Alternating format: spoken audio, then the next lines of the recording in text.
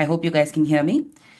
Welcome to Sportstar's live coverage of the IPL 2025 mega auction. After years of having mini auctions where we're seeing strategic players being added to the several teams that have been in play in the IPL, we're finally having one big mega auction where we're going to see a lot of teams sort of rejig their course. We're going to see the brand of cricket changing potentially for certain of these teams.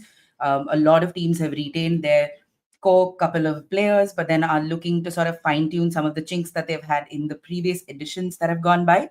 So, this auction exercise, a 2 day exercise that's happening in Saudi Arabia this time, becomes very, very important for several of the teams that are participating in the Indian Premier League.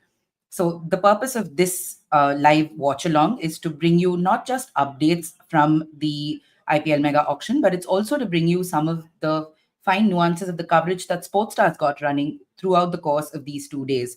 So, we're going to try and plug everything that we're doing here in this live stream. So, do stay with us for the duration of that. To begin with, I'd like to introduce you to our correspondent. He's not on this live at the moment. He'll join us in a while from Jeddah. That's Amol Karhadkar, who's traveled to Saudi Arabia to bring us live updates from the IPL mega auction. Meanwhile, he gave us a little bit of a sense of what's happening there, particularly with the venue, which is a brand new venue where the auction is going to be happening. It's Our arena Take a look. is going to be in the news for the next couple of days in the world of cricket. It's also known as the Benchmark Arena, but the venue for the Indian Premier League's auction, there is not too much that you know about it. I have managed to get a few nuggets. Let me share them with you. To begin with, Abadi Al Johar is one of the most popular Saudi Arabian singers. Okay, and once in July 2024, Mr. Johar, who has been awarded a doctorate, hosted a concert that was attended by a capacity crowd. The capacity of the arena, if you have a standing crowd, okay, around the stage, it can accommodate almost 10,500 spectators, and 5,000 of those are obviously seats. When it comes to the IPL auction, not all the 5,000 seats are going to be occupied, but just like last year in Dubai, when we had a live audience for an IPL auction for the first time, this time around also, the IPL authorities in association with the Saudi Arabian Tourism Ministry and the Saudi Arabia Cricket Federation, they have ensured that around 400 spectators will enjoy IPL auction live sitting in the stands for a capacity of 5,000. But just like any other cricket match, you on your camera will feel that it's a full house. But live audience obviously adds an extra zing to the IPL auction. We saw that last year, we'll see that this time around as well. Coming back to the arena, it has hosted almost a dozen concerts, primarily all of them music concerts, in the last 4 months since it has been ready. But the arena will come to the global fore for the first time with the IPL auction. But more than the IPL auction, which is expected to create plethora of records with regards to players raking in the big bucks, the Benchmark Arena holds a record of having been completed in 79 days. Yes, you heard it right. 79 days is all it took to create this plus facility, which is spread over 14,000 square meters. Besides the capacity and the auditorium, it has 17 royal rooms, okay, and in the next few weeks it will have 9 restaurants in the premises, and all it took was 79 days for an exceptional team of engineers and hundreds of workers who slogged in day and out to ensure this world-class facility, which has been kind of prepared to put out Saudi Arabia on the global stage. was ready in a record span of time. That's for the record construction time, but like I said, we are expecting a lot of newer records with regard to IPL's money spinner event every year. You can tell us in comments the record bid that you expect and the player that you are expecting it for. That's it from me for now. You keep coming back to our platform for more updates about IPL auction and in the world of sport. Thank you.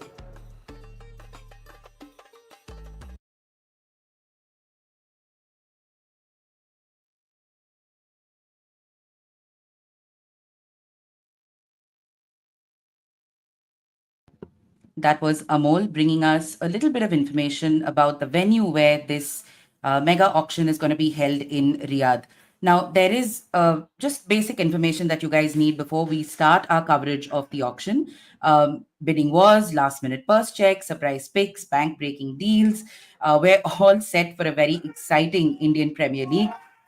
You're going to be hearing a lot of noise around me because we have the Border Gavaskar Trophy that's happening on the side of this auction, which makes life a little complicated for the players who are participating in both these exercises, right? You have several Australians who are in that auction pool who are looking for teams in the Indian Premier League. It's a cash rich league. We've got Virat, I think, who's gotten to his century finally. He's had a little bit of a lean patch for a while, and seeing that dismissal in that first innings, to see him really come back with a century, he's blown a kiss to the dressing room where his wife Anushka Sharma's watching the match as well. It's a very special moment for India, which is looking well in control of proceedings in the Perth Test. Now, if you want to catch up with updates there, if you're enjoying a relaxed Sunday and you're just looking for updates on your phone, you can, of course, go to our live blog where we've got all of the updates from the Border Gavaskar series and that Perth Test in particular. The Hindu sports editor KC Vijay Kumar is in Perth covering this test as it happens. So you can catch all of those details on our website and the live blog that's running on the website. Meanwhile, coming back to auction coverage, we're just going to take a quick look at how many slots need to be filled today in the auction. There are 10 franchises and they have as many as 204 slots to fill in their sides. Out of these, 70 slots are reserved for overseas players, and there's a whole bunch of players who are in the mix. Now, what I'm going to do now, because the auction begins at 3:30 p.m. IST, I'm going to play you small clips that the team here at Sportstar has made, basically looking at the shopping list for each of the franchisees. Who should they be going for? What are the gaps that these teams need to be filling? We're going to look at that one by one. So I'm going to start with the most popular franchise in the Indian Premier League, which is the Chennai Super Kings.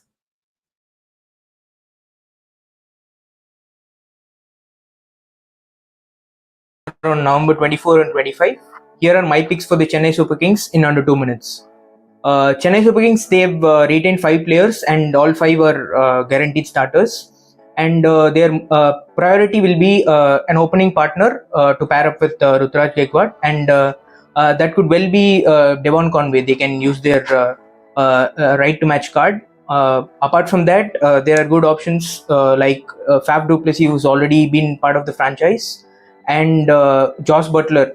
But he can go for quite a lot of money, but I don't think that should be a problem for CSK. And Butler is also an option. Next on their list will be a fast bowling all-rounder. 2 seasons back they roped in Daryl Mitchell, but that moved in quite quick. But they can go back to him. And there are other options like Gerald Korja, who's been part of their sister franchises like Joburg Super Kings and in the MLC as well. And they have options like Marcus Stoinis and so on. So they'll target one of these 3. And coming to the bowling unit, they have Patirana, who's a premier bowler who can bowl in the power play and as well as the death.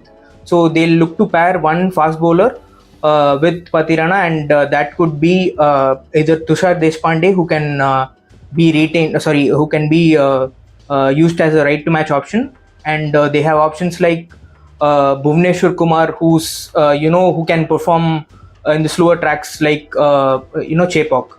And Naveen Ulak is also an option who was in LSG, and he's been used to those slower tracks in Lucknow.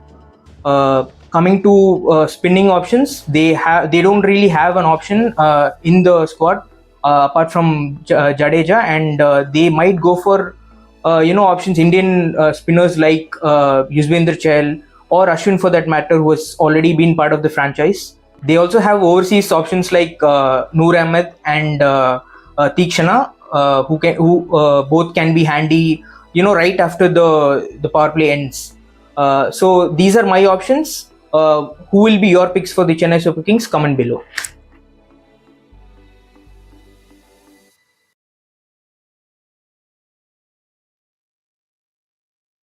So, an interesting bunch of requirements for the Chennai Super Kings. The five-time champion CSK will have a significant amount of shopping to do at the auction. High on its priority list will be an opening partner for skipper Rituraj Gaikwad.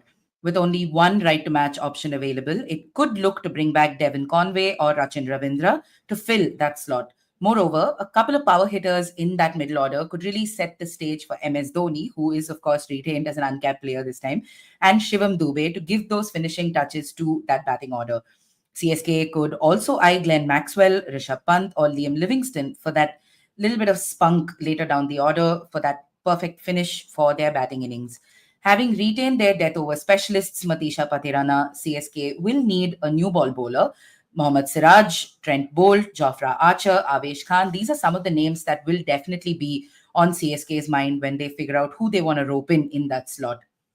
With Ravindra Jadeja in their ranks, CSK also needs that specialist spinner. So you could look for some spin friendly options, especially because the track in Chennai is very spin friendly. So Mahesh Dikshana, Yuzvendra Chahal, these are certain options. Of course, there's been a lot of chat about whether Ravichandran Ashwin will get to have a homecoming back to his home franchise, so to speak.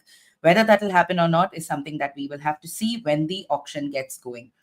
All right. So next up, let's look at Royal Challengers Bangalore, which is a very interesting team. Everyone wants to know what's happening with them. They've had some interesting retentions as well, on expected lines, most of it. But we've also seen some surprise retentions and some surprise people that they have let go. So let's take a look at what life looks like for Royal Challengers Bangalore in this auction and what they should potentially focus on.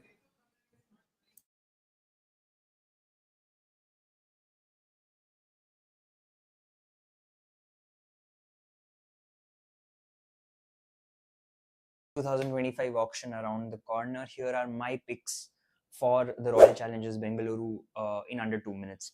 So the big question for RCB is who will their captain be? There were reports emerging that Virat Kohli has put his name for to lead the side again, but that's again speculation, and we don't really know who they want to be their captain. There are reports emerging that KL Rahul can be brought back into the setup. He's obviously played with the franchisee in the past.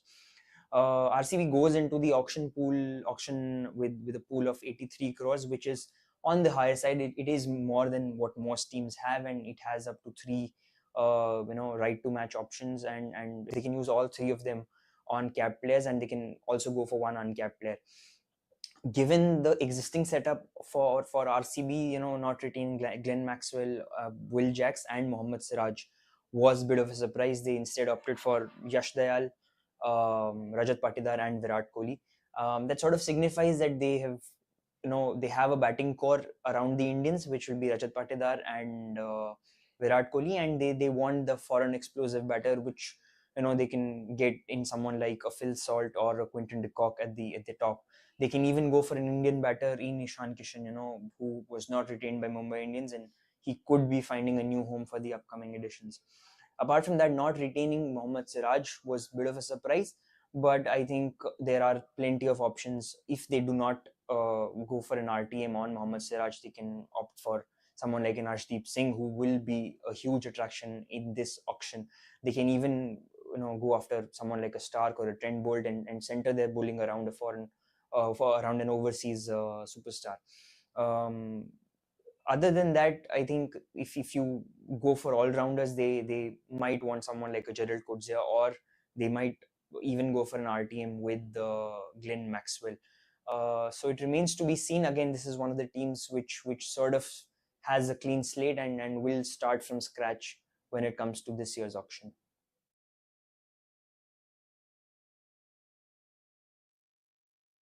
An interesting set of retentions for RCB. We've just seen their main star Virat Kohli score a century here in the Perth Test, a very vital century that just plumps up India's lead and takes that win just a little away, a little more away from Australia. He loves playing against the Aussies. He also likes having Aussies in his team, but will they bring back Glenn Maxwell? That's one big question that we're going to be asking of RCB in this mega auction.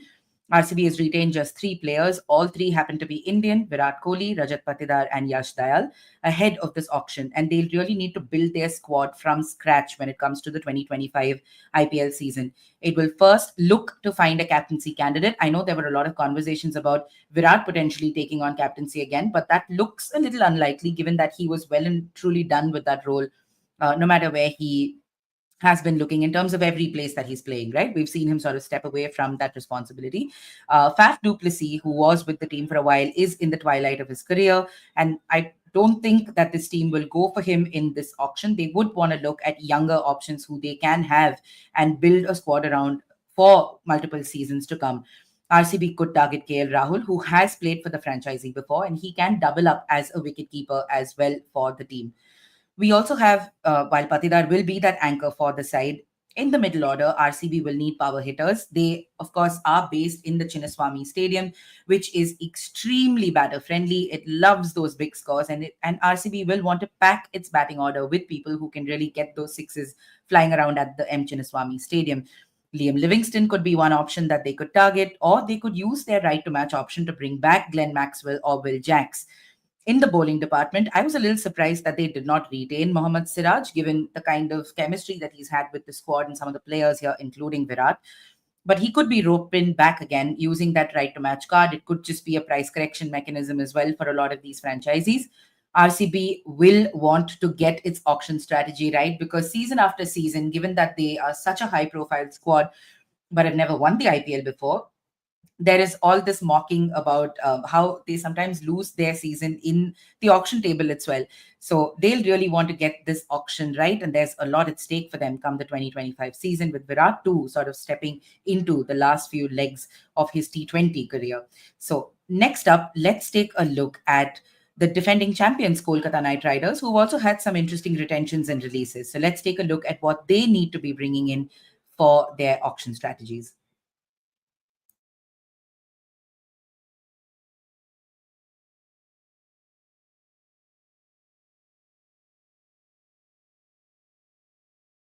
The year again, and nothing unites and divides the country more than the Indian Premier League. And this time we are headed to a mega auction, which is on November 24 and 25. Without further ado, I would like to take a look at what I believe the Kolkata Knight Riders will go after. So obviously they have had 6 retentions, so no RTM, unfortunately for them. And since they have Sunil Narine at the top of the order, who is an explosive batter as well as our spin spearhead, if you say that. For his company, preferably a left-hand batter at the top of the order, and preferably a wicketkeeper as well. So someone who fits the bill in this case is, I'd say, KL Rahul. Although the man believes that strike rate is overrated in the Indian Premier League or T20 format, but he'll be a good option to go after. Also, like most teams, KKR would like to go after Josh Butler, but obviously there will be budget constraints given that KKR has only 51 crore in its purse. Also, another good option will be to take the yellow colors of Devon Conway and have him in the defending champion side. And safely they can obviously go after Ramanullah Gurbaz, who was there with the side before, and he knows how the dynamics of the team are. So that sorts, I think, the wicketkeeper category and the opener category together. So now coming to the number 3 and number 4 batter, which is also a vacant space, given that both Shreyas Iyer and Nitish Rana are now gone. KKR needs a captain. So I'd like to believe that Shreyas Iyer comes back somehow. And Nitish Rana again is an option. You can always go back to a Rahul Tripathi, who was there with the side before and is known to be an explosive batter. A possible very good addition here can be Nehal Vadera, who also brings in the left-hand batter angle into the number 3 and number 4 spots. Other than this, since we already have Russell and all, Russell, Ramandeep, Rinku Singh, who have already they have filled up the spots in the middle order and finisher roles. There will be the need for two pacers, one preferably an Indian one who can get you good starts in the power play, and also a foreigner who can bowl in the power play and can give you the important overs in the death and the middle overs as well. So for the Indian options, you can obviously look at a Mohammad Shami.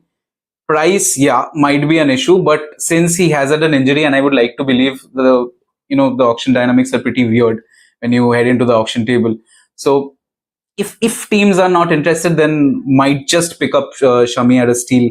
There's obviously a Bhuvneshwar Kumar who is always lethal on Indian tracks if you get him to start bowling in the initial overs. You have a Siraj who has not been retained by the RCB franchisee. So yeah, plenty of, you have Khalil Ahmed again from DC who has not been retained, and again he brings in the left armers angle which is seen as so much of a utility in limited overs now. Moving on, I was talking about the foreign pacer, which can be a good addition to the side. In this case, I would go with one of the three Australian options present in the pool, which is you have Spencer Johnson, you have a Josh Hazelwood, and you also have a Mitchell Stark. So one of these options, if picked by KKR, Stark obviously, if he's repicked by KKR, will be a value addition to the side. So this, I believe, is my combination, and obviously like the KKR can look to go after, provided how they want the team to shape up. Do let me know what you feel about the possible playing 11 for KKR should look like.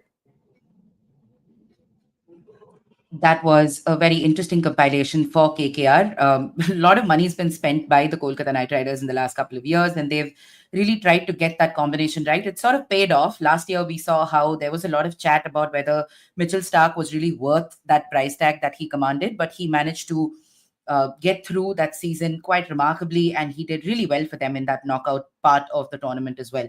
So KKR, like Shantadeep mentioned in this video, has exhausted its full quota of 6-player retentions ahead of this auction. So which means they do not have that right to match option. And they're left with a purse of just 51 crores. So the team will want to find a lot of things, actually. One of them will be a very able opening partner for Sunil Narayan, who paired up with Phil Salt, whose release actually didn't make a lot of sense for several of us here in Team Sportstar. We were wondering why they didn't retain him, given that he did pretty well for the franchise early on. So at the top, they need an explosive option. They need someone to give them those blistering starts in the power play. So it could target Joss Butler. You have Evan Lewis, Quinton de Kock, or Jake Fraser McGurk. These are all potential options, or they can just bring back Phil Salt in some sense. Shreyas Iyer is gone, and KKR will be on the lookout for a captain. So they could eye Rishabh Pant, KL Rahul. These two are hot property when it comes to this particular auction. We've seen multiple teams who could take on both these players. Rishabh Pant particularly brings in that left-hand bat option as well. So a lot of value in both these players. KL Rahul's, of course, had a great run in the Perth Test as well. We're seeing him be that vital cog in this team that sort of made a difference to how the batting lineup has looked. And he's proven to be a very calm captain, has done well to take his team to the playoffs as well. So these are the things that we'll want to consider when, particularly KKR will want to consider when it sort of sits down at the auction table looking for a captaincy candidate. In Rinku Singh, Andre Russell, and Ramandeep Singh, Knight Riders have a middle order that can fire on all cylinders, but they will need a crisis man, someone who can really pick this team out of trouble if things go a little awry come the IPL, which is what Shreyas Iyer would do several times for the Kolkata Knight Riders. They've retained Harshit Rana. KKR will need a new ball bowler though, and they could turn to Bhuvneshwar Kumar, Avesh Khan, or Trent Bolt as other options. Bringing back Mitchell Stark somehow doesn't seem to be something that I think they do, but like Santa said, if that's an option for them, they could do that as well. We know how consistent he is. We know what a big match player he is. So Mitchell Stark would be somebody that would be on that horizon. Whether they actually lift the paddle for him or not is something that we'll have to wait and see when the auction gets going in about 30 minutes. With Narayan and Varun Chakravarti in their ranks, I don't think KKR has any need to really poke a hole in their wallet for spinners, but more the merrier when it comes to Indian conditions. So let's just see how the team really sits down and figures out its auction strategy for the day. Now, up next, let's take a look at Sunrisers Hyderabad because we've got the captain of that team currently playing in the Perth Test, Pat Cummins. We've seen what an important bowling captain he's been, a real role model and a real advocate to really bring more bowling captains in the game of cricket. Now, let's take a look at what Sunrisers Hyderabad need to do in this particular auction.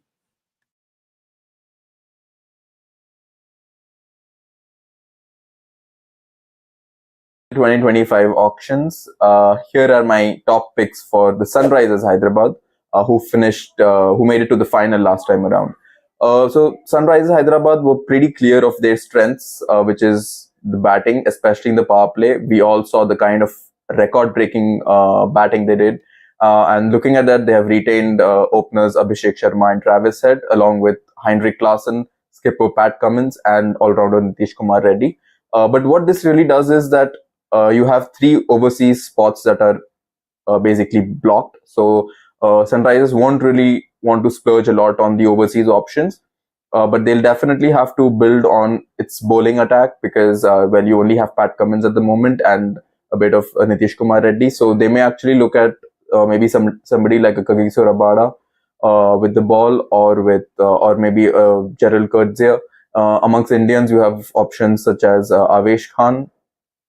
They may even actually go with Trent Bolt because, well, we all know how high scoring the ground in Hyderabad is, and they will definitely want somebody who can restrict those runs or take those early wickets. Another point that they will want to work on is their spin bowling department, which has been kind of lacking of late. They had Washington Sundar last year, but he hardly got to play because of the impact player rule. They could actually look to get him back. They have an RTM option left. They could also maybe get somebody like a Glenn Phillips back, who has that all-round option, or maybe look at somebody like a Shreyas Gopal amongst other spin options, or maybe even a Yuzvendra Chahal. So yeah, definitely the spin bowling attack will be something that they'll be looking to build. A decent Indian pace bowler who can partner with Pat Cummins, and maybe a middle order anchor who can maybe rally around Henrik Larsson or Nitish Kumar Reddy, and preferably an Indian because, as I said, they already have three overseas spots booked. Well, those are my picks for Sunrisers Hyderabad. Let us know what yours are in the comments below. So, like my colleague Dhruva said, let us know what your picks are in the comments below. There are multiple teams with multiple slots that require filling, and we want to know what you guys think is going to happen in the auction as well. So, please make sure that you drop your picks or people that you think would go for the most amount of money, or who these particular teams, your favorite team, needs to be picking in this auction. Drop your wish list in the comment section, and we'll discuss some of that in this live chat. Now, like Dhruva said, let's just revisit the Sunrisers Hyderabad with just 45 crores in their purse. The SRH side needs to make very smart buys at this auction. Their top order is pretty much sorted. They've retained Travis Head and Abhishek Sharma, who were incredible in the last season of the IPL, giving those absolute burst starts for SRH, so much so that we were talking about how this team is sort of redefining how T20s are even played. So their top order is sorted, but their middle order duties, that requires some assistance. They have Heinrich Klaasen and Nitish Kumar Reddy, but an Indian batter who can really move through the gears and who can adapt to particular situations would be a big help for both these players that they have managed to retain. We also have Pat Cummins in that bowling department, who's been their skipper and has been very good for this team as well. He's not the most economical of bowlers, but he'll need a little bit of assistance in that department. And SRH could look at roping in a few Indian pacers in that department who can operate well in the power play and in those middle overs. The 2024 finalists, SRH, they lost to KKR. They'll also need to build a very potent spin attack. And they could consider all-rounders like Washington Sundar and Glenn Phillips, who could potentially find their way back into the team. They were part of the squad before, so bringing them back might not be the worst option. To sort of see how their prices can be corrected will be what this auction can offer for SRH. Meanwhile, SRH's three overseas retentions are sure starters for this franchise, so they might not want to spend too much money on overseas options and then be stuck sort of figuring out who needs to come on and who needs to sit out throughout the course of the season. So we're going to be keeping a close eye on SRH because the kind of season that they had last time, we really thought that they'd go all the way. It looked like it was their season, but smart buys, players who step up, having fail safes, having safety nets, really got KKR through in that final. So taking a look at what SRH will do in this auction is going to be one interesting part of the day today, given that the marquee set also goes under the hammer today. So that's one. We're going to next look at Delhi Capitals, a very interesting side this time in the auction, given that they let Rishabh Pant go. We're seeing a lot of Instagram activity between Rishabh Pant and Ricky Ponting. He's going and liking posts that the Punjab Kings are putting on. So Rishabh Pant's really hot property, which Delhi Capitals have really let go.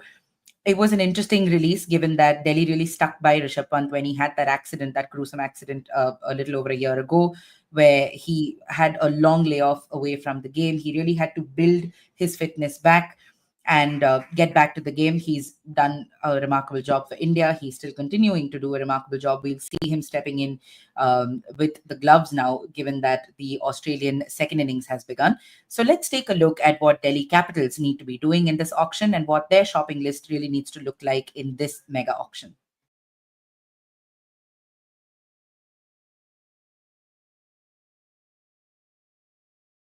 In 4 players: Stubbs, Poril, Kuldeep Yadav, and Akshar Patel. And with the auction right around the corner, today we look at who could be the possible buys Delhi Capitals must have in their team. First, I think they should definitely go for Jack Fraser McGurk, who played a few matches for Delhi Capitals last year and played a very good role opening the batting and taking control of the power play. So that is a must-have for Delhi. They should look to retain him. Other than that, Khalil Ahmed was another a good option for Delhi to have with the new ball and the old ball. So there's a good chance they might look for him also. They need to have plenty of batting options, and first of all, they need a captain. So and with the way Shreyas Iyer played last year, and he has been doing well in the domestic circuit as well. So they might want to get Shreyas Iyer back in the Delhi squad, playing at number 3 or number 4. Apart from that, they might want to have a good pace bowling all-rounder as well, and someone like Tim David could be a great option for Delhi to have at the finishing role when you have someone like Stubbs already in the middle order, batting at number 4 or number 5. So with Akshar Patel and Tim David at the finishing line could be a great player to have in the playing 11. Apart from that, and obviously Delhi will look to have more Indian players, and especially uncapped. So Sanveer Singh is one of the upcoming stars, especially with the pace bowling all-rounder abilities he has. So he can also hit the ball long, and plus get 2-3 overs in the middle overs as well. Similarly, Ramandeep Singh, as we all have seen in the recently held South Africa series, he made his debut, and he could be a good option for Delhi to have in the team. And eventually, with the fast bowling options, they might want to have like a quick pace bowler, someone like Matt Henry or Mitchell Stark. And with the purse Delhi has 73 crores, they have the option to go for expensive buys, at least 2 expensive buys in the options, and they might want to look at someone like Lockie Ferguson, Matt Henry, or Mitchell Stark to have a good control over the new ball, plus has a good pace. So yeah, these could be good buys for Delhi Capitals, keeping in mind Firozshah Kotla, and yeah. So these were my picks. Who do you think Delhi Capitals should have in their squad for the next season? Who do you think Delhi Capitals should have in their squad for the next season? Tell us in the comments section. Delhi will want to overturn its fortunes for the next year and has set the wheels of change in motion with this massive revamp that's happened in the release and retention exercise. It's let go of captain Rishabh Pant. It's also released opener David Warner. Abhishek Porel is there as an opening option because he's been retained by DC, but they'll need to find him a partner and also rebuild their batting lineup around that middle order power hitting ability of Tristan Stubbs. who Delhi goes for. There's just so many gaps to be filled in the Delhi Capitals unit. They could explore overseas options like Liam Livingston or Glenn Maxwell, or even opt for Indian talent in that batting order, especially in that middle order. Akshar Patel and Kuldeep Yadav form a very formidable spin duo, but Delhi Capitals will want to focus on building a very potent pace attack in this mega auction. They could use that right to match option to bring back the likes of Khalil Ahmed and Mukesh Kumar and even Andrik Nokia. A wicket keeping option is also going to be very high on Delhi Capitals checklist. So multiple very important squares need to be checked off in this auction. And we would assume that Delhi really goes hard at the kind of options that they have and gets a little step ahead in their season come the 2025 edition of the Indian Premier League. Next up, let's take a look at Punjab Kings. Punjab Kings, of course, has the fattest purse in this IPL auction with a purse going over 110 crores, and you'll see why in just a minute.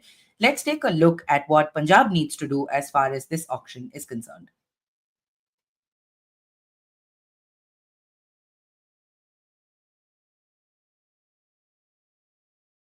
Auction right around the corner. Here are my picks for Punjab Kings in under 2 minutes. So Punjab Kings is a side that is going into the auction with a clean slate of sorts. They retain just two players, Shashank Singh and Prabhsimran Singh, for a cumulative total of 9.5 crores. They'll be going into the auction with a whopping sum of 110.5 crores, which is the most for any team in this auction.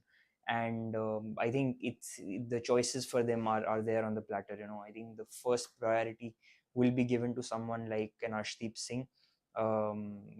He has been India's spearhead in the T20 World Cup. He was the leading wicket taker in this World Cup, and I know he served the team so well over the past few years, and I think Punjab Kings won't hesitate to use the RTM for Arshdeep Singh. Apart from him, I think they'll also go for an RTM on Ashutosh Sharma. He showed his explosive finishing skills in the last IPL, and I think the team really relies on the batter. Apart from that, I think they have plenty of options. We've seen how they've wanted to take an overseas batter top of the order, so we can see Punjab Kings splashing out huge sums on someone like a Joss Butler or a Phil Salt. With the bowling also, they need someone to complement Arshdeep. Now that could be an Indian bowler in Avesh Khan or a Mohammad Shami, who has actually played for the franchisee in the past, or it could be an overseas player like Gerald Coates, who will obviously attract a big bidding war this time around. But other than that, I think the main concern for Punjab Kings will be getting in a captain. They were led by Shikhar Dhawan, who's obviously now retired. And given Ricky Ponting has come at the helm, they would naturally want to go for Rishabh Pant, who's worked with Ponting at Delhi Capitals. They have KL Rahul as well as an option, but I think given Ponting's history with Pant, they might go with Rishabh Pant, the wicketkeeper, for their captaincy role. That's right. That Pant Ricky Ponting chemistry is really getting a lot of people hoping to see a reunion between this pair at the Punjab Kings. We've also seen some very interesting comments being made by the likes of Krishnappa Gautam, who said he wished he was treated a little better at the franchise, and if he gets picked, he might not put in like 100%. Or so there's clearly been some ups and downs in terms of how this team has managed its retentions and releases. Arshdeep himself, we saw how he cleared his complete social media after being released by this franchise. And then 2 days later, he goes and does what he did in South Africa, really bringing the Proteas down to their knees. So that series really got a lot of people excited about the kind of price tags that Arshdeep could command at this auction. But nevertheless, that's a conversation to be had through the course of the day. Let's quickly sum up what Punjab Kings need to do. Like my colleague Abhishek in the video just said, Punjab enters the auction with a very fat purse of 110.5 crores and will have a lot of leeway in deciding how it wants to build its team. It has only retained the uncapped duo of Prabhsimran Singh and Shashank Singh, and could bring back pacers Arshdeep Singh and Kagiso Rabada or death over specialist Ashutosh Sharma using the RTM option. PBKS will be on the hunt for an overseas opener who can partner with Prabhsimran, and they will have their eyes on the likes of Joss Butler, who's having an incredible run in the Abu Dhabi T10 League. He's had multiple scores of above 50 and a massive strike rate of over 250. So he's really making a case for every team that's looking in this mega auction. Meanwhile, so you can clearly hear the cheers behind me. That's because yet another wicket has fallen in Australia. I'll give you an update of the Border Gavaskar test in just a bit. Let me just get done with the Punjab Kings. We need to see Punjab target somebody in that middle order. They need somebody with some solidity in that middle order. So Rishabh Pant and Shreyas Iyer could be two options that they could potentially look at. Given that they have a massive amount of money in their disposal, this isn't going to be something very hard for them to manage. Now, let's take a look at what's happening in the Border Gavaskar Trophy. Australia chasing 522 to win. Now, they have been brought down to 12 for 3 with Jasprit Bumrah and Mohammad Siraj doing all of the damage early on here. We saw Nathan McSweeney fall early to Jasprit Bumrah. As it stands, Pat Cummins came in at number 3 to sort of make that night watchman duty here. He's been brought down by Mohammad Siraj. Marnus Labuschagne has also fallen to Jasprit Bumrah early like before. So Usman Khwaja is sort of waging a lone man's battle here with a massive amount of runs to really be scored to bring any sort of semblance of a result in their favor in this test match. So keep an eye on that as well. Sportstar's got a live blog running for the Perth test in the Border Gavaskar series, so you can take a look at that as well. Now, who is our next team? We've got Gujarat Titans, former winners of the Indian Premier League. Let's take a quick look at what they need to do in this auction to really get their squads and their combinations right.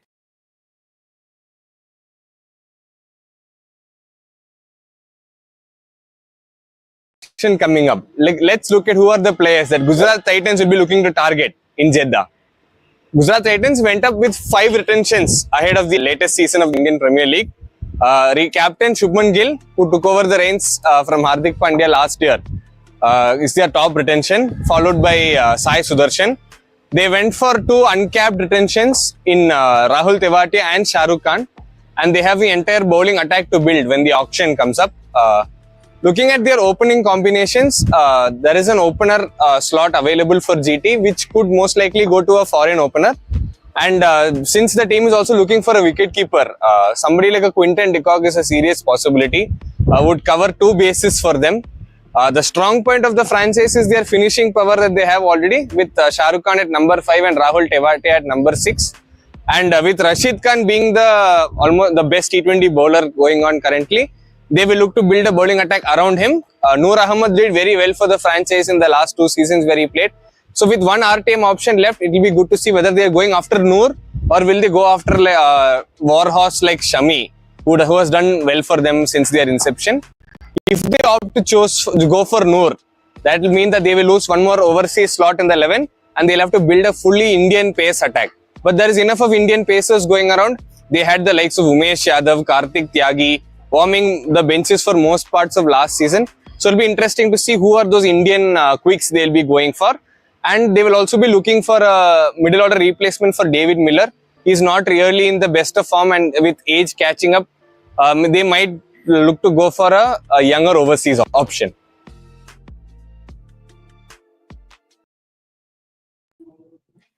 All right. So as you heard, there's some interesting conversations that need to be had in the Gujarat Titans strategy table.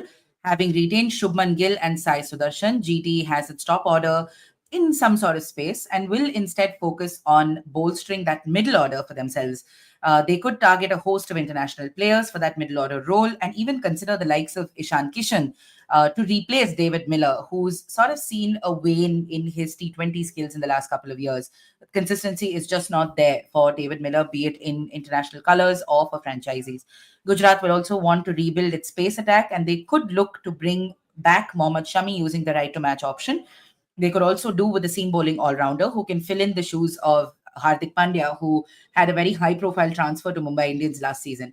A spin partner for Rashid Khan will also be very, very high on Gujarat Titans' wish list, and they could look at the likes of Yuzvendra Chahal and Ravichandran Ashwin potentially, who could come in and pair up with the Afghan spinner. Now, after Gujarat, we move on to Lucknow Super Giants. There's been a lot of chatter around Lucknow Super Giants given the unsavory events surrounding their captain and the owner. But that's last season's problem. This season, they really need to now rebuild that attack. And let's see what's going to happen with LSG in this auction and what our team thinks the team should be prioritizing in this auction exercise.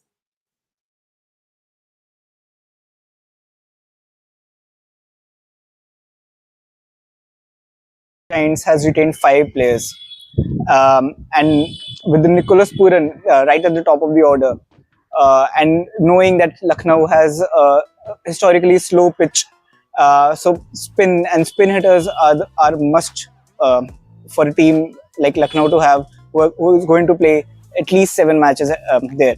Lucknow will look to have someone who can dominate the power play and hit the paces quickly and can maximize the power play basically, and that could be one of the Joss Butlers or Venkatesh Iyer, who played. These two guys have been playing consistently good in the IPL, and these could play a good role because since especially if you're talking about Butler, he plays spin as well, as good as pace, and then when you come to someone like Venkatesh Iyer or even Ishan Kishan to have right at the top, and because when you play at Lucknow, the conditions tend to become more slow. So these guys are must have for Lucknow. And then with Lucknow not having KL Rahul now, so they will look to have a captain also, and now even so they could aim for Rishabh Pant as well, who is a great spin hitter, left arm batter, a wicket keeper option, a captain. So the multi-skilled player like Rishabh Pant could benefit Lucknow a lot right at the middle order. So another great option with Ayush Badoni now getting back to his groove in the domestic circuit, and he is one of the retained players. So he will be one of the players who will consistently feature in the playing 11. So this is a good batting lineup to have in the Lucknow. And then when we come to, like, they have good pace options with Mayank Yadav and Mohsin Khan. With Mohsin Khan having a good ability to bowl slower as well, they might want to have someone like Trent Bolt who can swing the ball early and is a good death bowler option as well. So this could be a good complementary pace bowling duo that Lucknow can have. Other than that, the spin options, Ravi Bishnoi is definitely he will be featuring. He's one of the retained players. Other than that, they might want to look for someone like Adam Zampa, another leg spinner, and now spinner in terms of R. Ashwin, who could bat lower down the orders as well. So the squad with good spin bowling and playing abilities will help Lucknow a lot in this season, and they might want to have these type of players. Another player that I missed earlier was Sameer Rizvi, who is a local light, plays for UP and knows the conditions very well and bats in the middle order as well as the top order. So another good option to have. So these were my picks for Lucknow Super Giants. What are yours? Let us know. Like my colleague Sahil said, one of the things I'm interested in finding out is who you think Lucknow Super Giants should target as their captain for this season. I know they have Nicholas Puran, but could they look at somebody else? Tell us in the comment section. Lucknow has, of course, let go of KL Rahul and will want to fill that captaincy option at the auction. It will also look to find a wicketkeeper batter who can fill the void that's been left by KL Rahul. With 2 RTM cards available, LSG could look to bring back Marcus Stoinis, who has been a very potent middle order force for them. He could be the perfect pair. He could make that perfect foil for Nicholas Puran and Ayush Badoni, who have been retained by the franchise. In Mohsin Khan, Ravi Bishnoi and Mayank Yadav, LSG has retained the core of its bowling group and will perhaps want to rope in an overseas pacer potentially, and a backup spin option, a spin bowling all-rounder who could play a role similar to what Krunal Pandya had played for this team will also be on LSG's wish list. Now, we are, of course, counting down to the auction. I think we have about 3 to 4 minutes left, and we have one team left to look at, which is the Rajasthan Royals. Rajasthan Royals, of course, had a number of very interesting releases. So we're going to quickly look at what the team needs to do in terms of bolstering its squad in this edition of the Indian Premier League. Take a look.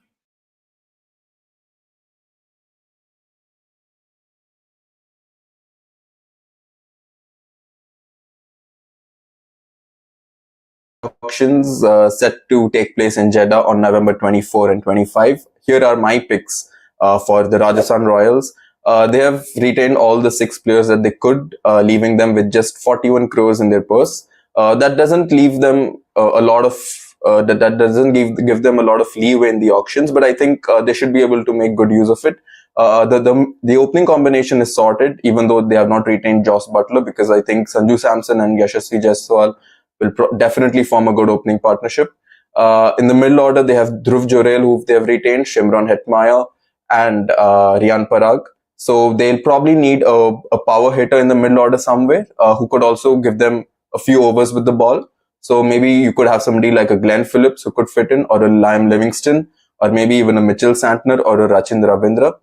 And then again, they'll have to pretty much build their bowling attack, their pace bowling attack from scratch, because they just have Sandeep Sharma. They'll obviously let go of Trent Bolt, but again, they could look to get back Trent Bolt, because he has obviously been amazing in the power play. Or they could even want to get back somebody like an Avesh Khan or a Prasidh Krishna, or even maybe get a Mohammad Siraj who has been released from RCB. Another good option for them could be Gerald Coetzee, who can also, we saw in the recently concluded T20 series, can hit the ball also. So I think, pace bowling, maybe overseas pacers, and a spin bowling all-rounder are 2 things that the Rajasthan Royals will definitely want to get right at the auction. Otherwise, it really looks like a well-rounded team. Otherwise, it really looks like a well-rounded team, says Dhruva, my colleague.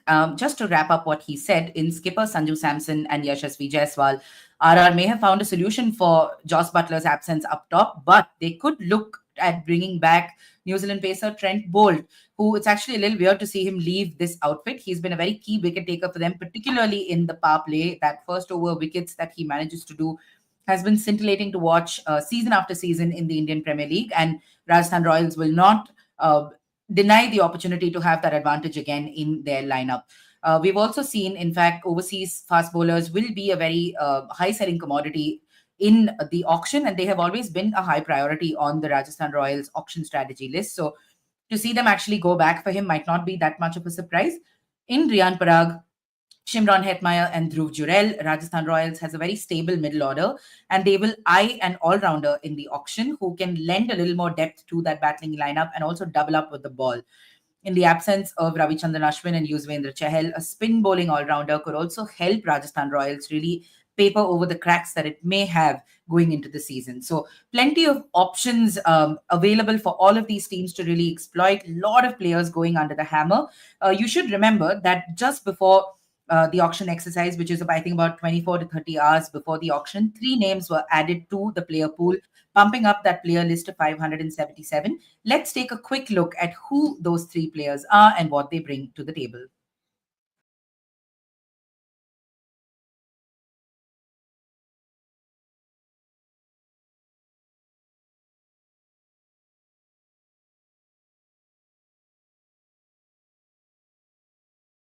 The 2025 auction just got more exciting, with 3 players added to the players list.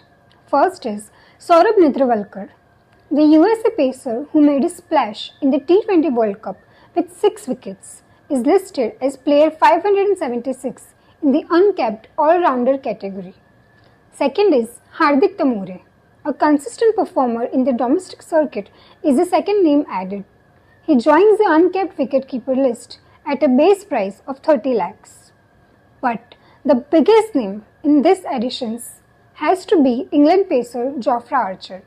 An injury-plagued career on one side, Jofra was last seen in the IPL in 2023. He returns to the auction with a base price of Rs 2 crores. These 3 additions bumped up the total number of players going under the hammer to 577. Do you think these 3 players will find takers at the mega auction in Saudi Arabia? Tell us in the comments. Tell us in the comments. Indeed, we're looking forward to seeing what you guys think should be some of the important picks in this auction. So do let us know and engage with us in the comment section. I'll also keep dropping links to some of the work that we're doing here on the Sportstar website. So you can take a look at all of the stuff that a good 15-member strong team is putting together for you in this auction. Now, we've got a few minutes to go before the auction begins in Saudi Arabia. So, Amol is our correspondent on ground in Jeddah, Saudi Arabia, and he's put together a small preview video for us. Not only has he previewed the auction, he's also given us a sneak peek to the venue where this auction is going to be held and who this venue has been modeled after. So, take a look at these two videos, and hopefully by then it'll be time to jump right into the auction.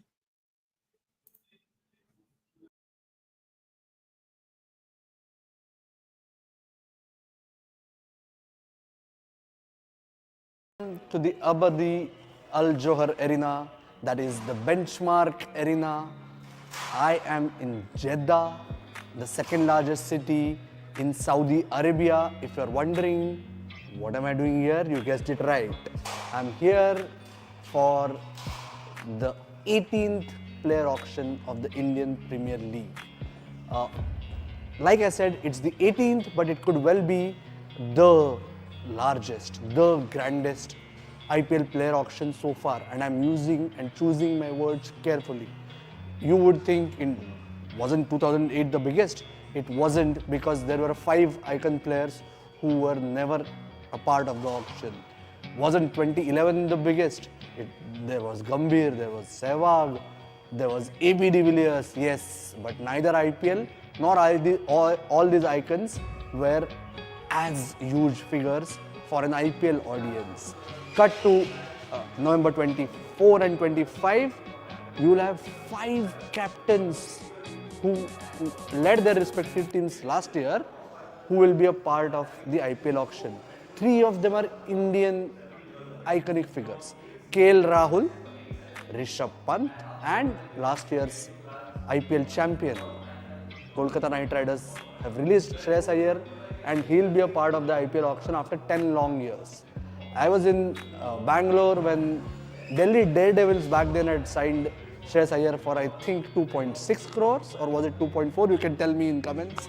But since then, Shreyas Iyer, IPL, all of them have come a long way, and IPL in itself has come such a long way that for the second year in succession, the auction is being held overseas for the first time ever in Saudi Arabia, which doesn't really have a cricketing culture, but the local authorities over here are also doing their best by attracting 400 odd audience and getting the sport of cricket to make inroads into Saudi Arabia. But the next important bit is why this is the grandest IPL auction ever. Primarily because it will have the largest purse ever at an IPL auction. The previous largest purse was obviously in 2022 when all 10 franchises put together, 3 franchises had just been added, all 10 franchises put together had 591.5 crore at their disposal. This time around, they have 60 crore more combined, 651.5 crore. Last time around, the number of slots available were a little more. Because the retentions were not as much as this time around, there were 217 slots available last time, of which 204 were signed. And coincidence, this time around, the total number of slots are 204. So that way, in terms of number of players signed at an IPL auction, this may not be the biggest, but number of high-profile personalities certainly makes it the grandest IPL auction so far. And what's more, the IPL authorities have left no stone unturned in ensuring that the IPL auction over its 2 days does not become a drag at any point. And one of the ploys to make it even more interesting this time around is the reintroduction of right to match card, that too in a new avatar. So last time around, that's in 2018 when the right to match card was last used, it was a simple case that, for instance, if someone raised a bid of 8.8 crore, I think it was, I don't remember who was it. For Kunal Pandya, the last bid was 8.8 crore. The bidding was stopped. Mumbai Indians raised the right to match card, and Kunal Pandya was given to them. This time around, for instance, if Kings 11, that is Punjab Kings, if they end up getting Will Jacks for rupees 14 crore, RCB will be asked, do you want to use the right to match card? If they say yes, the last highest bidder, that is Punjab Kings for instance, will be asked, do you want to actually place an incremental bid? It doesn't have to be 14.5 crore in the logical bidding sense. It can even be 22 crore. Okay, so that will be interesting when it comes to retaining a player. And right now the sense we are getting by speaking with some of the franchise guys is nobody is thinking of having an incremental bid that is way too higher. Possibly it will be one, at the most two logical bids. So if not 50 lakh, at the most 1 crore is what they are saying will add. But it remains to be seen. If an incremental bid is employed at the time of RTM card, it will make right to match card even more interesting. And mind you, the first day will see most of the IPL regulars going under the hammer. The second day will see veterans like James Anderson, okay, and the unknown domestic stars, most of them who are slogging out in the Syed Mushtaq Ali Trophy right now, they will go under the hammer. I'll keep you updated as and when I can over the next 2 days. You keep coming back to our platforms everywhere and follow all the updates, not just when it comes to IPL auction, but in the world of sport and beyond. Thanks a lot. Johar Arena is going to be in the news for the next couple of days in the world of cricket. It's also known as the Benchmark Arena, but the venue for the Indian Premier League's auction, there is not too much that you know about it. I have managed to get a few nuggets. Let me share them with you. To begin with, Abadi Al Johar is one of the most popular Saudi Arabian singers. Okay, and once this venue was inaugurated in July 2024, Mr. Johar, who has been awarded a doctorate, hosted a concert that was attended by a capacity crowd. The capacity of the arena, if you have a standing crowd, okay, around the stage, it can accommodate almost 10,500 spectators, and 5,000 of those are obviously seats. When it comes to the IPL auction, not all the 5,000 seats are going to be occupied, but just like last year in Dubai, when we had a live audience for an IPL auction for the first time, this time around also, the IPL authorities in association with the Saudi Arabian Tourism Ministry and the Saudi Arabia Cricket Federation, they have ensured that around 400 spectators will enjoy IPL auction live sitting in the stands for a capacity of 5,000. But just like any other cricket match, you on your camera will feel that it's a full house. But live audience obviously adds an extra zing to the IPL auction. We saw that last year, we'll see that this time around as well. Coming back to the arena, it has hosted almost a dozen concerts, primarily all of them music concerts, in the last 4 months since it has been ready. But the arena will come to the global fore for the first time with the IPL auction. But more than the IPL auction, which is expected to create plethora of records with regards to players raking in the big bucks, the Benchmark Arena holds a record of having been completed in 79 days. Yes, you heard it right. 79 days is all it took to create this plus facility, which is spread over 14,000 square meters. Besides the capacity and the auditorium, it has 17 royal rooms, okay, and in the next few weeks it will have 9 restaurants in the premises, and all it took was 79 days for an exceptional team of engineers and hundreds of workers who slogged in day and out to ensure this world-class facility, which has been kind of prepared to put out Saudi Arabia on the global stage was ready in a record span of time. That's for the record construction time, but like I said, we are expecting a lot of newer records with regard to IPL's money spinner event every year. You can tell us in comments the record bid that you expect and the player that you are expecting it for. That's it from me for now. You keep coming back to our platform for more updates about IPL auction and in the world of sport. Thank you.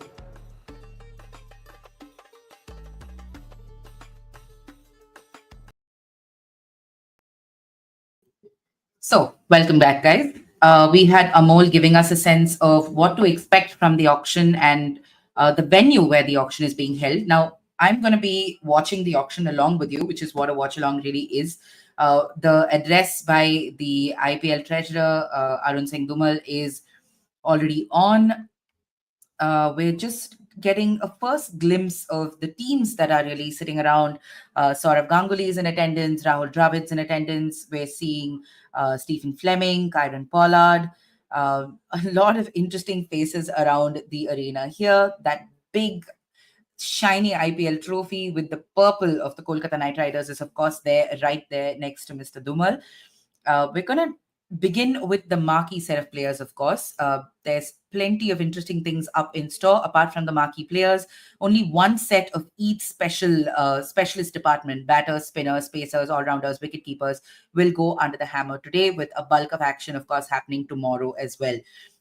You can, of course, follow all of the information, all of the updates that are happening here at the auction here on the Sportstar Watch Along. If you don't want to do that, if you just want to, look through the updates as you're going about your day, it's a Sunday. I'm sure some of you have plans. Some of you might be recovering from the mad action that's been on in the Border Gavaskar Trophy. So if that's the case, no problem. You can, of course, check out the Sportstar website, where we have a live blog running and we have a full list of sold and unsold players that's going to be getting updated in real time. We also have a widget that's running on the Sportstar website where you can track all the live updates from the IPL auction, who goes to which team, for how much. All of that is available on the Sportstar website. So we now get going with, or we're rather waiting to get going. Meanwhile, please tell us who you think will be the most expensive buy in the IPL auction for the 2025 edition. Could it be Rishabh Pant? Could it be Shreyas Iyer? Could it be KL Rahul or Arshdeep Singh? Who do you think will take the big bucks? Before we really get into the auction, take a look at how much money each of these teams have. I'm going to quickly show you the purse for the teams in contention, so you get a sense of how much money each of these teams have. Of course, Punjab Kings can be the biggest spender today because they have the most amount of money at their disposal. That's about 110 crores. Now, Malika Sagar has taken to the stage. Here's a little bit of context about Malika Sagar, which I will make available to you guys. I'm just going to quickly share my screen with you.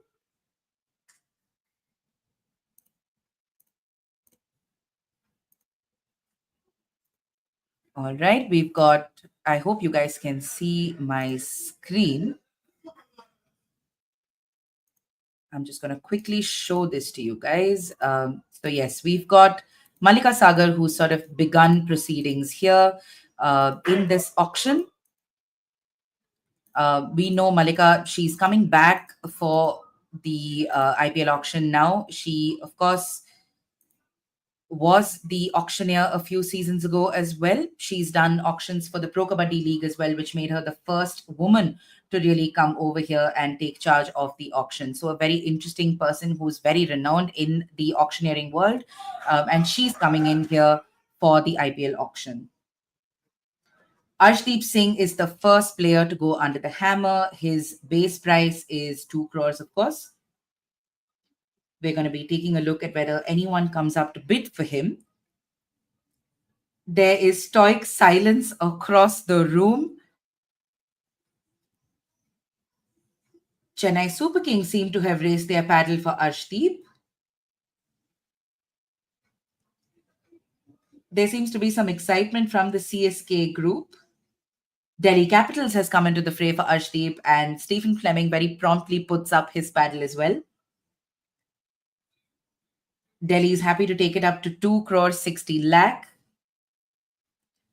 A bidding war currently underway for Arshdeep Singh between Delhi Capitals and Chennai Super Kings. Interesting bunch of players. Where is Punjab Kings? Why are they not in the fray? It's still between Delhi Capitals and Chennai Super Kings. We're touching that 3 crore mark now. It's going to be interesting to see whether teams are going to be a little more sort of miserly with how much they let their wallets open in the beginning part of this auction, because there is a lot of squad building left to be done. The current bid now has gone right up to 6 crores for Arshdeep, steadily rising.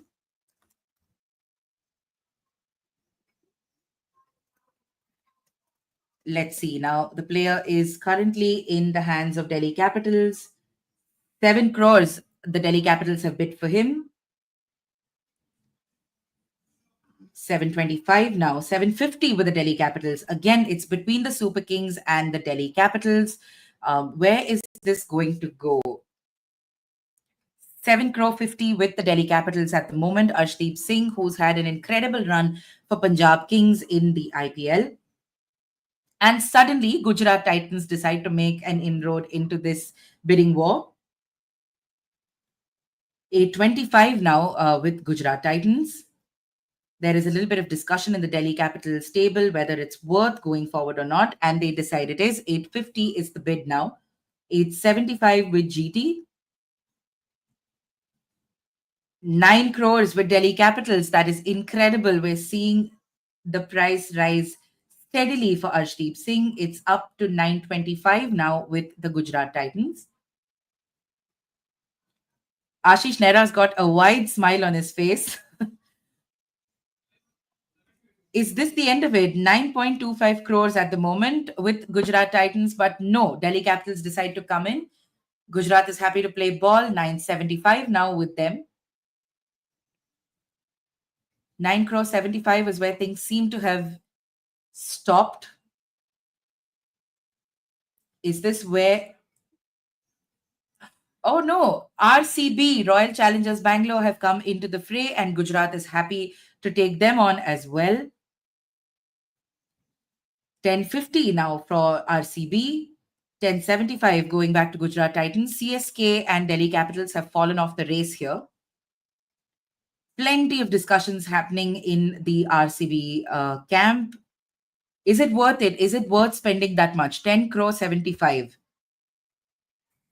for Arshdeep Singh. This is now between Gujarat Titans and Royal Challengers Bangalore. Punjab has not come in at all for Arshdeep Singh, so that sort of puts the deletion of all of those pictures from his time at PBKS into perspective. But you never know, they might come in a little later. Yes, we have another entrant into the bidding war now, and it's Rajasthan Royals who come in at 11 crores. Interesting here to see Rahul Dravid and his bunch of strategists going in for Arshdeep Singh. 1175 now with Gujarat Titans. Gujarat is not backing down for Arshdeep Singh. 1175 at the moment the bid stands at. He came in at a base price of 2 crores. Royals have now taken this bid up to 12 crores. Remember, this started between CSK and Delhi Capitals. It started from 2 crores to 40 to then a direct jump to 6. Currently, the bid for Arshdeep Singh stands at 12.25 crores. The Royals have gotten the bid, the highest bid at the moment, 1250. There could be another entrant in this little mix. SRH, of course, Sunrisers Hyderabad come in at 12 crore 75. Interesting. If they manage to land Arshdeep Singh, he will, of course, partner Pat Cummins. And we have Dan Vittori, the bowling coach for the Australian team, who's sitting there in the auction table, having left the Perth test. If there was a time they could have required Dan Vittori's services, it would have been during this innings where Virat Kohli ended up pasting them there in Perth. I'm going to quickly show you the purse as well so that you all get an idea of how much these teams can really keep it going in this bidding war. The Rajasthan Royals have gone up to 1350. This is a dangerous game because Rajasthan Royals have only 41 crores in the purse. Sunrisers Hyderabad, meanwhile, have 45. So not much difference here. Now, at the moment, it's between the Royals and the Sunrisers. The current bid is up at 14 crores. Understandably, Arshdeep is a hot pick here in the auction given his recent exploits in the T20 game. Somehow, GT, DC, and CSK have all fallen off the radar in this bidding war. It's currently between SRH and Rajasthan Royals, who are seated one behind the other in the auction room. Discussions. Rahul Dravid seems to know what to do. They seem to have come in with a fair amount of idea as to what they're trying to do. Are they just bumping up the price for Arshdeep to take away resources from their rivals? That could be what they're doing here as well. SRH is dogged in its pursuit of Arshdeep Singh. At the moment, 1525 is the price that Arshdeep is commanding. 1550 now with Rajasthan Royals. This is incredible. If this goes through, we were expecting something above 20 crores for Arshdeep Singh. That's sort of been the chatter around this pacer as well. Will this bid go that high? Let's see. 1575 it's gone up to. Now we're going up in small increments because teams do not want to spend so much right up front.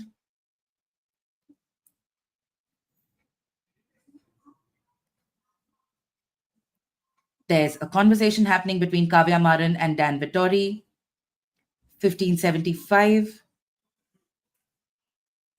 Has it gone to Sunrisers? Yes. Has it? Has it not? Punjab Kings have the option to do the right to match. And look at that. Punjab Kings has used its right to match option. And they've done it. They've brought back Arshdeep Singh. This is an extremely interesting turn of affairs. They didn't bother getting into the auction and the bidding war at all. But given that they have that 110 crore purse, they can, of course, manage to spend out 15 crores to bring back Arshdeep Singh.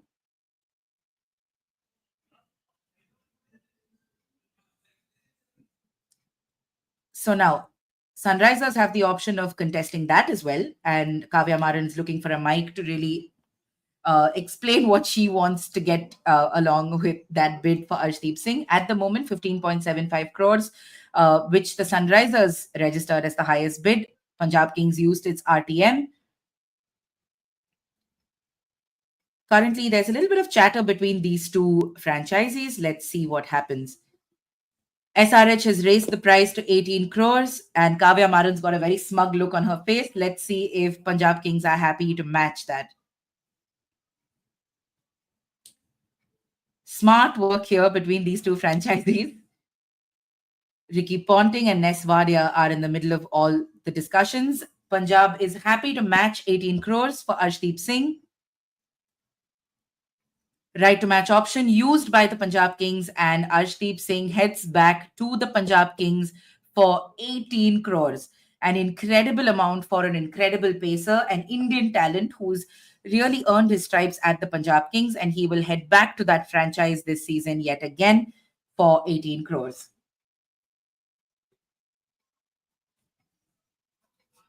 Kagiso Rabada is the next player who will go under the hammer. Incredible scenes here for Arshdeep Singh, who's done so well for the franchise and in international cricket recently.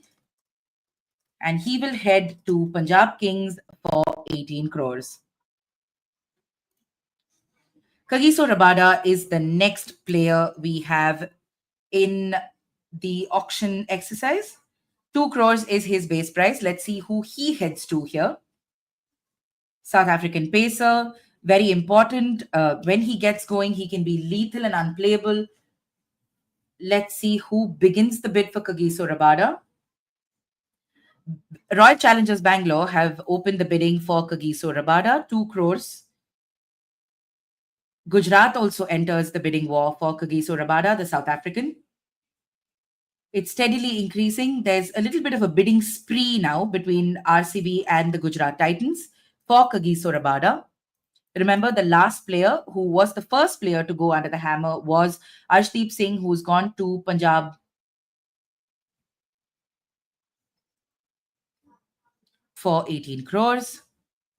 We've got some information coming in from the desk as well. Remember, there are about 10-15 people in the Sportstar desk who are bringing the auction live to you here. You can either watch the watch along and look at the resources I'm dropping in the chat box, or you can head to the Sportstar website to keep up with all of the action going on there.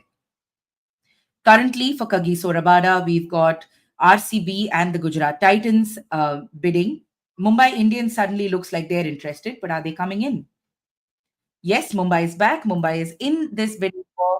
It's currently between RCB, Gujarat Titans, and the Mumbai Indians. RCB seems to have fallen off. Now the bids between Mumbai and Gujarat Titans, with the bid currently at 7.5 crores. That's a quick escalation past the 7 crore mark for Kagiso Rabada. Quite interesting here. Let's see who really gets it. The bid right now is up to 8.25 crores. Mumbai Indians seem to be very dogged in their pursuit of the South African. Akash Ambani is ready with that paddle. The minute Gujarat increases the bid, suddenly he's in. But Bengaluru comes in with a 9 crore bid for Kagiso Rabada. 950 now with RCB.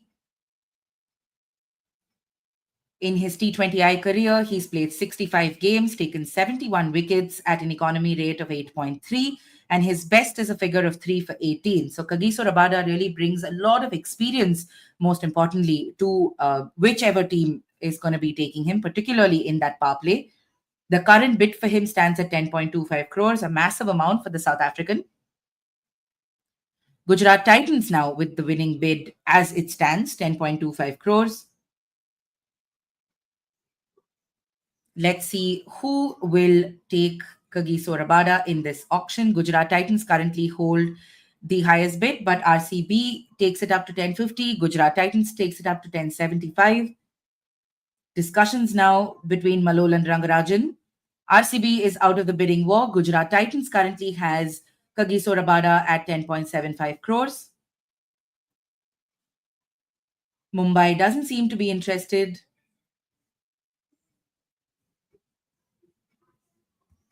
Gujarat's taken Kagiso Rabada for 10 crores 75. That's an incredible amount of money going in for the South African pacer. Let's see if Punjab Kings exercises its right to match option. Gujarat will not exercise its right to match option, and so Kagiso Rabada is sold to Gujarat Titans for 10.75 crores. An incredible addition for the former Indian Premier League champions. He was formerly with Punjab Kings, but Punjab Kings has not chosen its right to match in this particular instance. They did so with Arshdeep Singh, who went for 18 crores. Kagiso Rabada goes to GT for 10.75 crores. Let's take a look at who the next marquee player is who will go under the hammer in this auction. Roger Binney has lifted up the player name paddle. Shreyas Iyer now in the auction pool. Now he will go under the hammer. This is going to be interesting because Shreyas Iyer is not only a potent batting option, but he also brings up a captaincy alternative. Several teams who are currently looking for a leader in this auction exercise. He was with IPL. He was with the Kolkata Knight Riders last season. The 29-year-old is a very, very important batter, and he brings a lot of balance to that middle order in any team that he's a part of. He's formerly been a part of Delhi Capitals as well. Kolkata Knight Riders come in for Shreyas Iyer at 2 crores. The bid is currently with Kolkata Knight Riders. Will Delhi pop in? This is going to be a steal if he ends up going at his base price. He's played 116 matches in the IPL. He has 3,127 runs to his name. 21 half centuries at a strike rate of 127. We're seeing KKR and Punjab Kings go for Shreyas Iyer. The bid is now up to 3 crores. This is a slow climb. It's not gone as astronomically as it has for the Pacers. Shreyas Iyer with Punjab Kings. What do you think about that? Tell us in the comments section. At the moment, Dwayne Bravo, who is sitting in the KKR strategy table, is happy to raise his paddle. 440 now with Kolkata Knight Riders. 460 with Punjab Kings. 480 with Kolkata Knight Riders. 5 crore, says Punjab Kings. Incredible numbers for him. 550 for Punjab. 570 for KKR. Remember, he's had 351 runs for KKR.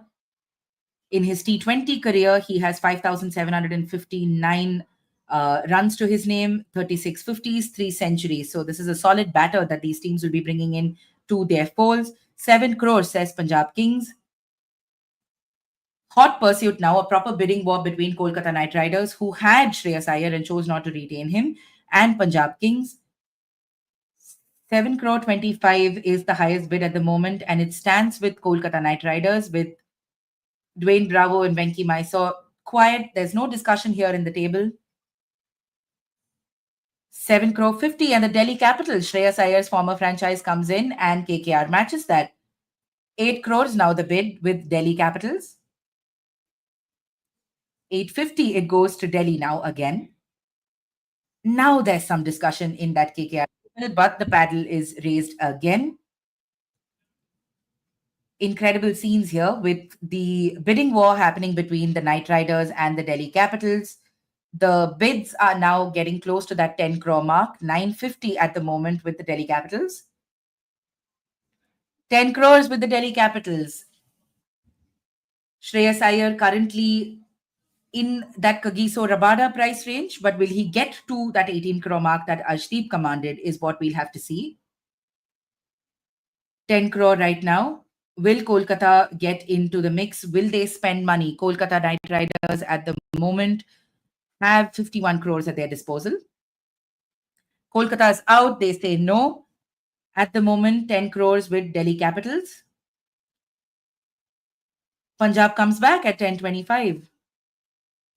Now the bidding war comes between Punjab and Delhi Capitals. Both looking for some potent middle order bolstering in their batting lineup, potentially a captain as well. 1150, DC takes the bid. Now he's gone up above Kagiso Rabada. 1175, says Punjab. I'm going to quickly go to the team composition to take a look at what these teams have in their lineup. Take a look at the slots that they need to fill as well. At the moment, 1250 is the highest bid. 1275, says Punjab Kings. Punjab Kings has a lot of slots also for them to fill. They've not wasted too much of money given that they've retained only 2 players. So 110 crores, of which 18 crores have gone to Arshdeep Singh. At the moment, 13.25, 1350 with Delhi for Shreyas Iyer. 13 crore 50 lakhs is where the bid stands at the moment. 1375 with the Kings, who will take Shreyas Iyer in their squads. 14 crores now the highest bid. Punjab with that highest bid, of course. 1425 with Punjab. Delhi is now discussing, will they want to keep going? Yes, they do. 1450 now. The Delhi Capitals team has raised its paddle. Punjab has taken it up to 1475. We're closely going towards that 15 crore mark.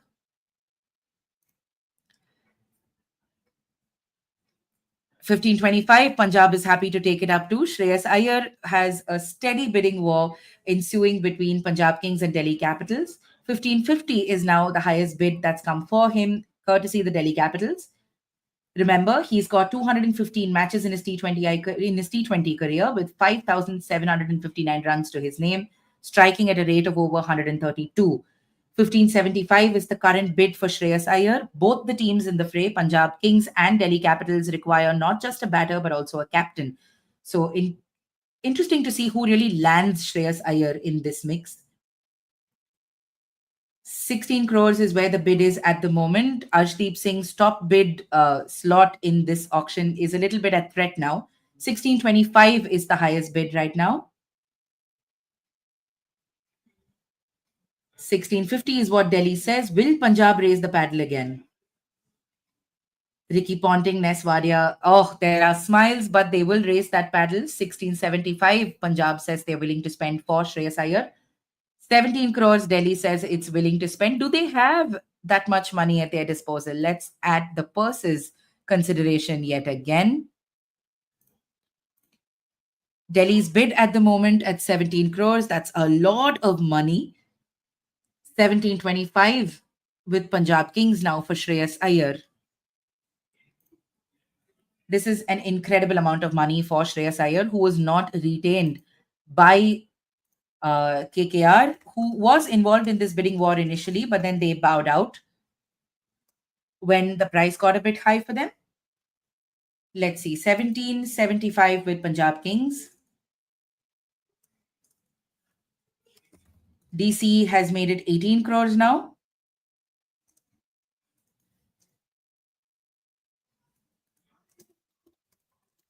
$18 crores with the Capitals. I'm making it available here so you guys can see who we are in business for. 1850 is where the bid is right now. 1875 with Punjab Kings, 19 crores for Delhi Capitals. So as it stands, Shreyas Iyer will be the most expensive player in this edition of the Indian Premier League auction. Punjab has the money to keep pushing for this. 1925 is where the current bid stands. 1950, it's gone up to. Should Punjab Kings spend this much? Is the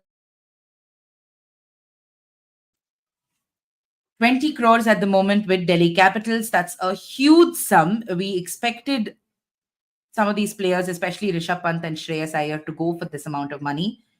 And 2025 is where the bid stands at right now with Punjab Kings. 2050 says Delhi Capitals. Delhi has at its disposal 73 crores. And if things go as it does, there's a huge 20 crores slash to that purse with Shreyas Iyer coming on board. But they will, of course, get not just a batter, but also a captain. But Punjab Kings has taken the bid a bit higher. At the moment, we stand at 21 crores for Shreyas Iyer. 2150 at Delhi. Delhi is really going for it. Punjab pushes it a little more, 2175. Is it time for one of these teams to bow out? Is a 21 crore purse worth it for just a batter, potentially a captain? Yes, that is a big skill, but is it worth it? 22 crores it's gone up to. Only we seem to be bothered about staying a bit stingy in this auction. Teams are happy to throw around money, especially if they have it. Punjab Kings definitely has a lot of funds at their disposal. 2250 now for Shreyas Iyer. 2275 currently with the Punjab Kings. Delhi is happy to push that to 23 crores. Is Delhi trying to bump up the price a little bit so that they take a little of the funds away from Punjab Kings? 23-25 is where Punjab is at the moment. So if Shreyas Iyer is being bid for, then is that dream reunion between Pant and Ponting in danger here? 24 crores says Delhi Capitals. They're doing everything they can to ensure Rishabh Pant can meet up with Ricky Ponting in Punjab Kings. But Punjab Kings is definitely still in pursuit for Shreyas Iyer, who could be a potent captaincy option for them as well. Punjab is thinking about it. 24-25 now for Punjab. So we were thinking that Punjab Kings, Delhi Capitals, and Royal Challengers Bangalore could potentially go in for Shreyas Iyer because he not only brings around that batting option, but he also brings a good captaincy option for these teams. Delhi Capitals and Rishabh Pant parted ways. The franchisee is on the lookout for a new leader, and they couldn't potentially find a better option than someone who's led the team before. A dependable Indian middle order batter is a valuable asset that most teams would want, including Delhi Capitals. Additionally, Shreyas Iyer's ability against spin bowling is also a significant advantage for any team that takes him. 24 crore 50 lakhs is the current highest bid for Shreyas Iyer, and it's with the Delhi Capitals. 24.75 says Punjab Kings. Of course, with their big purse, they're happy to bump up that price. They have to rebuild nearly the entire squad because they've retained only 2 uncapped players. Pant would have been top priority if you had asked a lot of us here. We assumed that he would take 2 options for them, a left-handed batter and a wicketkeeper. But they have the financial resources to pursue another marquee batter in Shreyas Iyer, and he would be an excellent addition to that middle order. RCB, we've seen, has just not come in at all, and they're potentially saving their resources for somebody else. At the moment, 25 crores is the bid which Delhi has raised it to. Punjab pushes it up to 25.25. 25 crore 25 lakh is the current bid for Shreyas Iyer. That's an incredible amount. 25.50 says Delhi Capitals. He has 3 T20 centuries and 36 T20 50s. So this is a strong middle order bat we're talking about when it comes to Shreyas Iyer. Very adept with dominating spin in the middle overs of the game, is a very good crisis man, knows how to bail his team out of trouble, knows how to switch gears as well, and play that anchor role or sort of accelerate when required. At the moment, 25.75 is the top bid. Who will Shreyas Iyer go to? Quite a lot of spending early on. We saw Arshdeep Singh going to Punjab Kings for 18 crores using the right to match option. Kagiso Rabada went to Gujarat Titans for 10.75. As it stands, Shreyas Iyer is the most expensive player in IPL history, going above the 24.75 that Mitchell Starc commanded last season. I'm going to quickly show you the most expensive players from across the editions here in the Indian Premier League history. Look at how quickly Shreyas Iyer has gone above Mitchell Starc. Let me just quickly project this on for you. He's gone up to 26 crores. He is the most expensive player by a fair amount now. 26 crore, 25 lakh now, the current bid for Shreyas Iyer. Incredible numbers. It's nice to see an Indian player command that top bid here, but that could fairly change. Take a look at the top by season after season. It started with MS Dhoni in the 2008 edition. We had Andrew Flintoff and Kevin Peterson, the 2 English players, commanding 1.55 million. Andrew Flintoff, of course, going to CSK, and Kevin Peterson going to RCB. We then had Shane Bond and Kyron Pollard commanding $750,000 in the 2010 edition. Shane Bond, of course, going to KKR, and Kyron Pollard going to Mumbai Indians. We then had Gautam Gambhir, who was the highest highest earning player in the 2011 player auction, going to KKR for 2.4 million. We then had Ravindra Jadeja, who was roped in by CSK in 2012 for 2 million. We then had Glenn Maxwell going to Mumbai Indians for 1 million in 2013. And then we saw the Indian players really rule the roost. We had Yuvraj Singh going in for 14 crores to RCB. Yuvraj Singh was the highest paid player, even in the 2015 auction, going to Delhi Capitals for 16 crores. Shane Watson then went in for 9.5 crores in the 2016 edition, which saw the price drop a little bit in that auction. Ben Stokes then went to Rising Pune Supergiant, owned, of course, by the Sanjeev Goenka Group, who currently owns Lucknow Supergiants, in the 2017 auction for 14.5 crores. We then had Ben Stokes again commanding 12.5 crores in the 2018 auction, but this time going to Rajasthan Royals. Rajasthan Royals once again took the highest bid in the 2019 auction with 8.4 crores to Jaydev Unadkar. Let's just break this up for a bit, because I think we have a final bid for Shreyas Iyer. 26.75 crores to Punjab Kings, it looks like. And Malika Sagar has brought down her hammer. Shreyas Iyer becomes the most expensive player in the history of the Indian Premier League, going to the Punjab Kings for 26.75 crores.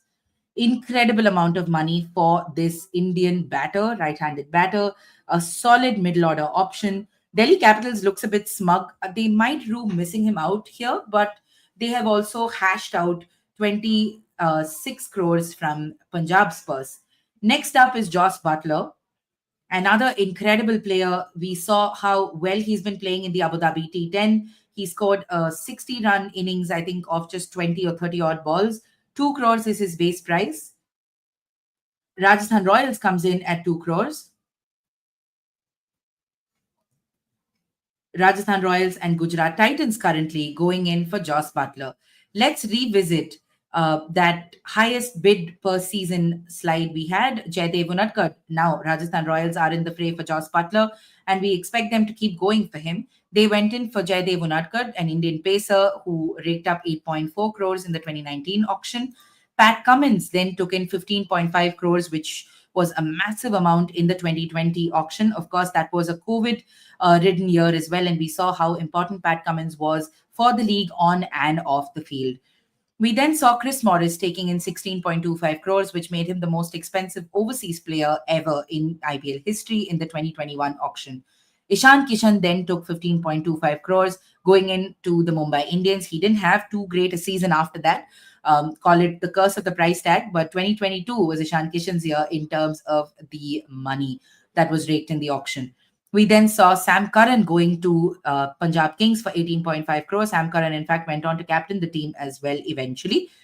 In the 2024 edition, Kolkata Knight Riders took up Mitchell Stark for 25.75 crores. He had an abysmal start, not managing to find the wickets early on, but he proved to be extremely crucial to KKR's run to the final and in sealing that championship title. So we have another addition to that list with Shreyas Iyer going in for a whopping 26 plus crores in this auction. Incredible amount, 26.75 crores to Punjab Kings. Delhi Capitals could have had him, but they backed out given that the price was getting a bit too high. So now we have Jos Butler, who's in the reckoning, and there are two teams bidding for him currently, which is Rajasthan Royals and Gujarat Titans. And in the blink of an eye, I spent, I think, under 2 minutes taking you through the top buys in each year of the auction. And we have Jos Butler going in for 9.5 crores. At the moment, the bid is currently with Gujarat Titans, who've taken it up to 9.75 crores. Punjab is thinking about getting in, and yes, they have. Punjab Kings has come in. They're the ones who brought it up to 9.75 crores. The bid is currently above the 10.5 crore mark. Let's take a quick look at the purses. Remember, this is not the updated purse. This is the purse as it stands at the beginning of today's auction exercise. And as it stands, we have two big expenses to Punjab Kings. They have, of course, taken not just Arshdeep Singh for 18 crores, but they have also taken up Shreyas Iyer for 26.75 crores. Could Shreyas be that captaincy option is something that we'll have to wait and watch. At the moment, Jos Butler has gone above 12 crores. Punjab Kings has happily taken it above the 12.25 mark. 12.5 crores at the moment for Jos Butler. In his IPL career, he's played 107 matches. He scored 3,582 runs with 19 50s and a whopping 7 centuries. There was this one particular season where he couldn't stop scoring centuries for Rajasthan Royals. That could have been a season they would have won the championship as well, but that did not happen. At the moment, we have a 13 crore bid for Jos Butler. He's gone above Kagiso Rabada in terms of the most expensive overseas players in the auction currently. 13 crore is where things stand. Jos Butler currently 1325 with the Punjab Kings, 1350 with Gujarat Titans. It looks like Rajasthan Royals have dropped off now, which is a shame, given that we've gotten so used to seeing Jos Butler in the Royals pink.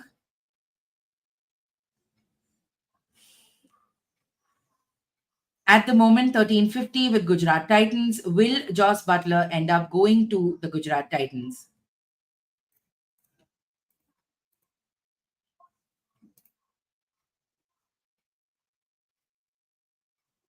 We have a couple of more hands going up in the auction. 1350. Gujarat Titans have the current highest bid, 1350. Lucknow Super Giants now comes in to the auction. 14 crores, says Gujarat Titans. They are happy to bump up the price. Ashish Nehra is happily smiling. LSG says 1375. Suddenly it's gone up to 15 crores now. And suddenly there's a lot of money being spent Gujarat and Lucknow, the two newest franchises in the mix in the IPL auction, in the IPL itself, are now going after Joss Butler, the England white ball captain.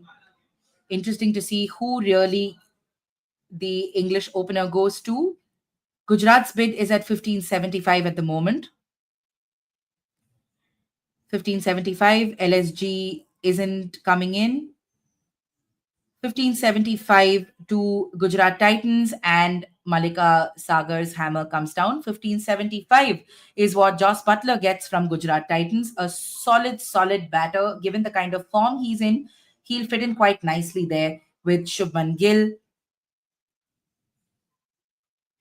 Let's see. The next player in the marquee set is Mitchell Starc, who was the highest, most expensive player ever before Shreyas Iyer took that title away from him. 2 crores is where the bidding will start. Will KKR bid for him?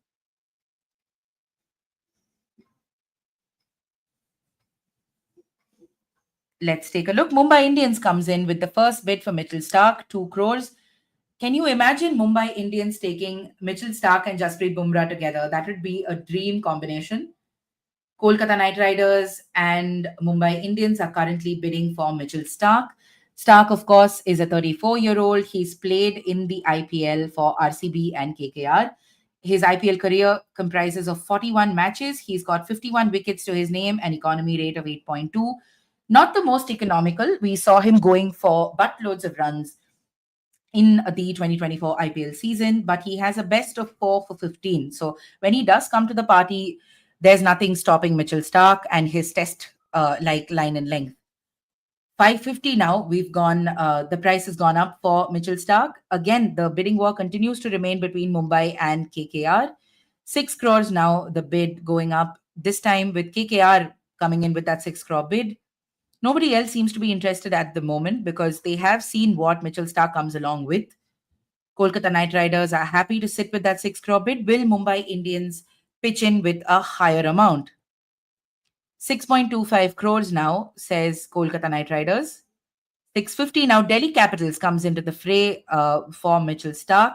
Interesting, because I thought they could maybe go for Anrik Nokia in the auction, looking to match him, but they could still do that as long as the price doesn't go too high. At the moment, 775. Already a lot of money being spent in this auction. 8 crores now, says KKR. This is a very interesting bidding war that's ensuing between Delhi and KKR at the moment. Mumbai Indians seem to have dropped off the radar here. There is a pause in play. There's a lot of discussion happening within the Kolkata Knight Riders setup, and Dwayne Bravo lifts his paddle. 850 crores, he says. 875, says Delhi Capitals. Of course, remember, for Mitchell Starc. This is a very fascinating turn of events. I'm very interested to know what Amol has to say about Shreyas Iyer heading in to Punjab Kings. Let's take a look at where Mitchell Starc goes. There's still a fat load of money going to him. The price is touching that 10 crore mark, which is what Kagiso Rabada went for. 975 at the moment. The current bid for Mitchell Starc. T20I career, he's taken 79 wickets in 65 games at an economy of 7.7. He still doesn't have a fifer in either the IPL or T20s. So we'll have to see if this edition of the Indian Premier League can break that for him. Mitchell Starc currently with a 10.25 crore bid. Who is he going to go to? Is the question. Kolkata Knight Riders is not going to go further. So there's no more Mitchell Starc in purple. Looks like Delhi Capitals are with the top bid at 1025, but Royal Challengers Bangalore have come into the fray now. They also require an overseas pacer, and Mitchell Starc is as good an addition as it gets. 1050 is the current bid at the moment. Delhi Capitals remaining purse is at 70 crores. RCB has 83 crores. 1075, says Delhi. RCB is happy to bump that up to 11 crores. Delhi is out at the moment, and the current highest bid is with RCB at 11 crores. Let's see if anyone else enters the fray here. It looks like Mitchell Stark is headed to Royal Challengers Bangalore. And oh, hold on. But just before Malika Sagar's hammer can come down, we have DC who's come back into the game at 11:25. They were a little tentative about whether they wanted to really increase the price for Mitchell Stark or not. 11:50 is where they go. Delhi continues to pursue Mitchell Stark. Incredible scenes here if he does manage to go into the Delhi Capitals setup.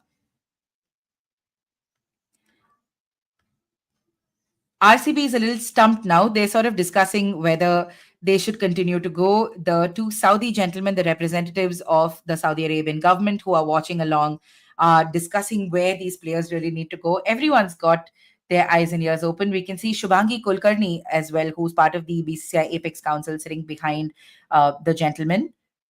1175 is the highest bid at the moment to the Delhi Capitals. And the hammer comes down. Mitchell Stark will go to Delhi Capitals for 11.75 crores. A massive drop from the 24.75 crores that he commanded in the 2024 auction. But it's understandable. The man is growing old. There could be consistency issues given the performances that we saw in the 2024 edition. We have the last player being picked from this group of marquee players. Let's see who that's going to be. We've had some big bids going forward so far, with Arshdeep Singh going for 18 crores to Punjab Kings, who retained him with that with the RTM card. Kagiso Rabada went to Gujarat Titans for 10.75 crores. Punjab Kings signed Shreyas Iyer for 26.75 crores, making him the biggest, most expensive player in IPL history. Gujarat Titans then signed Joss Butler for 15.75 crores, and Mitchell Stark went to Delhi Capitals for 11.75 crores. And now we have the player everyone is waiting to see, Rishabh Pant. That lot has been picked. I'm sure Pant has himself turned on the TV in Perth, waiting to see where he goes to. My eyes are on Ricky Ponting. Is he going to take in Rishabh Pant to Punjab Kings? They have the money for it. Will they do it or not is what we'll have to wait and see. Lucknow Super Giants comes in for Rishabh Pant, looking for almost a like-for-like replacement for KL Rahul, because he brings in that wicketkeeper and captaincy option. A good middle order option can open as well. The current bid is now between LSG, RCB. Currently, it's these two teams now who are looking at Rishabh Pant, RCB and Lucknow Super Giants. The bid has quietly gone up to 3.6 crores now.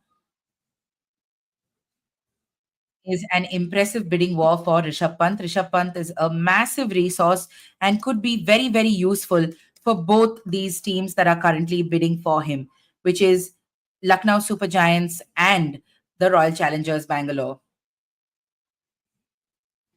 This is an interesting turn of affairs as far as Rishabh Pant is concerned, because we expected Delhi Capitals to really look to Rishabh Pant for their captaincy needs as well. We didn't think they'd really release him given that they had backed him through his injury, but that hasn't happened. They've let him go, and Delhi so far has not taken part in the auction bidding exercise for Rishabh Pant. They could consider the RTM option. Maybe they'll wait and see how much it really goes up.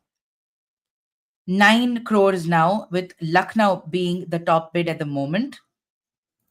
So we sort of expected Punjab Kings, Royal Challengers Bangalore, and Lucknow Super Giants to go for Rishabh Pant. Pant, who was with the Delhi Capitals since making his IPL debut more than 8 years ago, was not among their 4 retained players, despite him being the captain last season. DC might consider using the RTM option for him. The keeper batter is definitely sparking a very spirited bidding war given his recent form in international cricket. 9.75 crores is where things stand at the moment. 10 crores, says RCB. RCB is searching for a captain who's also a wicketkeeper batter, and Pant sort of fits that bill perfectly. With the team playing at least 7 matches at the M. Chinnaswamy Stadium, the conditions there, which is very, very batter friendly, is well suited to Rishabh Pant's very aggressive style of batting. So Pant is a very, very valuable addition if RCB does manage to get him in. But Lucknow Super Giants won't let him go that easily. They require a KL Rahul replacement as well. They're looking for a long-term captaincy option, and Pant is a strong candidate. His ability to play spin makes him very, very useful for Lucknow's Ikana-based conditions as well, given that they'll be playing 7 games there. 11.25 is where the bid is at the moment. 11.25 for Rishabh Pant. Is this where it stops? No, it's not, because Sunrisers Hyderabad have suddenly decided that they want to spend some money in this auction, and they come in with 11.75. 12 crores, it's gone up to 12.75. 13 crores with SRH. Kavya Maran is almost uninterested as she raises her paddle. She's like, I'm going to keep raising it. I want Rishabh Pant in my team. That's interesting because you have 2 potential captains in that team with Pat Cummins and Rishabh Pant in the same mix. But Pat Cummins has been really good with SRH. We've seen in the last couple of seasons. Let's see if Pant does manage to join SRH. 16 crores for Hyderabad. Rishabh Pant is currently with them. Now the bidding war is between Lucknow Super Giants and Sunrisers, and there's a very jovial atmosphere in this IPL auction room. Teams seem to have a lot of banter going aside as well. This is pretty interesting. Let's see now. The bid's gone up to 18 crores at the moment. 1850 for Hyderabad, 1875 for LSG. Rishabh Pant for 1875. Let's take a look at this, whether this actually happens. 19 crores, says Kavya Maran as she raises her paddle.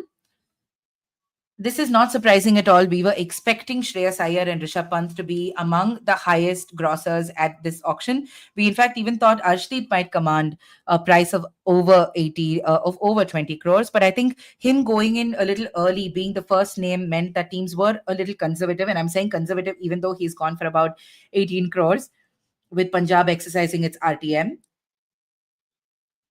1925 seems to be the final bid. Let's see if anyone comes in. 1950, the Sunrisers say, when it was just all done for Lucknow Super Giants, Sanjeev Goenka cannot help but smile as SRH tries to poop their party. 1975 is where it stands with Lucknow. Is SRH going to go for that 20 crore barrier? Will they do it? Will they do it? Yes, they do. 20 crores for Rishabh Pant. And now Zahir Khan's got his hand on his face, wondering whether this much money should be spent.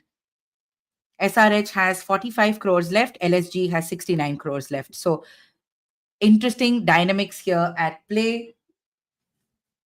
I'm just quickly going to look at what these 2 teams can do in terms of their remaining purse. They cannot afford to spend too much, given that they still need other resources to be sorted in their team. It's still between SRH and LSG. LSG now has a few creases of worry on their forehead because they don't want to spend so much as well. But Kavya Maran is relentless. 2050 is where the bid is at the moment for Rishabh Pant. 20 crore 50 for Rishabh Pant at the moment with the Sunrisers. Will he end up going to the Sunrisers is what we need to wait. LSG is still playing ball. Lucknow Super Giants takes it up to 2075. Kavya Maran is out, and LSG, which could have had Rishabh Pant for a crore less, will now take him for 20.75 crores. But hold on, is Delhi Capitals coming in to the mix? Will Delhi Capitals exercise their right to match? 2075. Plenty of discussions with Park Jindal, and they do. Right to match exercised. Incredible. Delhi Capitals. Oh my God. So I am basically, my stream is about a couple of seconds slower than my team stream just outside the cabin where I'm sitting. And they seem to know what's happening a little before me. So you can hear a little bit of the cheers. There's a lot of drama in this bid for Rishabh Pant, currently between Delhi Capitals and Lucknow Super Giants. Oh my God, Lucknow Super Giants have pushed up the bid to 27 crores. The price was at 20 crores just a couple of seconds ago. Sanjeev Goenka knows how to throw money at a problem. This is the best way to get somebody to get out of a bidding war, and 27 crores is where things stand at the moment. Rishabh Pant is now sold for 27 crores and has just pipped Shreyas Iyer as the topmost player in IPL auction history. This is incredible, all in the matter of a couple of seconds. Sanjeev Goenka asked for the mic. He said, I want to bid for 27 crores. I want to bid for Rishabh Pant, take it up to 27 crores, decimate the opposition that's coming in. No RTM will not give you an option to take your player back. And it's a massive buy for LSG as well. He's a great keeper. He's a very spirited player to have in your lineup. And he's a great captain option as well. So LSG going all guns blazing for Rishabh Pant, and they land him for 27 crores. So as things stand, we have an incredible amount of money spent in just the first hour of this auction. We saw things started with Arshdeep Singh going in for 18 crores. He was taken back by Punjab Kings, who exercised their RTM option. Gujarat Titans spent 10.75 crores for Kagiso Rabada. Shreyas Iyer was erstwhile for a bit. He was the most expensive buy at 26.75 crores. We then saw Joss Butler going to Gujarat Titans for 15.75 crores. Stark went to Delhi Capitals for 11.75 crores. Rishabh Pant almost stayed back with Delhi Capitals for about 20 crores, but Lucknow Super Giants swept the ground from under everyone's feet with a straight 27 crore bid, effectively ending any competition for them. And they have bagged Rishabh Pant for a whopping 27 crores, which makes him the highest, most expensive player in IPL history. So we still haven't breached that 30 crore mark. We'll see if anyone is going to go for that. If anyone, it could be Punjab Kings, who could throw money there again. We're just going to quickly recap what's happened here. Let's take a look at what the slots were looking like for each of these teams. We see Punjab's taken two players, which is Shreyas Iyer and Arshdeep Singh. We've seen Gujarat Titans taken Kagiso Rabada and Joss Butler. So that's an overseas pacer and an overseas batter. Rishabh Pant's gone to LSG. Mitchell Stark's gone to Delhi Capitals. So an interesting bunch of buys for the teams at the moment. We're just going to take a short break of a few minutes just to get some water down our throats, and then come back with an analysis of this first segment of bidding in the IPL auction. Stay with us. Don't go anywhere. We'll be back in a couple of minutes.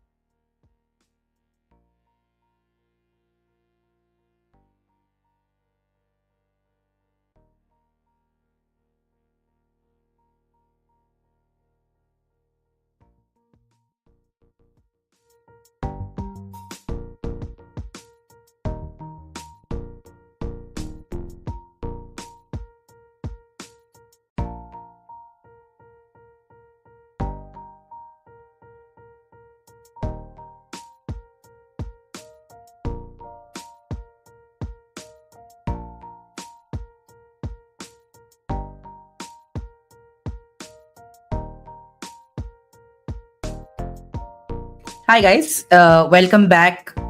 Hold on. Let me just get the soothing music that was there to sort of ring in this break to end. I've got my colleague Anish with me. Anish, if you remember, was taking you through some of the teams, especially Gujarat Titans. So let's start there, Anish. Gujarat has had a couple of very interesting buys in the first set itself. What do you make of just Gujarat's buys for the first half? Thank you. Everybody was talking about KL Rahul, Rishabh Pant, Shreyas Iyer, and talking about teams like KKR, DC, Punjab, RCB going for money. But Gujarat Titans had a hefty purse at the start, and they were one of those teams looking for a marquee buy. Yeah. Not surprising that they've gone for Josh Butler because they need a foreign opener. In the video also we had discussed, we told that probably Quinton de Kock was an extra keeping option, but they've gone for the experience of Josh Butler, and Butler and Gill together as an opening combination. I know. And he's been in really good form, hasn't he? We've been seeing him at the Abu Dhabi T10, and it's been really interesting to see him really go all out. I'm sure it was a proper audition for the IPL to just tell all of the teams that, look, I'm here. I've still got it. Don't look at my inconsistencies. I can still score. So that's been interesting. But tell me a little bit about them roping in somebody like Kagiso Rabada. How does he fit into just their kind of playing style at the Titans? The issue for Titans last year was, again, they played with two foreign spinners, so they had to go for Indian seamers. So this time they have left that. Didn't bring them success last year. They had a really good first two seasons, two finals appearances, one title. Last year didn't go to plan. So I think they wanted one foreign signing there. And people like Mitchell Stark, you probably expect that he would have gone higher, 13, 14. They didn't have the might to fight somebody like a Punjab who probably had lot more money. So I'm guessing, like we saw. I still think the price point for Rabada 10.75 was slightly higher, but they have the money with them. So I'm guessing a leader of the pack, he's now 29, Rabada. It was not very long ago where we were thinking Rabada is the new pace sensation. He's already 29, so much experience behind him. On his day, can bowl in all three phases of the game, gives you power play wickets, gives you hard links on the middle overs. Absolutely. And Kagiso Rabada, the death is like an experience. There's a completely different experience as well. So that's going to be interesting for us to see. But because you spoke about price point, right? Okay, so we've got a couple of comments. Nigamant says, Nigamant's, by the way, our teammate, who's said Anish CSK represent. Nigam, very sorry. CSK has been a little quiet in this first segment of the auction, and that's not surprising at all. We see CSK strategic buys. Of course, very strategic buys. We see them. They were of course involved in a couple of bidding wars early on, but that's about it. We didn't see them really do anything much after that. But because you spoke about teams with the might of money, right? Of course, we thought that's going to be Punjab because 110 crores is like a lot of money, and that's a lot of resources that you have to throw at different kinds of players as well, which they did, and which we'll get to in a moment.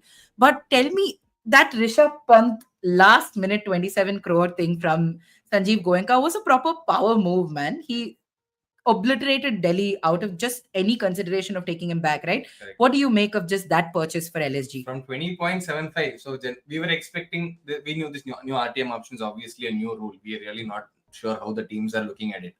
We are expecting probably a 2 crore, 3 crore race because figures like 20 itself is too much. You're spending 20 out of a possible 60, 70 that you have left on a single player. But to go 7 crores higher, 6.25 crores higher and go directly to 27, I don't think anybody expected that.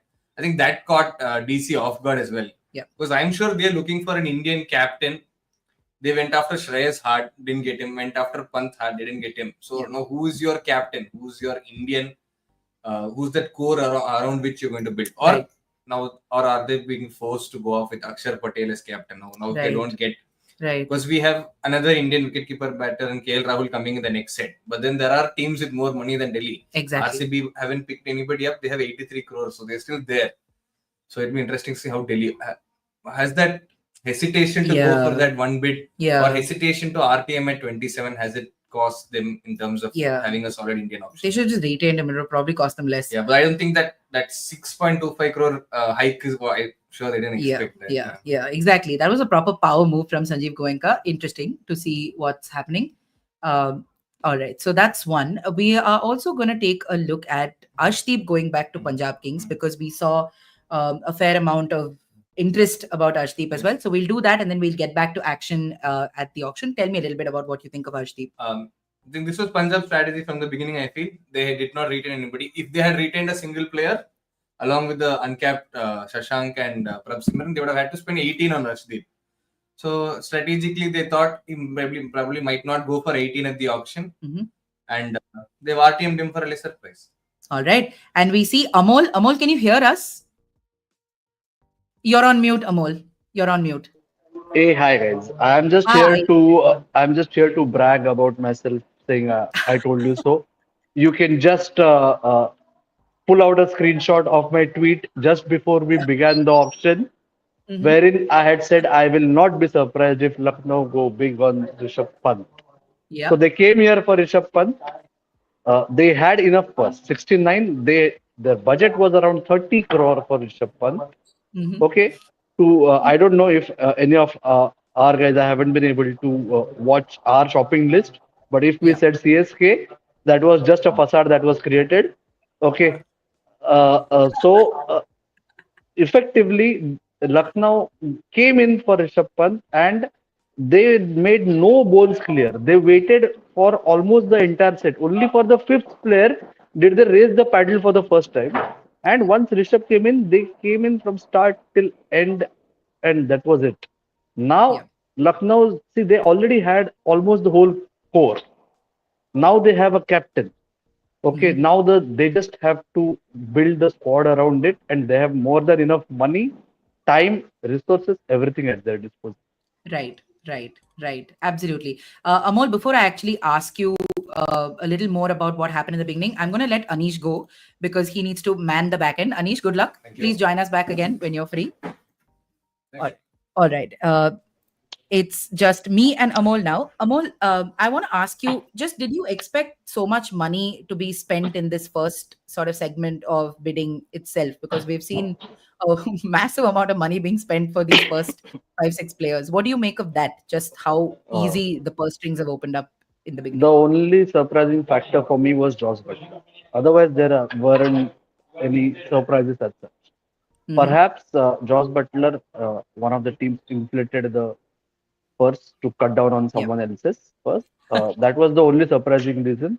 Otherwise, but now a lot of you might start feeling, as in, a lot of you, as in not us, those who are watching us, a lot of you might feel this will impact KL Rahul in a big way, but it won't. RCB are waiting for him. Okay, and I will not be surprised if RCB do a Lucknow when it comes to KL Rahul and Rishabh Pant. Okay, so Lavanya, I'm going to rush back Yes. and follow the Yes. auction. You Yes. guys carry on. I'll keep on hopping in Yes. whenever I Keep can. bobbing in. Yes. Keep bobbing in and Okay, out and tell us what's happening there. Thanks, Amol. Thank you for so you joining guys us. enjoy the auction. See. All right, that was Amol momentarily. He's joining us from Jeddah. He's currently just had to switch backstage to really talk to us about this auction. Okay, anyway, in trying to understand what was happening here and there, we've sort of missed the entry point into the next set of players who are being auctioned. And we start with a big name right up front. That's Mohammad Shami. We saw Lucknow Super Giants bidding for Mohammad Shami in the beginning. He started at a base price of 2 crores. KKR started the bidding. CSK came in at 2.20. The 2 crore bids continued. CSK pulled out at 8 crores. Lucknow came in at 8.5 crores. The current bid is at 9.75 crores with KKR, but Gujarat's being asked if they want to retain. Sunrisers have suddenly gotten into the mix with a 10 crore bid now for Shami. Mohammad Shami has been so crucial to Gujarat Titans. It'll be really interesting to see if he manages to head back and join Kagiso Rabada in that pace lineup, which will be a great combination. KKR is taking a little bit of time. The current highest bid is 10 crores as it stands. This is such a stressful morning of bidding given the amount of money that's being spent. Amol rightly feels very vindicated that he got the Rishabh Pant prediction correct as far as LSG is concerned. I have my cup of coffee. Have you guys got your refreshments as well? And tell us what you think about the kind of money that's floating around in this auction so far. KKR has backed out of the auction at the moment for Mohammad Shami, that is 10 crores. It stands with SRH. Shami's dark blue is all set to be replaced with the orange of the Sunrisers. Will Gujarat exercise RTM? No, the team says. And Sunrisers are set to take Mohammad Shami for 10 crores. And sold to Sunrisers Hyderabad. Mohammad Shami will not represent Gujarat Titans, who chose not to retain him. I don't know if the acquisition of Kagiso Rabada did anything to move the needle in that direction, but Sunrisers now get Mohammad Shami for 10 crores.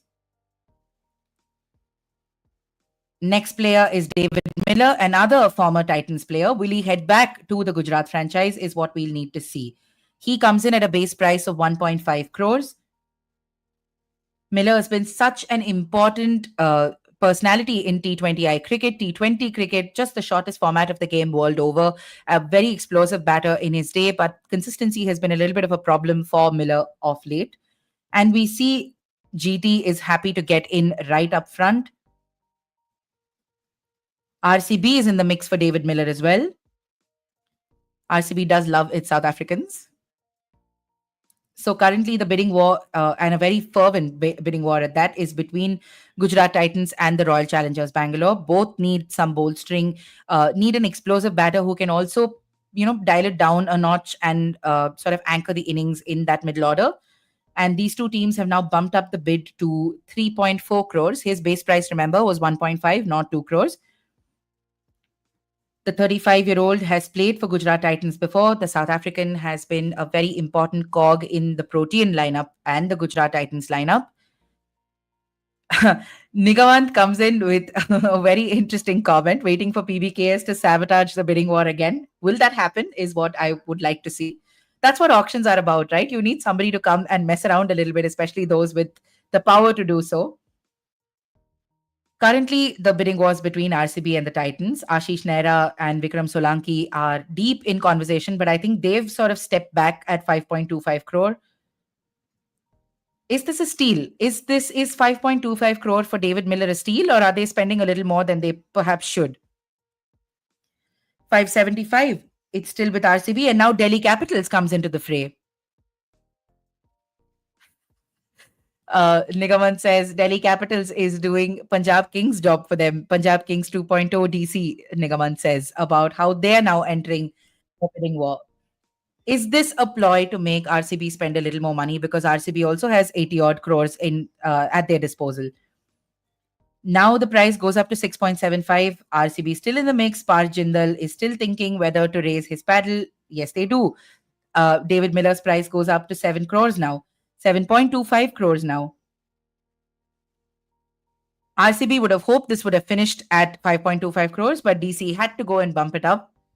They're basically doing to somebody else what LSG did to them. It looks like David Miller is headed to the Royal Challengers Bangalore for 7.25 crores. 750 says LSG. Sanjeev Goenka is having the time of his life in this auction. RCB now doesn't want to spend 7.5 crores. Prathamesh is shaking his head. Sanjeev Goenka, did they really want this buy, or did they want to just bump up the price here? It looks like LSG.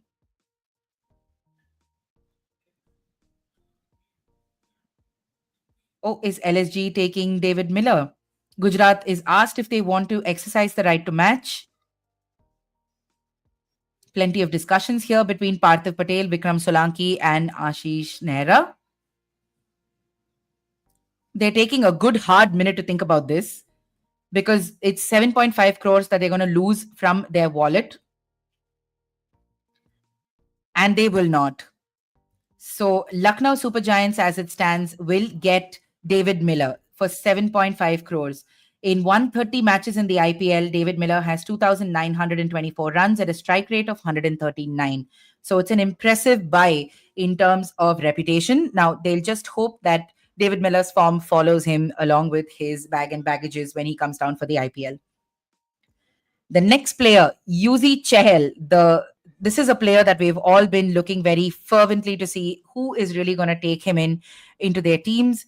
I'm looking at Rajasthan Royals. I'm looking at RCB as well, former franchises who he was let go off from. Will they take him back? Let's take a look. He comes in at a base price of 2 crores. Gujarat Titans comes in, Chahal, for a bid for Chahal. If they do manage to land him, he and Rashid Khan will make for a very interesting spin partnership in the Titans fold. 2 crore 20 says Chennai Super Kings. CSK finally waking up a little bit after that initial activity in the first half of this auction. Gujarat and Chennai currently tussling for Yuzvendra Chahal. In his IPL career, Chahal has played 160 matches, has 205 wickets to his name. He was the first to breach that 200 wicket mark. He's had an economy rate of 7.8, and his best is a 5 for 40, which is not bad at all. Currently, CSK and GT are going in for Yuzvendra Chahal. Who is going to land Yuzi Chahal? Let's take a look at whether anybody else even joins this little bidding war. At the moment, it's between Titans and Super Kings. We're not seeing much in terms of any other teams getting into the fray. Let's take a look. You should remember that Yuzi Chahal is currently in action in the Syed Mushtaq Ali Trophy against Manipur. He took 4 wickets for just 9 runs in this performance. He is very, very experienced. His Ranji Trophy performances did come under the scanner a little bit, but Chahal's this spell, 4 for 9, has helped Haryana bowl out Manipur for just 86 in 19.1 overs. So a very imperious little spell, perfect to do a day before the auction, as IPL franchisees figure out who wants to really take him in. If you look at CSK's purse at the moment, they have 55 crores and 5 players already in the deck. GT has 42 crores with 7 players in the deck.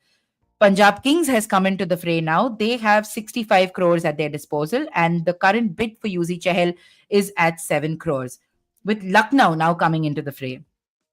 Lucknow also needs a potent spinner because they're going to be playing 7 of those matches in the Ekana Stadium, which is very, very spin friendly. Punjab Kings has come in again. He's been the leading, Yuzvendra Chahal has been the leading wicket taker in IPL history with 205 dismissals in 160 matches. He impressed in county cricket earlier this year with 18 wickets to his name in Northamptonshire, including 2 5-wicket hauls there. He went wicketless in his Ranji Trophy outings against Uttar Pradesh and Madhya Pradesh, but this Syed Mushtaq Ali run for 4 for 9 against Manipur is going to give him a lot of confidence. It's going to give the franchisees bidding for him a lot of confidence as well. So at the moment, the bidding war is between the Punjab Kings and the Lucknow Super Giants. The price is inching towards that 10 crore mark for Yuzvendra Chahal. 10 crores, Punjab Kings has taken it out. Nigamant, wherever you are, I am going to bump out your comment here about PBKS sabotaging the bidding war again. I don't know if that's what they're doing because they could use a good spinner as well. But he's also commented saying CSK pulls out of the Chahal race because Ash and Nahom coming on the cards. Yes, we know CSK needs a good spinner. And CSK pulling out of this only means that they're saving for potentially the other spin options that are there in this auction, including Ravichandran Ashwin. At the moment, Yuzvendra Chahal's top bid is 11.75 crores with 12 crores, 12.25 with the Lucknow Super Giants. And Rajiv Shukla, who's standing alongside Malika Sagar, is smiling. Will Chahal come back to Punjab, who had the highest bid a couple of minutes ago, or is this going to go to Lucknow yet again? We've seen Punjab's obviously got the higher purse, but Lucknow's been very fearless in terms of how they raise the stakes for their players. That 20 to 27 crore bump for Rishabh Pant was incredibly impressive. Will they do that for Yuzvendra Chahal as well, whose current bid now is at 13.5 crores? 1350 now, 1375 for Lucknow Super Giants. Yuzvendra Chahal is hot property at the moment. Nes Wadia has raised his hand like this and asked Malika Sagar to hold on. Let's take a look at the purses now. LSG has 34 crores left. Punjab has about 60 crores left. So Punjab's happy to go up to 14 crores, but I think there is some conversation about the limit that they want to go to. Let's see now. Royal Challengers Bangalore have 83 crores. Punjab Kings has 65.75 crores. Delhi Capitals has 61.25 crores. CSK has 55 crores. KKR has 51 crores. Mumbai Indians has 45 crores. Gujarat Titans has 42.5 crores. Rajasthan Royals has 41 crores. Sunrisers Hyderabad has 35 crores. They've made some big purchases today. LSG has 34 crores. And LSG has tapped out of this bidding war, which means Punjab yet again will get its player, with Yuzvendra Chahal looking to them. Oh, wait. Punjab Kings look like they were getting Yuzvendra Chahal for 14 crores, but RCB is now back in the reckoning with some conversation happening here. They've asked for a minute to think about it. Will Chahal head back to RCB? This will be an incredible homecoming if this does happen, because RCB takes a minute to think about it. We see Prathamesh talking about it. Is RCB going to go for it after stalling bidding processes? Remember, it's not like they were bidding and then they waited to raise. And they do. RCB does. Anjali, we've seen Anjali Joshi comment here saying, why is RCB not bidding? Well, they heard you, Anjali. RCB has bid for Yuzi Chahal. 14.25 crores now. From a base price of 2 crores, we've seen a bump to 14.25 crores. Punjab is happy to play ball. 1450, says Neswaria. Prathamesh doesn't seem interested. He's immediately picked up his phone and has started playing on it. So I don't think the bid's going to increase anywhere there. Punjab seems to be getting who they want with Yuzi Chahal. 1475. Sunrisers now come into the fray. Sunrisers with just 30 crores. Why is Sunrisers in the fray here at all? 15 crores the price has gone up to right now. RCB out of the reckoning. I was sort of hoping for an RCB reunion for Chahal, because he was pretty heartbroken at the way he was really released by that franchise, given that his initial impressions were made there, after which we saw Yuzvendra Chahal become one with this Rajasthan Royals franchise. Interesting now to see Chahal sort of seesaw between Sunrisers Hyderabad and Punjab Kings. 1625 for Sunrisers. The price is steadily going up. It looks like he's going to go a little bit above Arshdeep Singh. Will that happen? 18 crores is the price to match now. Remember that a day before the auction, Yuzvendra Chahal, playing for Haryana in the Syed Mushtaq Ali Trophy, registered incredible figures of 4 for 9 against Manipur, where he skittled them out for 86 in 19.1 overs. Incredible figures and a great performance to put on show just a day before the auction. So currently the conversation is between Punjab Kings and Sunrisers Hyderabad. Rajasthan Royals doesn't seem interested at all. Rahul Dravid's like chewing his gum and is very happy to just sit and watch how proceedings are going at the moment. Let me take you through his career a little bit. In 160 matches in the IPL, Yuzvendra Chahal has 205 wickets at an economy of 7.8 and a best bowling figure of 5 for 40. 1750, it's gone up to. We're just a little away from Arshdeep's mark being breached. 1750, the current top bid for Yuzvendra Chahal. 17 crore 50 for Yuzvendra Chahal. And the current two teams involved are SRH and PBKS. 1775 is the highest bid at the moment. SRH are always big spenders, aren't they? We always look at them and wonder, why are they spending so much money? Should they be frugal? Should they look at lesser known talent that could be more consistent? But Yuzvendra Chahal is as good as it gets. His experience is unmatched. And the fact that he tops wicket-taking charts really tells you all you need to know about the illustrious IPL career he's had. Let's take a look at the players sold so far. Rishabh Pant for 27 crores. Shreyas Iyer for 26.75 crores to PBKS. Rishabh Pant to LSG, of course. Arshdeep, 18 crores to LSG. Joss Butler, 15.75 to GT. Stark to DC for 11.75. Rabada to GT for 10.75. Shami to SRH for 10 crores. And David Miller to LSG for 7.5 crores. SRH and PBKS are the ones now going for Yuzvendra Chahal. 18 crores is where it stands. So he's equal Arshdeep's bid.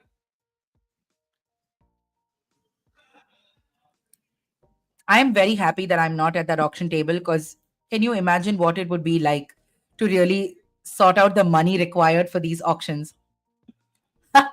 Ashin has a very interesting comment. RCB has come to watch the auction like the rest of us. Absolutely. We saw Prathamesh just lift his phone and start twiddling midway.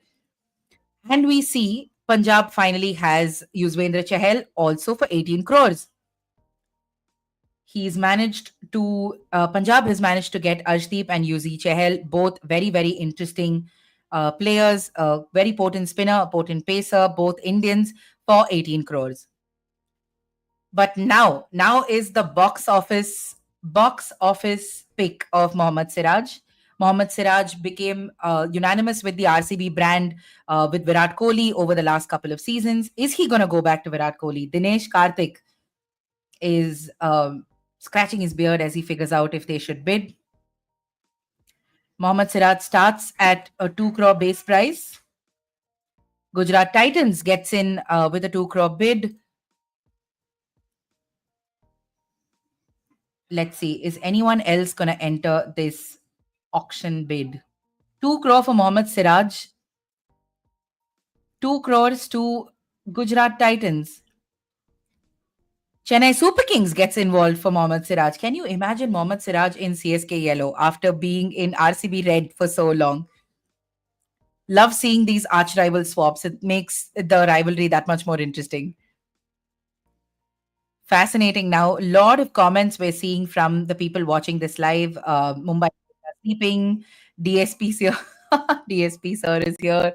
The CSK fans are really enjoying this auction, given that CSK is just suddenly coming into action and then going back to sleep again.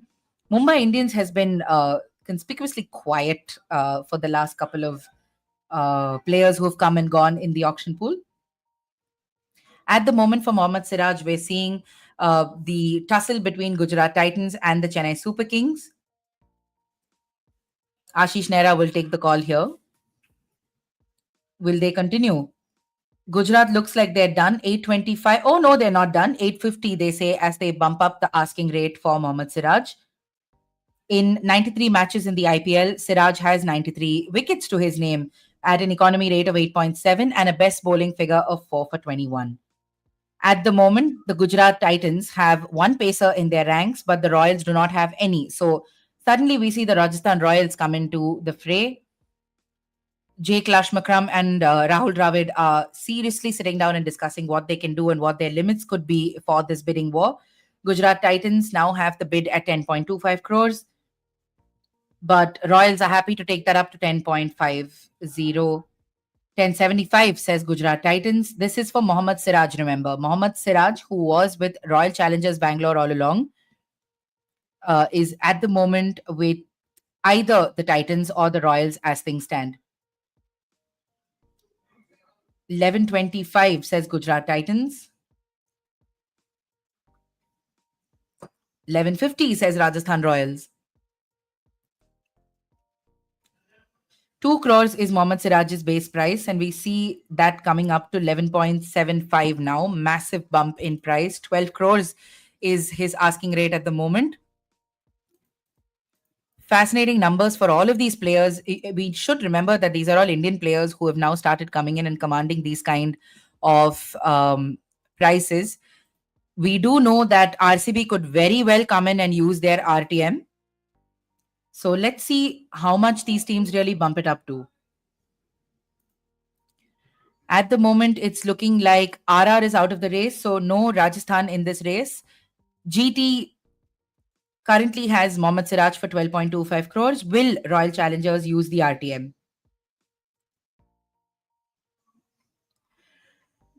RCB will not take Mohammad Siraj back. End of an era, really, for the franchise, as Gujarat Titans gets another pacer. 12.25 crores, Mohammad Siraj. So they've swapped out Mohammad Shami for Mohammad Siraj in a sense in this auction, and Siraj will join Kagiso Rabada in this lineup. That's absolutely fascinating. This seems to be amusing Ashish Nehra a fair bit. Liam Livingston is the next player in the auction set. 2 crores is his base price. Let's take a look at whether any team is going to go for Liam Livingston at all. We're not seeing opening bids as of now. RCB's come in at 2 crores.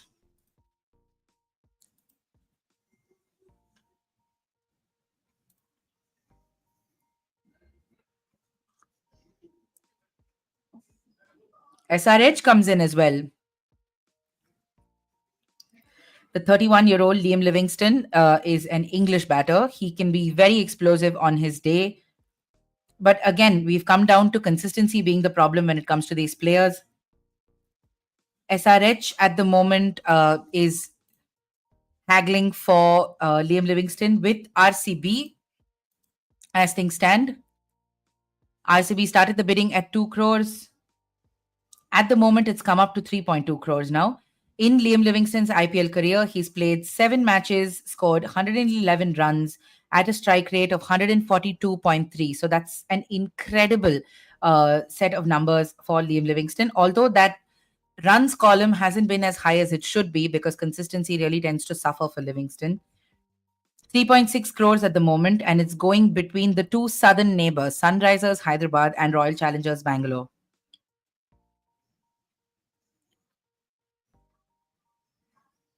4 crore now the bid for Liam Livingston. Let's see who he ends up going to ultimately.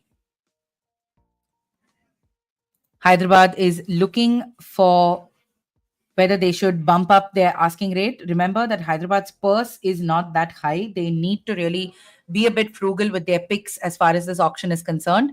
4 crores at the moment.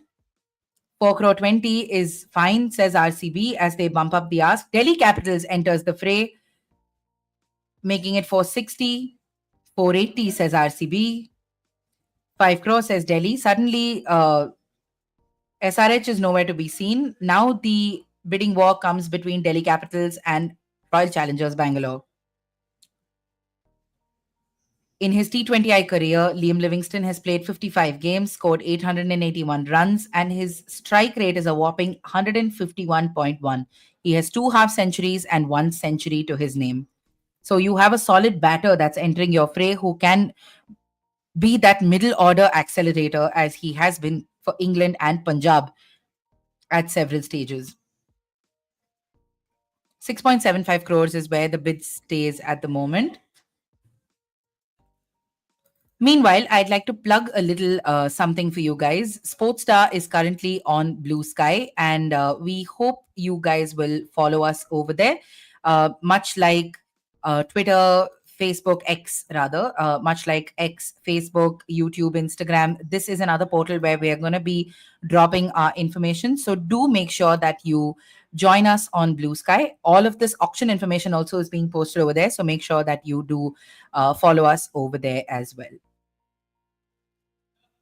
Suddenly, Chennai seems to be involved in the bidding war for Liam Livingston. It's currently between CSK and RCB, another bunch of rivals. CSK currently has 55 crores left. RCB has 83 crores left. And Chennai bumps up the asking rate to 8 crores. So, like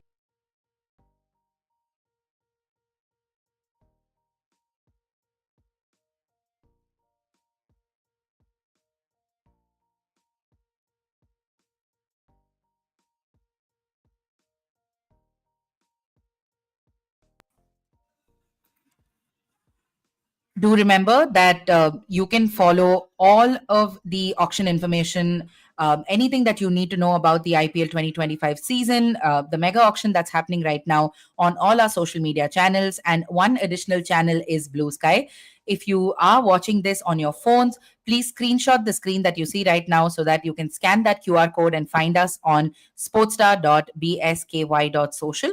You can also, I'll drop the link for this in the chat box in case you're on your phone or your laptop so that you can go and follow us there as well and follow all the stuff that we do on the website and on our multimedia portals on that platform as well. So as it stands, we are seeing 8 crores 75 going for Liam Livingston, and he goes to the Royal Challengers Bangalore for 8.75 crores. That's a solid boost to their middle order. again, consistency and form become such an important consideration for all of these teams. So they're taking really great names on paper, but how effective they are will depend upon what kind of form they come along with. But now, since Liam Livingston has taken a couple of crores out of RCB's pocket, we have KL Rahul, who's the next buy, who is the next player who's expected to go for big money. And suddenly the camera pans to Justin Langer.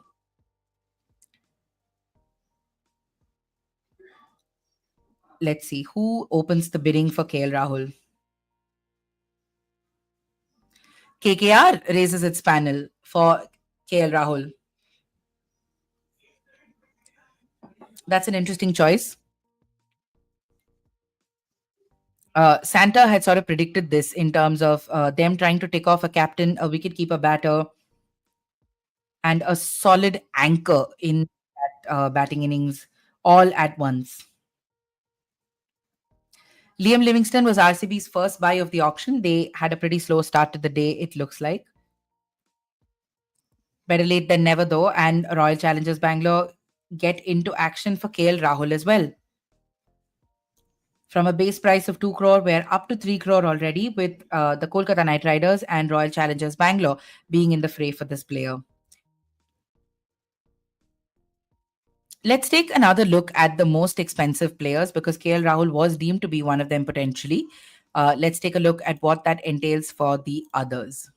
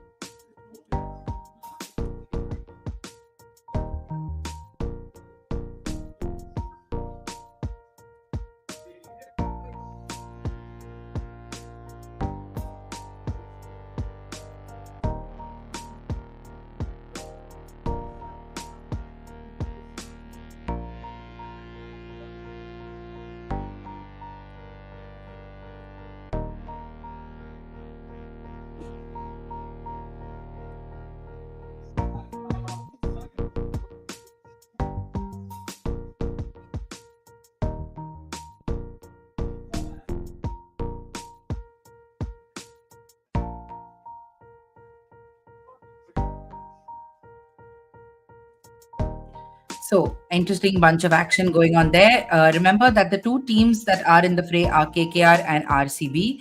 RCB, of course, they need not just to find a captaincy candidate, but they can also look at someone who can double up as a wicketkeeper. And so, this KL Rahul bid is going to be very, very important for them. Patidar has become the anchor in the middle order, so RCB will need power hitters who rally around him, and KL can be that power hitter if he decides to bat late. We really assumed RCB to take in Mohammad Siraj, but he has not. No more at 1075. We see 1075 as the highest bid for KL Rahul. Was his bid affected because he came a little late in the auction? 1075 it is.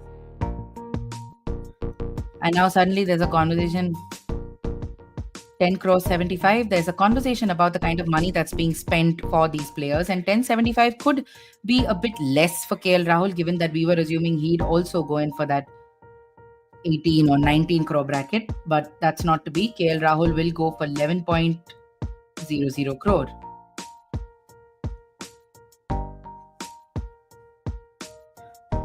His base price is 2 crore and with 11 crores. Now we see there's some chatter among the KKR personnel, and we also see some stoic faces in the Delhi personnel. 11 crores it is at the moment. Oh no, 11.25 says Venki Mysore of the Kolkata Knight Riders. Delhi Capitals makes that 11.50.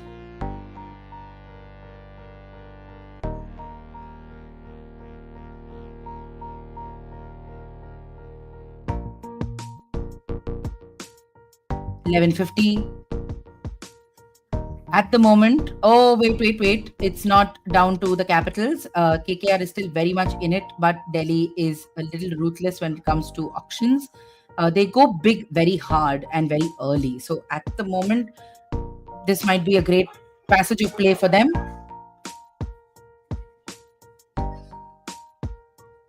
But it looks like LSG might exercise its retain option. Do they? Now that is the question. Because DC is discussing these things really fervently, and we see the camera suddenly pan to the LSG table, and there's a lot of discussion happening there. If this will bring back Rishabh Pant.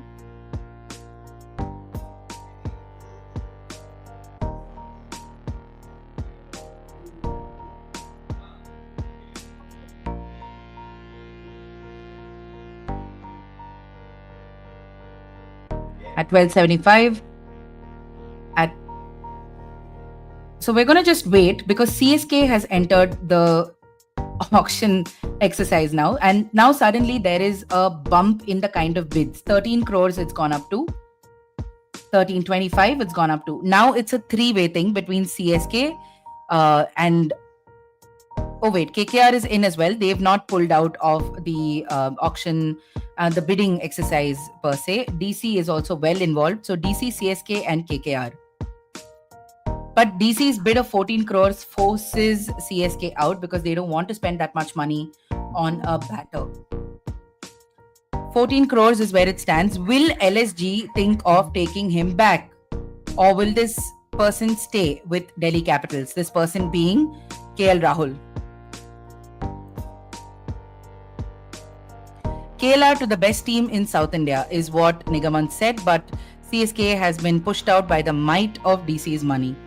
And Delhi Capitals have landed KL Rahul, and they'll be mighty pleased with that. This is an incredible buy. It's a good, solid buy for this team.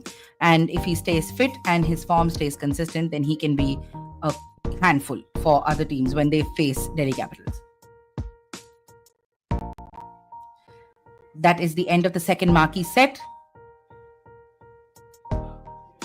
There is a lunch break in Jeddah. So we're going to see if we can rope Amol back in again. I'm just going to quickly check with him. Meanwhile, we're just going to take a short break just to get some refreshments and some water. And we'll join you back with someone from our editorial team and hopefully Amol as well.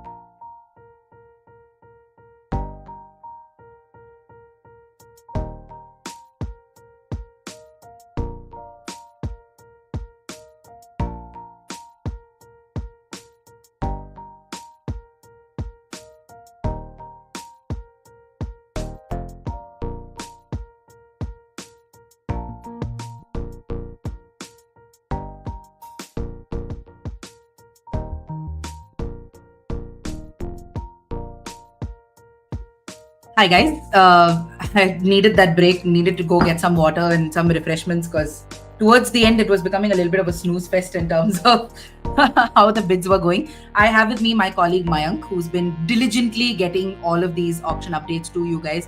All the coverage that you see on our Sportstar website, I'm going to be bringing one of my colleagues who are really doing that job here. So first, good job. How's the experience so far with the amount of money that's been spent? See, it's understandable that the Marquee said the players will go again, quote unquote, overpriced.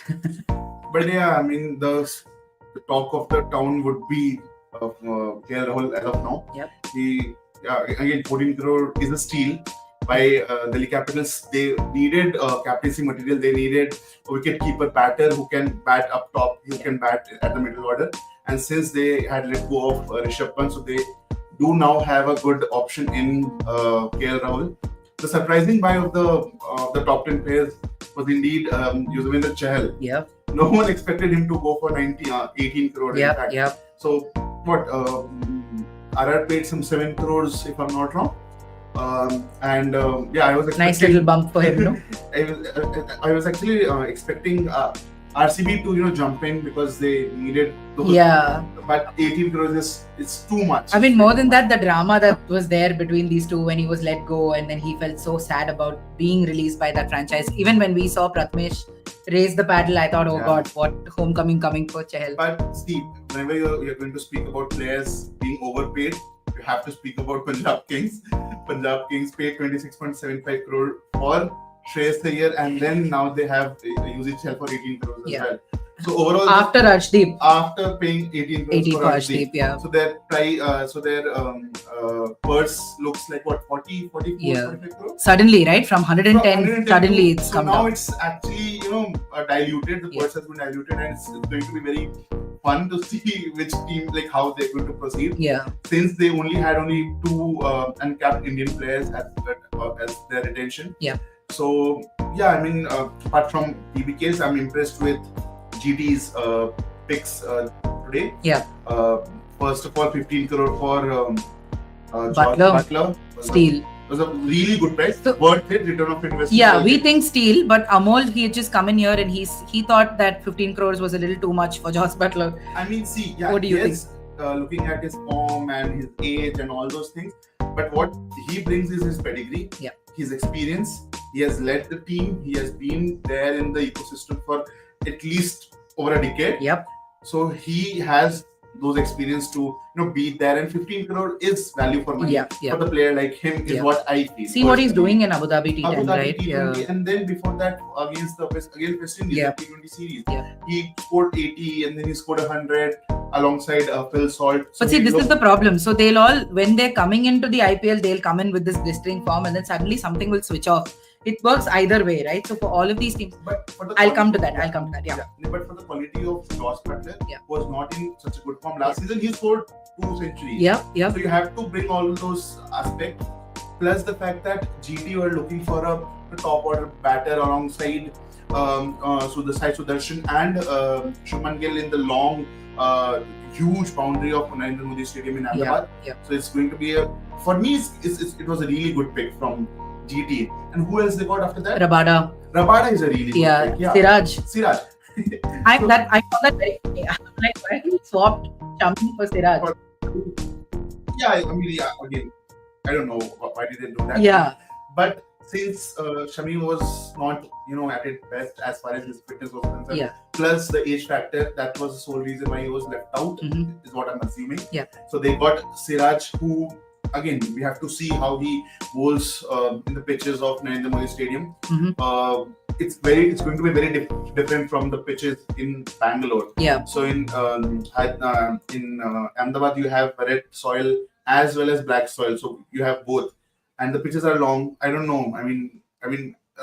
Outfield is quite big, is what I meant.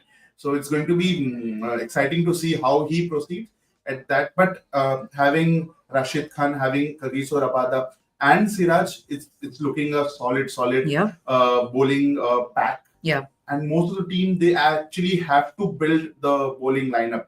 So again, cricket being batter friendly and all those things, it's tilted a bit towards batters. Yeah. They get to they get paid a bit more than the bowlers, and the focus is around batters. You can see the trends in the auction as well. Most of the team retain predominantly batters, but the way GT proceeded with the bowling pack, it looked solid. So again, one more spinner and they look pretty solid. I mean, Noor Ahmed is one of the option. I guess they can go forward for. Teams like Mumbai Indians and CSK. They're yet to CSK didn't Nothing. No buys yet. No buys yet. RCB got Liam Livingston. Livingston for yeah. 8.75 and. Did Miller not go to them, or am I? Well, we can check. Yeah.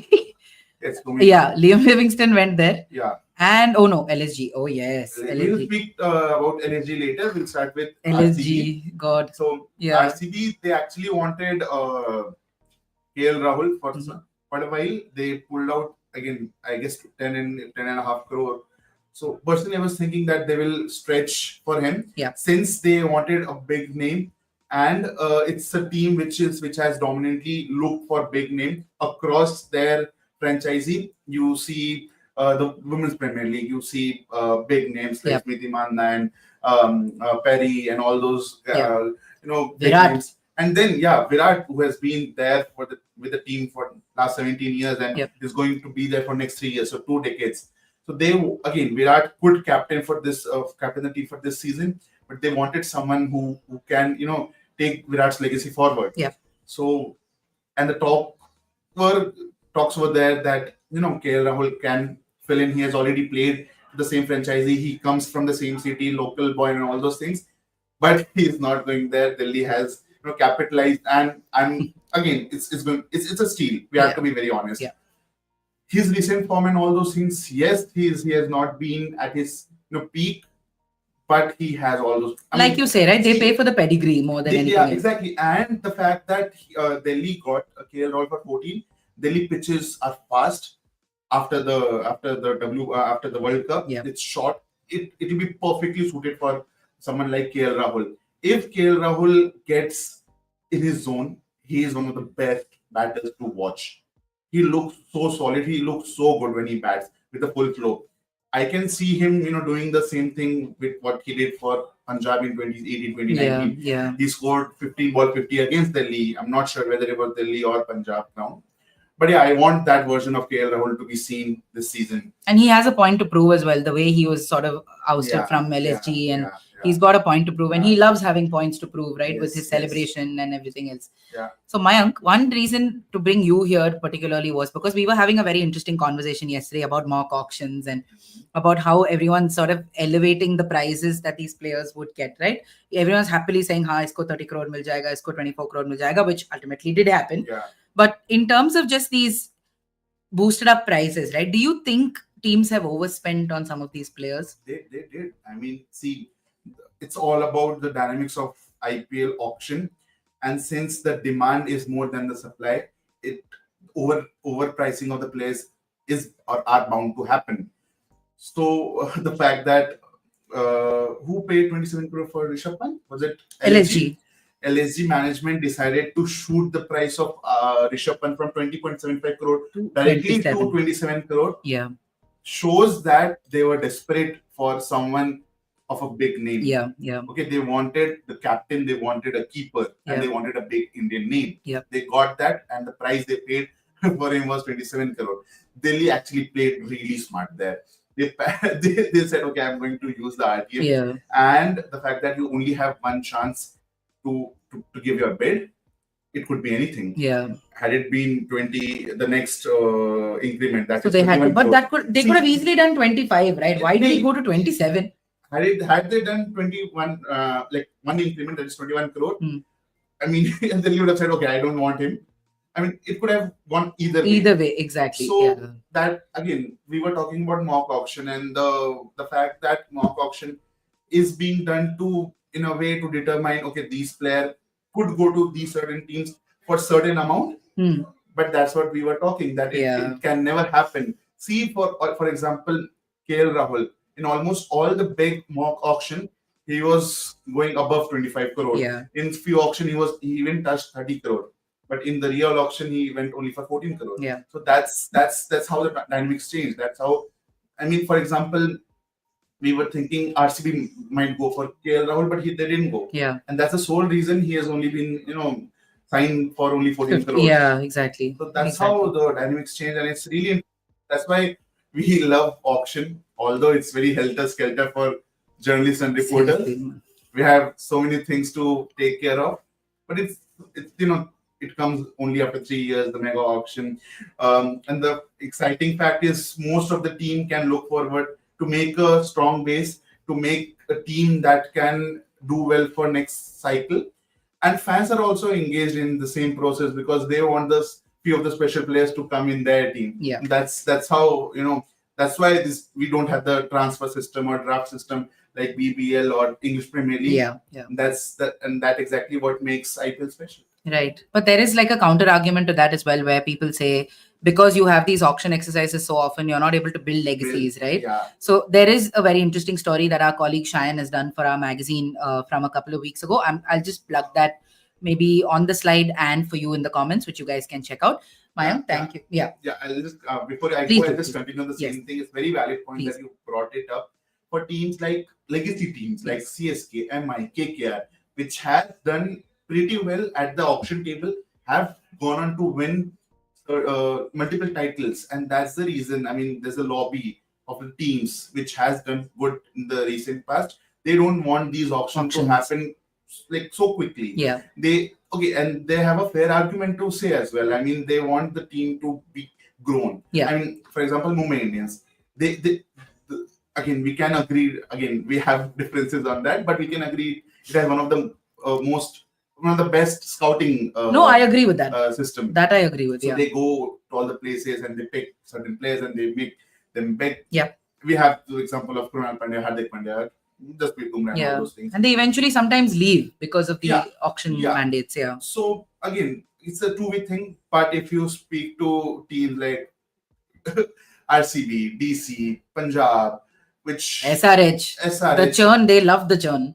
See, SRH has, again, it's weird. Can we discuss that? What are they doing in the auction? See, it's you know what, we can never Predict, really right? what SRH is. So I thought maybe having Dan Vettori around will give us some sense Some of stability, predictability, no, right? no. But it's just, they're just going for anybody and everybody. It's like year after year, the same thing.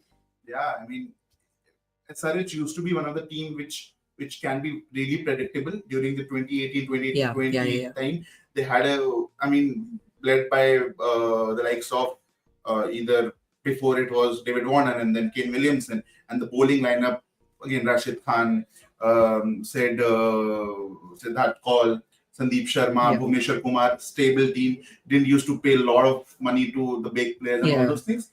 But now, if you see the change, if you only focus on SRH, it is really difficult to predict what is their next move. Exactly. A lot of expenditure as well. Yeah. So let's see how that goes. I'm actually interested to see Mohammad Shami and Pat Cummins in the same lineup. I did not anticipate that at all. So that's a nice little happy surprise. Yeah. Hopefully he stays fit, because he's still walking around with like a heavily braced knee and stuff. So let's hope everything stays fit. Up to that. But okay, before I let you go, I actually wanted to, because there was BGT happening as well, and there was like, I'm sure people here can hear the screaming from the from this group here. Can you take us through just how day 3 has sort of ended, if you managed to catch anything at all? You're talking about the India-Australia? Yeah, the India-Australia match.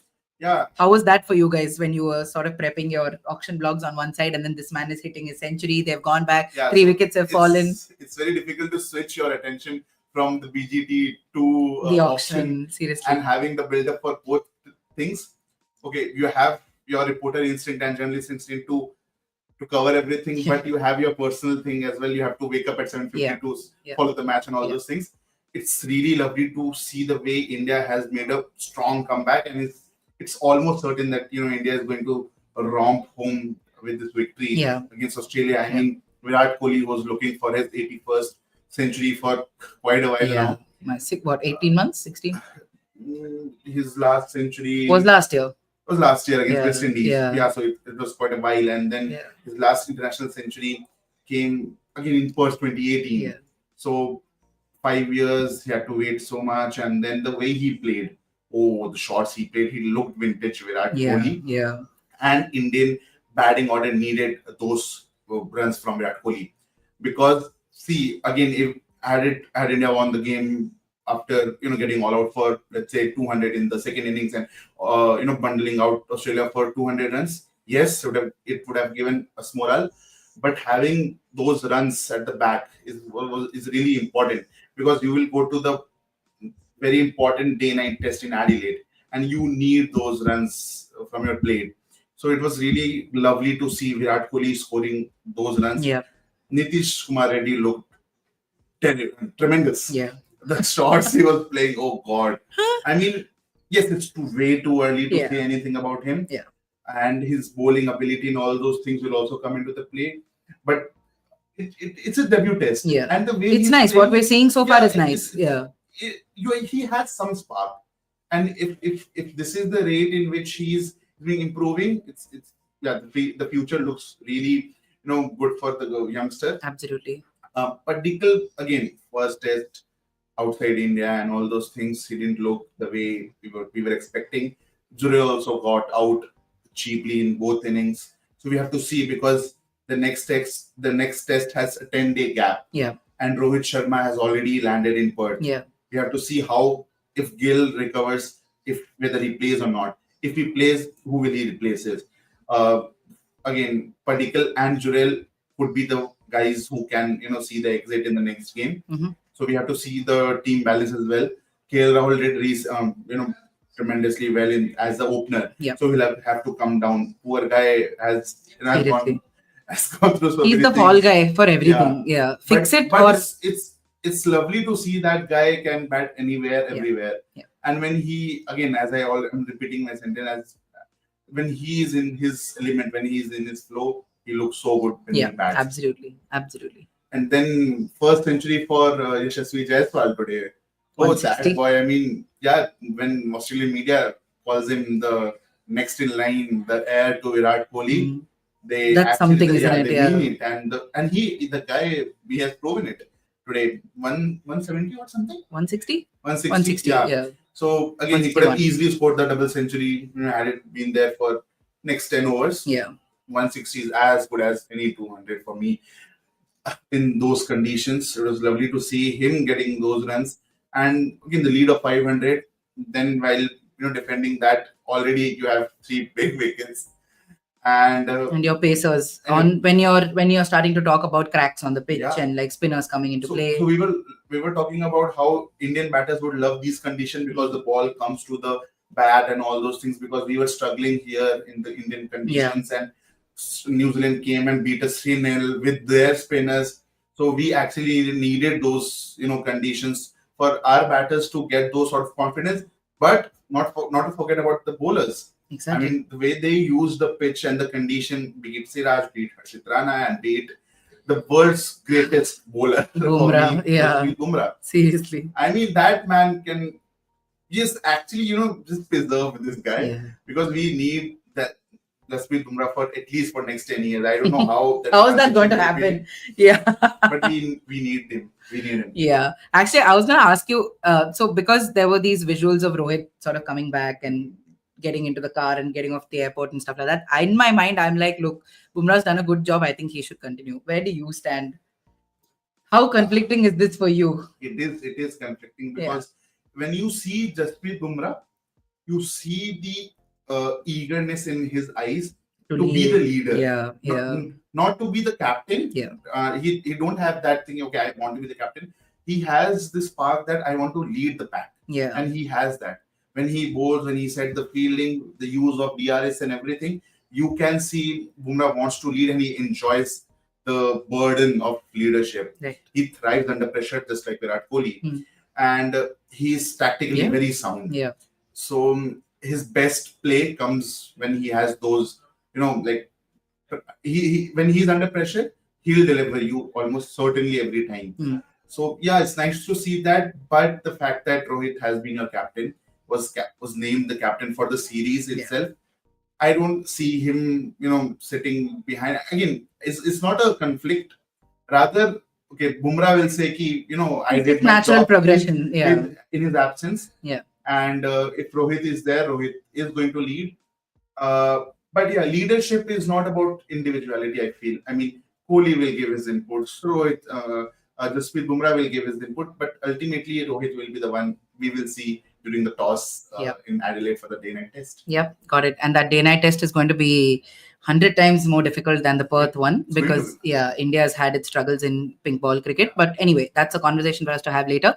Mayank, thank you for joining Thank me. you so much. We are also going to take a very well-deserved lunch break because I think there's like 3 voices speaking inside my body right now.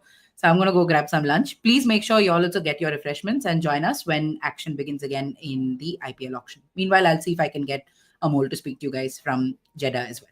Thanks for joining us. We'll take a brief pause.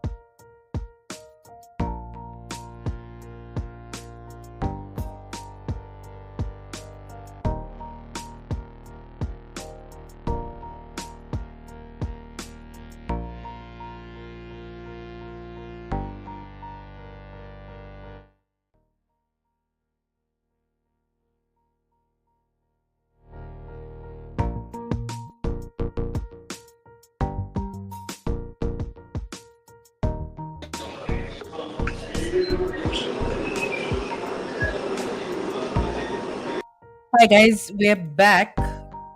Hello. I just momentarily had Amol with me for a while.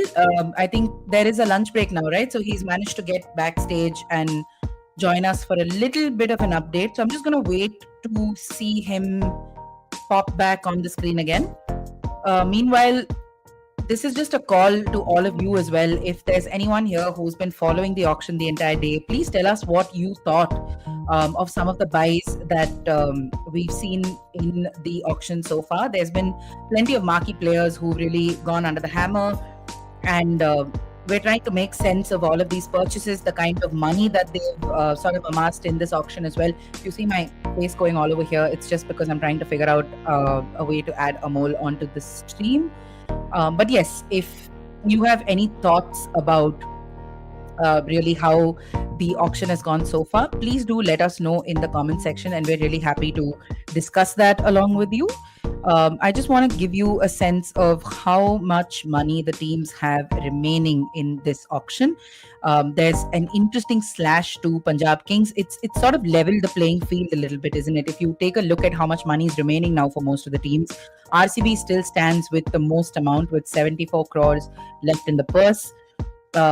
Punjab, which started the day with 110 crores, 110.5 crores, now find themselves with just 47.75 crores after some really big ticket buys. They got Arshdeep for 18, Shreyas Iyer for 26. They got Yuzvendra Chahal for 18. So there's some really big buys there. And so with that, we see their purse has been slashed a fair amount. So that sort of levels the field between them and the rest of the pool, and they'll have to now start picking players cautiously in terms of the slots that they need to fill up.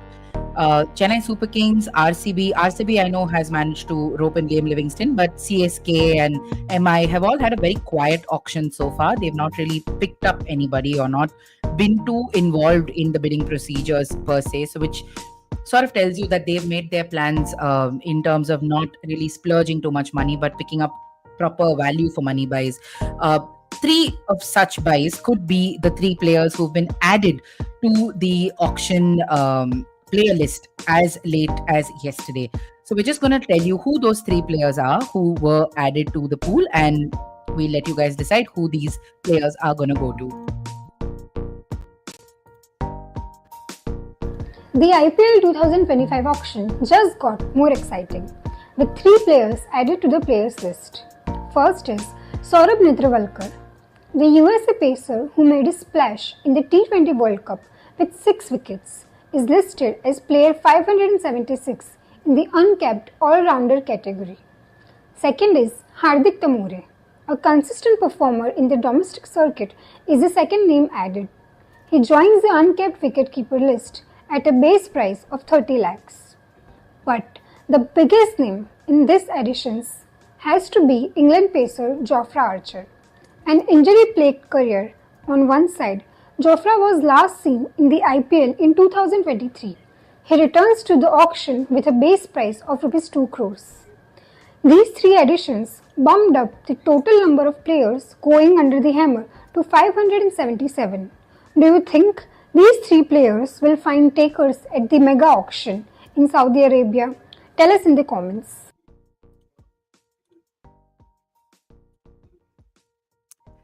So that's kind of where we are in terms of the player pool. We've got three additions. Saurabh Netravalkar is an interesting addition there. Jofra Archer, of course, there was so much excitement about him and Bumrah bowling together, but it's incredibly sad how injuries have really cut short any sort of spectacle that we can expect from Jofra Archer. Mumbai Indians particularly will be a little bummed out by this. We've got some comments in buying Chahal, Shreyas, and Arshdeep. Let me show you this first before I start reading it. Yeah, so Dhruva says, in buying Chahal, Shreyas, and Arshdeep for whopping sums, PBKS has negated any advantage it had with regards to its huge purse. Absolutely.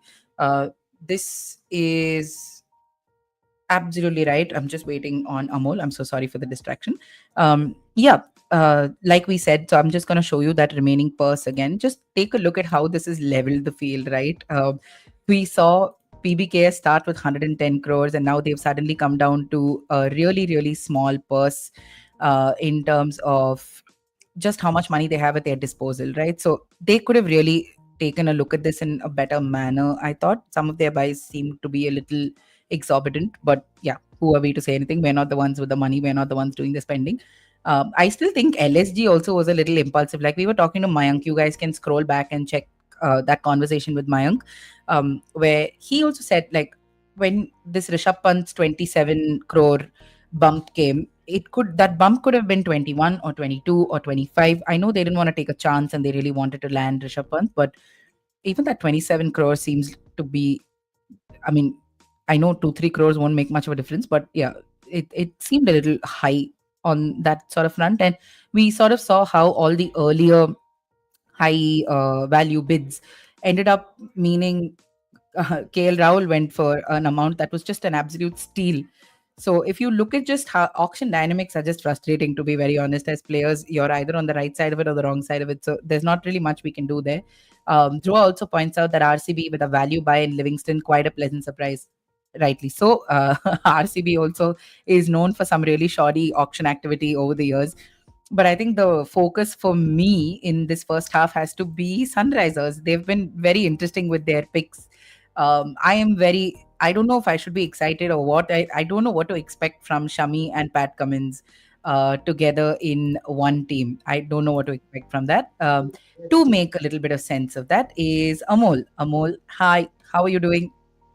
Ah, kind of hectic, hungry now, but let's just chat for 5 minutes and then I'll have lunch. Got it, got it.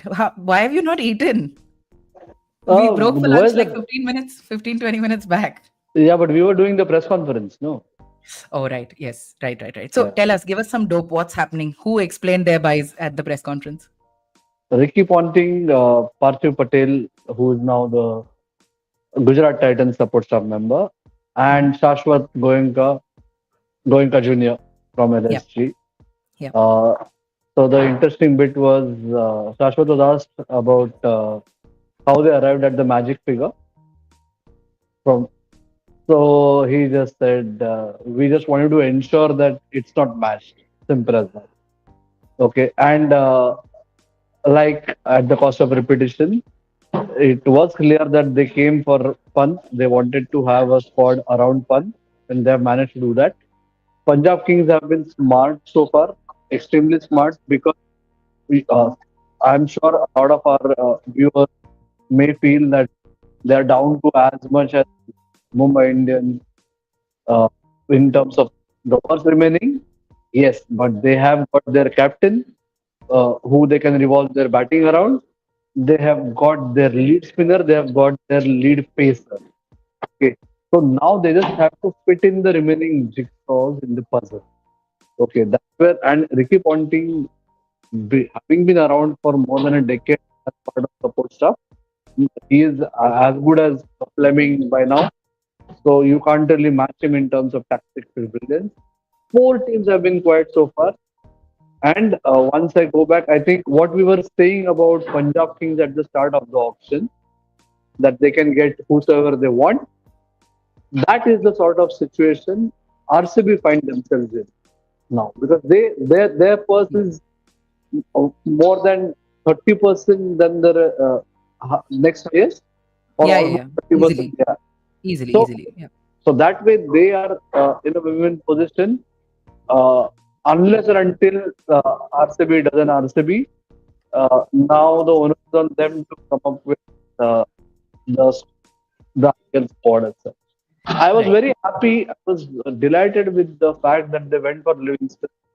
Okay, they didn't go off him for a second. They had those second thoughts, but they went all the way. It was a reasonable buy, and Livingston in Bangalore can be more than. Yeah. Absolutely. Amol, there's another thing that I wanted to ask you because you've seen so much of Shreyas Iyer's career as well, right? Be it from domestic or international or even the IPL. Tell me a little bit about what this big price tag sort of means for him in terms of just the experiences he's had, the fact that he was let go off from KKR. What do you think this means for Shreyas Iyer as a cricketer? See, one thing is he wasn't let go. Okay, Venki Mysore made it very clear that see, it's simple. Shreyas Iyer is at a stage in his life wherein, in the last couple of years, From being an all-format regular, he finds himself to be in only one India setup for now, right? He has time. He can regain his position in the remaining two formats, or at least the Test format. The likelihood is much more than in T20s right now. Okay, so he loves responsibility. He has actually got the deal of how to manage an IPL team to precision. He felt at some level that he was hard done by when he was replaced as captain at Delhi.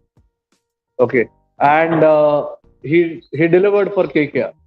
So there is absolutely nothing wrong in a player wanting to explore the marketplace. Look at what Arshdeep did, right? He was in a similar situation. Punjab Kings said, "We are not in a position. We are not sure whether you deserve 18." He said, "Okay, I want 18. Otherwise, I'll go to the auction." It was a happy ending eventually, but eventually, what the player wanted, at least 18, is what Punjab matched him for. But they took their time, right? They said if they could have saved a couple of crores, that would have been better, right? So all these things do matter. And for Shreyas Iyer, now the security part has been well taken care of, more than taken care of. Okay. Now the onus is on him to focus more on cricket, and if his body permits him, then we'll hopefully see him excelling in other formats, or rather excelling in international cricket and not just IPL. Okay, so in the upcoming sort of sets, who are you most eager to see in terms of who the teams will sort of go for now that all these big names, the ones anticipated, were all off? That is the beauty of a full auction in the 18th year of auction, right? even tomorrow, at the mid break or just before the accelerated auction, you will still be asking me that there are so many, the big names are out and there are so many big names coming up. Right? Nobody in this case. Just imagine, there are 84 names that are to be called. We are only done with 12. And at the end of the day, tomorrow's first set will have a Faf du Plessis or Sam Curran. Okay. Someone like Ishan Kishan, who is again likely to see a bit of war as such, is placed in some fifth set or sixth set. Yeah. So the next four sets will again be as prolonged possibly. But I feel now we'll see a couple of going untold in each of the sets. At least one name in each set possible. At least to the captain player. Okay. Primarily the overseas side, because the franchises will now start thinking slightly cautiously in terms of selling money out. Okay. So in that sense, I think for the remaining day, Ishan Kishan is definitely one. But I'll be more keen on how the uncapped player sets go. Because each special system is going to have one set, and those names for the IPL ecosystem are as big as the big international names. So you will see RTMs being employed more over there than in the overseas players set or the cap players. Right, absolutely. The other thing I wanted to ask you, and I think I can let you go after this. SRH has been this very interesting team in auctions when they come in and then they just randomly start bidding for like players. We've been trying to make sense of their strategy or the kind of team that they're building. Are you getting a sense of that from there? See, too early to think about all this, because I got a sense when teams inflated Josh Butler. It was to cut down on others first also. Okay. Or a similar ploy for me, Mohammad Shami was slightly overpriced with the situation he finds himself in his career right now. Okay. Right now, it's very difficult to find a pattern. But I was very, that Rabada thing, Gujarat Titans in their very first auction went big on Rabada. They pulled out at 9.25. This time around, they were more than convinced. Once Ashish Nehra could not really get Arshdeep Singh, then he was hellbent on Rabada, right? So they just went all the way for him. So these are the players. If the support staff is continuously maintained, these are the patterns that we can observe, right? Right. Right. So Sunrisers, it's early to predict whether they are actually seriously going big on a player or not so far. Okay, because all of us were saying marquee players is what it matters. But of the 12 teams, only 12 players. Of the 10 teams, 4 are yet to have a signing today. So there Right. is, we are just getting started. It's going to be a very long auction. The next 2 days, I'll be zonked by the time we're done today, possibly, not just Yeah. let alone tomorrow.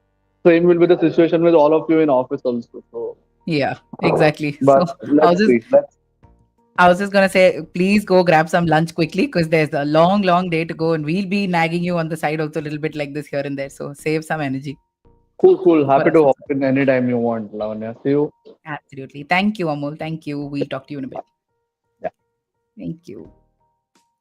Yes, so that was Amol joining us from Jeddah, where the auction's happening in Saudi Arabia. So please do skip back. YouTube lives allow you to do that. We're not Geo Cinema or Hotstar where you can't flip back and check what's happened. You can go back through the day and check out what we've been doing on this live chat. I'm going to drop a few links here and actually take a break this time. But before I do take a break, I'm going to play you a little bit of a rap that we've done.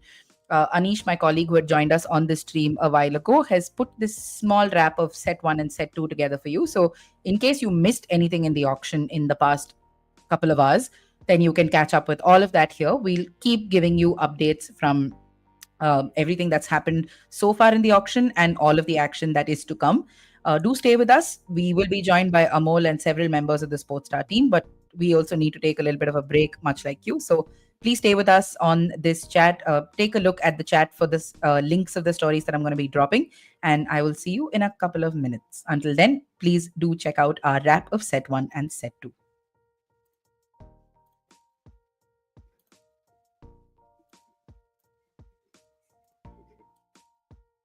Magnetic marquee sets in the IPL 25 auction, we have the first list of players sold. And as expected, I think the top two names in the list is not really a surprise. Rishabh Pant going to Lucknow Super Giants. Probably not a destination that many of them were guessing, but 27 crores, making him the highest ever pick player in the IPL auction history. Right behind him, 26.75, Shreyas Iyer. Before the auction started, we were kind of predicting one of these two to become the most earning players out of this auction.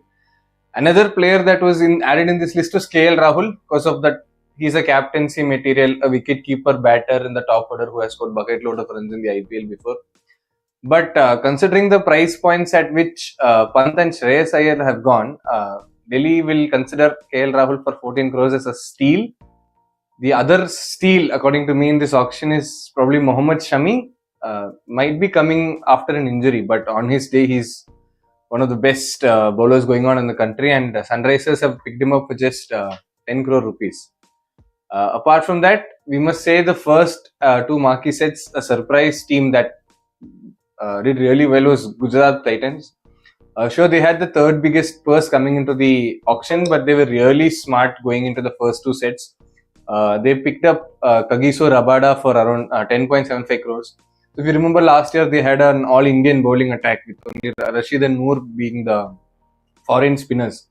And they used Spencer Johnson here and there, but he was an untested commodity. Now they have somebody in Kagiso Rabada who has that valuable IPL experience. And to boot, they have Mohammad Siraj, who has been a really good Indian bowler, one of the best Indian bowlers going around in the league. Add to that the experience of Josh Butler at the top of the order, with Shubman Gill opening alongside him. So they have dented most of their budget, but really good team setting up for Gujarat Titans.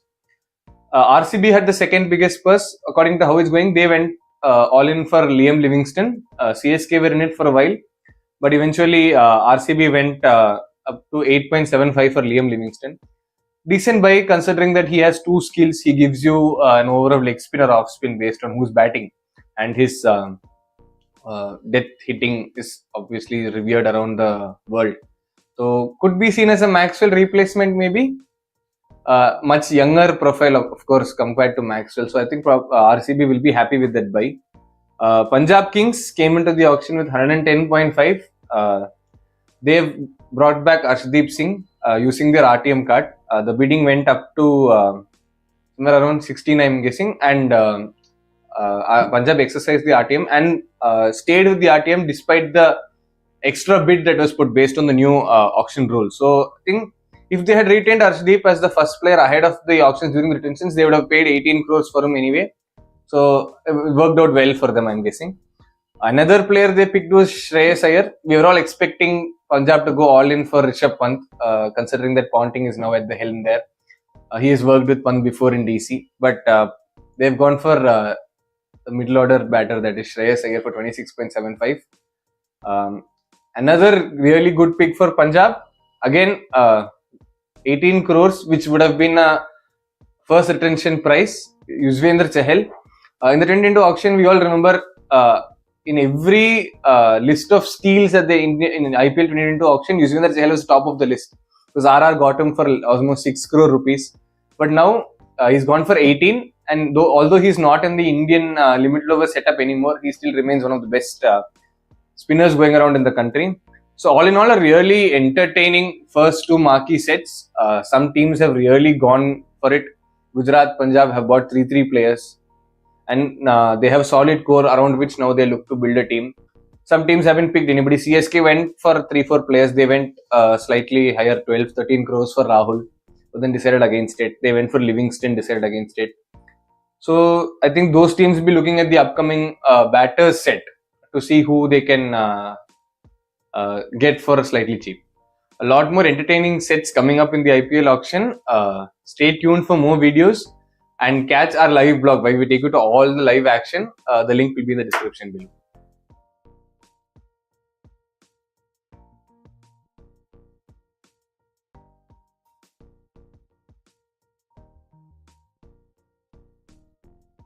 So that was Anish with a little bit of a wrap. We're going to take a small break here and be back in a couple of minutes as auction action resumes in Jeddah.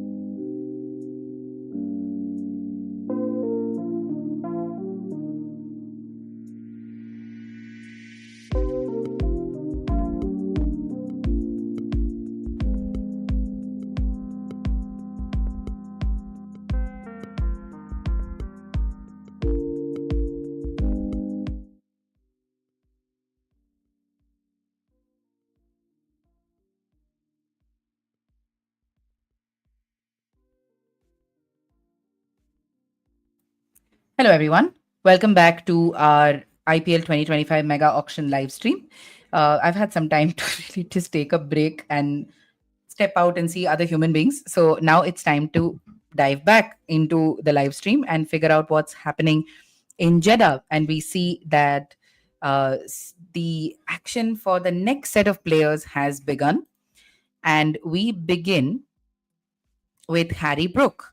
After the two marquee player sets, the next set of players on the auction floor will be cap batters, which has Harry Brook, Devin Conway, Jake Fraser McGurk, Aiden Markram, Devdutt Padikkal, David Warner, and Rahul Tripathi. So let's see who's going to take these players. As of now, Harry Brook's current bid stands at 6.25 crores, which is quite a fat amount of money. We're looking at the Punjab Kings at the moment, but we're expecting them to be a little more frugal with how they spend their money, given that they don't really have much money left. It's between Delhi and Punjab at the moment.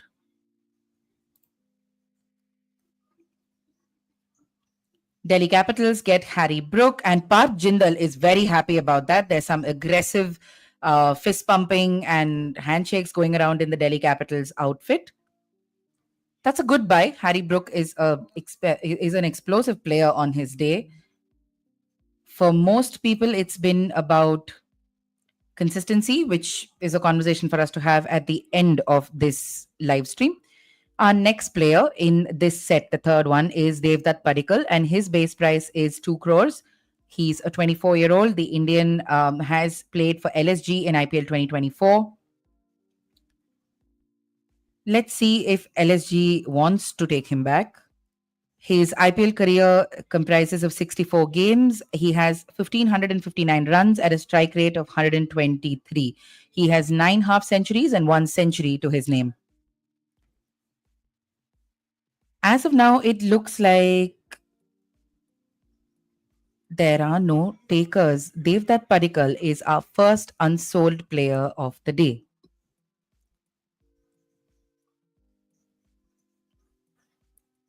This must be difficult for him to deal with as well, as he's currently in Perth for the first test of the Boragavaskar Trophy. Now, our next player is the South African Aiden Markram. His base price is again 2 crores. The 30-year-old South African played for Sunrisers in the 2024 edition. He has 995 runs in 44 IPL games at a strike rate of 130 with 5 50s.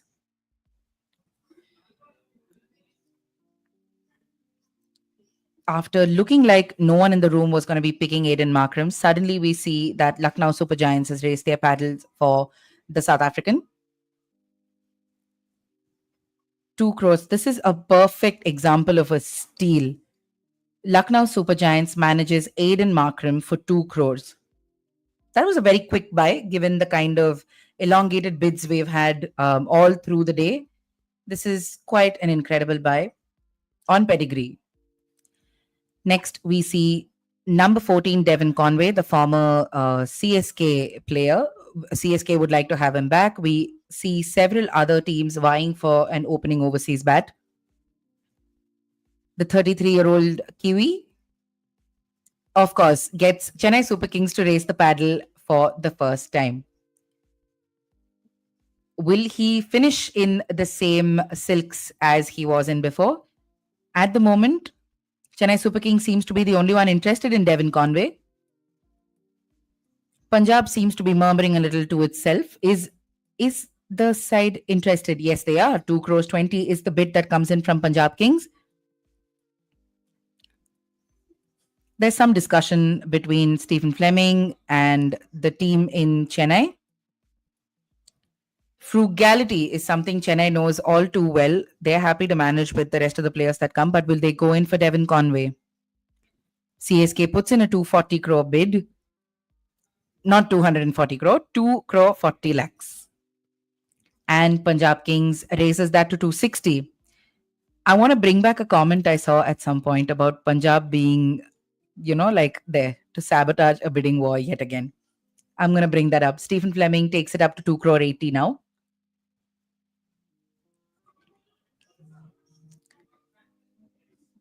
$3 crores now, says Punjab. Devin Conway's price is going up as the minute passes. Now, when will CSK say no? At this point, once it goes above a certain limit, CSK is going to bow out. But they clearly do want Conway back to pair with Rituraj Gaikwad, and this was a decent pair when they were both in form.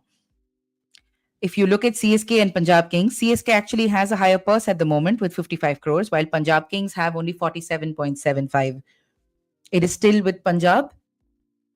I don't know if they're happy with this. 320 says CSK. CSK really wants Devon Conway back.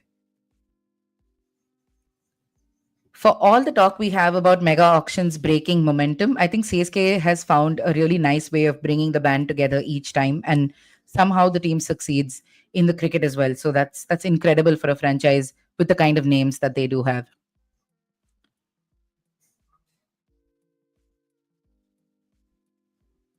CSK is still thinking about bumping it up beyond 340, and yes, Fleming bumps it up to 360. And now Ricky Ponting will reconsider, think again before raising that paddle one more time. Will Punjab? And yes, they go for it. 380. CSK will raise one more time and take it up to 4 crore. Devon Conway, the New Zealand batter, will go up to 4 crore. The bidding war at the moment is between Punjab Kings and CSK, both arch rivals. Goes back to the Yuvraj MS Dhoni era. Now, will CSK or Punjab Kings, who will blink first? 440, says Stephen Fleming. He's happy to raise his paddle for his compatriot, both Kiwis. In one of our preview videos, my colleague Nigamant was expecting it to either be, Nigamant and Dhruva to be fair, were expecting it to either be Devon Conway or Rachin Ravindra who might make their way back. At the moment, Stephen Fleming is happy to keep pursuing Devon Conway, and he does again, taking it to 525.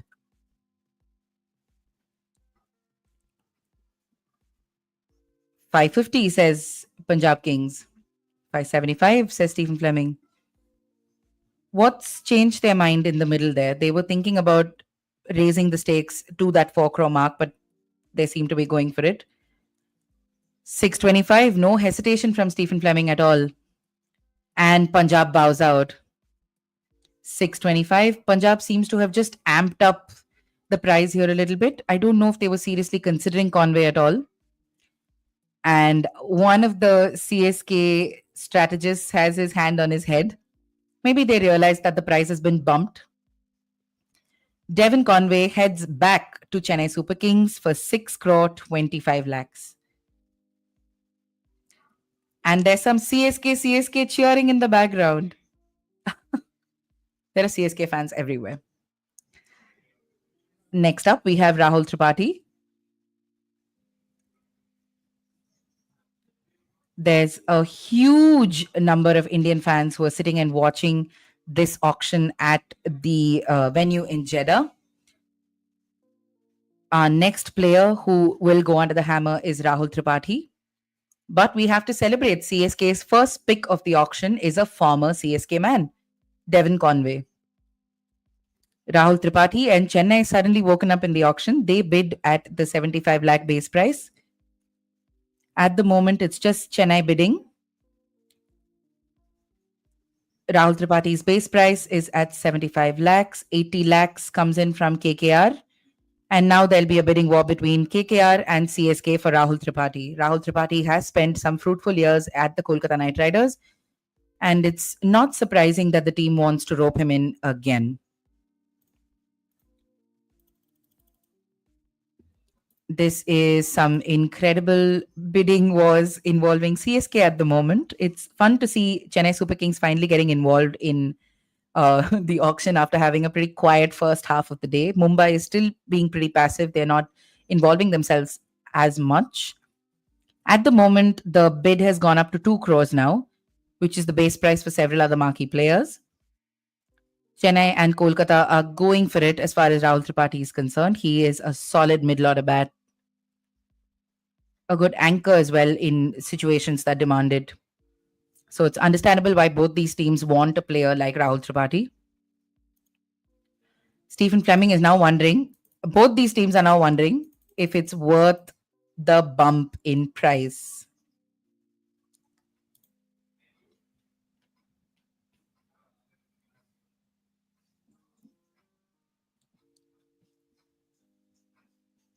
So 240 now from KKR, 260 from CSK. CSK is going for it quite aggressively with Rahul Tripathi, and they seem to be quite happy about it as well. We're seeing some of the old guard in the CSK think tank, and they're fine. They're not stressing over the fact that the money is going a little above.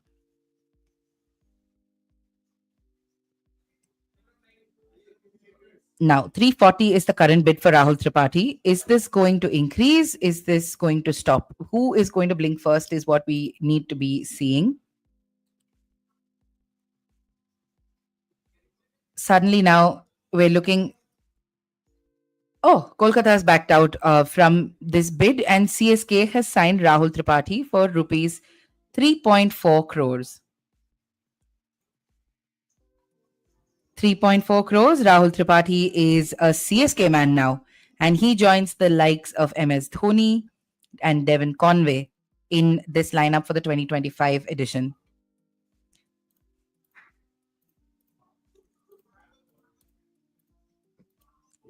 The next player to come in is David Warner.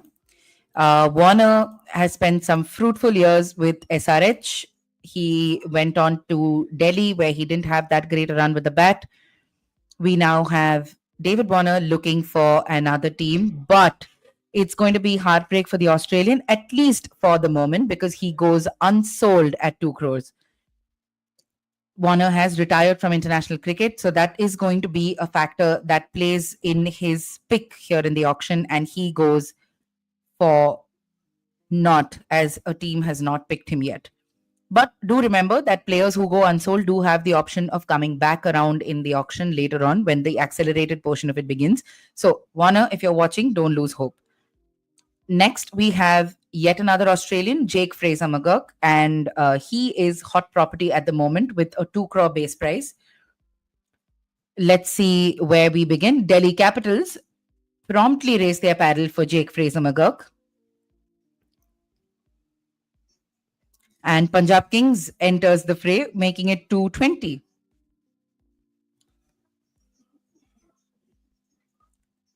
So now, currently we have a bidding war between Delhi Capitals and Punjab Kings. We're going to see a slow rise in price. Oh, and LSG gets involved. We have 2 crore 40 coming in from the Goenkas. This is extremely interesting because Fraser-McGurk. Oh, Delhi has sort of backed off.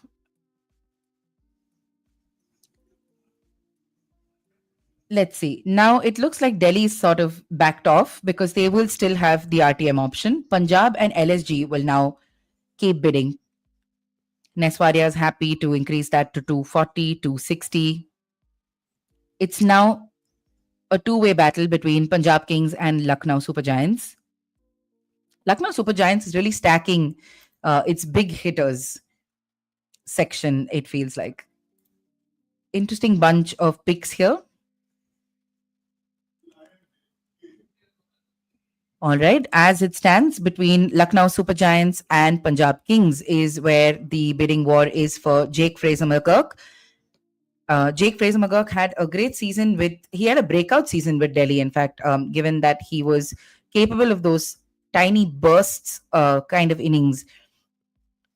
So it's interesting to see where he'll actually end up, given that Delhi sort of backed off, but Delhi can always come back in a round. The price is up to 4 crores now. We're heading towards the 5 crore mark. I can't imagine what Warner must be thinking sitting back in Australia when he doesn't find any takers, but that's kind of what cricket can do to you, isn't it? All right, so 5 crore is where we are at the moment. Sanjeev Goenka asks for a couple of minutes to think about whether they want to go past the 5 crore mark, and they do. 5 crore 25 says LSG, and Ricky Ponting and Nes Wadia will now think about this before raising the paddle again. And they do, 550. This is LSG is not going forward more.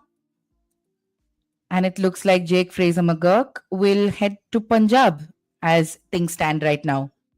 We don't see anyone else joining in. But here is where things change. Delhi uses its RTM option. As it stands, it's only 5 crore 50.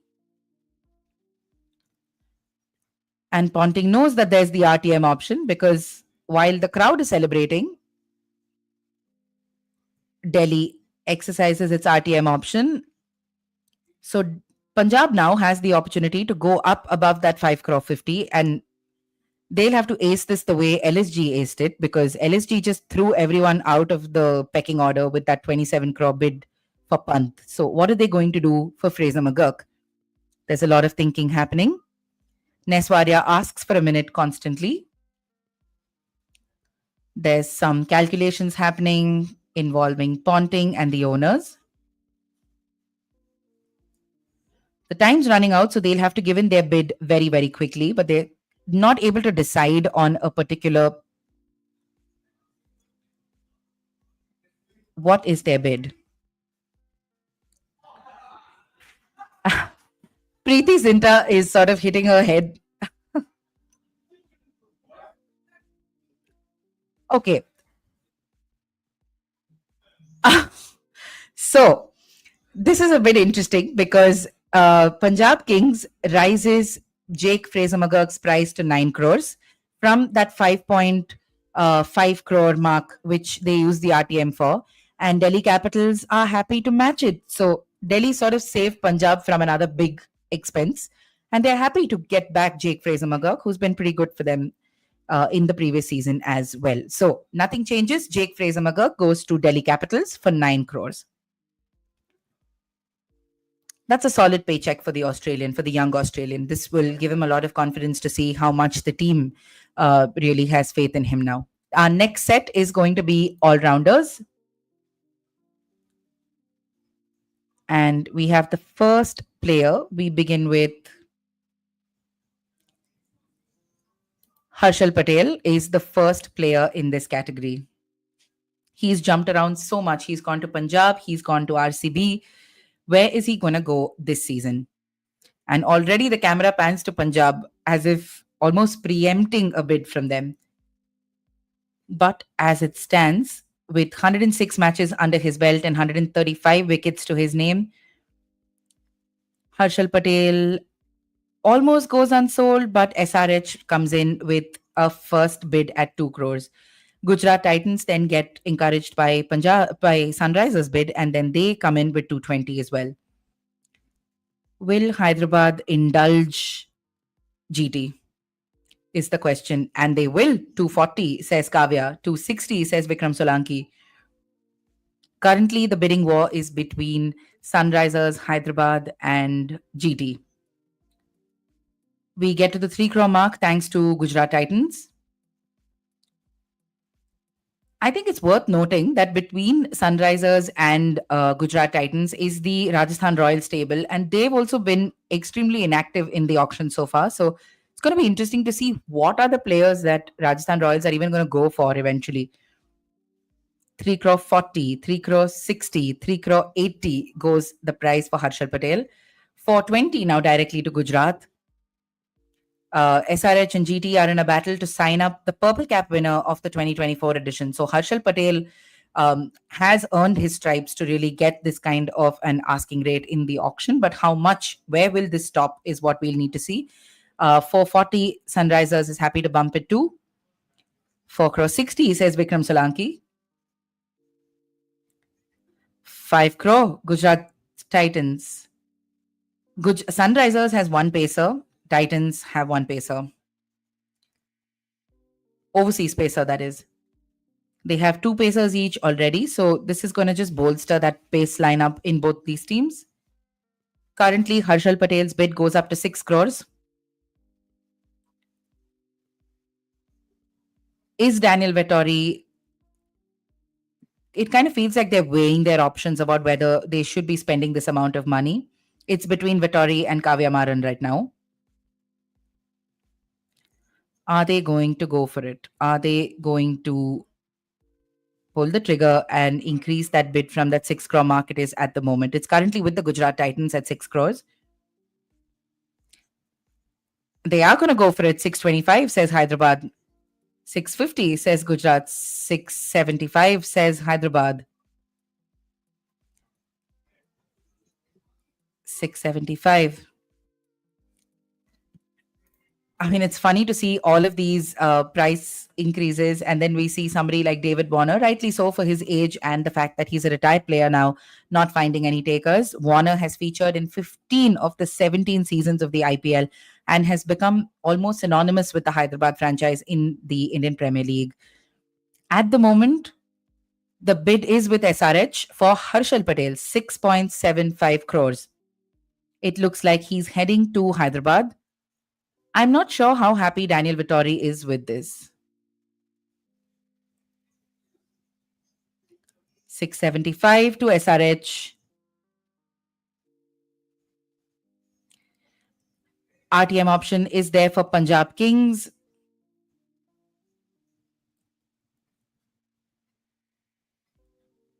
And will they exercise it? There are several people in the audience saying yes, yes, yes over there in the auction table, but there are discussions happening with Ricky Ponting, Preeti Zinta, and Neswadia. If they have to think so much, are they really going to go for it, is my question. They're discussing. Either the time's run out, that buzzer stopped buzzing long ago. Ricky Ponting cannot decide. Neswadia cannot decide. And the SRH team will have to wait to see who is saying what. Oh, Ricky Ponting says RTM, RTM, RTM. And Punjab is happy to use their right to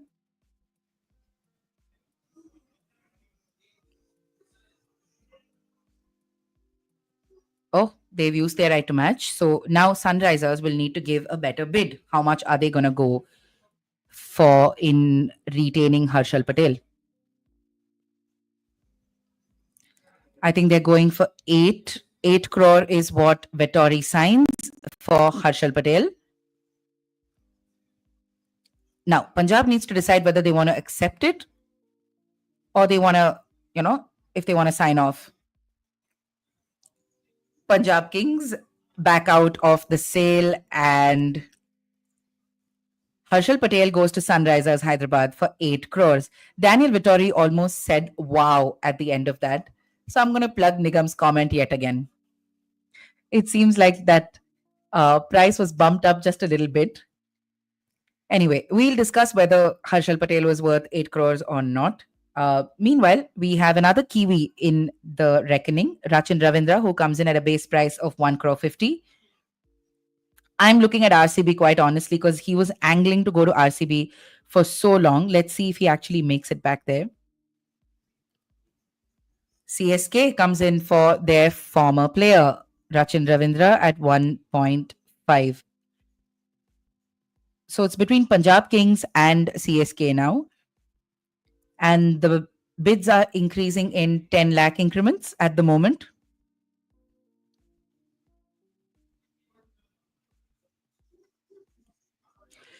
It would have been interesting to see some of these teams mic'd up just in certain sections of the auction, just to understand what they were thinking of when they were picking players. But these are not cricket matches, unlike the WBBL and stuff like that, where we can actually mic up players and figure out what they're doing. We can't do that here.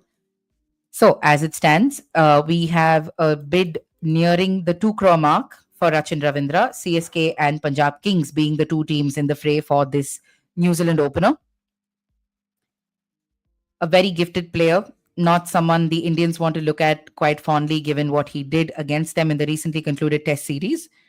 But bygones are bygones when it comes to the IPL, and Rachin Ravindra is a very popular figure in and among the CSK fan circles. The bid's gone up to 3 crore 20 now, thanks to the Punjab Kings. Now, CSK, What are they going to do? In 10 matches, Rachin Ravindra has 222 runs at a strike rate of 161. So that's a lot of pedigree that he's bringing into this team, whichever team he ends up going to. Punjab has 3 crore 20. Will CSK... Oh, it looks like CSK is backed out from Rachin Ravindra's purchase here. And it looks like he is heading to Punjab Kings. Sold. CSK has the RTM option. It made sense for them to not indulge Punjab Kings a lot. CSK has the RTM option for Rachin Ravindra at 3.2 crores and they use it. Now Punjab needs to figure out whether they want to really bump up or how much they want to bump up for Rachin Ravindra. How high will Punjab Kings go for Rachin Ravindra? I think it's really fascinating because looking at different sides of the table just gives you different reactions for Punjab Kings. Preeti Zinta says that they will that they'll go up to 4 crores for Rachin Ravindra and Chennai Super Kings is happy to take him. And there are some screams coming in from the audience because a CSK side retaining a former CSK player is like a man coming back home, and CSK cheers are all around. And there is another CSK player who comes into the auction pool now, and that's Ravichandran Ashwin, and the cheers are loud from the audiences. CSK say the fans, but is CSK even going to bid for Ravichandran Ashwin? Do we have a bid at all? Yes, CSK starts the bidding process. LSG gets involved, making it 2 crore 20. Everyone will want a thinking spinner like, no, not a thinking spinner, an overthinking spinner like Ashwin. And it's now between CSK and Lucknow Super Giants. 3 crore is the bid at the moment, 320. It's going in increments of 20 lakhs. Chennai Super Kings at the moment seem to have raced out LSG, but RCB enters the fray. 420 says Pratmesh for RCB. How much will they go? How further will they go? They actually have the money to really drive CSK up the wall here, but then they'll be stuck with the player in case they don't want him and if they're just getting involved for the sake of it. CSK's purse at the moment is 41.3235 crores, but RCB has 74.25 crores.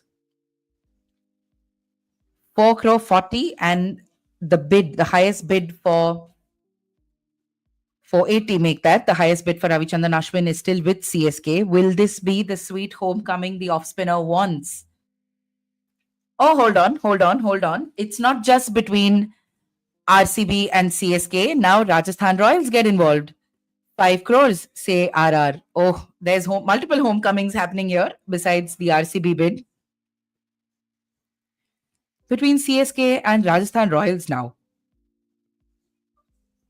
CSK squad at the moment has 3 batters, 1 keeper, 2 spinners, 1 seamer, 1 like spin bowling all-rounders are 2, seam bowling all-rounders is 1, and there's 1 pure seamer. 5.75 crores now. If Ashwin comes in, you also have someone who can bat lower down the order. So that has a fair amount of interest for CSK fans. CSK is really bolstering its squad in this segment of the auction, which is quite nice to see. They've brought back a lot of their older players. But will Rajasthan Royals play spoil sport here? The pink shirts are not being gentle about this at all. The price has now gone up to 7.25 crores. Where will Chennai stop? Because they're the ones who like to be frugal in these cases. So where will they stop? 7.25 at the moment is the asking rate for Ashwin.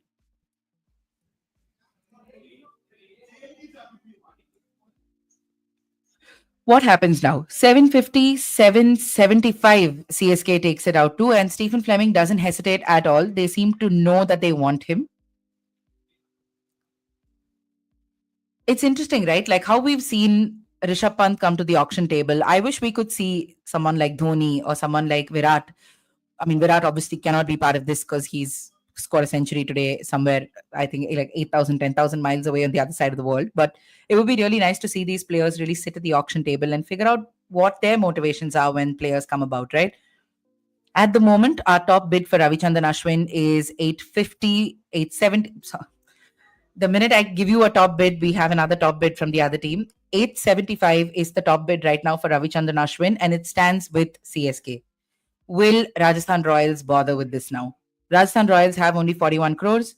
CSK also has around the same amount. So 9 crores, 925, say CSK.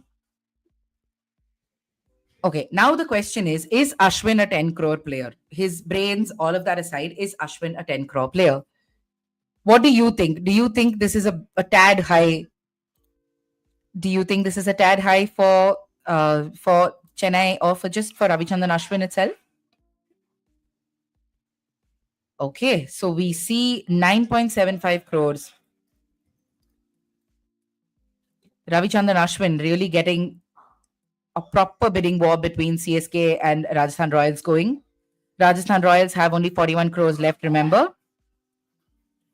And it looks like they don't have to bother about their purse because Ravichandran Ashwin is coming home. CSK will manage to get this up. CSK gets R. Ashwin for 9.75 crores.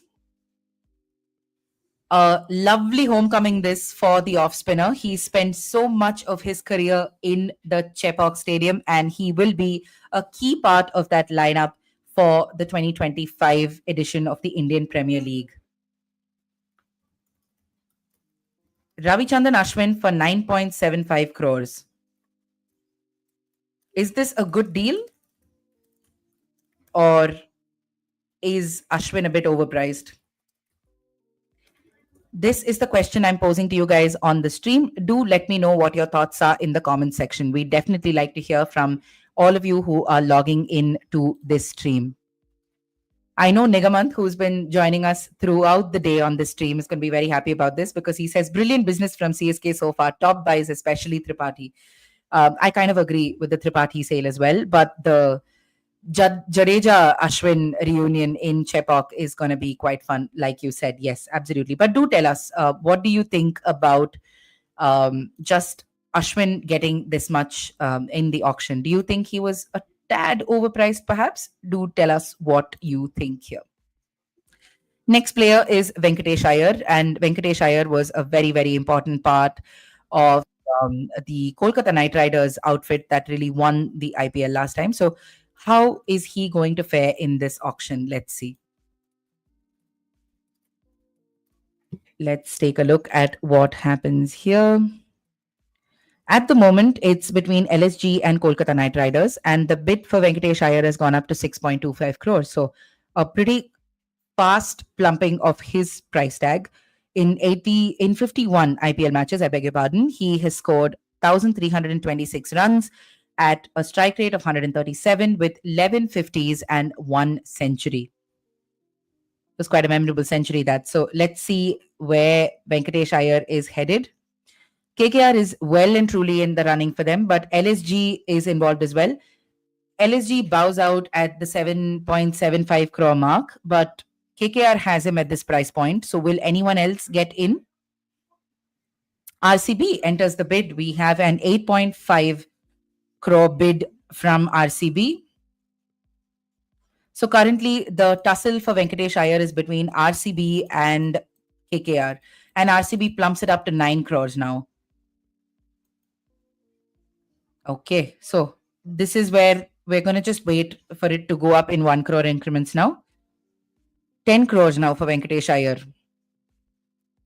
370 runs in IPL 2024 at a strike rate of 158.8.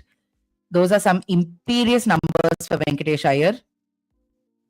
And that sort of explains why the teams are so quick to raise their paddles for him, because when he gets going, he's almost unstoppable. And he knows how to carry a team from start to finish when he comes out for that respective outfit. So if he does come in and he finds the kind of form he found last time, he'll be imperious for either of these two units, be it KKR or RCB.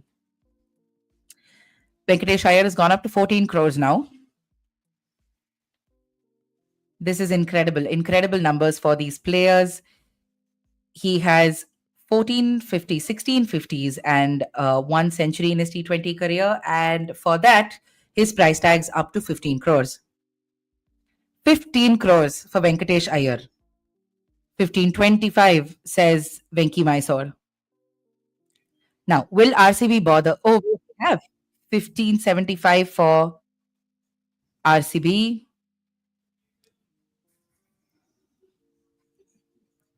1650. It's now a direct tussle between RCB and KKR. Either RCB is really taking the piss here or they really want this player, because both Prathamesh and Venki Mysore have very cheeky smiles on their face. So it'll be interesting to hear what this strategy was, particularly, especially if RCB doesn't end up really sealing the deal with Venkatesh Iyer. This is a proper bump in price. It's a proper bump in price. 1850 is where we are at the moment. 19 crores we've gone up to. Venkatesh Iyer has gone up to the 19 crore mark. This is very, very interesting. Will he breach the 21, 22, that sort of a limit, or will these teams now stop at some point? RCB makes it 20 crores. This is a big buy. And KKR is still at it. KKR still wants Venkatesh Iyer. I'm wondering if they could have maybe figured a better way around this, but they can't really do their RTM stuff as well because they filled up all their slots. Dinesh Karthik now says he needs a second. Anjali has been diligently tracking Mumbai Indians, and she feels MI looks so dead so far, wondering what their strategy is. Absolutely. I don't think Mumbai's strategy is dead, but I'm sure they have another list of players that they're going to be looking for, like Amol pointed out previously, when the rest of the auction comes up. Shayan Acharya, who is our colleague from Bombay, who's also following the auction, he says teams are mostly going by reputation. That's been the trend so far. Absolutely. We're seeing plenty of this across the aisle right from the time the auction began today. And we're seeing that with Venkatesh Iyer as well. Look at that price tag, 22.25 crores. That's an incredible price tag for him. Again, this begs the question, is this an escalated price tag for him? Is Venkatesh Iyer worth a 22.75 price tag? Do let us know in the comment section. We would love to hear from you what your thoughts are about the auction and the kind of prices that these players are raking up in the auction. 22.75 so far. Again, it is still with RCB and KKR. How much further is this going to go? This is going to Stark level now. We are at 23.25 when we're just about a crore away from Mitchell Stark level, Mitchell Stark price tags for KKR.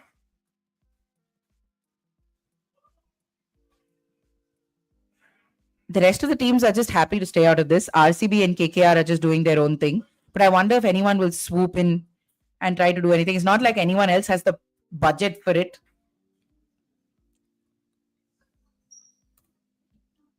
Oh, a lot of thinking going on now, because this is the 2350 says RCB. 2375 KKR raises it to. This is incredible numbers. 23.75 crores for Venkatesh Iyer. RCB now steps out after eating through 23 crores of KKR's money. This feels like a little bit of a double bluff from RCB. It seems like they really bumped up the price to then make sure that KKR spent a lot more than they would have initially thought they would. But how KKR sort of makes sense of this buy is something that we'll have to wait for the press conferences to watch. Ricky Ponting's chat, by the way, and how he's explained his auction buys from set 1 and set 2 are up on the Sportstar website. I'll see if I can plug it for you guys somewhere. You can just keep an eye on the comment section. I'll get the link of that for you in a minute. We have Marcus Stoinis, who is the next player, and his bidding begins at 2 crores. Okay, let's see what happens to Marcus Stoinis.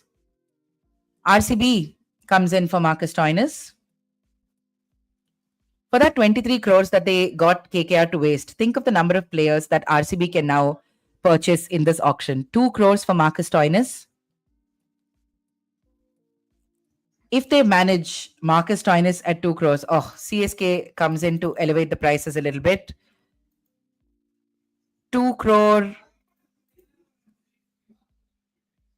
3 Indians to get 20 plus crores. Great for its own player. Absolutely. Absolutely. That is absolutely right, Anjali. Thank you for your comments. Keep the comments coming in, by the way. Do tell us if Venkatesh Iyer, if you think that was an elevated price for him, or if you think that he completely deserves the price that he got in the auction. At the moment, Marcus Stoinis is in the middle of a little bit of a bidding war. Currently, we have RCB and CSK involved in a little bit of a tussle for Marcus Stoinis. Remember that there could be a right to match option for LSG as well. In 14 games in IPL 2024, Stoinis has about 388 runs, and he's quite handy with the ball as well. So you're getting a decent all-rounder in Marcus Stoinis. In his T20 career, in 293 games, he has 6,000 odd runs and 152 wickets. So solid player this. And a great finisher. So something that RCB and CSK are understandably both interested in.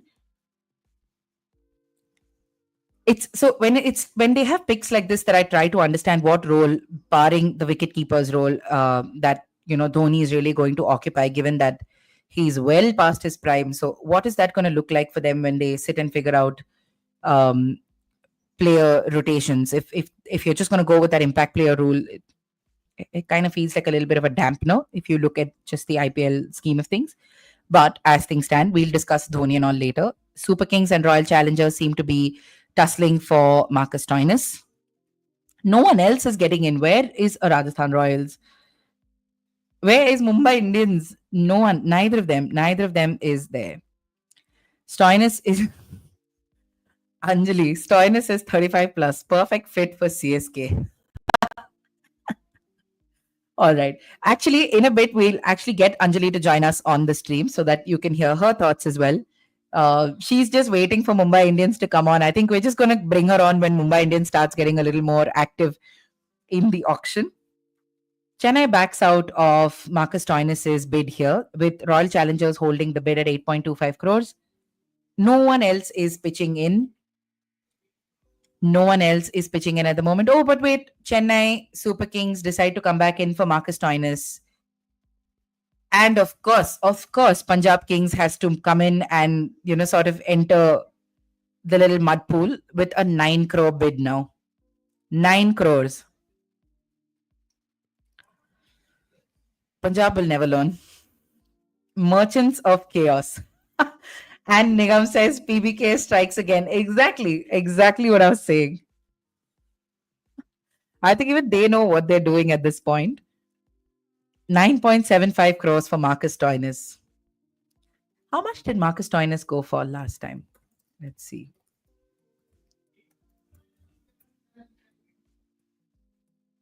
Oh. This is extremely interesting. What is going to happen?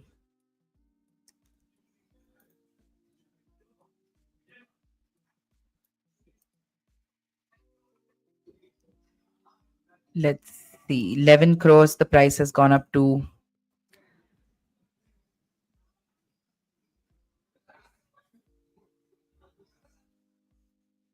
All right. It's still continuing. It's still going. 11 crores now. So I'm trying to understand what Punjab is trying to do. Rajdeep, it's a bit of a multilingual comment here. It's in Malayalam. Enikishtamalla KKR's planning. He's saying he doesn't like how KKR is planning its auction. We'll discuss that, Rajdeep. I think you'll have a lot to talk about as far as auction planning is concerned. Marcus Stoinis goes to Punjab for 11 crores, but there is, of course, will LSG want to use its right to match option? Are they going to be thinking? I don't think they're going to retain him. 11 crores seems to be a bit much. Let's see. Will they say no? It looks like they'll say no. He looks all set to head to Punjab Kings. Yeah, and Sanjeev Goenka has got a crinkle of the nose, and Punjab Kings will get Marcus Stoinis as well. Punjab is just, they're like children with like 1,000 rupees. Like when you were 5 years old, imagine if your mom gave you $1,000 and what would you do with it? You just buy everything you can see. So Punjab sort of doing that. Have fans there, Punjab fans seem to be very happy. A lot of cheering going on. The next player who is in the fray in the auction is Mitchell Marsh at a base price of 2 crores. Mitchell Marsh, I wonder if he's awake and watching this from Perth. SRH comes in for Mitchell Marsh. Is there anyone else coming in? The Australian bowling coach is sitting here in the auction while his team is taking on that fierce Indian side in the Perth Test, and he has picked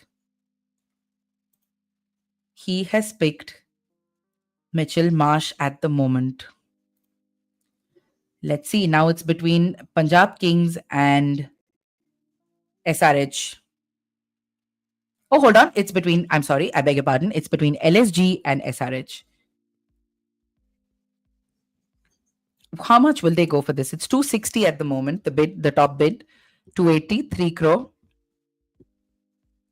How far will they go? Has been what I've been asking periodically from time to time. Mitchell Marsh in his IPL career, 42 games, 665 runs at a strike rate of 128.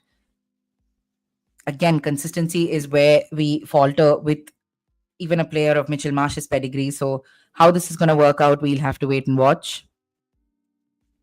3 crores at the moment for Mitchell Marsh.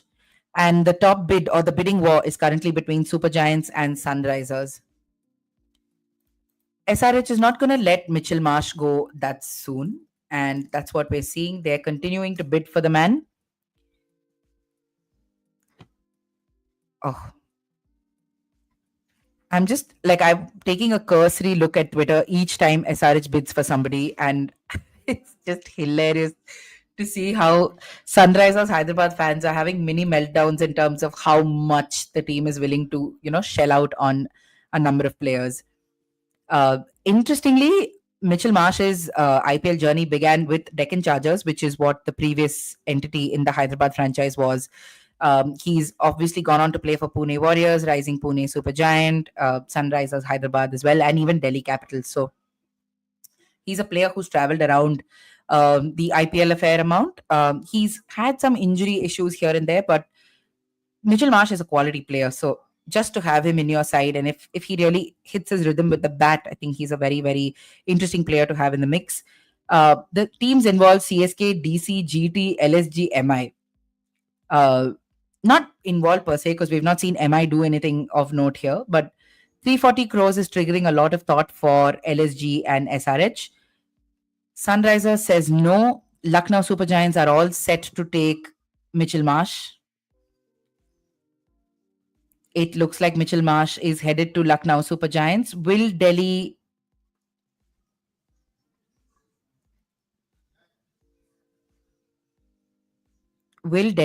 right to match?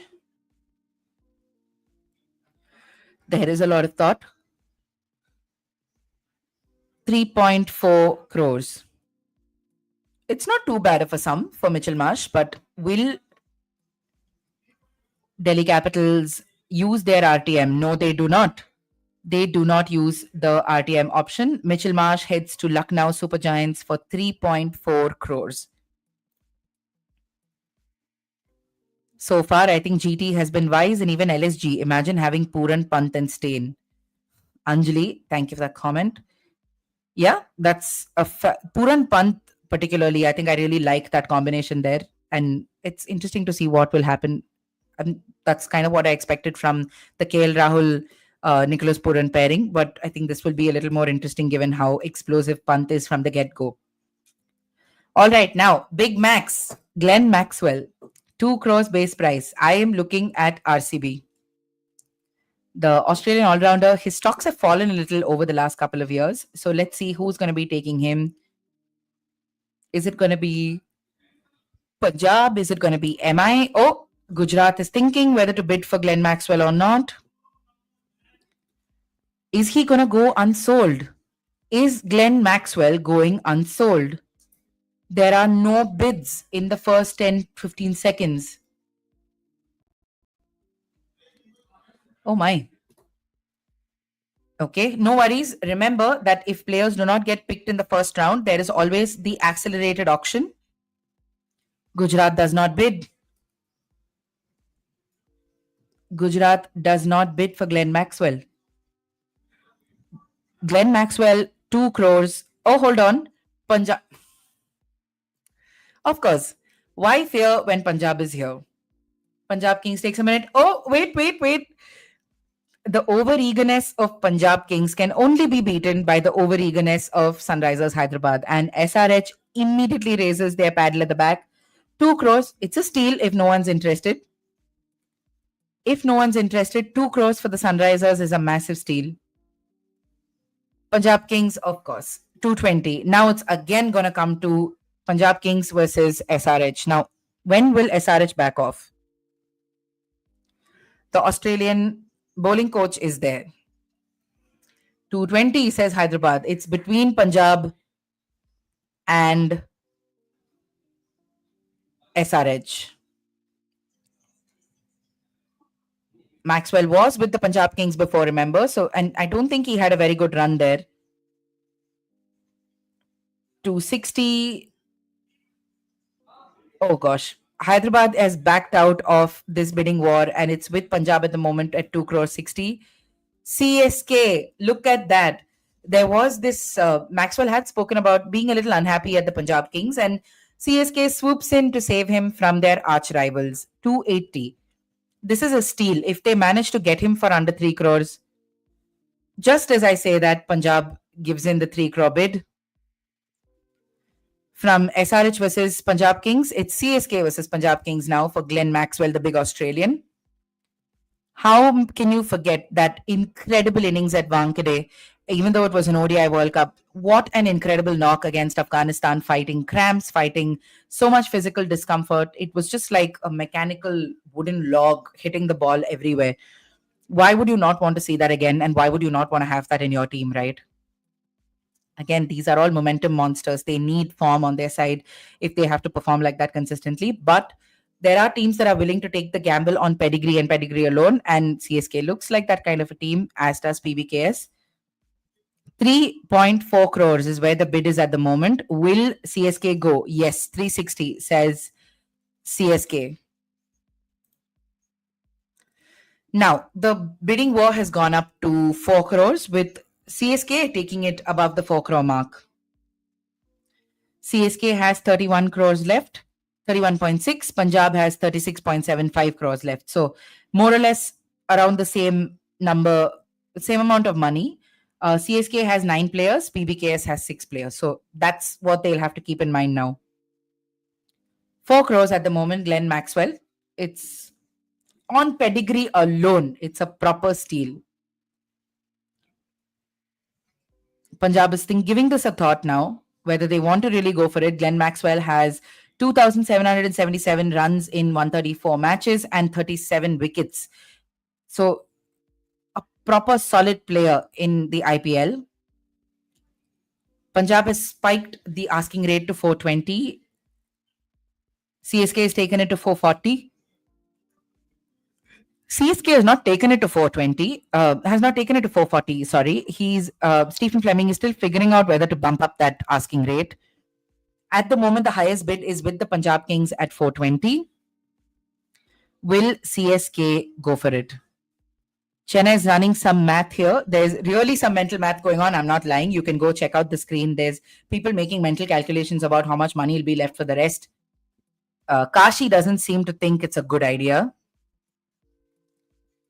He doesn't. He's shaken his head very, very vehemently.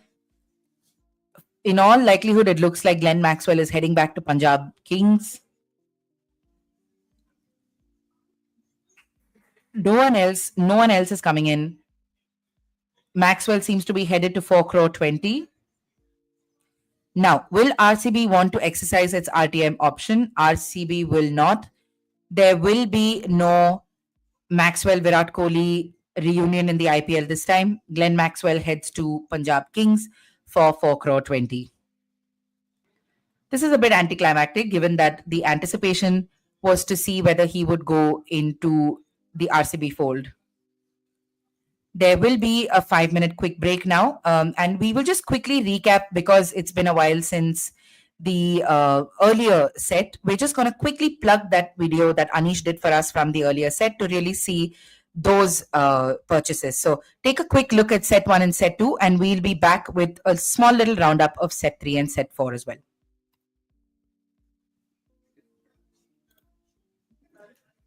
Going to Lucknow Super Giants. Probably not a destination that many of them were guessing, but 27 crores, making him the highest ever picked player in the IPL auction history. Right behind him, 26.75, Shreyas Iyer. Before the auction started, we were kind of predicting one of these two to become the most earning players out of this auction. Another player that was added in this list was KL Rahul because of that. He's a captaincy material, a wicket-keeper batter in the top order who has scored bucket load of runs in the IPL before. But considering the price points at which Pant and Shreyas Iyer have gone, Delhi will consider KL Rahul for 14 crores as a steal. The other steal, according to me, in this auction is probably Mohammad Shami. Might be coming after an injury, but on his day, he's one of the best bowlers going on in the country, and Sunrisers have picked him up for just 10 crore rupees. Apart from that, we must say the first two marquee sets, a surprise team that did really well was Gujarat Titans. Sure, they had the third biggest purse coming into the auction, but they were really smart going into the first two sets. They picked up Kagiso Rabada for around 10.75 crores. So if you remember last year, they had an all-Indian bowling attack with only Rashid and Noor being the foreign spinners. And they used Spencer Johnson here and there, but he was an untested commodity. Now they have somebody in Kagiso Rabada. I apologize for the brief pause in proceedings because we had to discuss KKR's fun little outing in this segment of the auction. I just saw, this is my colleague Shantodeep who did the KKR preview version.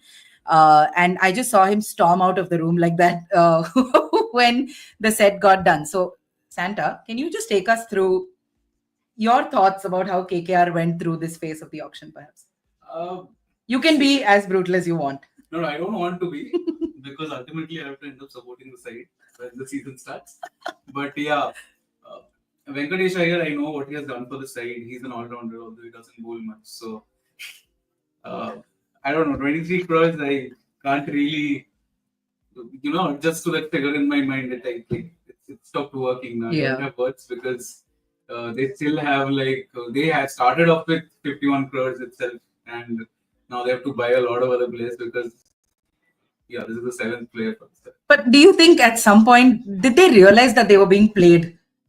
Because it sort of felt... I don't think KKR wanted to let go of it because probably now, initially I thought they would go for a captaincy option in Shreyas Iyer, but going by the amount now, I'm pretty sure that KKR is looking at Venkatesh as a probable skipper. Right. So if they had that in mind, again, it doesn't justify the value. Yeah. I understand why they went up.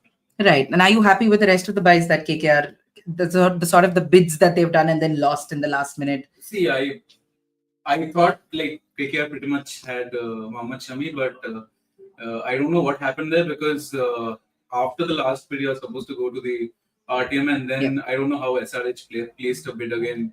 But because KKR already had the last bid, the auctioneer asked whether anybody wanted to place the final But she bid. has been quite accommodative of like bids I know, but beyond no, as well. I'm just talking about the rules. Yeah. I'm not sure. As in, I thought that there'll be a protest from KKR, Yeah. but it didn't happen. Yeah. Because you have players the last bid, you go to RTM only after the last bid Yeah. happens, and then I don't know, she came back to SRS for some reason. Yeah.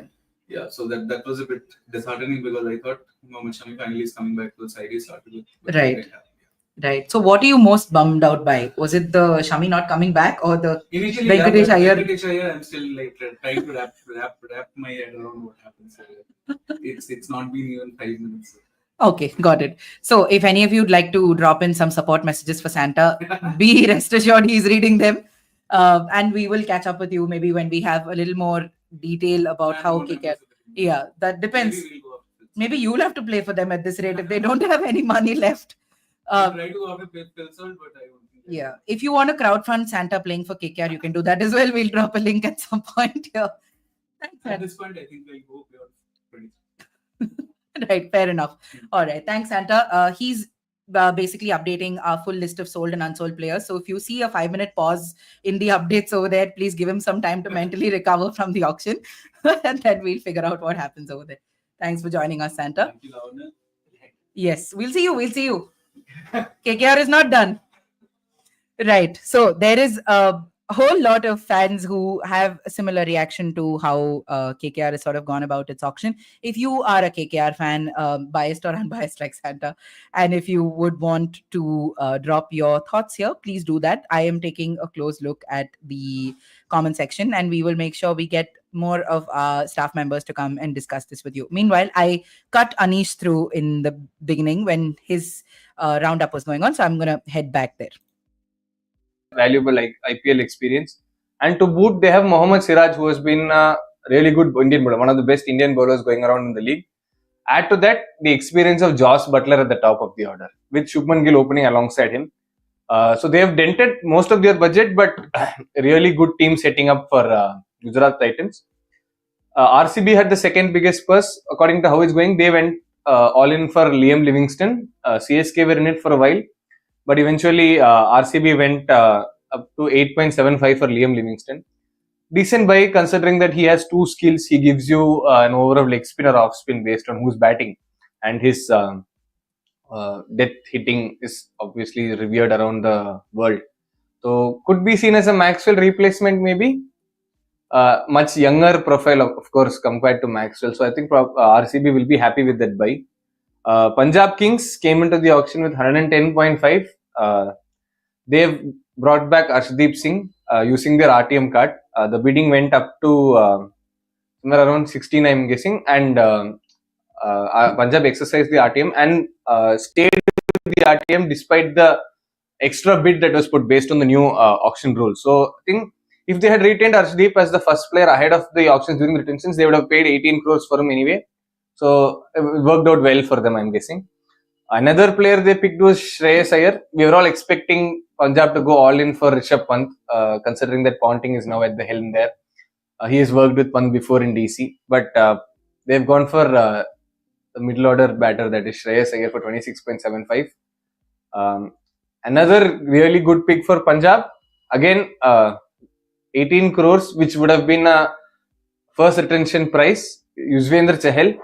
In the 2022 auction, we all remember in every list of steals at the in IPL 2022 auction, Yuzvendra Chahal was top of the list because RR got him for almost 6 crore rupees.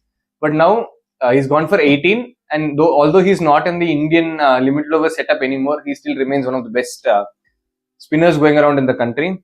So all in all, a really entertaining first two marquee sets. Some teams have really gone for it. Gujarat, Punjab have bought 3 players, and they have solid core around which now they look to build a team. Some teams haven't picked anybody. CSK went for 3-4 players. They went slightly higher, 12-13 crores for Rahul, but then decided against it. They went for Livingston, decided against it. So I think those teams will be looking at the upcoming batters set to see who they can get for slightly cheap. A lot more entertaining sets coming up in the IPL auction. Stay tuned for more videos and catch our live blog where we take you to all the live action. The link will be in the description below.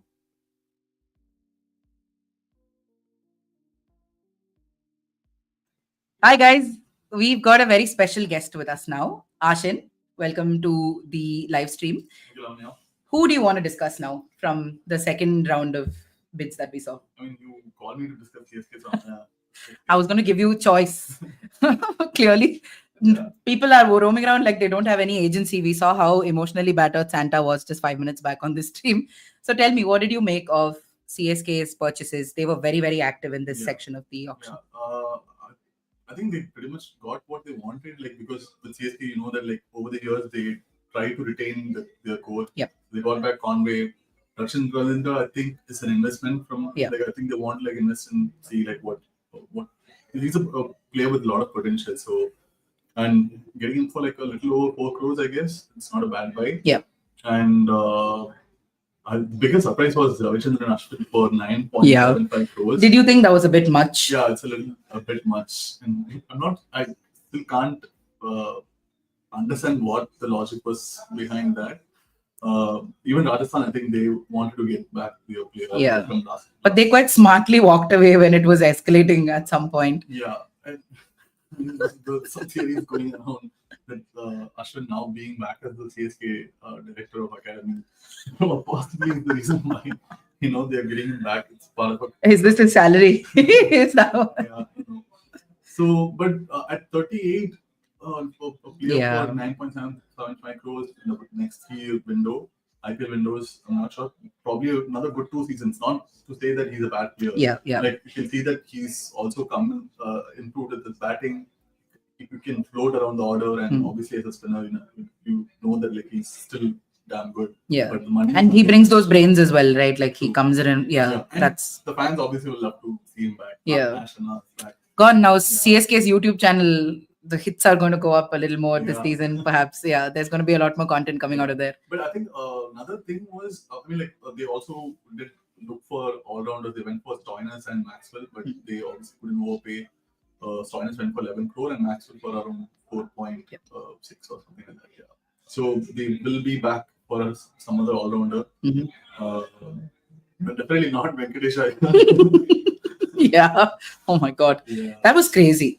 I thought what did you make of that? Because you were seeing it from there, and I saw there was a lot of laughing happening over there. I'm assuming looking at the KKR supporters in the group. But tell me just what you made of that. I mean, since he had a really good season, it's somewhat justified for KKR to like get him back for a big money, but 23.7 crore is a massive money. But like I think I don't know if Santa had mentioned like possible as a possible Captains, yeah.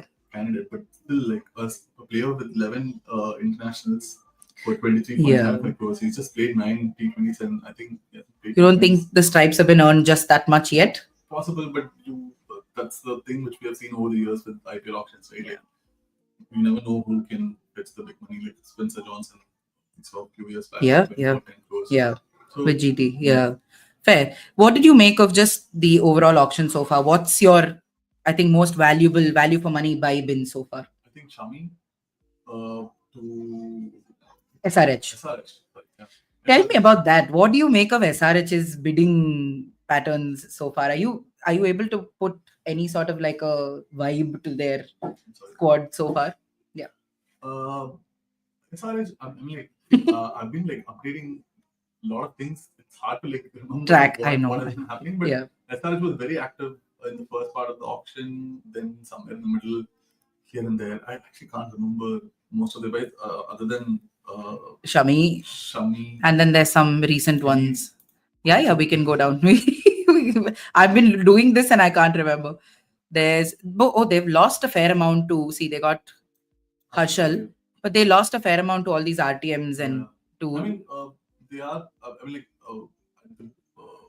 what's the stadium's name? In Hyderabad, like Rajiv Gandhi. Upal, Stadium. yeah. Oh, I thought it was Upal, but then I thought someone else. No, you're right. We have seen that, like, it's a high scoring venue. Not to say that Harshal Patel can actually help with that, but we have seen him, like, he can get the wickets at the death. And he might also go for runs, but it's a good option to have. And who's the other one? Yeah, Shami is possibly the best buy for them. I like that. I think around 11, 10, Yeah, 10%. 10 or 11. Yeah, fair enough. And the fact that he does have some fitness issues also comes into that not being a higher rate as well. All right, fair enough. So we've discussed a little bit of CSK. I'm going to let you go because he's manning our social media. Do remember we're on Blue Sky now, so and Ashin's sort of diligently posting everywhere. So do go and support his work as well and follow all of our updates on our social media platforms. Thank you. Thanks, Ashin. Clearly the auction is back, and we've got the next set, and that looks like keeper batters, if I'm not wrong. And we're going to quickly dive into bidding happening at the moment for Quinton de Kock. And finally, I think the Mumbai Indians table has woken up. I hope Anjali is keeping tabs of what's happening here, because she was really waiting for Mumbai Indians to be a little active in the auction pool. Let's see. All right. So Quinton de Kock at the moment and KKR are vying for Quinton de Kock, and the current highest bid is 3 crore 60 lakhs. Where is Quinton de Kock going to go? Will he go back to his former franchise, or is a new challenge awaiting him?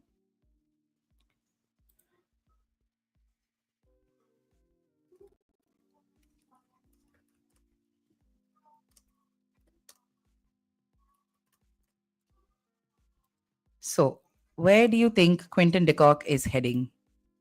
We're just quickly updating whatever we can, so you guys can check out all the information on the episode description as well. All right.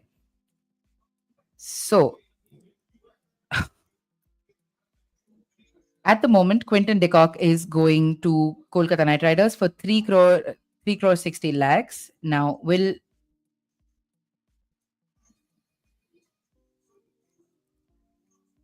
LSG would not like to exercise the RTM option, so Quinton de Kock goes to Kolkata Knight Riders. I don't know if this makes Shantadeep feel any better. 3 crore 60 lakhs for Quinton de Kock. Keeper batter, is an explosive opener. So on his day, he's a very formidable force. Our next player is Johnny Bairstow, English keeper batter. He begins at a base price of 2 crores. Now remember, this upcoming set of capped wicket keepers has Quinton de Kock, Johnny Bairstow, Ishan Kishan, Phil Salt, Jitesh Sharma, and Rahmanullah Gurbaz. Bunch of really interesting players in the fray here. So we're going to wait and see who goes where. At the moment, 2 crores, Johnny Bairstow seems to be getting no takers. Johnny Bairstow goes unsold for the moment. After spending years at Punjab Kings, at the moment, Johnny Bairstow finds no takers. Next, we have Phil Salt. Phil Salt's release from KKR did not make sense to a lot of people, but let's see what is going to happen. Mumbai Indians goes for Phil Salt instantly at that 2 crore base price.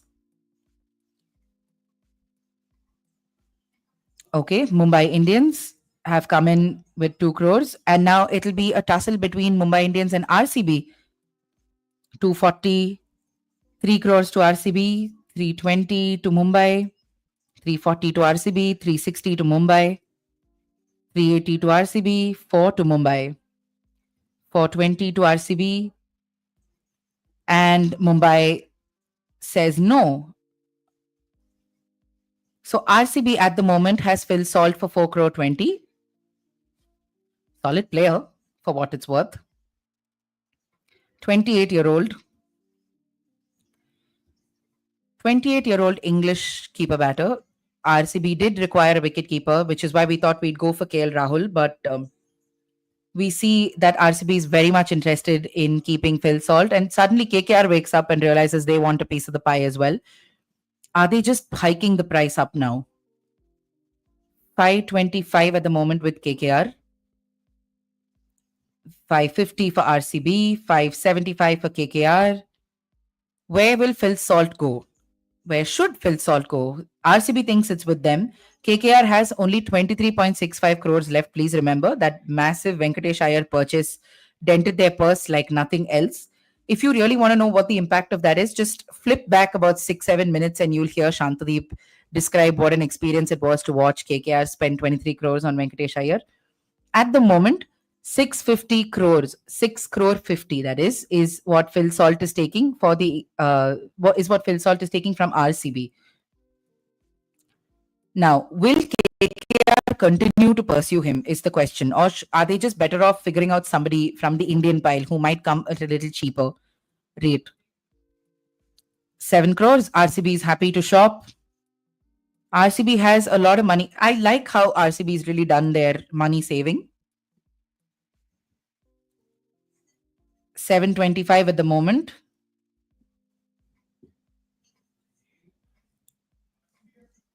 $750, says RCB. Phil Salt.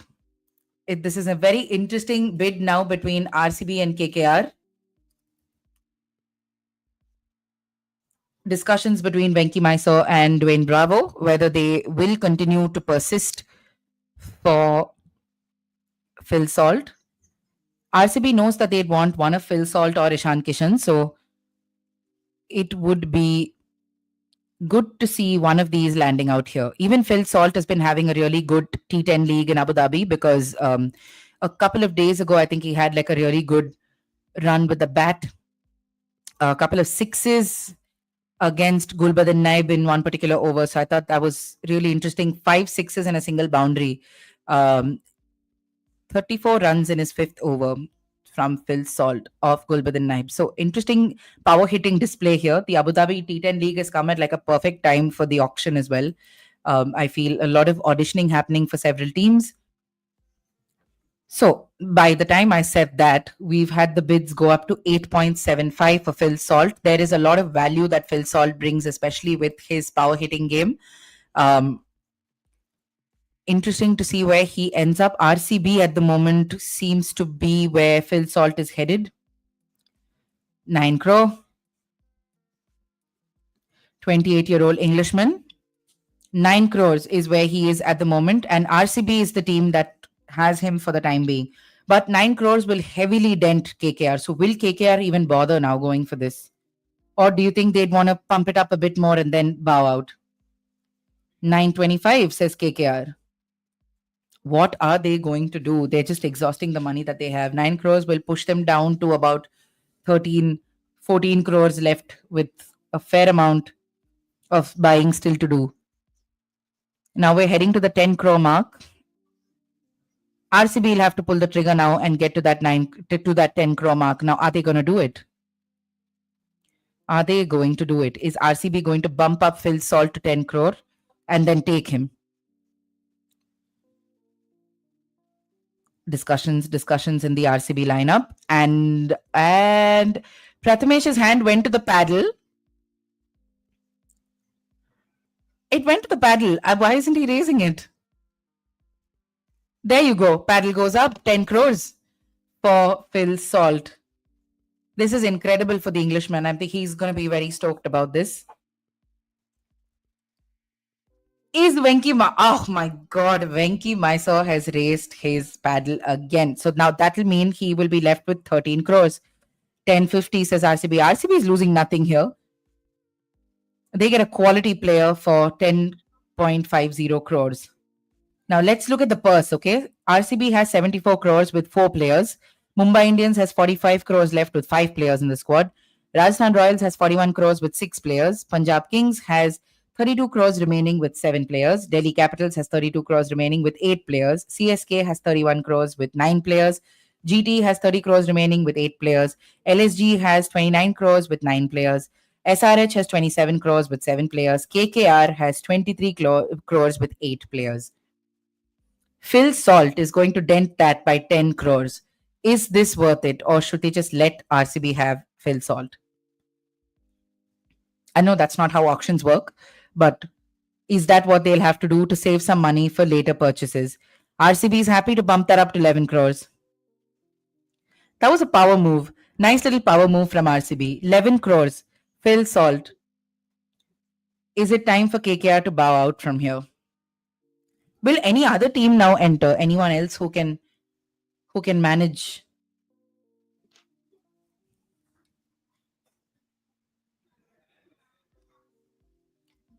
Phil Salt at the moment is commanding a 11.25 bid. 11.50 from RCB. RCB is happy to push this. They're very happy to push this. Phil Salt. 11.50 at the moment with RCB.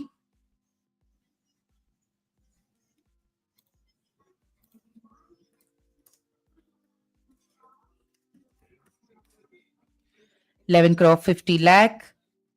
At the moment with RCB, is this going to go to Royal Challengers Bangalore? Once, twice, and to RCB. RCB should be very, very happy with this purchase. Phil Salt is a quality player. Quality player. Good wicketkeeper batter, is extremely explosive. Very vital in Chinnaswamy Stadium conditions. Next, we have Rahmanullah Gurbaz, the Afghanistan keeper batter who opens for GT. 2 crore is his base price. Let's see if anyone comes in for him. Where is... Apologies, with KKR, Rahmanullah Gurbaz, who was there before. Let's see if he's going to make his way back to KKR. KKR comes in for Rahmanullah Gurbaz. They've lost Phil Salt, so they do need somebody here. They'll hope to get Gurbaz at a steal. A few grumpy faces in the KKR lineup here. It looks like KKR will get him without any problems. 2 crore is a steal for Rahmanullah Gurbaz. Barely any sort of opposition to this or any contest to this. Next, we have Ishan Kishan. The two players left in this set are Ishan Kishan and Jitesh Sharma. Ishan Kishan gets a direct 2 crore bid from Mumbai Indians. Will he head back there? Mumbai Indians had, of course, paid 15 crores for him at one point, and he had a miserable season then. So, is he going to head back to Mumbai Indians? He's currently with the Mumbai Indians for 2 crores. If they manage to get him for 2 crores, steal. The 26-year-old Indian keeper batter. Oh, no, Mumbai will not have this without a fight. Punjab Kings comes in with a 2.2 bid. 240, says MI.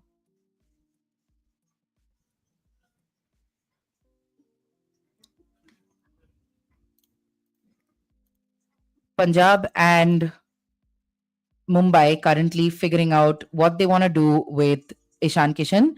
And Punjab is happy to raise that to 260. MI goes up to 280.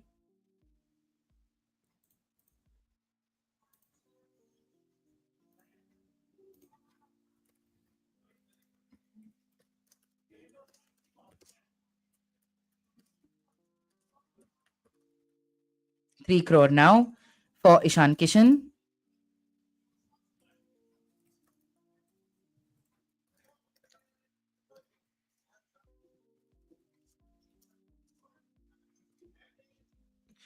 All right, Delhi Capitals enters the conversation now for Ishan Kishan. Delhi Capitals was waiting to raise its paddle. They were just waiting for the right in to get 360 at the moment. Now 380 with the Punjab Kings, 4 crores with Delhi Capitals. Delhi Capitals has 32 crores, MI has 45 crores, and Punjab Kings has 32 crores. How the tables turn, isn't it? MI now, after being quiet for so long, has a lot of money, a fair amount of money to be fair, 40 plus crores basically. At the moment, MI is not in the picture. We see Punjab and Delhi going for Ishan Kishan.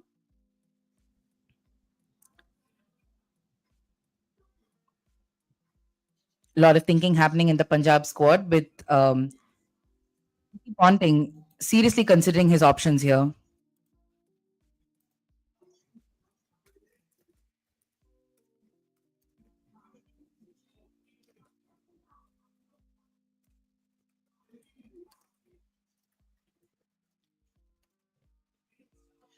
Yeah, 4 crore 80 now for Ishan Kishan. 5 crore now for Ishan Kishan. Punjab is playing around at the moment. Let's see. They need a proper keeper batter as well. Delhi is happy to pump that up to 525. Ishan Kishan, of course, has 32 matches in his T20I career, 796 runs at 124 ka strike rate with 6 half centuries. So they're getting a good keeper batter here. Ishan Kishan was great for MI in the power play. So to figure him out in some other outfit, what he brings to that outfit is that power hitting and that brisk pace of scoring. So Ishan Kishan at the moment stands at 6.25 crores, 650 now with the Punjab Kings. 675 says Delhi Capitals. Smiles all around. Parth Jindal is very pleased with himself. 7 crores now, says Punjab. Again, they're bumping up the prices at the moment. 725 says Delhi.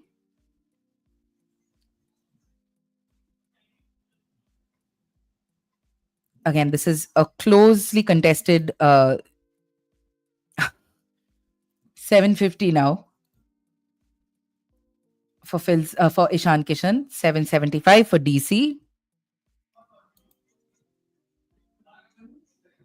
775. Now, is Punjab Kings going to match this? They will. 8 crores. 8 crores for Ishan Kishan. Is this where it'll stop? No, it won't. 825 says Delhi Capitals.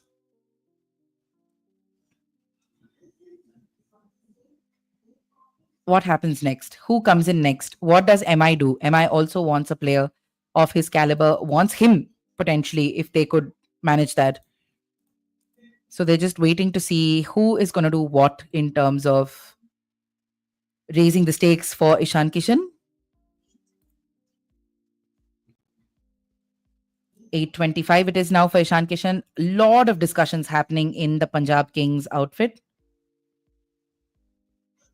850 now, they say.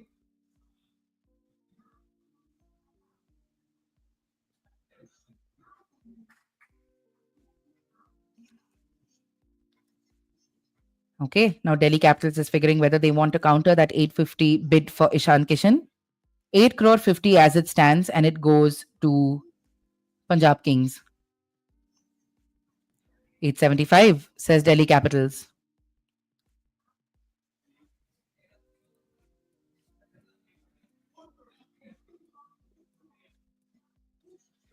Nine crores says Punjab.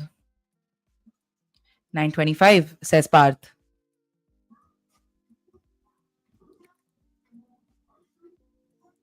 Now, is this where this stops? 9 crore 50 is potentially a little high.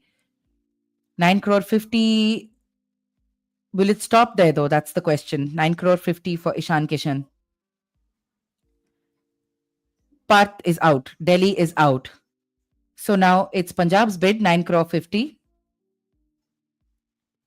They will not pursue Ishan Kishan anymore. What about Mumbai?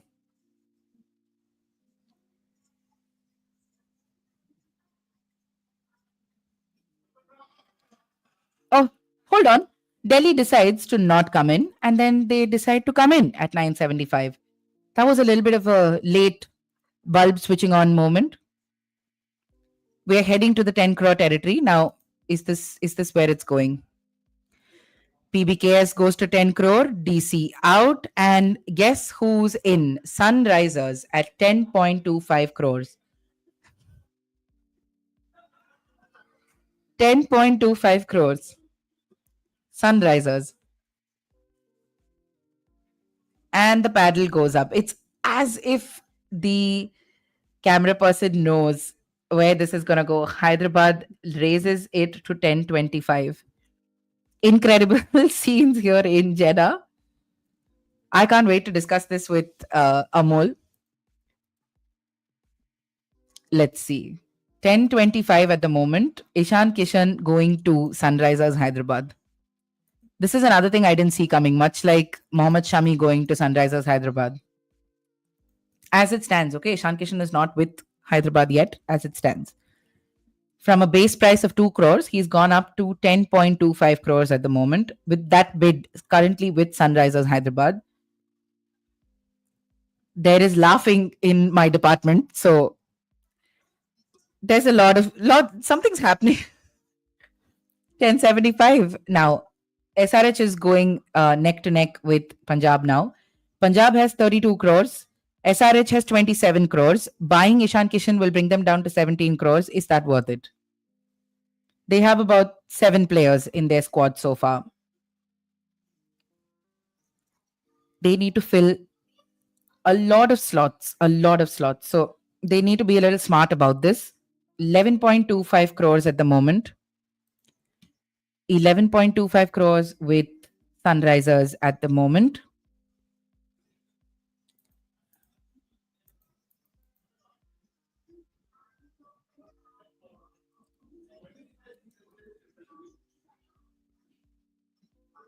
To SRH as it stands. Ishan Kishan goes to SRH for 11.25 crores, and Kavya Maran is very happy with this. She's very, very happy with this purchase. I hope we get to hear from Dan Vittori if they're really planned for Ishan Kishan.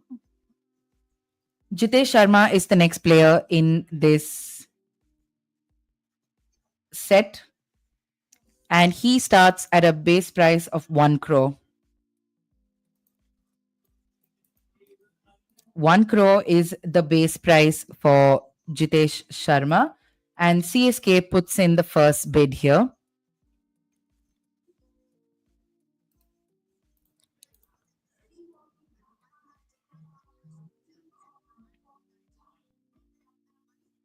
Okay, now the bidding war is between LSG and CSK.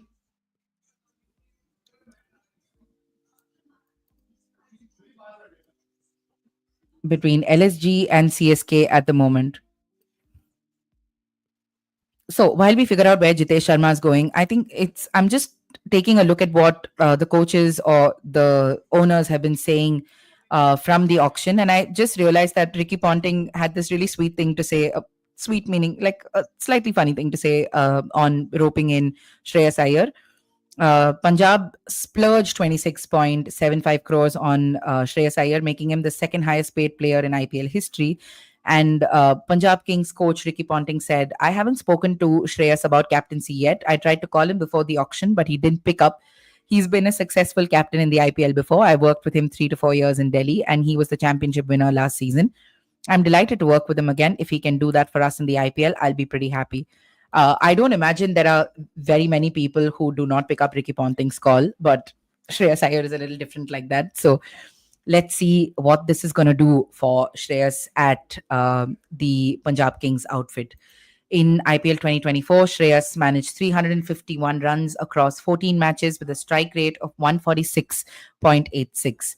He also became the first Indian captain to lead 2 different teams to the IPL final, having previously guided Delhi Capitals to the Summit Clash in 2020. So, a very interesting predicament for Punjab Kings with their captain, and for Shreyas Iyer, it's a fresh challenge. All right, so right now, Jitesh Sharma, we have RCB coming into bid as well, and his price has gone up to 5 crore. Let's see. Delhi is not bothered. Delhi Path is very straight out saying no. Despite that, Saurav Ganguly seems to say something and seems to want to go in for Jitesh Sharma a little more.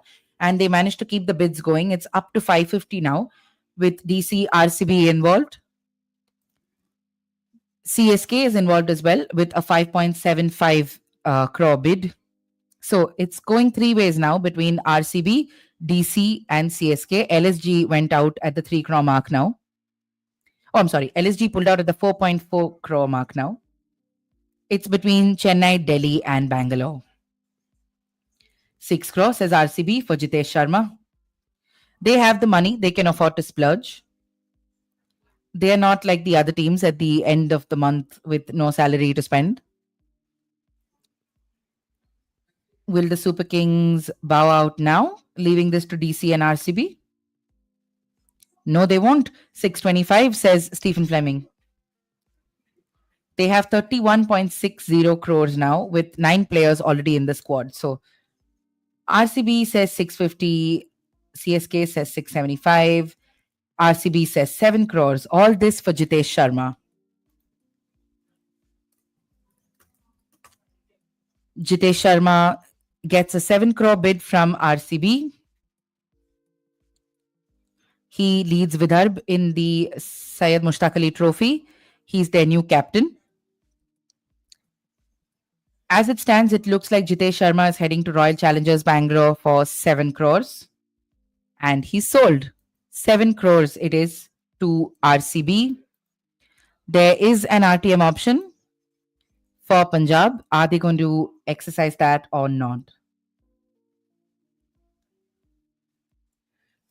It's interesting to me because I would assume these are decisions that you've already made. There's plenty of discussion happening with Punjab at the moment here. RCB would have Jitesh Sharma at 7 crores if PBKS decides not to exercise the RTM. So now what happens here is the question. What happens? Punjab Kings figuring out what they want to do.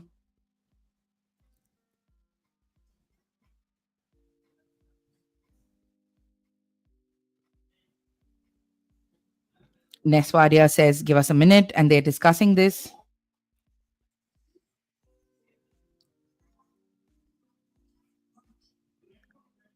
Punjab Kings decide to exercise their RTM, and RCB now has to give a final bid. Now, how higher are they going to go from 7 crore? They have about 30 odd crores in the bank. Should they just... there is a 4 crore bump for Jitesh Sharma.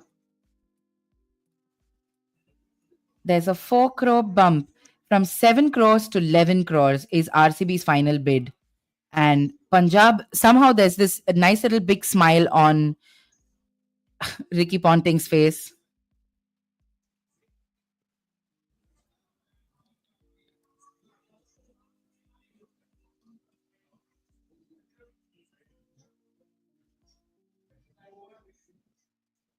Yeah, so there's a little bit, everyone's tired, it looks like, because Malika Sagar forgot to count for the 4 crore increase by RCB. So 11 crores is what Jitesh Sharma will get in the auction, and he heads to RCB now. All right, set 6, fast bowlers. Khalil Ahmed, Trent Bolt, Josh Hazelwood, Avesh Khan, Prasidh Krishna, Natarajan, Anrik Nokia, Jofra Archer. This is the illustrious bunch of players who are going to be in the reckoning in this particular section. Let's see now. Hazelwood, Archer, Avesh, Natarajan, Bolt, Prasid. There's a plenty. There's teams are actually spoiled for choice in this case because there's a lot of teams that require pacers and they need to get their buys smartly done in this case. So now we have Josh Hazelwood coming in. The initial tussle is between LSG and KKR. In the blink of an eye, the price has gone up from 2 crores to 4 crores for Josh Hazelwood, the Australian. We saw just how naggingly consistent he can be, particularly in the Border Gavaskar Trophy. I know it's 2 different formats. That doesn't matter. Talent's talent everywhere. We've seen he can be quite troublesome. So incredible to see him garner this kind of interest. We've already gone up to 6 crores now. 650 to KKR. 675 to Lucknow. 725 Lucknow.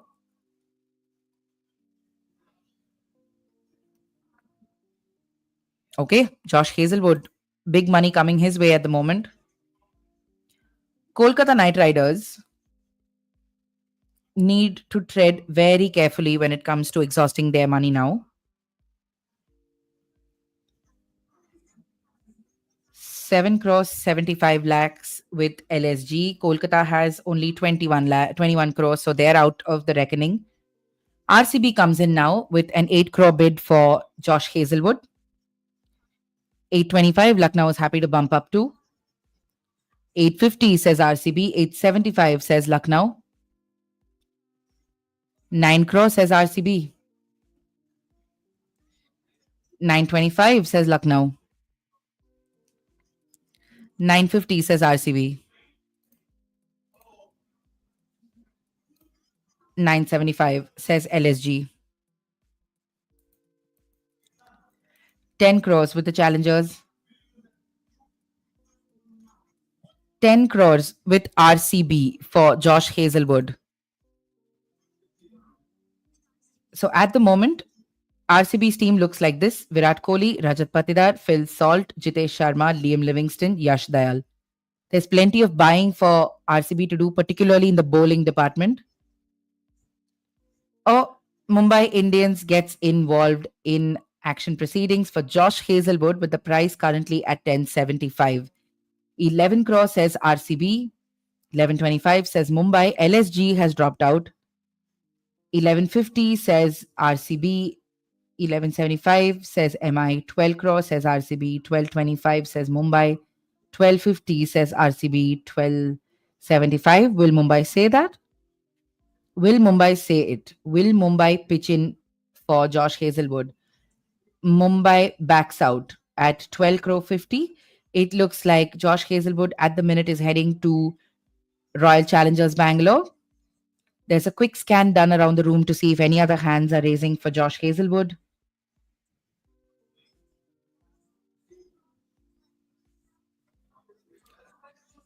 So at the moment, Josh Hazelwood is sold to RCB for 12 crore 50. This is a solid buy.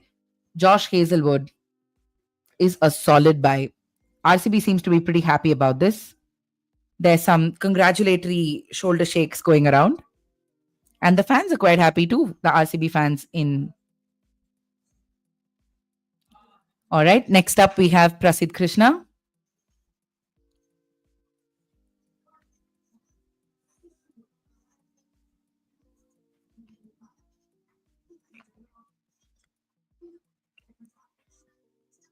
So we start Prasidh Krishna's bids at 2 crore.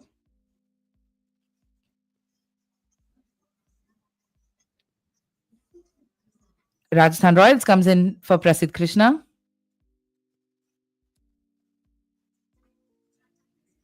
Gujarat Titans enters the fray. So now at the moment it's between Rajasthan Royals and Gujarat Titans.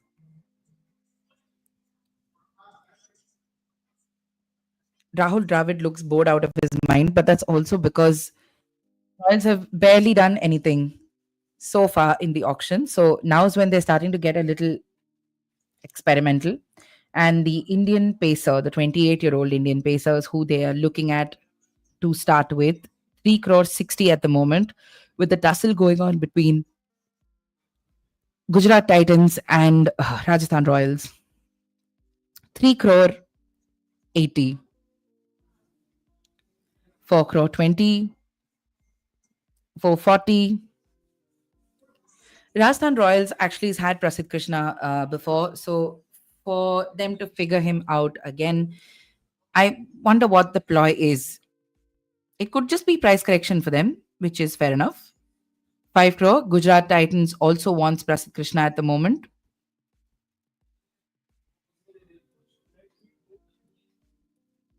Okay, there seems to be some Super Crow chanting, Super Kings chanting, Super Crow, if only.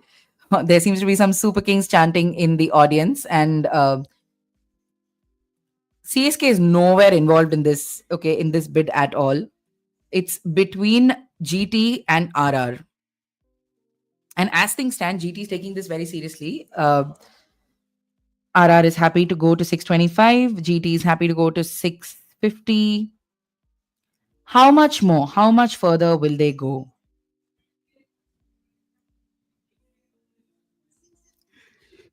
675 for Rajasthan.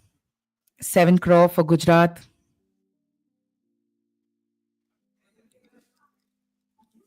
Okay, this is fascinating for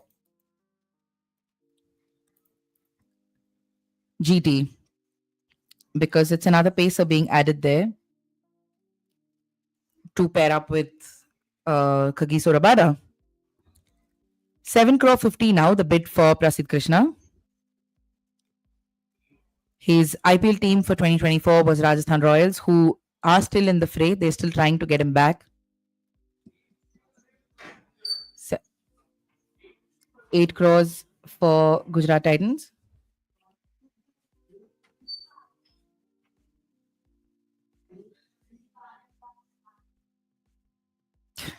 This auction desperately needs a little bit of life imbibed in it. 850 now for GT.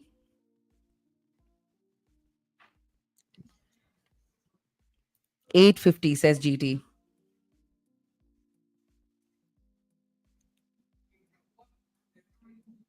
So now Royals have an option. They want to go ahead. They want to get to 875. 9 says GT. Prasidh Krishna at 9 crores. 9 crores at the moment for Prasidh Krishna, and GT has the winning bid at the moment. Is Royals considering Prasidh Krishna being worth 9 crores? 9 crores for Prasidh Krishna. If you wondered what that was, I just got food snuck in for me, which now I will have to wait to eat because these teams just can't decide who is going to get who. So as it stands, 925 says Rajasthan Royals. They want their former pacer. Gujarat is happy to pursue as well. 950. Should they go?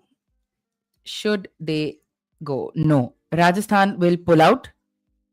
Gujarat now has Prasidh Krishna for 9 crore 50.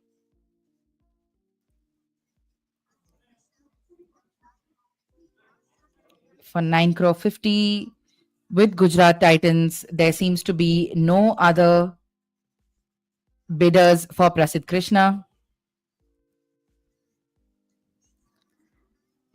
And Gujarat Titans get Prasidh Krishna. Something about that sale has Ashish Nehra in stitches. We'll potentially find out later. The next pacer in this set is Avesh Khan. Stay with us for this because the names that follow are Bolt, Natarajan, Archer. So there is a lot of illustrious names to come. 2 crores now. Avesh Khan that's where we'll start the bidding for Avesh Khan. At the moment, I think LSG has put in a 2 crore bid.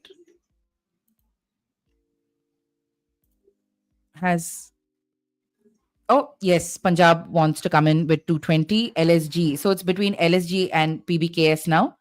It's moving in increments of 20 lakhs. So 2 crore 20, 2 crore 40 at the moment with Punjab Kings. I'm sorry, I beg your pardon, with LSG. 260 now with Punjab. 280 says Lucknow. Are we getting to 3 crores for Punjab? 3 crores says Punjab. 320 says Zahir Khan with Lucknow Super Giants. Any more for Punjab?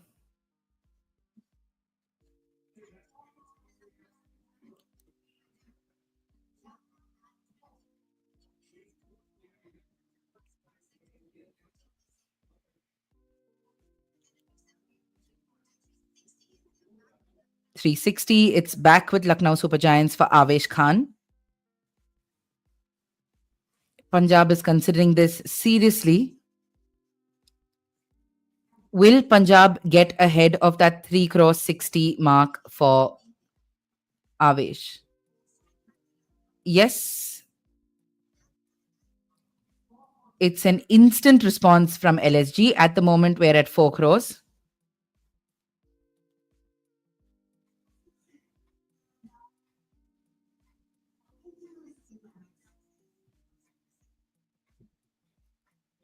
Punjab is still discussing whether to go ahead with this or not.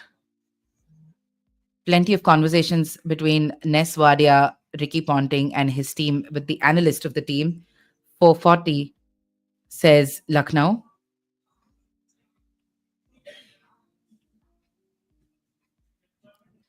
Now, this is going to be interesting because we get back to 460 with Punjab, 480 with Lucknow. So, if we have to look at the remaining squad and purse, Mumbai Indians has 45 crores, Rajasthan has 41 crores, RCB has 39 crores, Punjab has 32 crores after starting the day with 110 crores. Delhi Capitals has 32, Chennai has 31, Lucknow has 29, Kolkata has 21, Gujarat Titans has 20, Sunrisers Hyderabad has 15. So, not everyone is evenly placed in this auction, but there are also teams that have gotten a lot more players than the others. So, several teams are now at 9 players that they've roped in. So, they don't have to buy as many as compared to, say, a Mumbai Indians that still has a lot of slots left to fill up. So, at the moment, the bid is at 6 crores with Punjab Kings.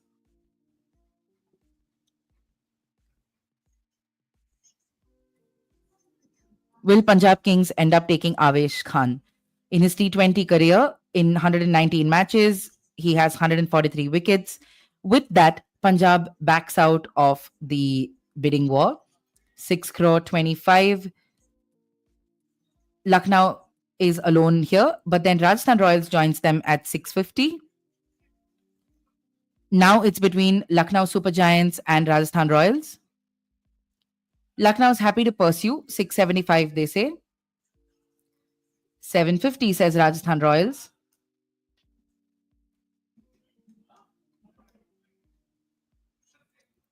8 crore, says Royals. 825, says LSG. 850, says Royals. 875, say LSG.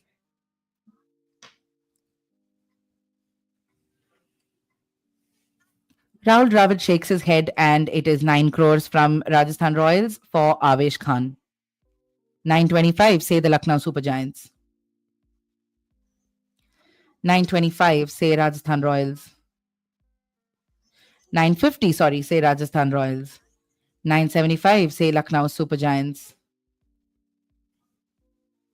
This is getting a bit puzzling because we don't know who this player will go to. Neither side seems to be relenting. 975 at the moment. 9 crore 75, it seems to be the breaking point for Rajasthan Royals. Has Lucknow been, thrown to the corner with another price hike again? 975, 9.75 crores is what Lucknow Super Giants will take for Avesh Khan.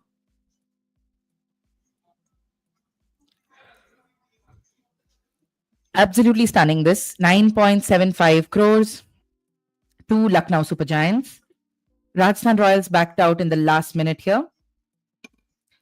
Now, next up, we have a player who caught everyone's imagination when he came in with his fiery spells, his feisty Yorkers, but his form has been lacking of late. Anrik Nokia, who was with Delhi Capitals before, the South African, he comes in at a base price of 2 crore. Let's see who takes Anrik Nokia to begin with.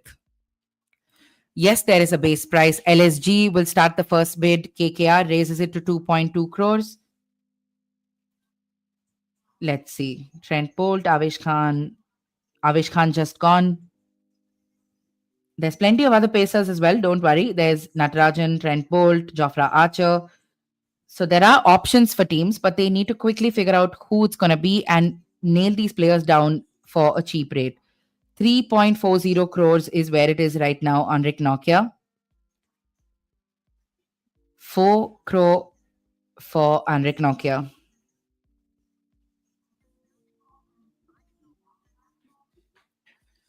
Five crore Kolkata, 525 LSG. 6 crore KKR.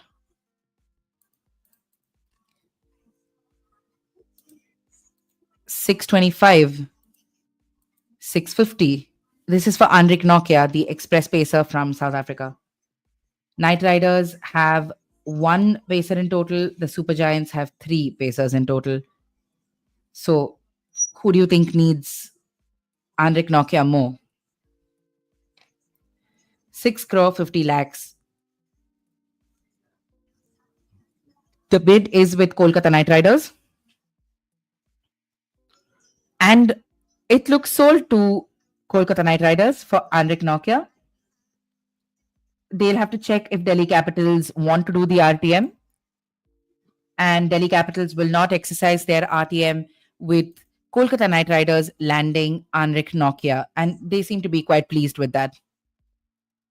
6 crore 50 for Anrik Nokia to Kolkata Knight Riders.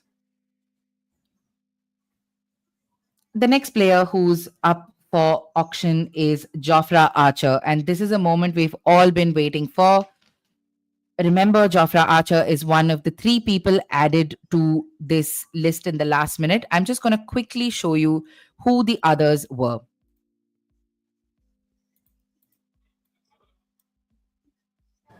The IPL 2025 auction just got more exciting, with 3 players added to the players list.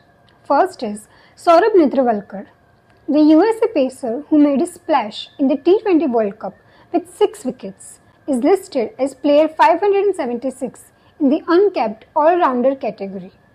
Second is Hardik Tamore, a consistent performer in the domestic circuit, is the second name added.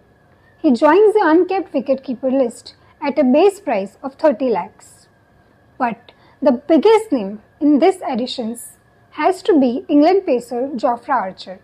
An injury-plagued career on one side, Jofra was last seen in the IPL in 2023. He returns to the auction with a base price of Rs 2 crores. These 3 additions bumped up the total number of players going under the hammer to 577. Do you think these 3 players will find takers at the mega auction in Saudi Arabia? Tell us in the comments.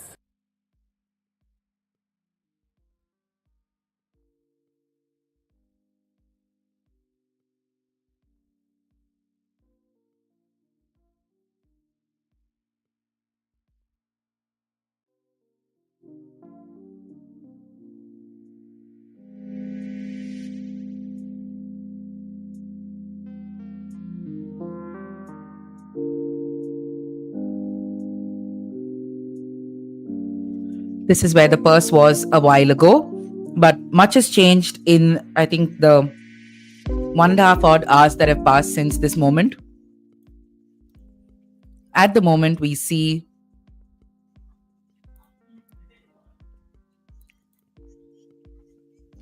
Jofra Archer's bid is going to eat up at least 8.5 crores from whoever manages to bag him in this auction. At the moment, it's between Rajasthan Royals, Mumbai Indians, and Lucknow Super Giants. 925 for Mumbai.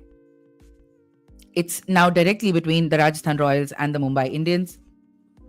Royals are happy to crank that up to 950. Remember, the Jofra Archer Jasprit Bumrah pairing was much anticipated, but injuries really knocked the wind out of that dream. Mumbai Indians are pursuing him and that dream once more. The Rajasthan Royals are looking for a feisty pacer, and it's either this or Trent Bolt. So they're going for Jofra Archer with age on his mind. 40 matches in his IPL career. He has 48 wickets at an economy of 7.4 with a best of 3 for 15. Several injury issues have plagued Jofra Archer's career, so there's that to consider as well. At the moment, he is going for 10 point... Oh, hold on. I don't even have to bother with the decimals because it's come up to 11 crores now. This is Rajasthan's bid, so we're going to just wait and see if Mumbai is going to match the 11 crore bid.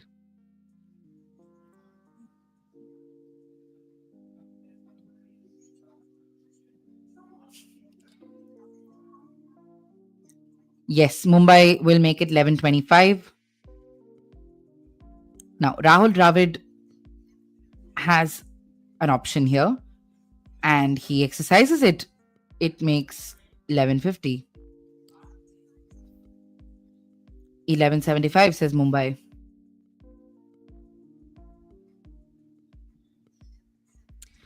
1175 as it stands.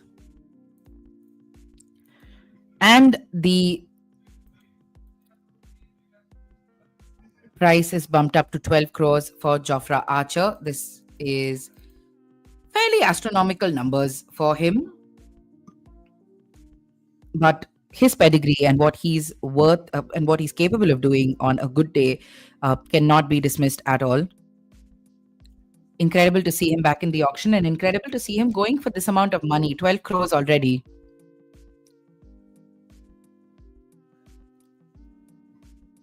So let's see.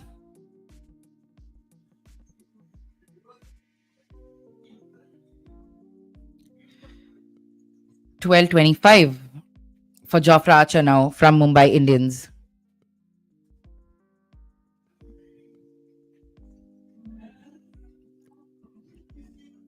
$12.25 is Mumbai Indians bid, and Rajasthan is happy to increase that to $12.50. Jofra Archer is currently at the moment going home with at least 12 crores on his paycheck. That must feel really good. Mumbai and Rajasthan both thinking extremely hard before taking any call in terms of their monetary decisions, because you never know when the other team will back out, right?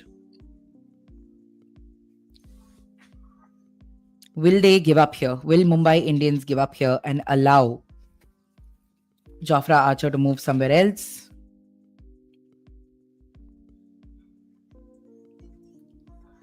$12.50. It is with the Rajasthan Royals.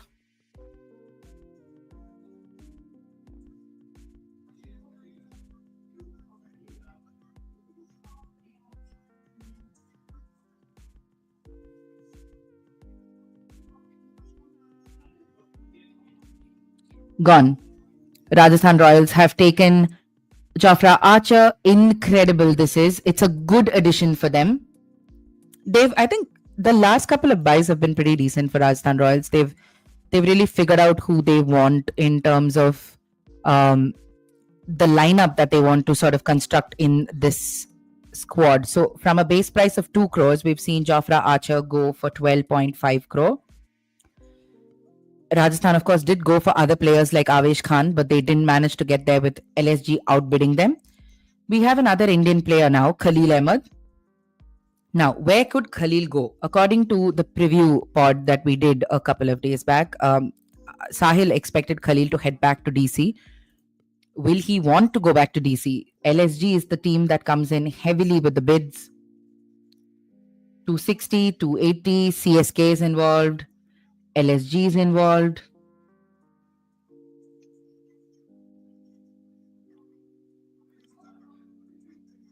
$420, $440 Chennai. Khalil Ahmed, 4 crore 40 lakhs.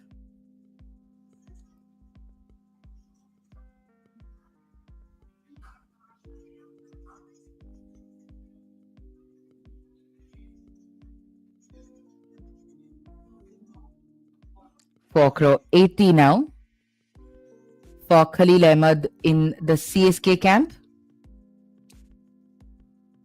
CSK with 31 crores played marginally better than LSG with less crores and lesser money. As it stands though, it looks like Khalil Ahmed is headed to CSK for 4.8 crores. CSK does ask Delhi Capitals if it wants to exercise its right to match option, and they do not wish to do that. And so Archer heads to Chennai Super Kings. My apologies. Khalil Ahmed, heads to Chennai Super Kings for 4.8 crores. So CSK sort of stacked itself a little bit. Plenty of buys in this section of the auction. Next up, we have T. Natarajan, the former Sunrisers Hyderabad man, and we open this bid at 2 crores as well. And SRH does make the opening bid, with RCB coming in for a 2 crore 20 bid.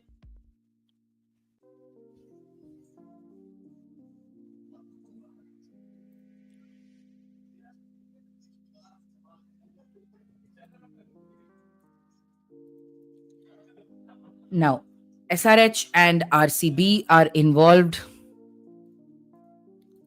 in this particular passage of bidding. 240 says SRH, 260 says RCB, 280 says SRH.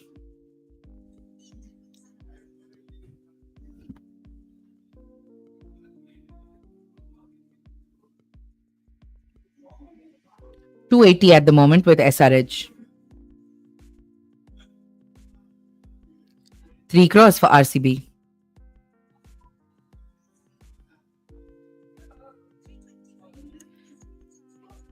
$320 for the SRH management.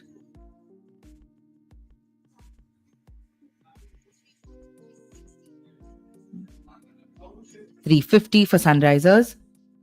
$380 for RCB.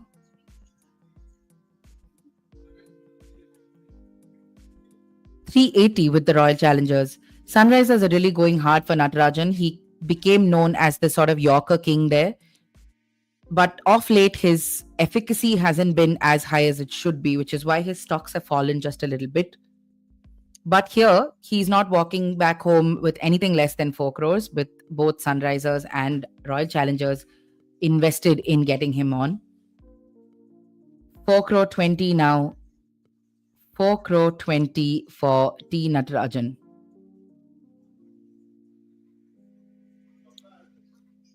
$4 crore 40. T. Natarajan.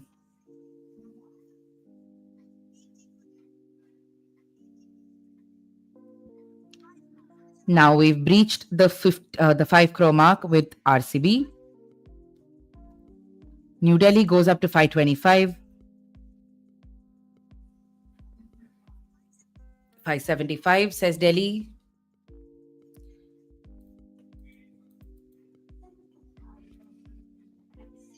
$6 crore says Royal Challengers Bangalore.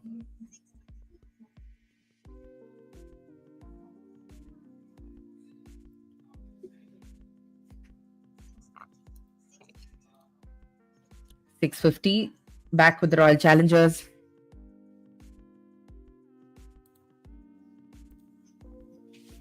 $675. $675, but it's 7 crores for Bangalore. $725 for Delhi Capitals.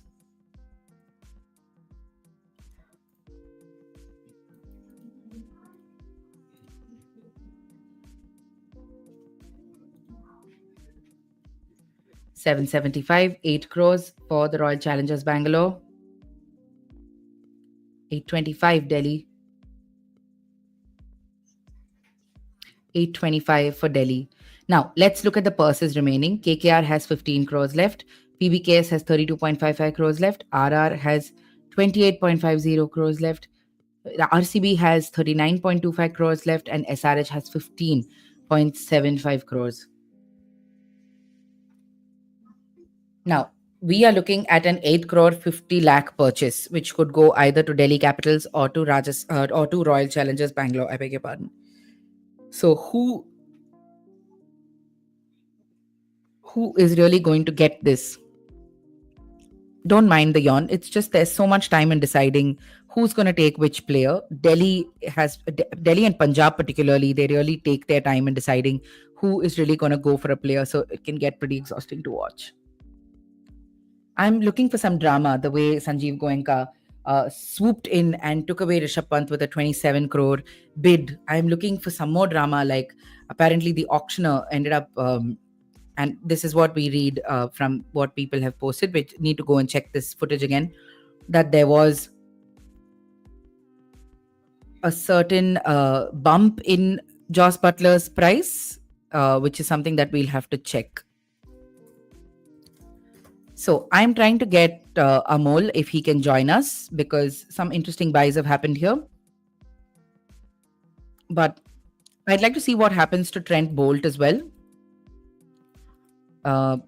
because he is an incredible player, and to just see if he can manage his way back to the Royals fold would be very interesting. All right. So as it stands, it's Delhi's bid now, 10.25 crore. Let's see if he manages to outbid his opponents.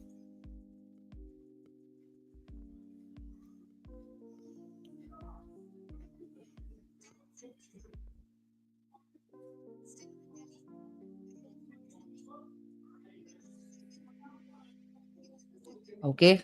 All teams are being given some time to decide whether they want to increase their bids. 10.75 crores is the bid at the moment for T. Natarajan. Will Delhi increase this? Delhi doesn't need to increase this because no one else is capitalizing on this. Delhi gets T. Natarajan for 15.75 crores.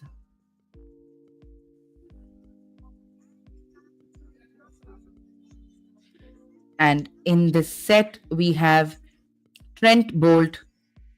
Oh, this is a huge player. He's been such a dedicated servant for Rajasthan Royals. I am trying to get Amol on to discuss this set, but I think it would be a great time to do it. We'll time it exactly when Trent Bolt, this routine really finishes. So Trent Bolt at the moment has Rajasthan Royals and Lucknow Super Giants going after him.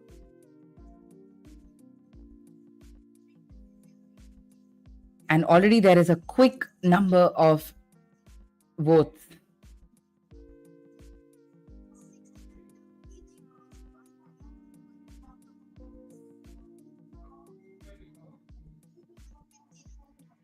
$550 lakh, 575 lakh. Trent Bolt.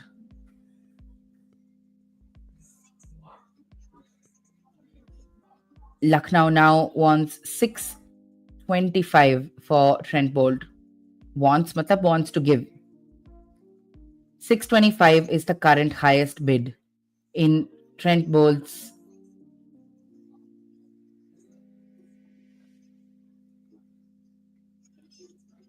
$6 crore 25 lakh for New Zealand pacer Trent Bolt.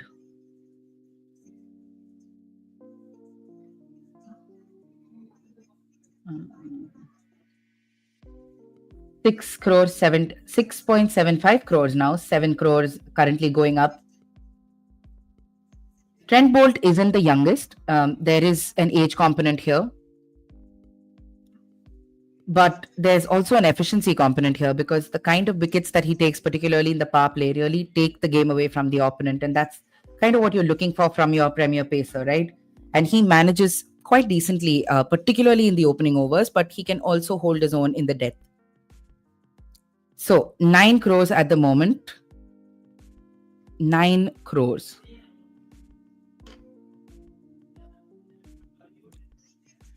$950 says Mumbai. 975 says Rajasthan. They're not going to let Mumbai have. They're not going to let him have it.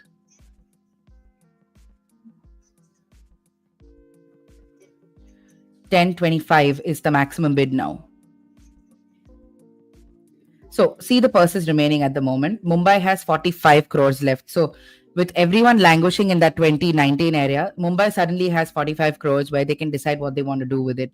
Everybody else is stuck at like 20, 23, 24, 19, 16. These are the kind of incomes that they have. So you cannot expect people, the who of nights, to go back to this episode. 11.25 say the Royals, 11.50 say Mumbai. This is not ending, and I don't expect it to either because Trent Bolt is a solid addition to any team. 11.75 says Rajasthan Royals. They'll be happy to see him back. Oh, and look who we have. What's the status? What's the status? Trent Bolt? Trent Bolt at the moment 12 crores with Rajasthan Royals. Yeah. I just heard you saying Mumbai Indians can go for whosoever they want. They have been going. They haven't been getting whosoever they have been going for. That's why they have more money left. Yeah, exactly. And they are the only ones. They are the only ones who are yet to sign a player today. Yes, exactly. How does that? Are they worried? What is the mood like in the Mumbai Indians camp, Amol? Good question. We'll hopefully know after the spinner set is over. but Yeah. it's unlikely that Mumbai Indians will be represented in the press conference. Okay, but for now, see, they have been looking for a solid opening partner for Bumrah. They lost out on Oh, Trent. hold on. They lost out on Mumbai just Archer. made their first signing. Finally, Mumbai And have that's Trent Bolt. lovely. So that's what we were saying. That's why Yeah. the desperation for Bolt, once they Yeah. had to let go of Archer, was much more. So finally, they are on the board today. You can no Yeah. longer say that they have 45 crore. Okay, that wasn't by choice so far. And True, true. finally, True, true. so unless and until Mumbai Indians get going, I know a lot of Chennai Super Kings fans will feel hard done by, Yeah. but we can't really say the auction has gotten going, right?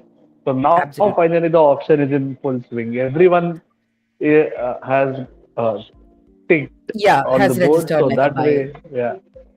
Mm. Absolutely, absolutely. What do you make of? Just tell me what have you been gathering from there in terms of what you've been seeing with the teams? Have any other teams come out and spoken about any of their choices? Uh, Not yet since the Marquee said press conference where we had three guys. Then on it's Hmm. been frantic action, and I think the broadcasters are getting jittery, just like you possibly. I don't know what the traffic is like for the stream, but It's too long. if it Yeah, yeah if it it starts does. getting we are halfway. We are not yet halfway through the day's proceedings. Oh my There are God. 84 names to be called. 12 sets. We are So how are starting we with the going to do seventh that set, given right? that we're 5 hours in? We're already 5 hours in, right? Right. So Oh, after jeez. the seventh set is over, the spinner Yeah. set, there will be a 15-minute break.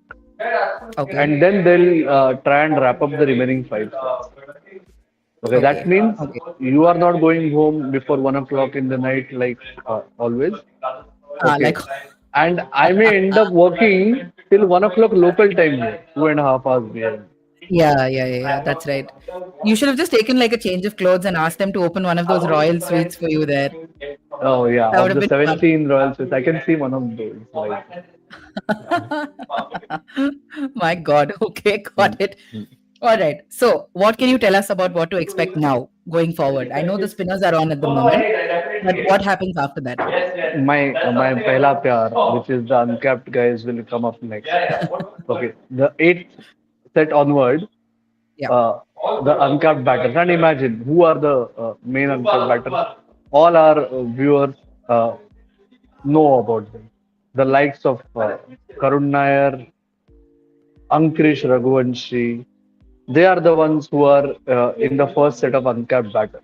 So it's like the IPL performer and the IPL regular who have sizzled in the last couple of editions, especially, uh, are the ones who are going to be a part of the remaining 14 minutes. Okay. So there will be, like I had said last time I jumped in, we'll start seeing some unsold players. We have had three so far. The other trend that I'm witnessing is obviously the usage of RTM, the impact of the new RTM rules. So far, we have had six RTM cards being used. Thrice, the team with RTM has matched the incremental bid. Thrice, they Yes. have let go of a player. Yes. Okay, Yes. so that's where it has been interesting. That's where it has been slightly more time consuming also.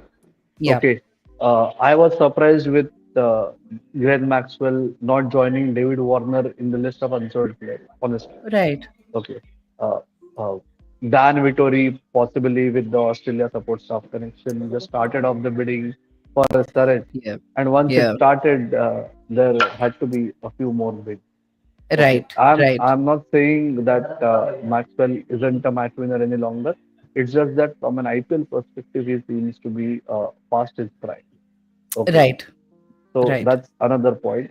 So I don't know. Overall, in the sets coming ahead, I don't know. What's your take, Lavanya, or what are the viewers saying about Venkatesh Iyer? Yeah. I don't know if you caught this, Amol. We basically, so once we got done with that segment, right? So I just stepped Hmm. out to get one of the guys to join me to just discuss that brief portion. And Santa, who is a very ardent KKR fan, was just frustrated. He's like, how could they allow that 23 crore thing to happen? Because it's eaten into, maybe, I mean, getting him wasn't the problem, but getting him for that much was the problem. And there is like a possibility that maybe, okay, they're looking at him as a captaincy option, so they were okay to go as high as they did go. But what sense are you getting? What was it like for the press covering there? Did you guys expect it to go to plus 20?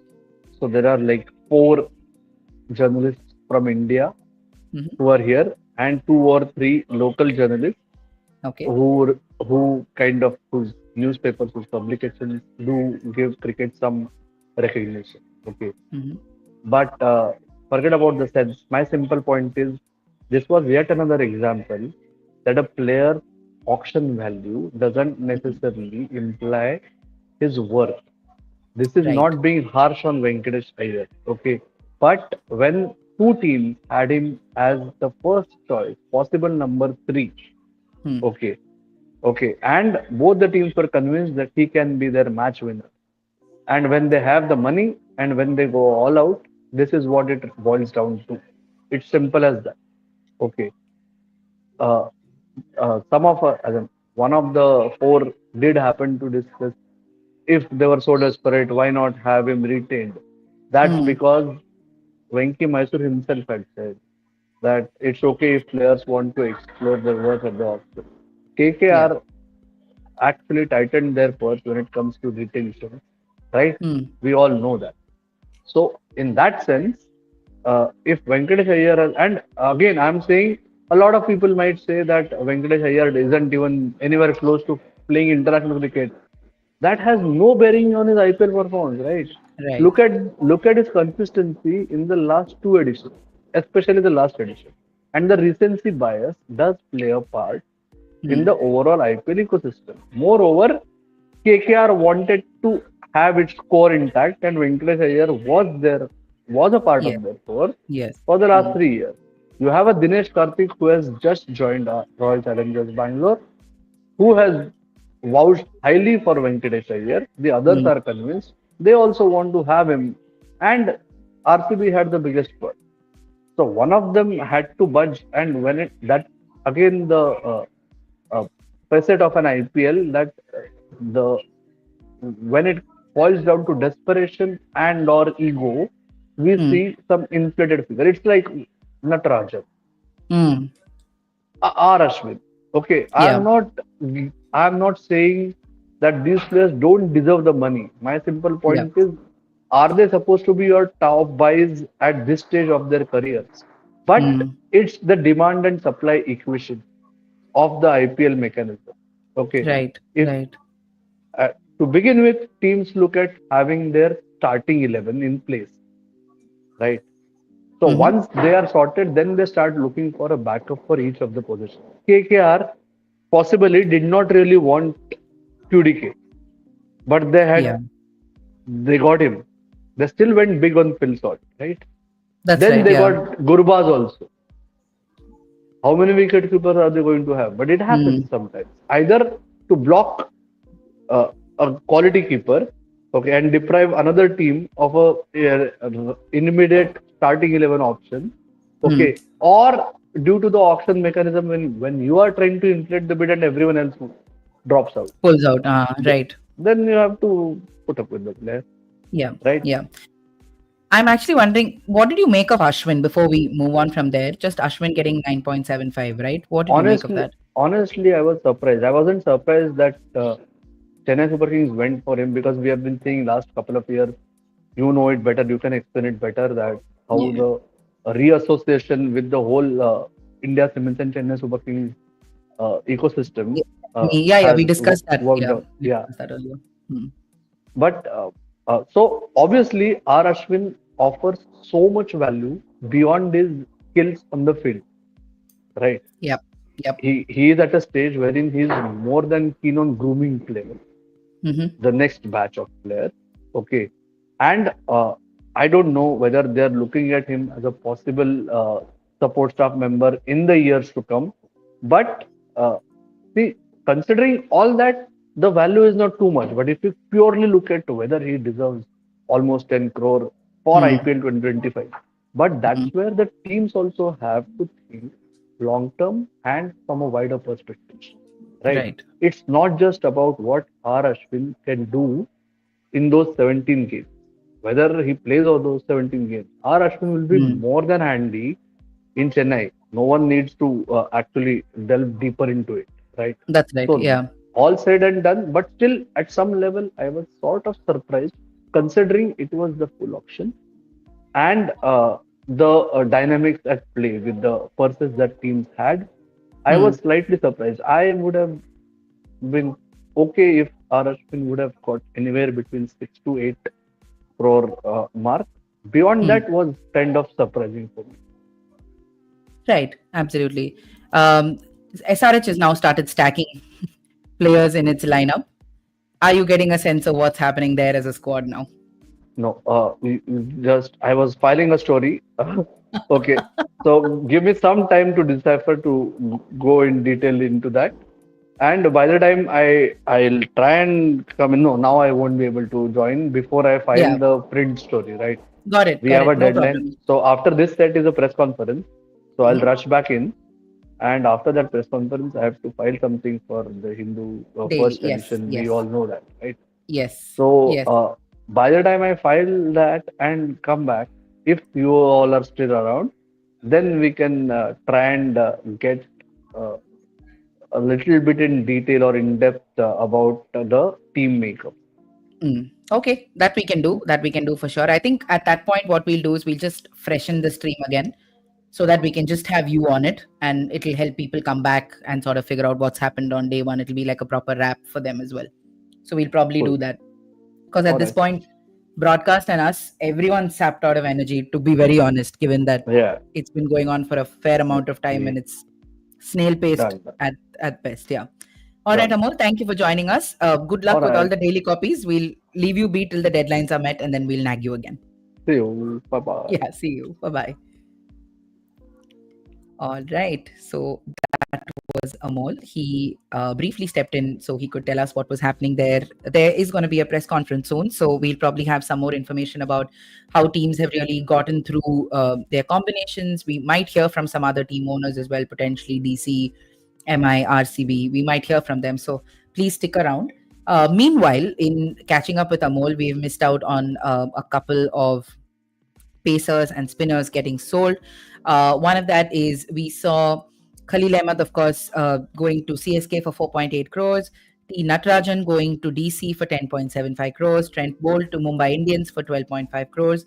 And then the spinner set, the cap spinner set, which is the last one before the break, that's begun at the moment. And we've seen Mahesh Tikshana going to Rajasthan Royals for 4.4 crores. Rahul Chair and Adam Zampa have gone to SRH for 3.2 and 2.4 crores respectively. Vanandu Hasranga has come to Rajasthan Royals for 5.25 crores, which I thought is quite a nice buy. They had a bidding war with MI until MI pulled out at 5.25 crores. So Hasranga, the very eccentric Sri Lankan, comes to Rajasthan Royals. Let's see. I'm all caught up, I suppose. And we're going to quickly look at who is being bid for. It's Wakar Salamkhail, whose base price is 75 lakh. So we're going to take a look at anybody coming in for Wakar Salamkhail, who's an Afghan cricketer. 23-year-old from Kabul. He's played for Trinbago Knight Riders. He's played for MI Cape Town. He goes unsold in this set. The next player who is up for grabs here, also from Afghanistan.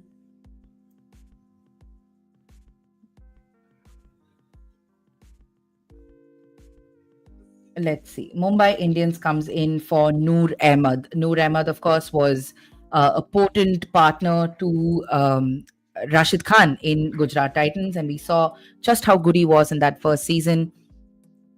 At the moment, Mumbai Indians and CSK seem to be very, very interested in Noor Ahmed. Let's see. CSK bumps it up to 3 crores. Noor Ahmed's been a very, very vital part of his lineup, especially when he's been in form because of that left arm spin. let's see, a very fervent bidding war between Super Kings and the Mumbai Indians for Noor Ahmed. Let's see, 5 crores at the moment.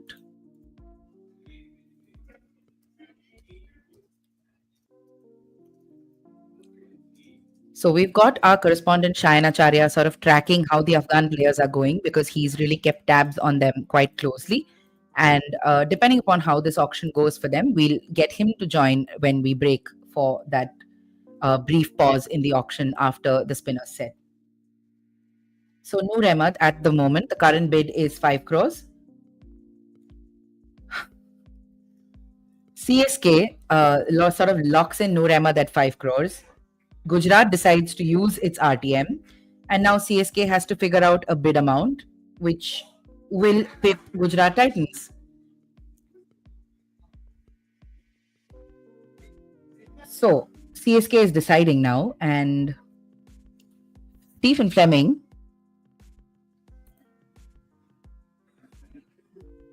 we are waiting for Chennai's decision. 10 crores. Oh my God, that's double the price for Noor Ahmed. He was locked in for 5 crores, but CSK is happy to keep him for 10 crores. Gujarat immediately realizes that no, this is not happening, and they're happy to let Noor Ahmed go to CSK for 10 crores. Proper buy this, just in terms of spin talent, and what a financial windfall for the Afghan cricketer. Good going for him. He lands up in CSK alongside Ravichandran Ashwin and Ravindra Jadeja. Meanwhile, it's evident that the hall there in the venue in Saudi Arabia has gotten really cold. Ashish Nehra has got a nice jacket put over him. It looks like this will signal the break for us in the proceedings in the auction. It's gone on for over 5 hours now, so we all need a little bit of a break. I'm just going to step away for about 5 minutes to grab some refreshments, and we will be back with my colleague Shayan Acharya, who can give us a little bit of insight into Noor Ahmed, first of all, just to understand where he comes from, what he brings to the table. And we'll also discuss some of the biggest buys of this segment of the auction. So please stay with us while we take a brief break. Just grab some refreshments and step back into this live stream.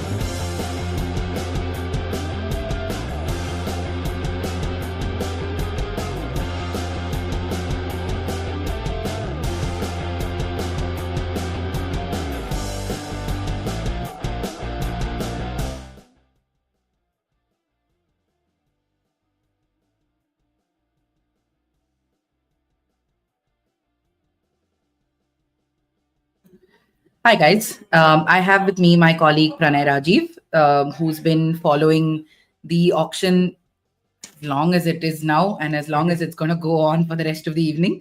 Pranay, tell me, what were some of your standout moments from the day today? I think CSK getting Noor Ahmed is a brilliant signing. Noor Ahmed is just 20. To those who don't know, he's a left-arm spinner. Chinaman, as it was called in the old days. Yes. Left-arm spinner, Afghanistan left-arm spinner who has tremendous potential. Has been marked for great things by many people. So what has happened so far in his IPL career is he has been with Gujarat Titans, who has Rashid Khan, as you all know, one of the best leg spinners in the world. Yeah. So because of the way IPL dynamics work, it's not possible. It's not always possible for. It was not always possible for Gujarat to fit in Rashid and Noor together in the same team. Yeah. But whenever he has played, he has impressed, and he has also been part of the Afghanistan team, which played in the ODI World Cup, and he played pretty well, including in Chepauk. And now he has been bought by CSK for 10 crores. That was a huge jump, right? Yeah. As in, it was 5 crores, and then it quickly moved to 10 crores, showing how much they wanted Noor in the team. So, as we all know, Chepauk is a surface which provides a lot of turn to the spinners. And now CSK has 3 different kinds of spinners in their ranks. They have the left-arm conventional spin of Jadeja. They have the off-spin of Ashwin. And now they have Noor, the variety, the wrist spin of Noor. Yeah. So practically they have the spin attack locked. They have 12 overs of spin at home. High quality spin at home. I think a spin attack, I don't think any team could possibly match at this point. Even though Rashid is there, the best spinner in the league is there in Gujarat. That's still only 4 overs. Yeah, they have 12 overs in favorable conditions. Yeah. Even if they go away, because of the fact that Ashwin and Jadeja can contribute with bat, even Noor is a good slogger. So combined together, this is bowling attack, and they have Patrana and Khalil. They have got for a cheap price, like 4.8 crore for an Indian capped fast bowler, that to left arm. So they have covered almost all bases with their bowling attack. So their bowling attack is set, and they have the additional benefit of having Rachin Ravindra off spin. So yeah, I think CSK have been very smart in the auction so far. They haven't gone into this attractive player picks who could have possibly costed them a lot of money. Like they did not go anywhere near Hazelwood or Archer or some place like that. On the other side, we have Rajasthan Royals, who has made a certain few questionable decisions.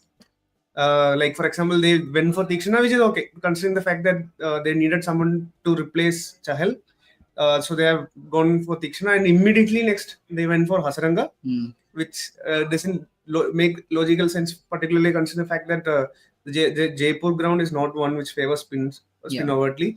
And now they have 4 foreigners. They also got Archer again, 12.5 crores. There's no guarantee about his fitness. If he plays, then definitely he is a match winner, fast bowler, or can bowl across conditions as well as across phases of the play. Right. And can contribute with the bat. So Archer, if he is fully fit, it will be an inspired call. It almost looked like Mumbai and Rajasthan knew something about Archer, which the other teams did not know about. Archer, as you all know, Archer made a very late entry into the auction pool. He was not there in the 574 member list initially, and then was added later on. Apparently, there was an issue with England NOC. They wanted him to focus on his fitness for the next Ashes, but then a certain conversation happened between the league as well as ECB, which has led to the re-addition of Archer to the list. So if Archer is fully fit, okay, it makes sense, considering that he can contribute with all three aspects of the game. Yeah. But if he's not fit, that's 12.5 crores down the drain. So we don't know. Even they bid for Trent Bolt, which was again considering the fact that they already spent a lot of money on Archer, going back to Bolt, who they could have retained. Again, a lot of questionable decisions. But yeah, again, they have, I think, 9 or 10 players locked in for their playing 11, which is pretty good. Then, of course, the contentious team, KKR. KKR, yeah. So, Venki Mysore just spoke on TV right now. So, he spoke a lot about team balance and bringing back their own players. So, they got back Gurbaz. But then they have also retained... they have also bought Quinton de Kock, and it will be a lot difficult to fit in de Kock, Gurbaz, and Sunil Narine at top of the order. All three are standard openers. Yeah. Either one of them should drop down to number 3. But then, of course, there's a bigger issue is the price which they paid for Venkatesh Iyer. So 23 crores. KKR basically retained 6 players, 2 uncapped players, and they gave a price cut to technically a price cut to Rinku Singh and the other 4. Yeah. So technically they retained 6 players for 75, I think so, and then but they did not spend 75. They spent less. That retention thing, right? Yeah. But if they were planning to get Venkatesh Iyer back for this much money, or even could have just retained him. Could have retained him for 18 crores, spread that money accordingly, and put Ramandeep Singh back into the auction pool.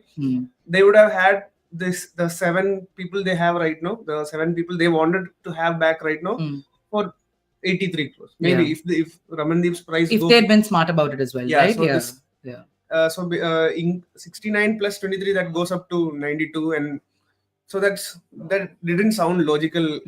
But again, teams do things which they want to. Like for example, Mumbai paid a lot of money for Ishan Kishan when they wanted to retain him. 15.25. Yeah, at that time that was a pretty big money. So likewise, they have done the same. The only possible reason is that they are looking at Venkatesh Iyer as a captaincy option. He has never captained an IPL team before. They're seeing something in him, a potential of captaincy in him. Otherwise, their captaincy options are pretty bleak. They can't. Sunil Narine has probably never captained an T20 team before. Russell again, not. I don't think they are very confident about his captaincy. First, his fitness. Rinku, Varun Chakravarti, none of them evoke confidence. So maybe they're looking at Venkatesh Iyer as a captaincy option. Yeah. So again, a lot of disputable calls, right? Can you tell me what you made of Sunrisers today, just in terms of how they've stacked up? I think Sunrisers are probably one of the best. They're particularly well set right now. They already had 2 set openers in the form of Travis Head and Abhishek Sharma. They just went about and splurged on Ishan Kishan. So they have a very solid batting unit. They have just ignoring the fact that they have 3 openers, one of them has to drop. But considering the way they bat, like the hyper attacking way they bat, practically one of their it's inevitable that one of their opener gets dismissed early. So effectively they're playing with 3 openers now and 3 left-handers, which is also a very advantageous proposition. So Travis said Abhishek Sharma, Travis said Abhishek Sharma, Ishan Kishan, and then they have Klassen, Nidish Kumar Reddy. Then they have Cummins. Bowling also today Cummins, Shami, and Harshal Patel. So yeah, pretty solid unit. Most impressive auction team in the auction so far. Right. Okay. So we'll have to let Pranay go because the auction is starting again. We'll catch up with you maybe in a couple of hours. Sure. Yeah. Bye. All right. So we need to look at what is happening in the auction at the moment. And we've got a whole bunch of uncapped players, that whole list that has to go. We're going to see a lot of Indian domestic players come into the fray now. A lot of names that we've seen, not just in the IPL, but also in the domestic circuit. A lot of these things are going to be coming up in the sets to follow. So let's take a look at just what the purses look like at the end of set 7. DC has 21.25 crores left. Punjab has 32.55 crores left. GT has 20.75 crores left. LSG has 19.35 crores. RCB has 39.25 crores. KKR has 15.15 crores. RR has 18.85 crores. MI has 32.5 crores. SRH has 10.15 crores. And CSK has 16.80 crores. So now we're going to take a look at the uncapped batters who are going to be up next in the auction. Let's take a look at them one by one. We're just going to wait for the auction to begin so that we can take a look at who's coming in. All right. So Atharva Taide is the first one at 30 lakhs. We see some interest from Sunrisers Hyderabad. All right. He plays for Vidarbh in domestic cricket. He's represented Punjab Kings in the Indian Premier League. He's was named in India's team for the 2018 ACC Emerging Teams Asia Cup as well.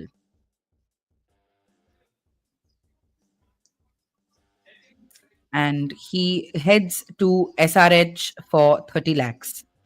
SRH has been picking up a lot of interesting players. Pranay, in fact, I thought they were being a little too splurgy with the money, but Pranay seems to believe that they have an interesting set of purchases in the auction today.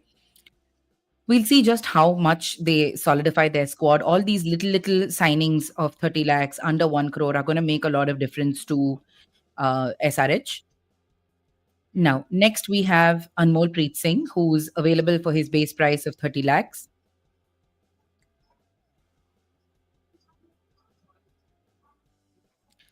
At the moment, he goes unsold.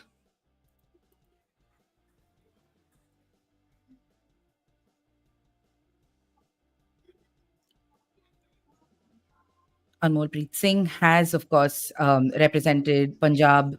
He's represented Sunrisers. He's been part of Hampton Falcons as well. He made his IPL debut in 2021 against the Chennai Super Kings and had a decent run with Sunrisers Hyderabad when he was bought in the auction in 23 for 20 lakhs. So now Nehal Vadera, who was expected to be somebody that would elicit a lot of interest from a couple of teams. We've got him here at a base price of 30 lakhs. There's a fair amount of interest from LSG and the Chennai Super Kings. And from a 30 lakh base price, we've seen him go above a crore now. Chennai Super Kings ring in that 1 crore mark here for Nehal Vadera. In his IPL career, he's played 20 matches. He scored 350 runs. In IPL 2024, he played 6 matches, scored 109 runs at a strike rate of 129.8 for Mumbai. In his T20 career, he's played 32 matches only. So there's still a lot of experience that he can still garner, but he's a fearless player. And that benefit was seen last season when he would come in with those small bursts in the lower middle order. All right. So at the moment, with what was between LSG and CSK, we now have Punjab Kings who have gotten involved in Nehal Vadera's bidding.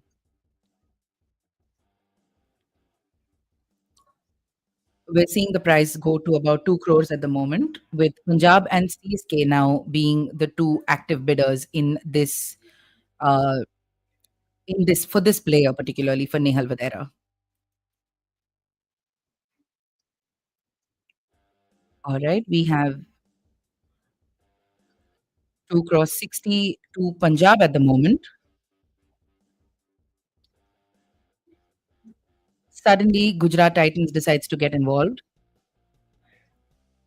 320, says Vikram Solanki as he raises the paddle for the Titans, while Neswadia has raised his paddle for 340 in favor of the Punjab Kings for Nehal Vadera. At the moment, CSK seems to have dropped off from this bidding war. It's between Punjab Kings and Gujarat Titans. So, if you look at the Gujarat Titans lineup at the moment, you've got Shubman Gill, Sai Sudarshan, Joss Butler, Rashid Khan, Rahul Tewatia, Shah Rukh Khan, Kagiso Rabada, Mohammad Siraj, Prasidh Krishna. So, there's an interesting mix there. And if Nehal Vadera heads there, that'll be quite interesting.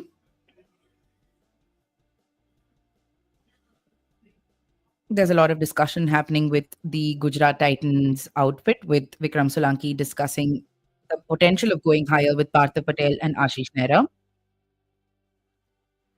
Gujarat decides not to continue, with the bid now staying with Punjab, 3.8 crores.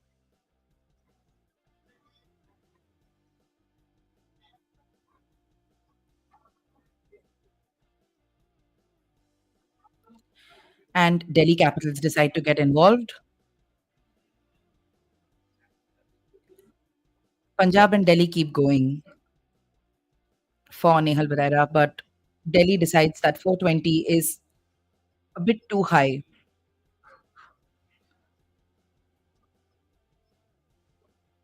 So 4 crore 20 lakh is the winning bid now for Nehal Vadera. If you look at BKS, they have 32.55 crores.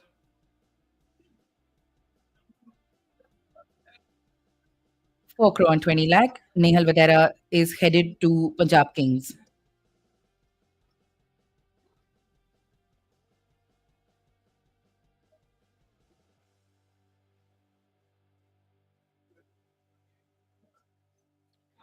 So Mumbai Indians will not exercise their RTM option. So Nehal Vadera will head to Punjab Kings.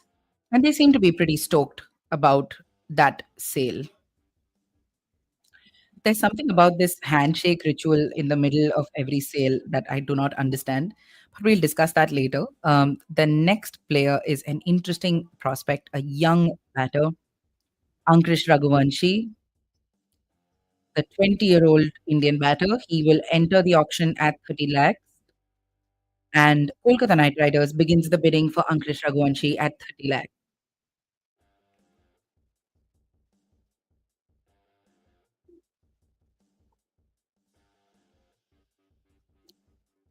So CSK and KKR are in the middle of a very intense bidding war here for Ankrish Raghuvanshi. 60 lakhs, now it's gone up to 75 for KKR. Ankrish Raghuvanshi was part of the Kolkata Knight Riders in 2024. He won the league with them. He hails from Mumbai, has had a run with him. He was part of the Indian national under-19 cricket team which played in the World Cup in 2022 as well. So he's been around the system for a while.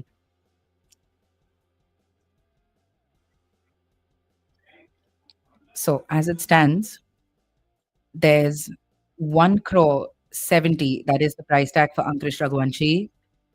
CSK has bumped up his price to 2 crore now. He was the high scorer in the 2022 Under-19 World Cup, and in KKR, he's shown what he can do with those small innings that he managed to get.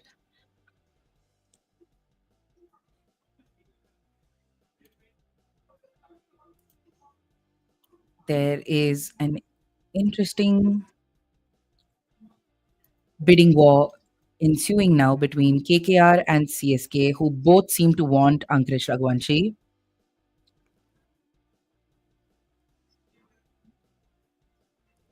He was acquired for KKR. He was acquired by KKR for 20 lakhs last year, and he played 10 games for the Knight Riders.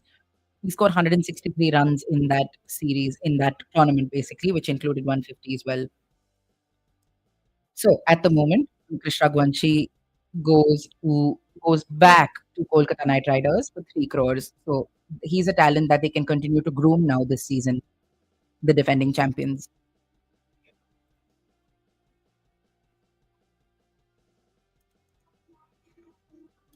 Next up is Karun Nair.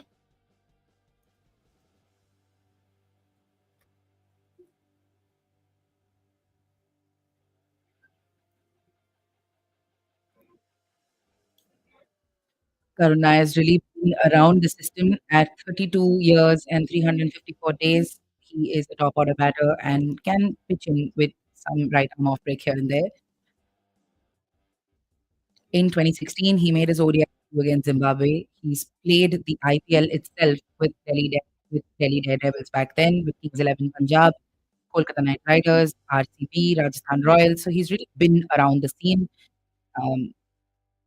The Karnataka player who's come through the ranks in Karnataka's age group cricket has also gone on to represent Vidarbha's South Zone and has represented India as well. In 2016, he went in for 4 crores to the Delhi Daredevils. And in 2014, he's represented Rajasthan Royals as well. So, as things stand right now, Karun Nair is headed to Delhi Capitals for 50 lakhs. The franchisee might be different, but he's headed to Delhi to the franchisee that represents Delhi in the Indian Premier League. Now we have Yash Thul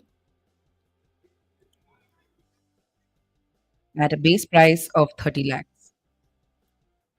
Now, this is a player who's been involved in a fair amount of controversy in the domestic scene, but in the IPL, we're going to see him he started his debut season was basically with Delhi Capitals. Let's see if Delhi goes for him again. The 22-year-old at the moment is not seeing any paddles up for him, so he might just end up going unsold. All right, so Yash Thul will have to go unsold.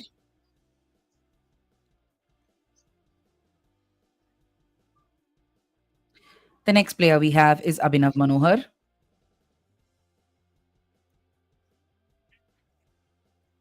Okay, and we open for him at a base price of 30 lakh.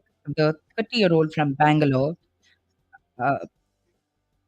has been with Gujarat Titans, and we see a first bid coming for Abhinav Manohar from the franchise of his home state, Royal Challengers Bangalore. They've bid for him at his base price at 30 lakhs. CSK puts in 35 lakhs. RCB is happy to go up to 40 lakhs. CSK is happy to go up to 55. RCB is happy to go up to 60. In his IPL career, in 19 matches, he has 231 runs at a strike rate of 133. He doesn't have 50s or 100s to his name, though. At the moment, CSK and RCB have a bidding war for Abhinav Manohar. Before the auction, Abhinav Manohar had said that he hopes to play for Gujarat Titans or RCB. So we see RCB is in the running. I don't know how he'll feel about representing CSK, but let's see. Let's see maybe if he ends up heading there. We'll know.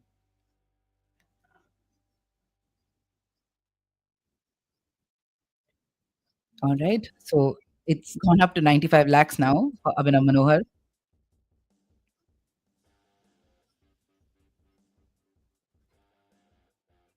Abhinav Manohar was recently he featured in the Ranji Trophy for Karnataka. At the moment, his asking rate now in the auction has gone up to 1.1 crore. That's 120 now, 130, all with the Chennai Super Kings. Gujarat Titans are happy to pitch in with a bid here as well, 150, 160 now. 170, says Stephen Fleming. Have the purse strings loosened just a little bit for the teams. Gujarat goes up to 180.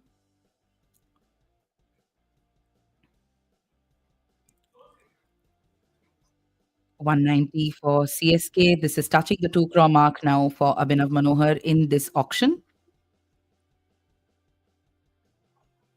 Gujarat is taking some time to figure out what they want to do with this bid. So I see Rajdeep is quite excited with how KKR is doing. This must be interesting as well to see KKR pick up a few players here. Gujarat's pushed it up to 2 crores now for Abhinav Manohar. This is interesting for the Karnataka youngster. Earlier this year, he's been talking about breaking into first class cricket, hoping to one day play for India. There's been an interesting bit of work that he's been doing on his batting where he's been trying to play a little more aggressively. So, as it seems, Abhinav Manohar is heading to Sunrisers, come in at 240.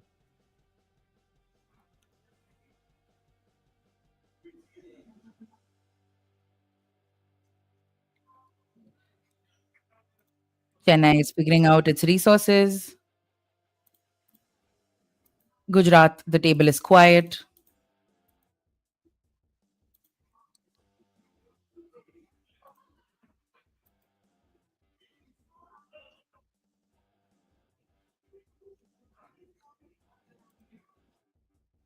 At the moment, Abhinav Manohar has gone up to 2 crore 80.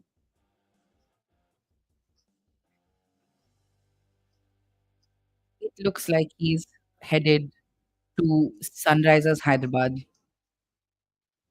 So he won't head to RCB, he won't head to Gujarat Titans, but he will head to his neighboring state and to its franchise, Sunrisers Hyderabad. 2.8 crore. Oh, hold on. Once, hold on. There's been a little bit of a mix up here because after once, twice, thrice, and it was given to SRH, suddenly the auctioneer has said that she didn't hear the bid that came in from KKR and she reopens the bid again, and the price now heads up to 3 crores. So SRH, now Daniel Vittori and Kavya Maran are visibly a little stumped by this. They've obviously been given an explanation or something from the other side where that's pacified them for a second. But after deciding to really close their bid, they're now having to raise the stakes again. It's gone up to 3 crore 20 now, with Venki Mysore and Kavya Maran sort of trying to one up each other in terms of that bid, essentially. So Kavya Maran participates. She says, okay, I'll also bump it up to about 320. And KKR, after that one little burst, decides that they don't want to go ahead. And so Abhinav Manohar will now end up costing her 40 lakhs more. And she's not happy with it. She's smirking. She's not happy with it at all. So the exact same outcome, except just 3 to 4 minutes later.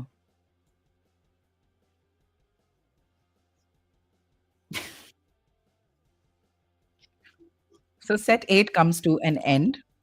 Set 9 is what we're going to be looking at the moment. Uncapped all-rounders are what we're going to be looking at.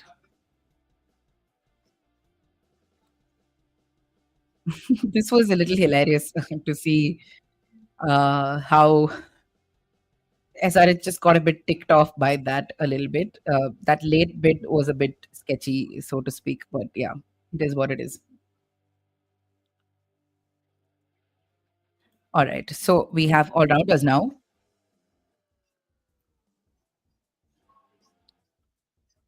Nishant Sindhu will get us going in the uncapped all-rounders list.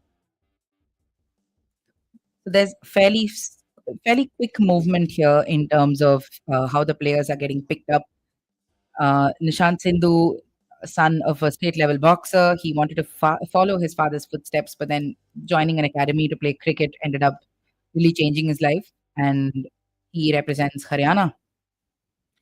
The academy that he joined is run by former Haryana first class cricketer Ashwini Kumar, who also at one point coached Shafali Verma. In the Under 19 World Cup in West Indies, Nishant Sindhu took 6 wickets from 5 games and was one of the top starts for his side. So ahead of the 2023 IPL season, he was brought in by CSK. At the moment, we see Nishant Sindhu getting a 30 lakh bid, which is his base price, and he heads to Gujarat Titans.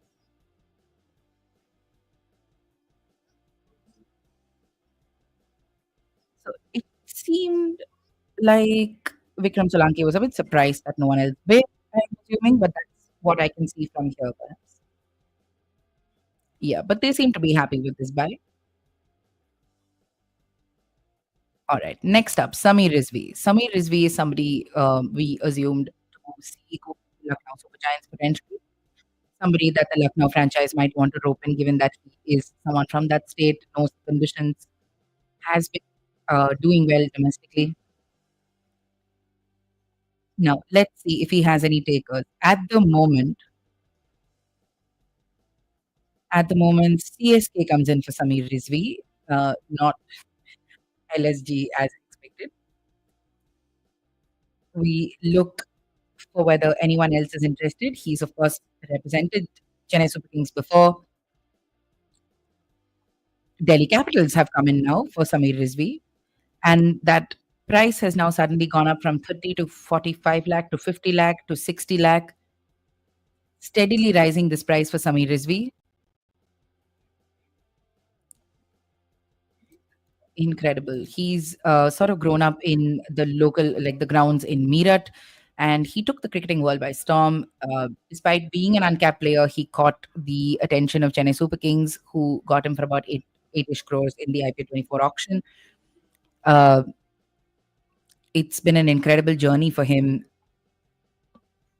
rising through the ranks in the IPL as well to really get here. So to see CSK again putting their faith in him to bid for him again has been quite interesting. So let's see if he ends up back there. We will never forget that six that he hit of Rashid Khan, but he had very limited opportunities given that he faced only about 40 odd deliveries in that season. He, however, will not head back to CSK. He will head to Chennai Super Kings. My apologies. He will not head back to Chennai Super Kings. He'll head to Delhi Capitals for 95 lakh. So there has been a slight drop in value for him, but that doesn't matter. There's still a fair amount of heft that he can add to a particular unit. So that's what he'll hope to do in Delhi Capitals with the opportunity that he's been given. Now, Namandhir is the next player who is going under the hammer. 30 lakhs is his base price. Mumbai Indians begins the bid for Namandhir.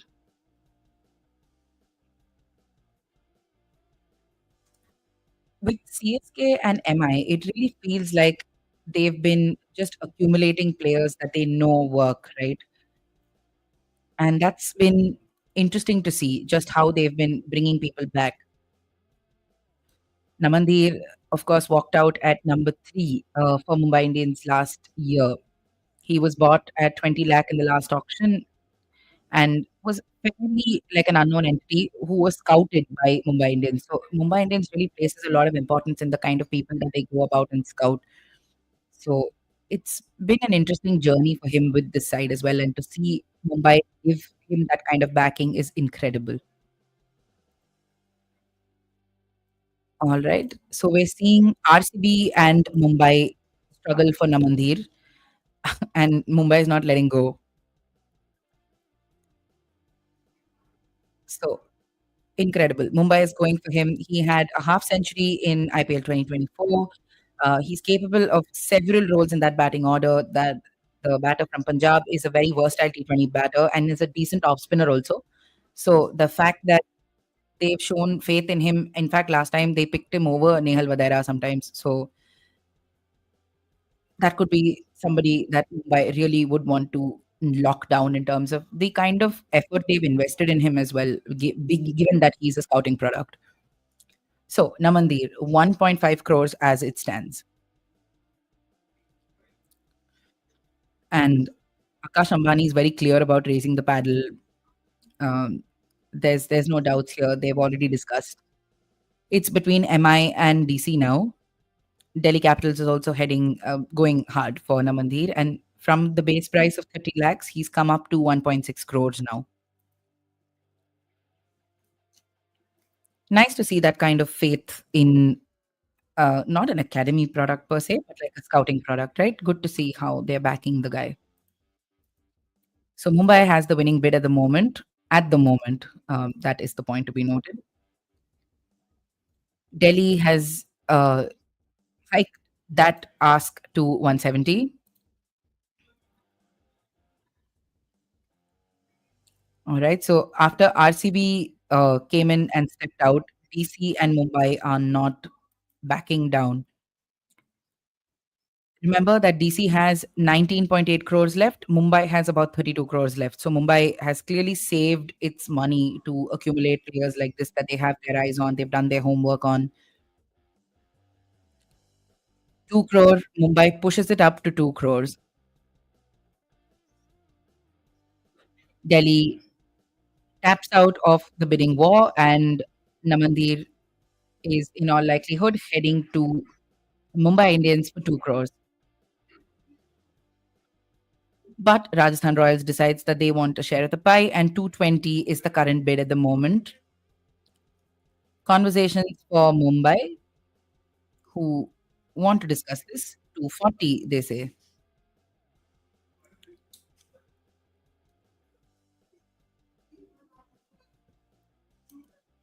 All right. So, given that they hadn't participated all through, Rajasthan coming in is a bit of spoiled sports. Okay, 260 now. The Royals have bumped up the price too. That is incredible. Rajasthan Royals currently have the winning bid now for Namandir. No one's coming up. Oh, Punjab Kings. Of course. Punjab Kings comes in with 2 crore 80. 3 crore for Rajasthan Royals, and somehow Mumbai seems to have tapped out. Now the Royals have to contend with Punjab Kings.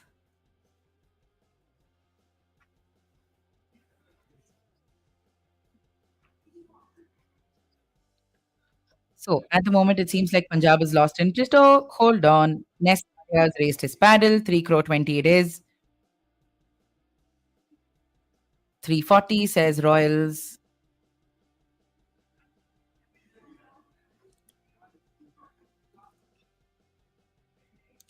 Plenty of discussion for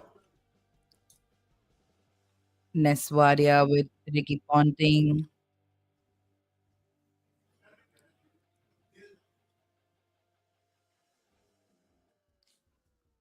So have they decided not to go for it? They need a second.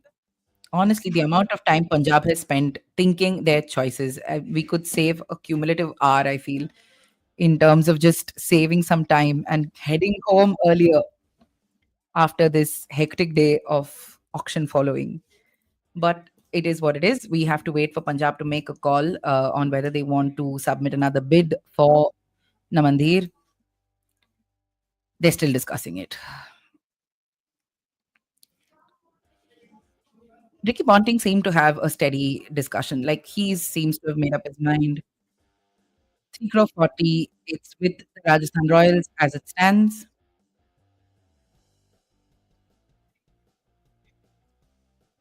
So, going to the Rajasthan Royals at the moment.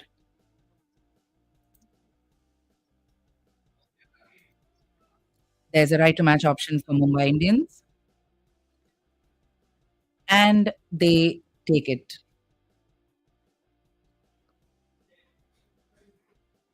So this was smart from Mumbai Indians. They just backed off. They knew that they would have the final call anyway. Rajasthan asks for a couple of minutes to see how much they want to bump up Namandir. How much do they want to evaluate him at for this auction? Akash Ambani is waiting because the Rajasthan table is right in front of him. And now the Rajasthan table comes alive. Everyone's discussing how much money should they put on Namandir's name. Neeta Ambani is looking at the clock and losing patience.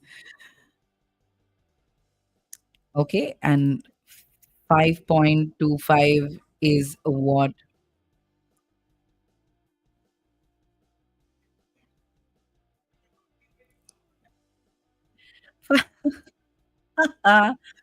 Mumbai Indians knew they wanted Namandir, and this was just a formality, it felt like, because Rajasthan valuated him at 5.25 crores.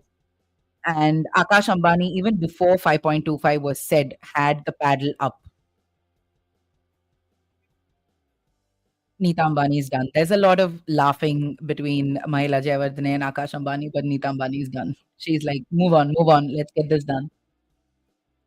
Abdul Samad is next. Abdul Samad's had a long association with SRH, but will he head back there? 30 lakhs is where we start, and RCB begins the bid. 45 lakhs. From 30 lakhs, we move up to about 45 lakhs. We see RCB and LSG is in contention for Abdul Samad. He often felt like a talent that wasn't completely utilized. His retention last year was seen as a big sort of show of faith, by SRH. So to see SRH not coming back is, oh, well, that's how the IPL works, right? Right. So now LSG and RCB are vying for this Jammu and Kashmir cricketer. He, of course, brings in some leg spin as well. Besides the batting, that is anyway his first skill.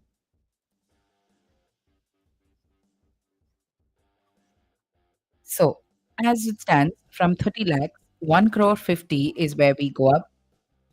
Suddenly Punjab gets involved and LSG is happy to stick by 170, they say.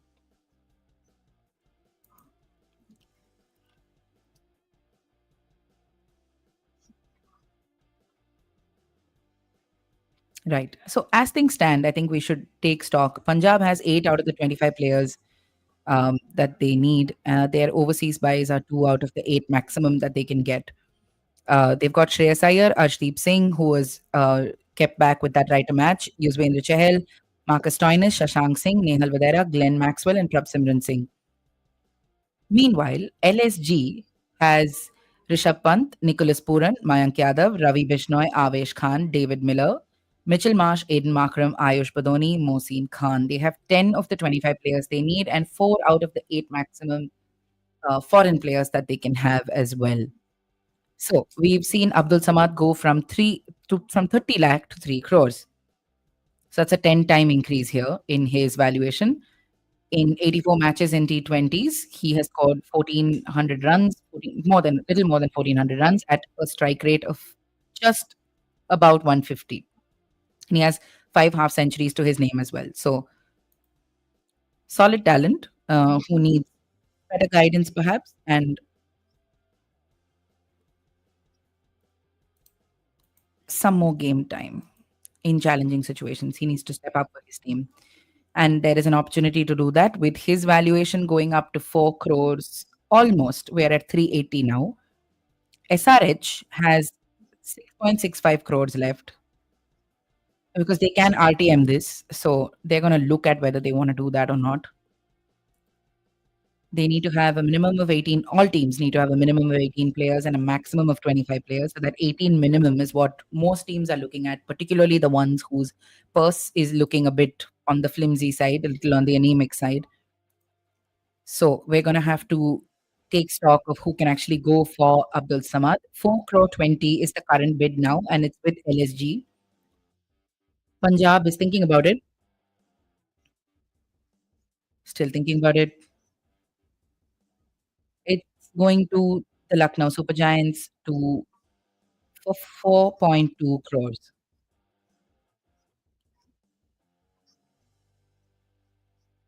So, new franchise for Abdul Samad. He will head closer home to Lucknow Super Giants. Will the Sunrisers exercise their RTM?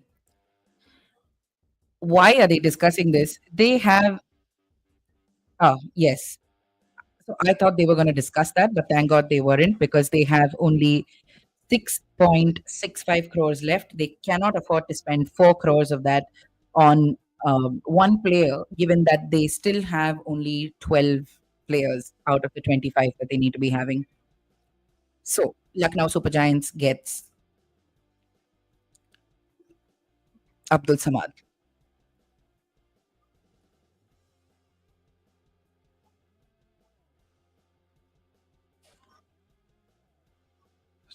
All right. So the next player we have is Harpreet Brar. 30 lakhs is the base price for Harpreet Brar.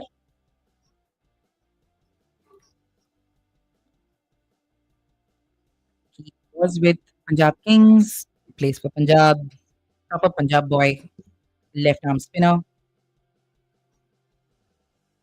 So 30 lakhs. Let's see who is going to go for Harpreet Brar. At the moment, looks like he's heading to Lucknow Super Giants. And Punjab comes back. Punjab comes back, of course. There's an interesting story as far as Harpreet Brar is concerned. Last year, when he played with Punjab Kings, he of course let slip that there were a lot of sacrifices that he made to really come in and play for the IPL, like to basically land up in the IPL.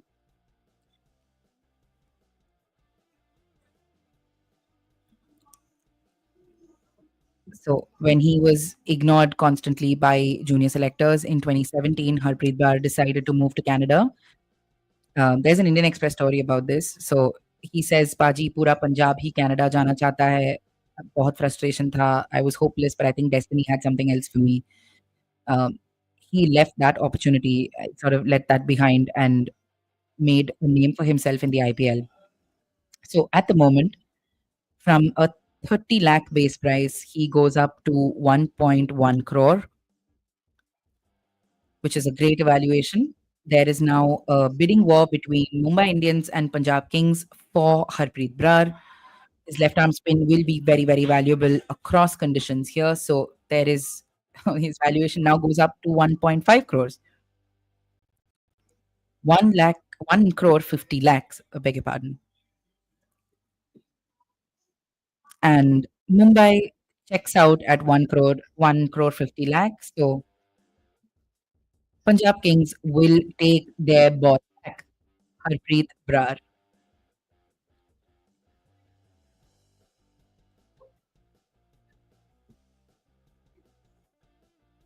Yes, so there goes Harpreet Brar back to PBKS.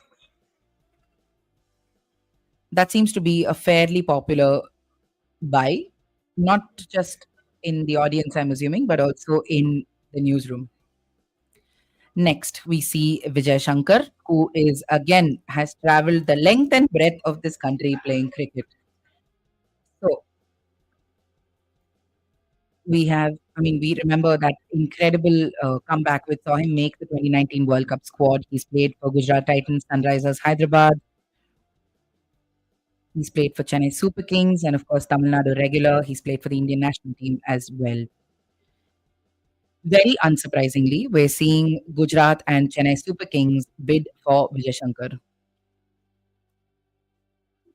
The 33-year-old from Tirunelveli, Vijay Shankar, was part of Gujarat Titans when they won that trophy. So we need to see what happens here. He recently scored his 10th first class century, and it helped Tamil Nadu salvage a draw against Chhattisgarh in the Ranji Trophy. So it's between the Titans and the Super Kings at the moment. We're seeing a fair amount of discussion happening within the Gujarat Titans.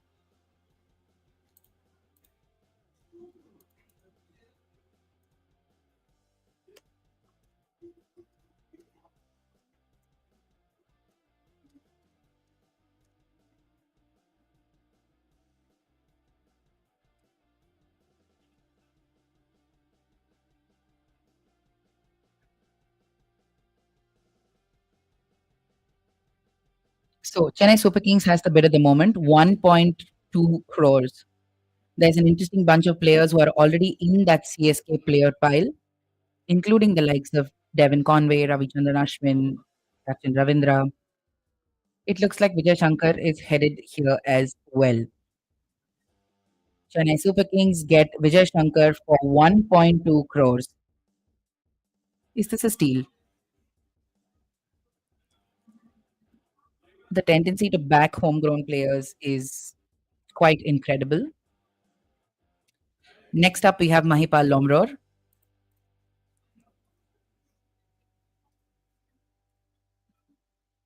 We've seen him in RCB colours. The left-hand batter seems to have some interest from the Rajasthan Royals. Finally,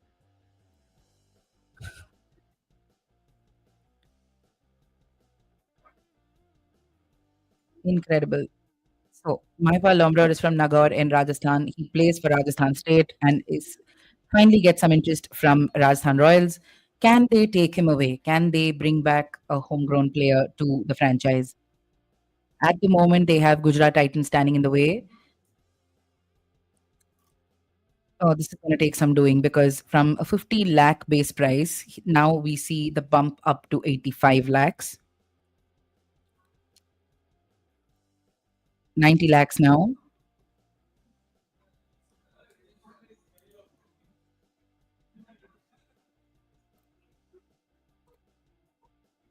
$95 lakhs at the moment.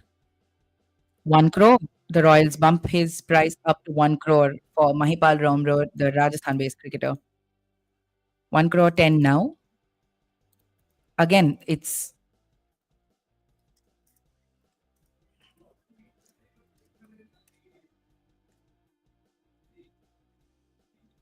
one crore 30 back to Gujarat.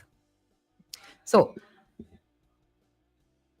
let's take a look at what Rajasthan, their basically the players that they've bought looks like. They have 18.85 crores left in their purse. They've got Yashasvi Jaiswal, Sanju Samson, Dhruv Jurel, Riyan Parag, Simran Hetmeyer, Vanendu Hasaranga, Mahesh Tikshna, Sandeep Sharma, Jofra Archer. So there is room for some spin bowling, sure, but there is room for a batter as well. But we've seen Mahipal Lomror. I mean, one problem has been that with RCB, he hasn't really had consistent opportunities. And the other problem is, given the kind of problems or the holes that RCB's dug for itself, it's often been too much to do for Mahipal Lomror as well. So, would Rajasthan be a safer place? Would Gujarat be an easier situation to figure out his IPL career in? We'll have to see. At the moment, 1 crore 70 lakh. As it stands, he's headed to Gujarat Titans for 1.7 crores. Rajasthan does not interfere, and Gujarat Titans have Mahipal Lomror.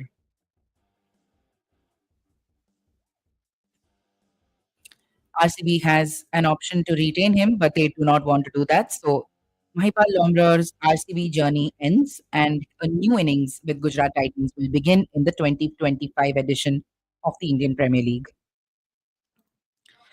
Interesting turn of events here for Mahipal Lomror. Next up, we have Ashutosh Sharma, Punjab Kings. Where is your paddle?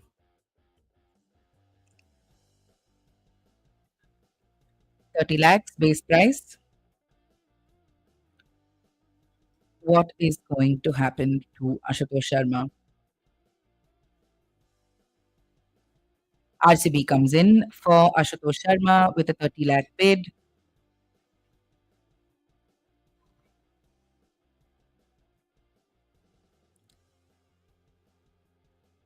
$35 says Rajasthan Royals. So it's between the two Royal teams now. Ashutosh Sharma, along with Shashank Singh, had an incredible run for Punjab Kings, often bailing them out of the most impossible situations last season.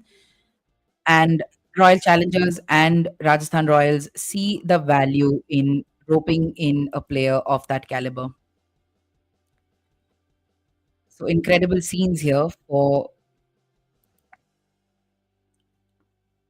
Ashutosh Sharma. Now his valuation is rising with each passing minute.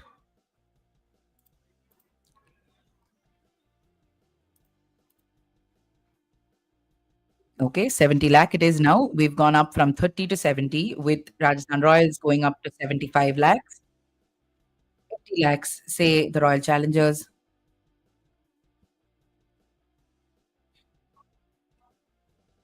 85 with the Royals, 90 with Challengers.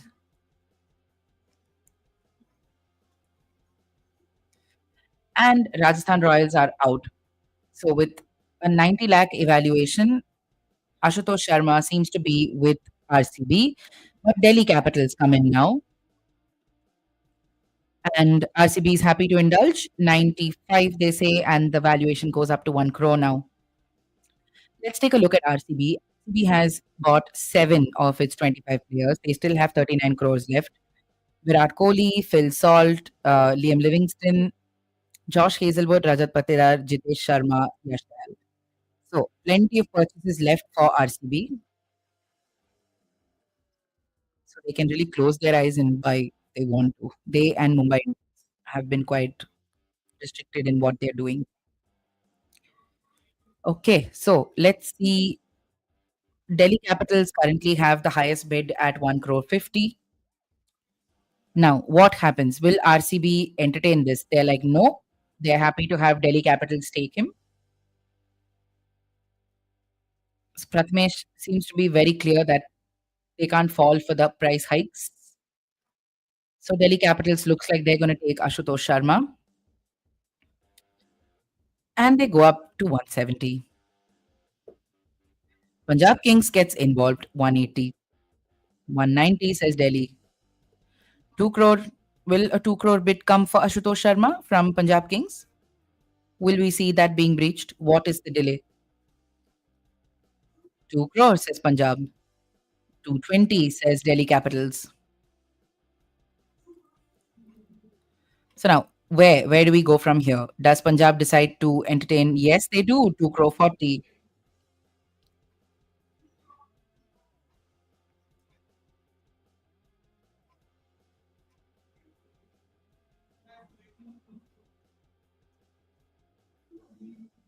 Two crore 8, says Punjab Kings. 3 crores now by the Delhi Capitals for Ashutosh Sharma. Proper windfall for the cricketer.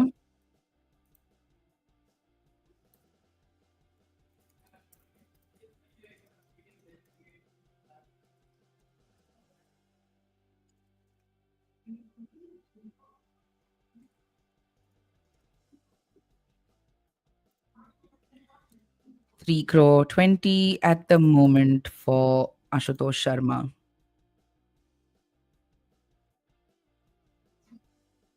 340 now for the Delhi Capitals. In terms of batters, Delhi Capitals have 8. Punjab Kings have 7. 2 foreign options for the Punjab Kings, 3 for Delhi Capitals. But Delhi and Punjab are still going at it. They're not done. They won't be done anytime soon.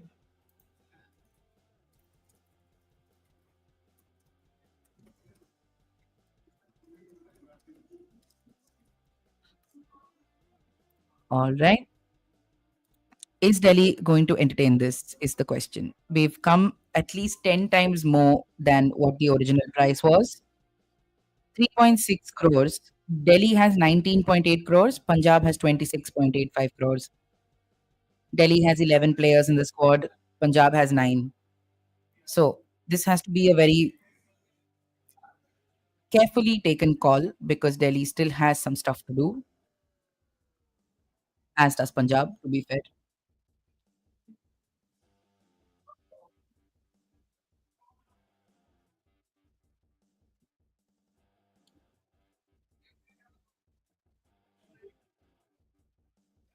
So it looks like Ashutosh Sharma is headed to. Oh, okay. Yet again, Punjab Kings, please figure out your strategy in time. 3 crore 80. Malika was all ready to sell to Delhi Capitals. Pat Jindal is annoyed because Ness Varia has just raised his hand and said, stop. for no reason. He had no reason to stop proceedings because they don't increase the bid, they don't do anything, and part is fine because they have not lost the player. So Ashutosh Sharma goes to Delhi Capitals for 3.8 crores. They're quite happy with that. They will be happy to not have any additional payment there. The last of the all rounders, Utkarsh Singh.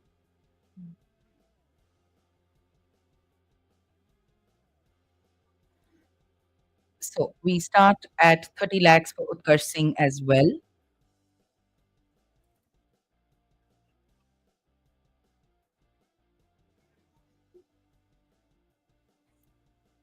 30 lakh. He was bought by Punjab Kings ahead of the 2021 auction. There doesn't seem to be anybody raising a paddle here. This is the last player of this all rounder set. So at the moment, 445 crores have been spent in the IPL auction.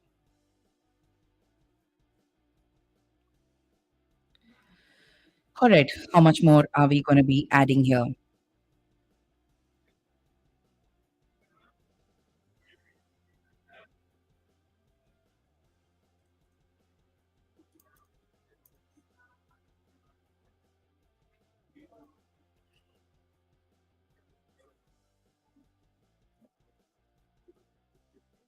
Okay, so to take you guys through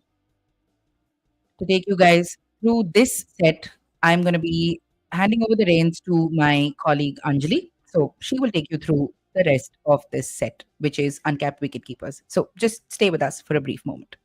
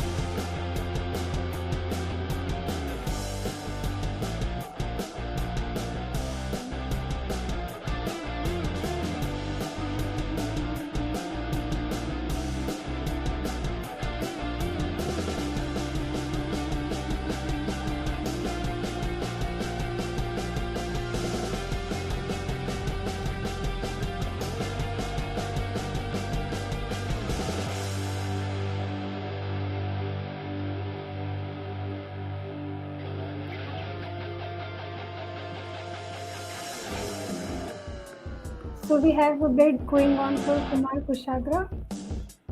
Till now it's 65 lakhs.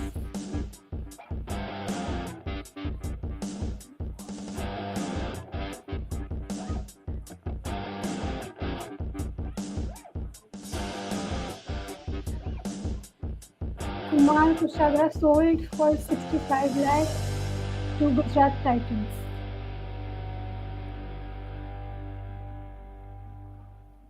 So our next player is Gujarat seems pretty positive about this purchase, and our next player is Robin Mins, and his base price is 30 lakhs. Let's see if he has been taken. He's a keeper and he's 20 years old.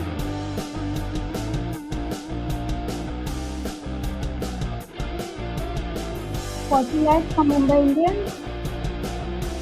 With Mumbai and CSK going after the keeper. 50 lakhs from Mumbai, 55 from Chennai, and some more from Mumbai. Both the teams seem to want to have him.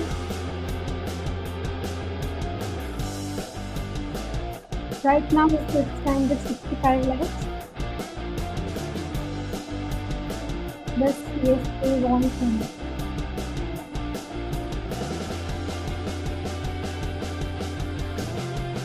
And Mumbai gets another player in the squad, and it's Robin Mins, sold to the franchisee for 65 lakhs. This is going to be Mumbai Indians' third buy for the day. So the next player is Anuj Rawat, and he starts with a base price of 30 lakhs. Let's see if he finds any takers. He's an Indian batter, as we know, and he has got some good record. Starting at the base price of 30 lakhs. Let's see if he's interested in taking him.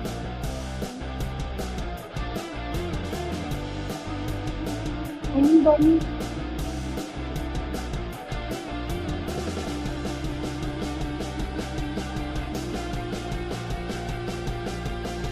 Okay, so RCB can use the RTM for him, but his current bid still stands at 30 lakhs, and RCB is not interested in using that RTM.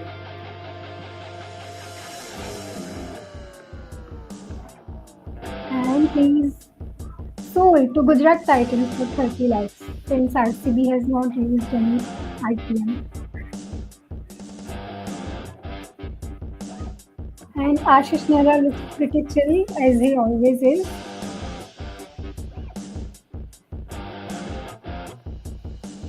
The next player is Aryan Jewel, 23-year-old.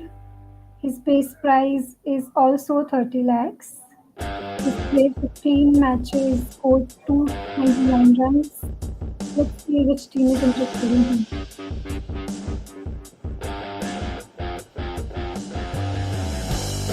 Starting with 30 lakhs, and it is a little bit for him, and he doesn't find anybody else, so he's sold to Lucknow Super Giants for 30 lakhs. Our next player is Putendra Yadav, 28-year-old keeper. He's from India, and he played for SRH in this year's IPL. Let's see who's interested in taking him to first league.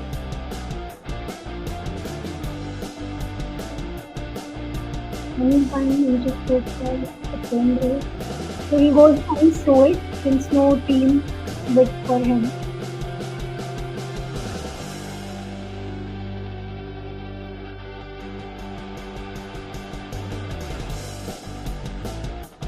Next player is Loveneet Sisodia. His base price, he starts at 30 lakhs. Very, very loving sport only.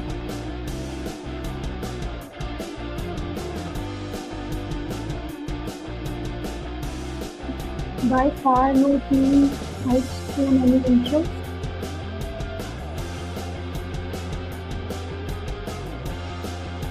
And he is unsold. Two consecutive players go unsold. Moving on to next player, and we have Vishnu Vinod. Let's see if it's going to be a hat-trick of unsold players. It is from India. He was in MI scan in 2004. 30-year-old keeper, and he finds a bid from KKR. And let's see if someone else bids for him.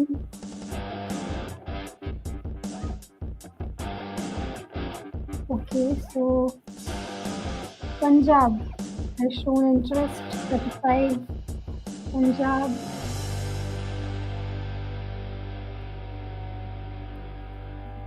Bravo seems to be a little confused. He's thinking something, discussing it with the KKR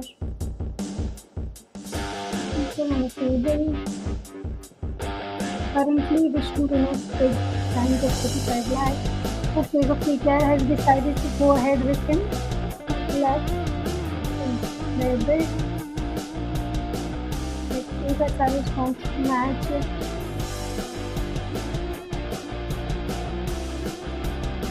Okay, so they are going ahead.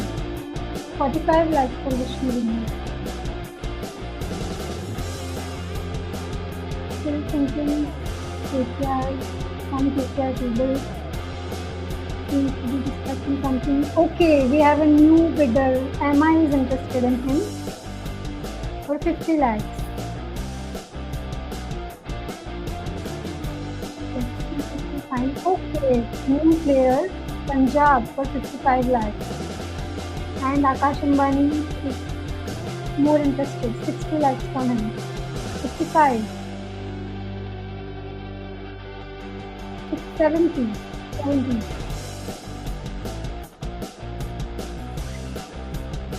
And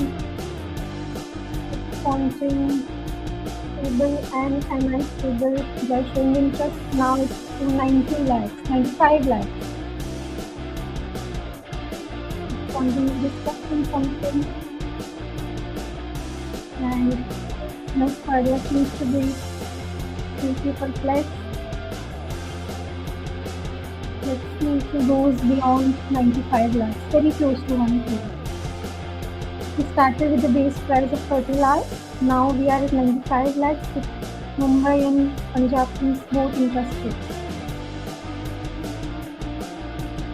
Seems like it might go to Mumbai Indians fan. My apologies. Now it's gone to Punjab Kings for 95 lakhs, and Jeddah seems to be happy with this purchase. He entered the bid pretty late, like their other buys, but they seem to be happy with this purchase. Let's see who our next player is.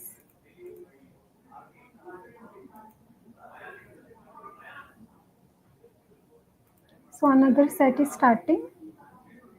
Let's see what is the category.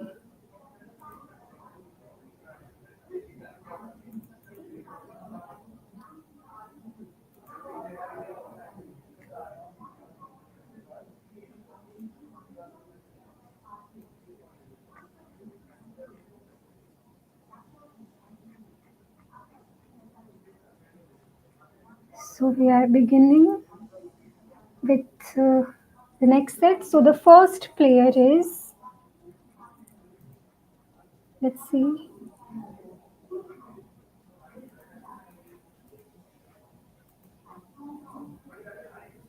Rashid Dar, and we begin with the base price of 30 lakhs. Let's start the bidding. We start with the base price of 30 lakhs. He's 24-year-old seamer from India. He was in DC in 2024, and we have give 45 lakhs from the RCB, 55 from the Hyderabad, 60 from Hyderabad, more from the RCB. Currently it stands at 80 lakhs, 85, 90, 95. Both the camps seem to be really interested in this seamer. 1.1, we have crossed the 1 crore mark, and RCB 1.3, 1.4, and both, as I said, both the camps are pretty interested in him. Now, currently the bid stands at 1.92 now. Okay. They are thinking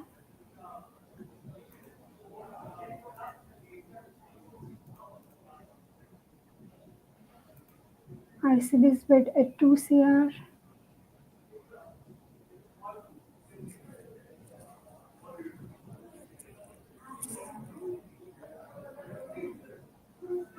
And we have Delhi Capitals for the RTM, and they have shown interest. They've enabled the RTM. Let's see what's the prize given by the Royal Challengers Bangalore. They are discussing it. The way they were bidding, they seem to be really wanting to have him. So let's see what's the price they come up with. Starting with the base price of 30 lakh, we are now at 2 CR, and RCB are still discussing, and Delhi have enabled their RTM option. So let's see what's going to happen. They have asked for more time. They seem to be in intense discussion, as they should be. Still thinking.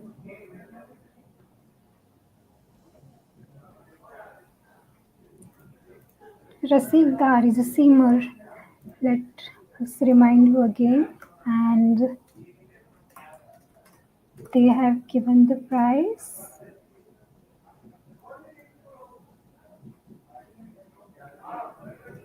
of 6 CR. Their final bid is 6 CR. Let's see if Delhi can match it.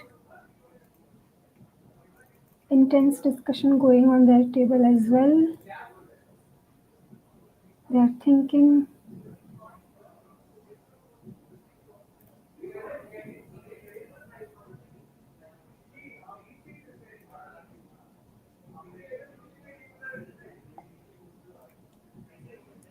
Just like Punjab were having intense discussion, they are also discussing if they want to match the price.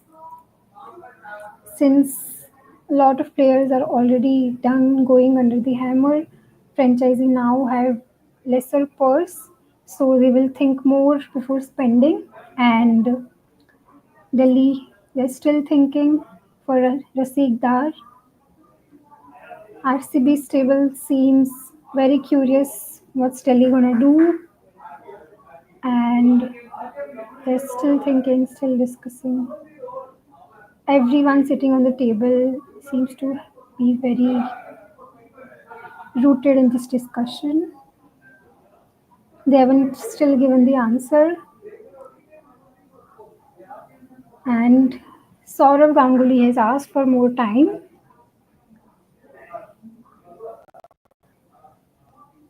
Maybe it was in their plan, but they didn't feel that it will go so up as 6 CR.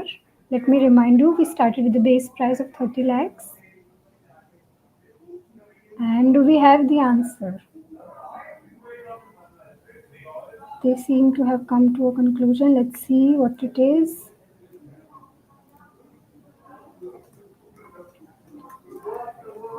Okay, so they have decided to not go ahead, and RCB has another player in their camp, and it's Raseek Dar. The way they were indulged in the discussion, Delhi, from their body language, it seemed that they were not prepared for this. And going to our next player, it's Akash Madhwal. Mumbai Indians fan know him really well. He's a 30-year-old seamer, and Mumbai's strategy by far has been to retain its core. Let's see if they will go after him or not.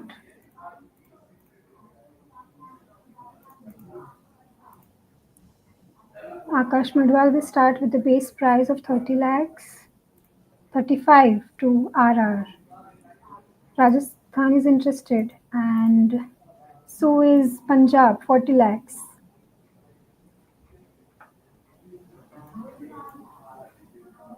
Punjab is more interested. Let's see. Okay, 50 lakhs from Punjab. Let's see if Rajasthan are also interested. 60 lakhs for him. Okay, 65. 70. Nespade seems to be really sure of Akash Madhwal. Seems like they want him. It goes to 75. Rajasthan are thinking. They are discussing. Currently, the bid stands at 75 at Punjab. Let's see if they want to increase it. Okay, they want to 80 lakhs. Punjab.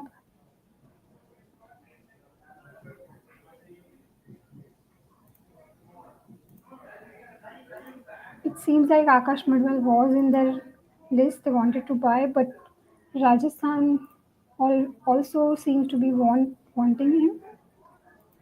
Currently, the bid is 95 lakhs, and Royals are not stopping. It's okay, it's 1 CR now. Both the tables are going all after him.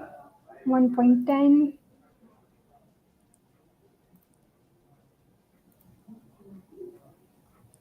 Some discussions at the Royals table. Rahul Dravid decides to go. Now it's 1.2. Currently it stands at 1.2. Next, discussing something with Ponting. They've asked for some time.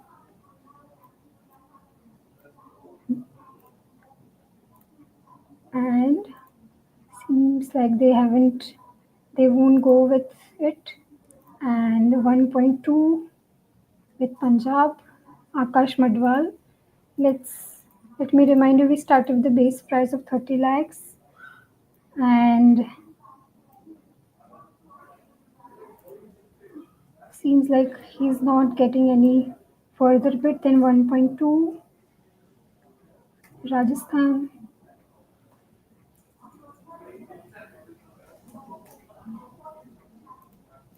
And it's sold. Akash Madhwal goes to Rajasthan Royals. And previously he played for MI and okay, so Punjab's table there are some discussions going. Ponting has that sneaky smile on his face. The next player is Mohit Sharma, very experienced bowler, starting with the base price of 50 lakhs. Let's see who is interested in him. He has played over 100 matches and okay, so the bid has already begun. 60, 65, 70. He's a 36-year-old. He played for GT in this year's IPL. So currently the bid is between Gujarat and Capitals. Gujarat Titans and Delhi Capitals. 1.2 going ahead. Capitals Capitals seem to be wanting to have him. Ashish Nehra is discussing something. Currently, the bid stands at 1.4. We started with 50 lakhs. We all remember that final over in the final between Gujarat and Delhi. Mohit Sharma was the bowler. He can be really handy. He's an experienced bowler. Let's see if who gets it, GT or Capitals. 1.6 from the Capitals. Titans discussing. They've gone with the bid. 1.7.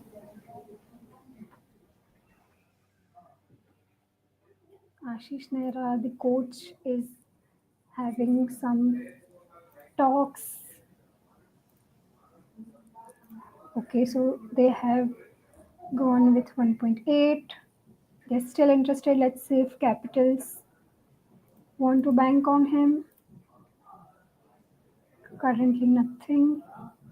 1.8 with GT. Currently, Gujarat Titans has one overseas pacer, and in total with Indian pacers they have 3. So they definitely want some options. Let's see if Punjab is also interested in Mohit Sharma. Currently, the bid stands at 1.8 with GT. And it goes up. Capitals still interested, but GT has bid 2 CR for him. Delhi, the owners of Delhi Capitals still thinking. They have bid more, 2.1 for Mohit Sharma. 2.2 now.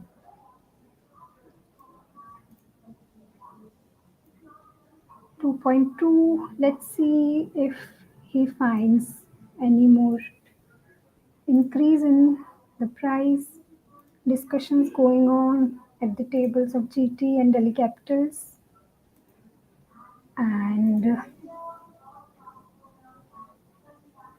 Ashish Nehra is discussing something. As we mentioned before, the bid is coming to an end of day one and teams don't have huge purse now, so they'll want to be very careful with every buy and every purchase that they make. Currently 2.2 CR Mohit Sharma. Nehra still thinking. The team has asked for some time. They are indulging in a conversation and it seems they won't be going ahead. Capitals have him. Let's see any else team interested in Mohit Sharma.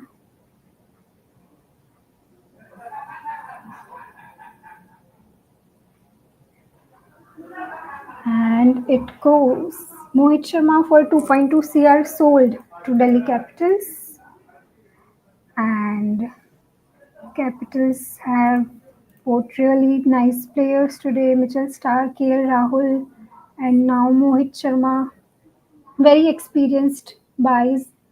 And our next player is here. It's Vijay Kumar Vyashak with base price of 30 lakhs.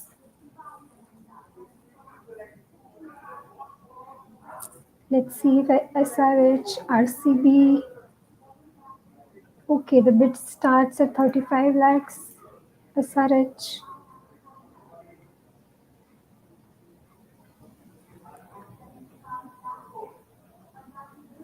Is it going to go above 35 lakhs? Okay, GT. We have GT with 40 lakhs. 45 from SRH.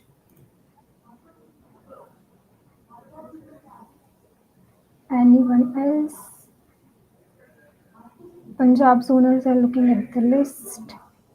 Okay, so they have made that move. It's 50 lakhs for Vijay Kumar, 55 now. Ponting and Preeti Zinta discussing something for Vijay Kumar.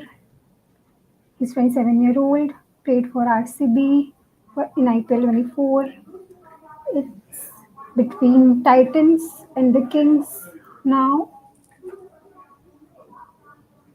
Let's see, the bid is at 60 lakhs now. Okay, Gujarat is going ahead with 65.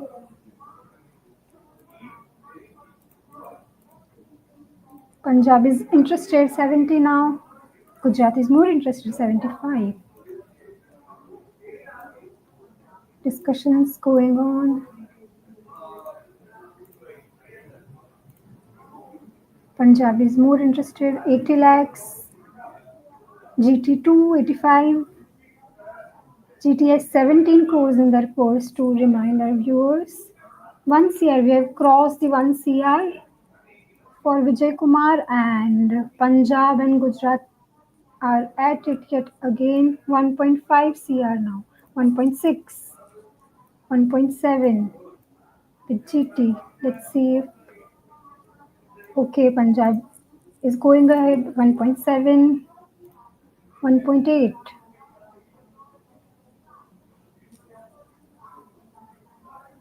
Team owner Preeti Zinta is pointing out something. They seem to have discussed something prior to this buy.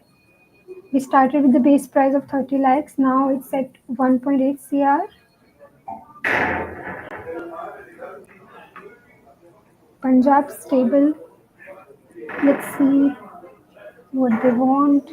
Do they want Vijay Kumar?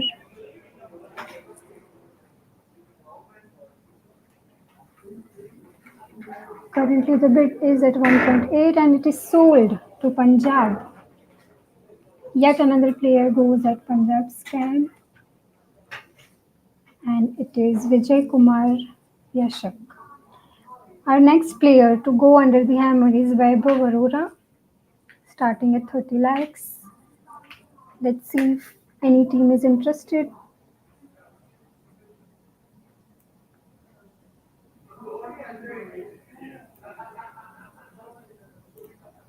He played for KKR, the champion team of IPL 24.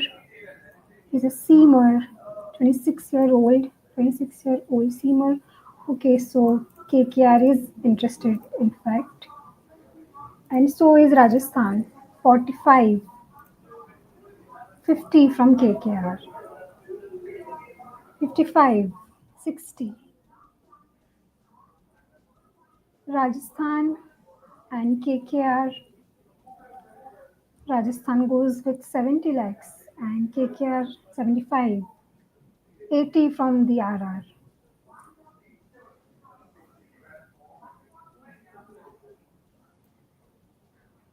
Bravo is thinking. Currently the bid stands at 80 lakhs. Royals are going ahead and so are KKR, 85 now. 90. We are very close to 1 CR and 95 like 1 CR. We have reached above 1 CR now, 1.1 from the RR.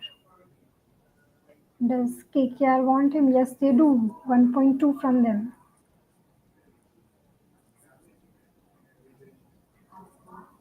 Vaibhav Arora, we started with 30 lakhs. It's now 1.2. Formerly, he played for KKR and they have shown interest in him.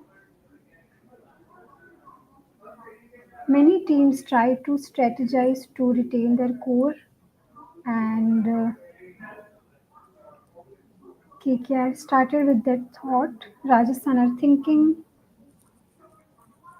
Rahul Dravid discussing, and they are going ahead 1.3 for Vaibhav Arora and KKR of 1.4, 1.5 now, 1.6 it is. Do we have a 2 CR for a seamer, for an Indian seamer? Okay, so Rajasthan has backed out and Vaibhav Arora might be heading to his former team KKR. Let's see if any other team has interest. KKR. KKR has bid again because Capitals showed interest in him. 1.8.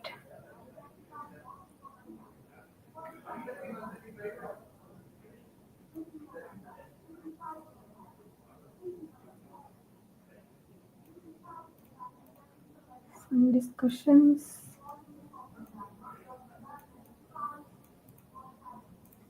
KKR table seems pretty chill at the moment, and it's gone to KKR for 1.8.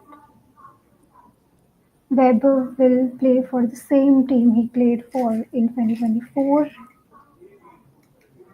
He will go to Kolkata Knight Riders.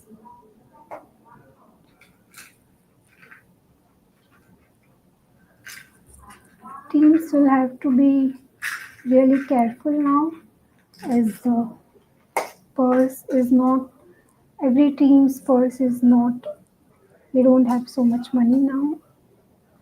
Our next player is Yash Thakur, starting with 30 lakhs.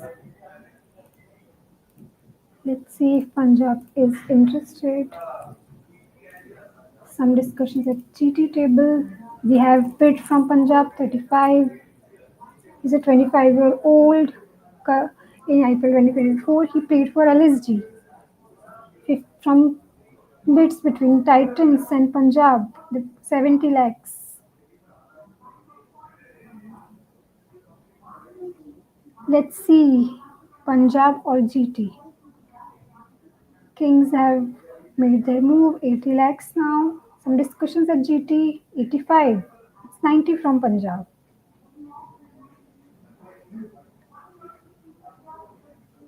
And Punjab are going after him. It's reached 1 CR. Ashish Nehra having some discussions, while Ponting seems to be thinking something. It's Yash Thakur. We started with 30 lakhs. He's an Indian seamer.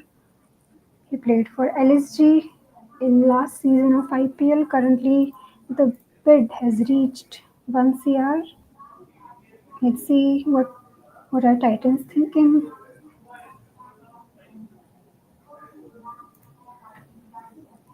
And GT goes ahead. It's 1.1, and so do Punjab Kings. 1.2. It's 1.3. It's GT. 1.4 from Kings. 1.5 from the Titans. 1.6 from the Kings.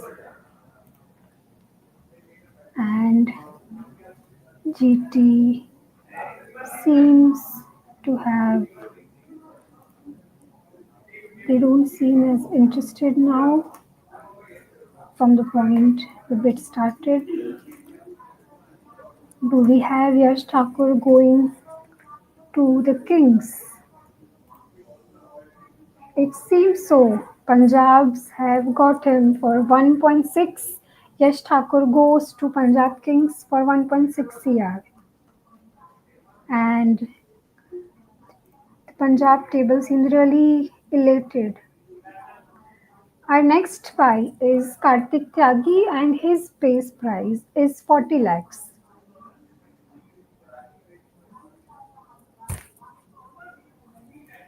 Let's see if any team bids for him. Starting with the base price of 40 lakhs.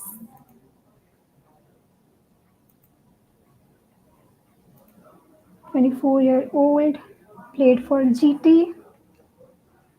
GT wants a seamer. Let's see if they are interested in him. Not only they are not interested, no one else was interested for him, so he goes unsold.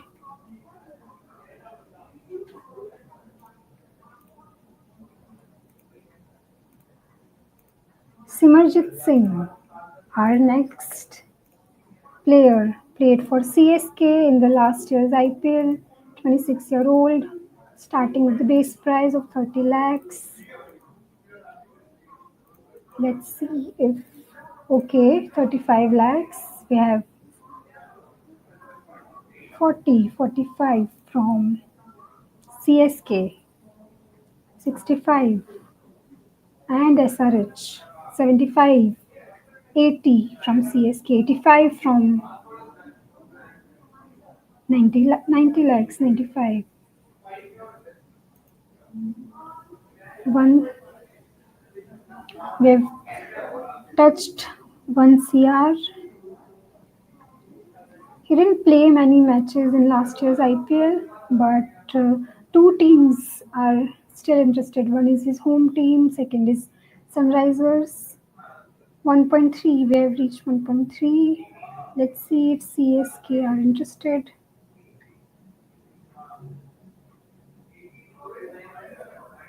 The bidding is for Simarjit Singh, Indian pacer.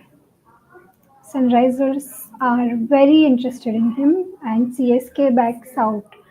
He might go to Sunrisers for 1.5. Do we have any other bidder for Simarjit Singh? And it goes to the Hyderabad for 1.5. Last year's finalists have decided to bank on Simarjit Singh, and they have a pretty good pace attack with Harshal Patel, Shami, and Rahul Chahar as spinner. Not forgetting, they also managed to get Ishan Kishan for 11 CR. Let's move towards our next player, and we start with another set.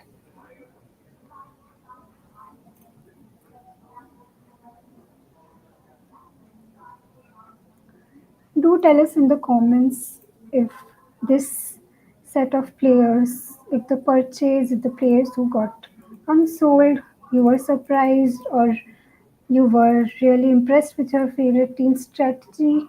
We can discuss that. And we are going ahead with another set. We have spin department now. Let's see who our first player is. Suyash Sharma, starting at 30 lakhs. Right away, the Bengaluru is interested. His bid is now at 50 lakhs. He's a spinner, played for KKR.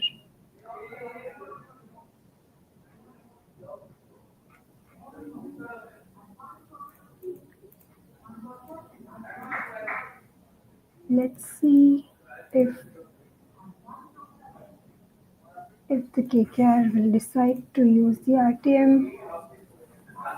Bengaluru seems to have a strategy. They want to take Suyash Sharma, and Mumbai Indians are now in the playground. They start the bid 75 from them, 80 from RCB, 85 from Mumbai, 90, 95.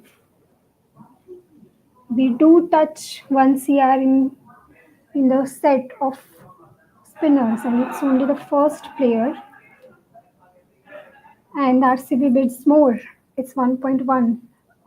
Akash discusses something with Mahela.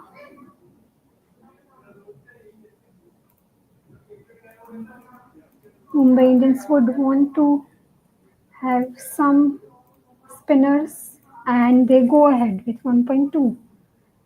It is Suyash Sharma. Let's see if RCB adds to the bid. Are they interested enough in Suyash? Yes, they are. 1.3 from them. Mumbai Indians are little hesitant, discussing something, and they go ahead with 1.4. RCB discussing. Let's see if they go with 1.5. They do. Let's see if Mumbai wanna invest, and they do 1.6 from them. Will RCB go all out for him? They do 1.7 from them. And we do have some more from Mumbai. It's 1.8 now. We started with 30 lakhs. Suyash Sharma is an Indian spinner, and both the teams are really interested in. They are going. They have reached 2.1 from RCB. Some discussions between Akash Ambani and Neeta Ambani. We have 2.2, and RCB has increased it. Some smiles and giggles at the RCB table. Let's see if MI. Yeah, they do. They go for it. Currently, we stand at 2.4, 2.5 from RCB. Now, Mumbai really needs to think if they want to wait for their. Okay, so they are not going ahead. It's 2.6 for Suyash Sharma from RCB. Do we have any other team interested in this Indian spinner? From 30 lakhs to 2.6 CR, this youngster had a good outing in the auction. Let's see. Okay, so it goes to RCB. RCB have bought their spinner in Suyash Sharma in 2.6 CR. Let's see who our next spinner is. And it's Karn Sharma. 50 lakhs, starting with the base price of 50 lakhs. His former team, as in IPL 24, was RCB. He's 37-year-old, played for title-winning teams of Mumbai Indians and CSK, starting with 50 lakhs. Do we have anyone interested in him?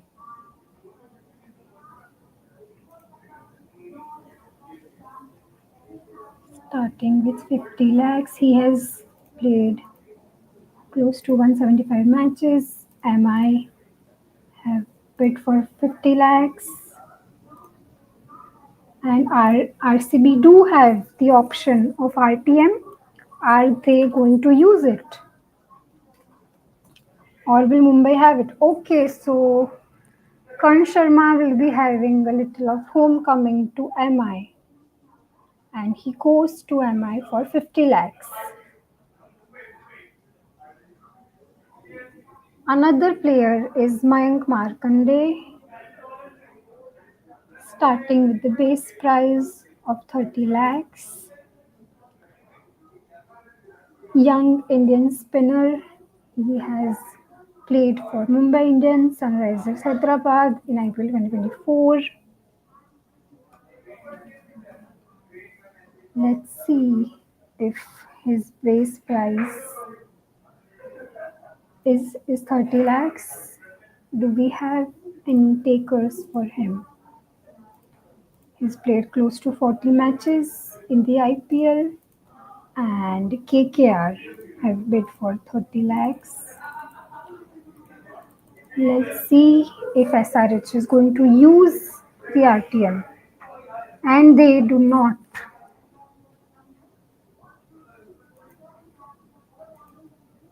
Is Mayank Markande going to KKR? Yes, he is. Gone to KKR for 30 lakhs. Mayank Markande, he's got nice spin variations. And we have our next player, Piyush Chawla. Played for MI in IPL 2024. Took some important wickets. 35-year-old Piyush Chawla. Let's see if MI's strategy of retaining the core, and if they go for him. Really crucial, taking important wickets in the middle, and nobody bids for him. We have our first unsold spinner in this set.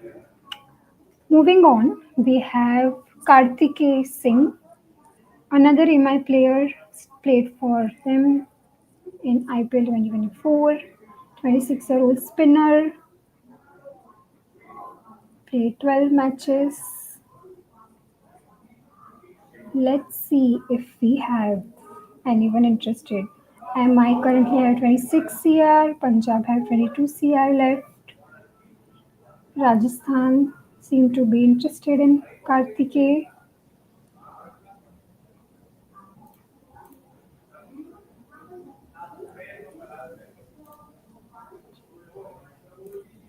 Now the purse, KKR have 10 CR left, and Karthikeya is sold to Rajasthan Royals for the base price of 30 lakhs. The base price is coming in single digits now. Now Royal Challengers Bengaluru have already bought Jofra Archer and Akash Madhwal. So let's see what Rajasthan's strategy is going to be going ahead.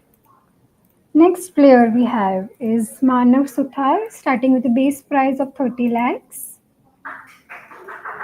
He played for GT in last year's IPL. He's a spinner, 22-year-old, very young. Let's see if GT are interested in him once more. And they are. He's sold to GT for his base price.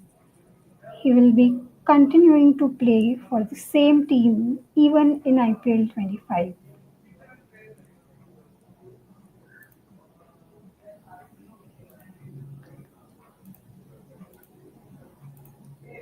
Yuzvendra Chahal was the most expensive spinner. He was going for 18 CR.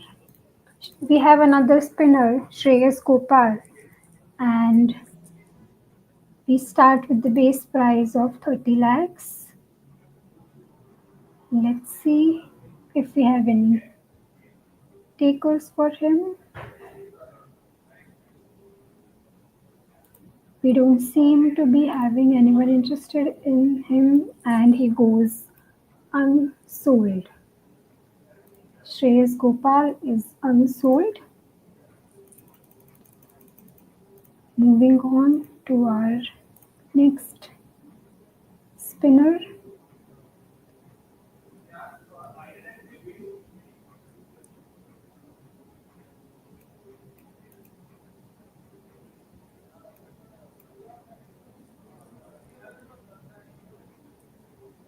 So this set has ended. Pardons, no more spinners, and Shreyas Gopal, Piyush Chawla, Mayank Markande, Suyash Sharma. We had these spinners in this set, and reminding you guys again the top buys when it comes to bowlers. We had Chahal for 18 CR, Arshdeep Singh for 18 CR, and the auction is going on for the day one. Is it over? Oh, yeah, lost it.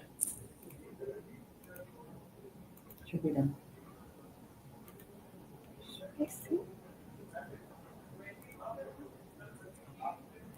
Let us know in the comments if your team lived up to your expectations or you were disappointed. And if you want any specific player for your team to go after. Many teams had, before the auction, let's say Ruturaj Gaikwad said that it will be good if we get 70 to 75% players that we had hoped for. And coach said, yeah, we'll do that, we'll manage it. His reply was that. And CSK did manage to get Rachin Ravindra, Devin Conway. But the biggest news for the CSK camp would be the homecoming of Ravichandran Ashwin, and we will see Jaddu, Ashwin, and Dhoni playing together for the Yellow Army at Chepauk. So, from today's auction, CSK fans have many reasons to be happy for, and so do the Mumbai Indians fans. They have managed to get their title winning bowler Trent Bolt, and it's not easy to play Jasprit Bumrah plus Trent Bolt. And let's say they bowl 8 overs, so that is 48 very difficult deliveries for the opposition's batters. And although Mumbai did not start bidding for the most of the auction, I think they did manage to do what they are known to do, and they did go for their players that they have had in the past, and this strategy can really work. And we saw Venkatesh Iyer's record breaking bidding from KKR. They have shown loyalty to him, and when it when this when the loyalty factors in, the players do really feel honored, respected, and they want to give more.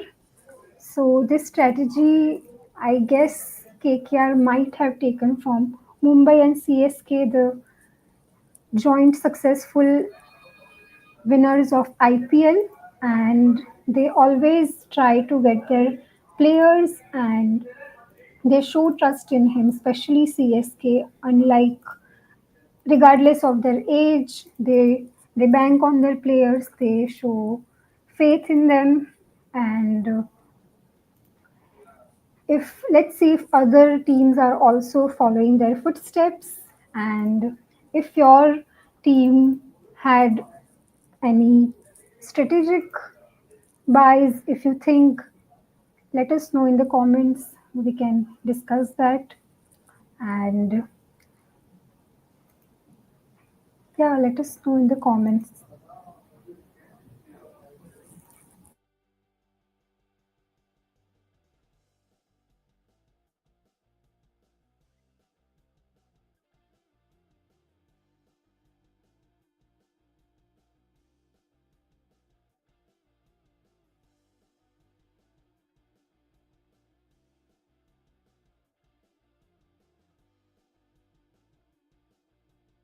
All right, welcome back. That brings us, I think, to the end of auction proceedings on day one.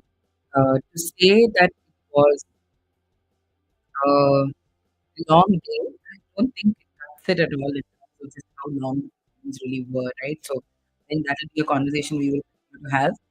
I thought one thing that I could do for you guys, because we've been following the auction for the last 8.5 hours, was to really just bring a couple of just responses, the kind of reactions that have been going on to some of the buys, how some of the players have responded.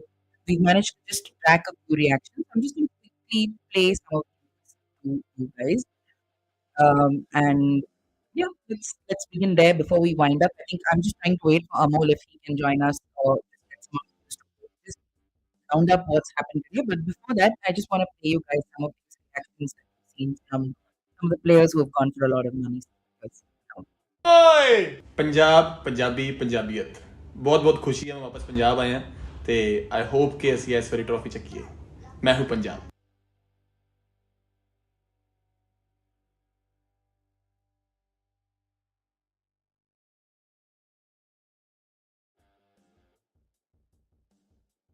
Punjabi ਆ ਗਏ ਓਏ ਪੰਜਾਬ ਪੰਜਾਬੀ ਪੰਜਾਬੀਅਤ ਬਹੁਤ ਬਹੁਤ ਖੁਸ਼ੀ ਹੈ ਮੈਂ ਵਾਪਸ ਪੰਜਾਬ ਆਇਆ ਤੇ ਆਈ ਹੋਪ ਕਿ ਅਸੀਂ ਇਸ ਵਾਰੀ ਟਰੋਫੀ ਚੱਕੀਏ ਮੈਂ ਹੂੰ Punjab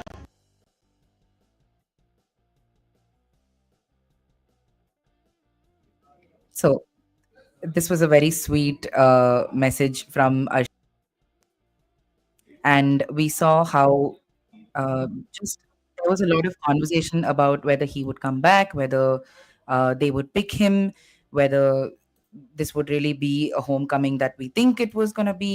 But I think at the end of the day, we sort of saw all of these different things sort of come together for Ashdeep, and to see him coming back for this kind of money, I think that's debatable. We can always debate on whether the money was valid, whether that was required. But at the end of the day, it's nice to see an Indian pacer sort of rake the kind of money that he did. Here's a welcome video that KKR did for Venkatesh Iyer.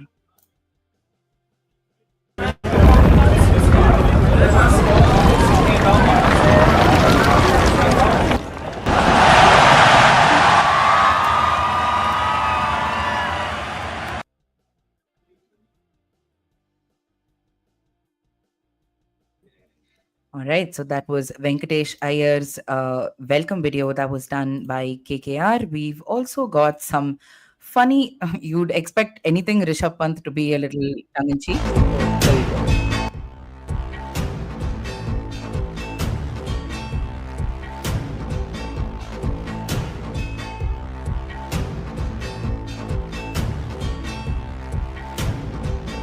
भूल तो नहीं गए हमें.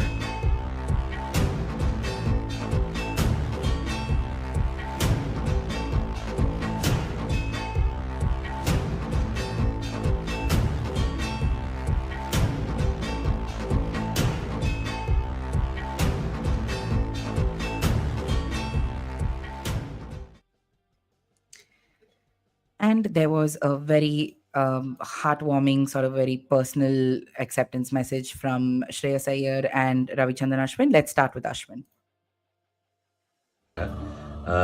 2008லேருந்து 2015 வரைக்கும் நான் first மஞ்சள் துணி போட்டு அந்த டீமுக்கு விளாட்னதுக்கு என்றைக்குமே கடமைப்பட்டிருக்கேன். அங்கே அந்த டீமில் விளாட்னது கற்றுக்கிட்டது தான் என்னோட இன்டர்நேஷனல் கரியரில் இவ்வளோ தூரம் கூப்பிட்டு வந்து விட்டுருக்கு.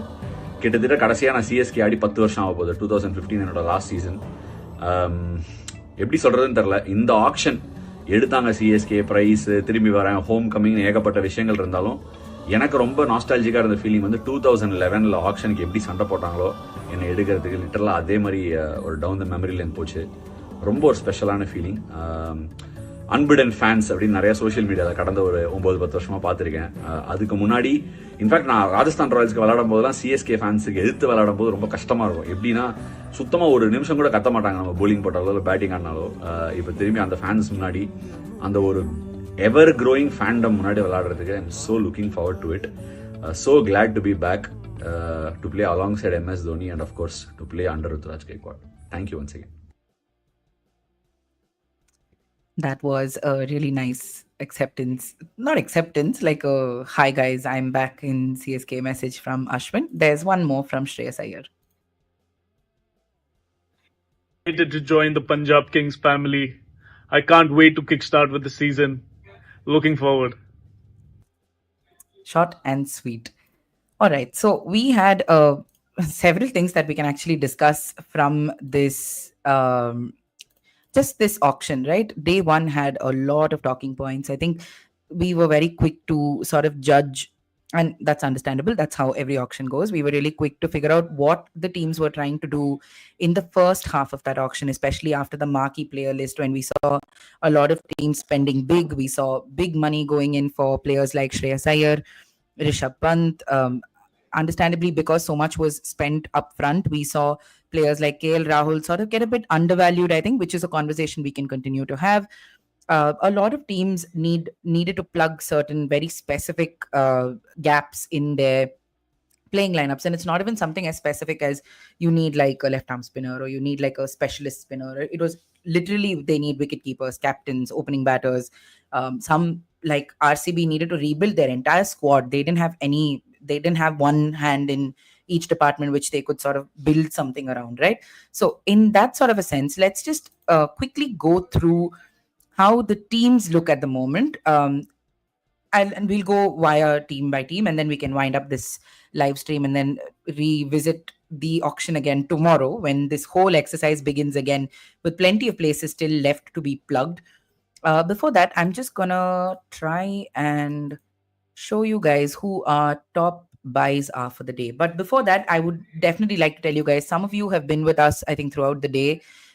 If you have any suggestions, or if you think certain of the teams didn't do their bidding properly or they didn't get their auction right, please tell us in the comments. These are thoughts that we'd like to hear from you. And if you think there was a team that aced their auction, at least on day one, they've got their bases right. Given the kind of pressure that comes with a mega auction, right? You think they've done well on day one to really get the right number of teams. I think when Pranay was here earlier, he spoke about how CSK has probably had a very perfect auction in terms of not falling for the temptation of getting these expensive players up front and then struggling for money later and just filling the gaps with the cheapest options possible, right? So he spoke about how CSK hasn't done that. But then on the other side of the aisle, you have a team like SRH that has splurged. They did go all out. Like, they were constantly in bidding wars. They were getting impatient when bidding wars weren't going their way.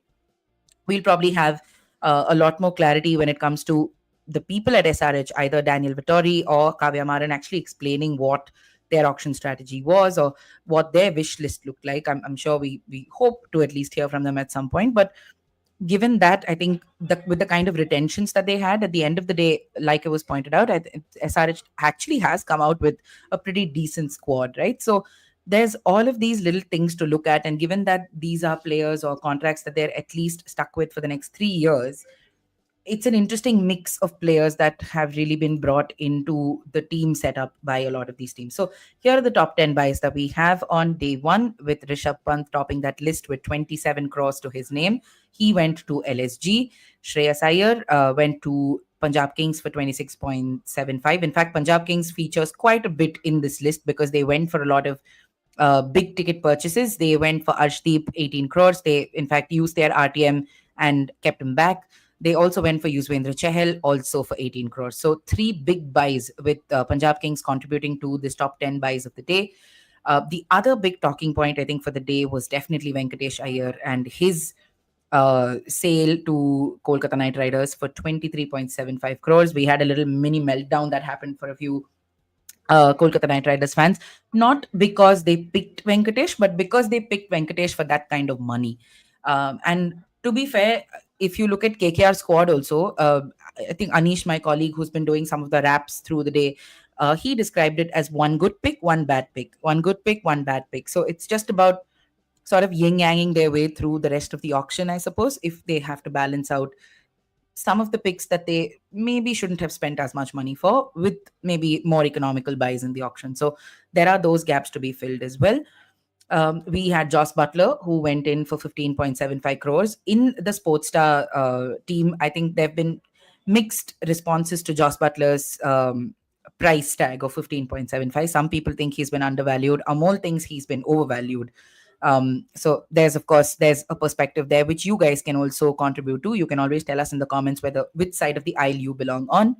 KL Rahul went to Delhi Capitals for 14 crores. With that, Delhi gets their Rishabh Pant replacement, right? Except without the left-handed option. So you have a keeper, you have a captain, you have a really good batter who on his day can really smoke out the opposition. And we've seen him do that in the IPL as well. He's had certain good seasons. It's just the consistency that hasn't been his friend as much. And the pressures of captaincy, hopefully he has an easier run in the Delhi Capitals. We then saw Trent Bolt head to Mumbai Indians for 12.50 crores. This brings a really special partnership. I mean, we do this every time, right? Last time it was Jofra Archer and Jasprit Bumrah. This time it's Trent Bolt and Jasprit Bumrah. But just to have that partnership, hopefully Bolt's body holds up better than Archer's did. But to see him really go for 12.50 crores and to see that there will be a reunion there in that Mumbai Indians setup, I think is absolutely incredible. Two brilliant, intelligent pacers together in one team. That new ball, just the plans around that new ball strategy are going to be very, very interesting to see. So that is something I cannot wait for. The other thing is, of course, Jofra Archer. We saw him being a late addition into the auction pile, and he goes straight to Rajasthan Royals for 12.50 crores. Another big buy. And after that, we saw Josh Hazelwood going to Royal Challengers Bangalore for 12.5 crores. So there are some pacers, like there are a lot of pacers in this pile of players who are in the top 10 buys. You've got Arshdeep, you've got Jofra, Trent, and Josh Hazelwood. So 4 very high quality pacers who are here. Two keeper batters, 3 keeper batters, some opening batters. So a nice mix of bowlers and batters for a change that we're seeing, I think, in the last couple of editions of the IPL auction, that even bowlers are getting their due in terms of the money that they're earning. So anyway, that is the roundup for the day. Let's just quickly take a look at where the teams are placed in terms of the purse that's remaining, right? So Chennai Super Kings, they have 15.60 crores left in their purse. They've bought 12 out of the 25 maximum players that they need to get, but the minimum squad that they need to have is 18. So they still need about 6 more players. They have 4 overseas players at the moment in their squad, so they might look for a few more just as backup. The 4 overseas players at the moment are Matisha Patirana, Noor Ahmed, Devon Conway, and Rachin Ravindra. I think this, of the 4 that they've picked, the fact that they managed Noor Ahmed, and Noor Ahmed in the auction process, they managed to stop the bid at 5 crores. And then because Gujarat exercised their RTM option, CSK immediately jumped up the value for Noor Ahmed to 10 crores. So, first of all, that's amazing news for that youngster to actually get that kind of money and from CSK.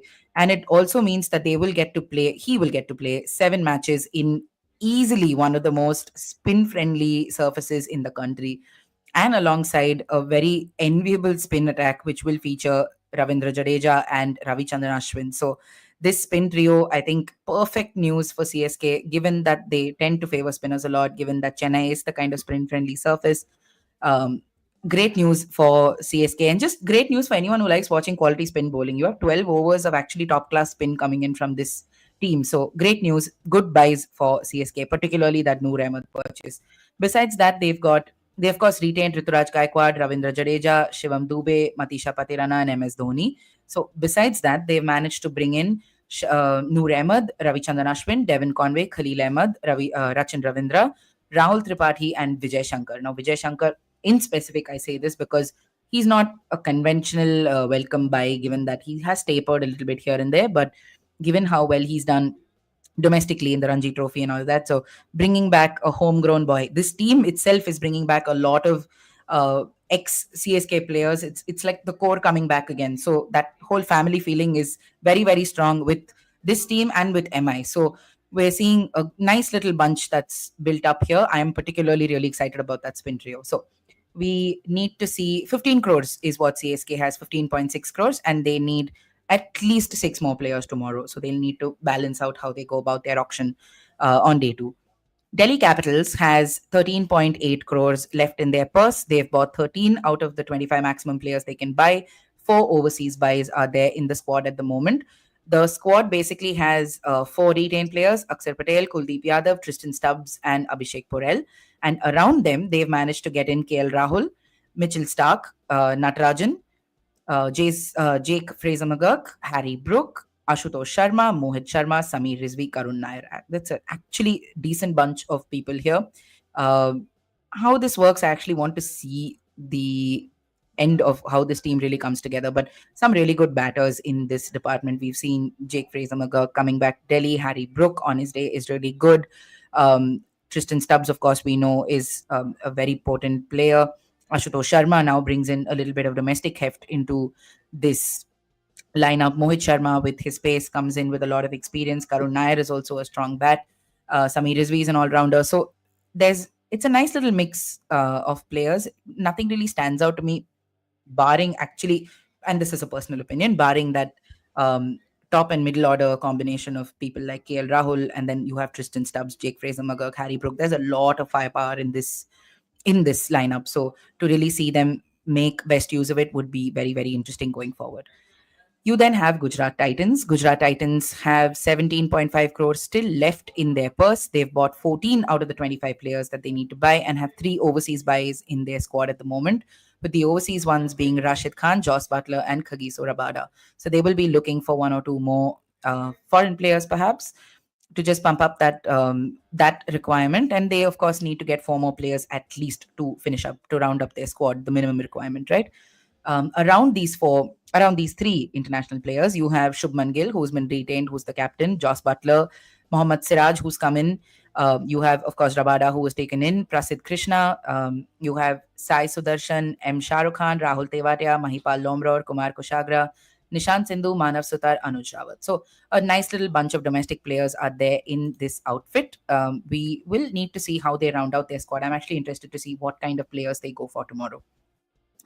You then have Kolkata Knight Riders, who were the front and center of some very contentious decisions today, but they were very active for what it's worth in the auction process. They are left with a purse of just 10 crores. They have 5 overseas players, so they're going to be spoiled for choice when it comes to how they're going to be rotating their playing 11, and hopefully that's it, they're done there, or they just find injury replacements at some point. But you still have 5 minimum slots left to cover up. So Venkatesh Iyer, Rinku Singh, Varun Chakravarti, Andre Russell, Sunil Narayan, Anrik Nokia, Harshit Rana, Ramandeep Singh, Quinton de Kock, Ankush Raghuvanshi, Ramanala Gurbaz, Vaibhav Arora, Mayank Markande. So, like Anish said at some point, one good pick, one bad pick, one good pick, one bad pick. So that's kind of how they're placed at the moment. Russell, Narayan, Nokia, Quinton de Kock, Ramanala Gurbaz. There is some good batting all-rounders. It's a nice little mix, except Anrik Nokia, I suppose, who's like pure pace. But even if he can manage to just find his rhythm, the thing is Delhi struggled with him, not because he doesn't bring pedigree, but because his form just disappeared. So we will really hope that Nokia can figure out what's gone wrong and then really find his rhythm ahead of that IPL season, because that would make him extremely unplayable, like what he was for Delhi a couple of seasons ago. Moving on to Lucknow Super Giants. Of course, the captaincy issue here was the biggest bone of contention ahead of this IPL auction. And we saw LSG finish day one with 14.85 crores left in their purse, despite being fairly active. They've bought 12 of the 25 players they need to buy, so at least 6 minimum slots need to be filled, and they have 4 overseas players already in the squad in the form of Nicholas Puran, David Miller, Mitchell Marsh, and Aidan Markram. Around these 4 international players, you have Rishabh Pant now, who's come in, and that Rishabh Pant auction moment should be one of the highlights. It should make the highlight reel of this 2-day auction in Saudi Arabia, because you had the mark was around 20 crores, and Delhi Capitals decided to retain him, and when using that RTM card, right? And then when you had the bid going back to LSG directly pushed it up to 27 and just decimated any opportunity for anyone to come and lay a finger on Rishabh Pant. So that was a proper show of muscle, I thought, from LSG, and they've managed to get him. They have a keeper, they have a batter, an explosive batter, and a captain all in one, a left-hand bat as well. So around him, you have Mayank Yadav, Ravi Bishnoi, Avesh Khan, Abdul Samad, Ayush Badoni, Mohsin Khan, and Aryan Jayal. So that's LSG. Mumbai Indians, I think, were a little passive today, because I kind of feel like they're relying entirely on the scouting that they've done to fill up the slots, which is kind of what it's looking like at the moment. We have the 5 retained players, of course: Jasprit Bumrah, Hardik Pandya, Surya Kumar Yadav, Rohit Sharma, Tilak Varma. And around them, they've purchased Trent Bolt today. So great addition there. They also managed to retain Namandhir. It was a very funny moment when they brought Namandhir back, because not Delhi, I think Rajasthan Royals were involved in the bidding for them, 5.25 crores. They were stuck at that mark. And when Rajasthan was deciding the bid that would match MI, you could see Neeta Ambani visibly getting very impatient, because she had decided that whatever it is, they were going to retain the guy. So when the 5.2, when that was being said by the Rajasthan team, the paddle had already gone up for Akash Ambani. So they already knew they were going to keep the guy back. And even the Rajasthan Royals officials sort of pointed it out, that I hear that it's already been matched. So what's the point?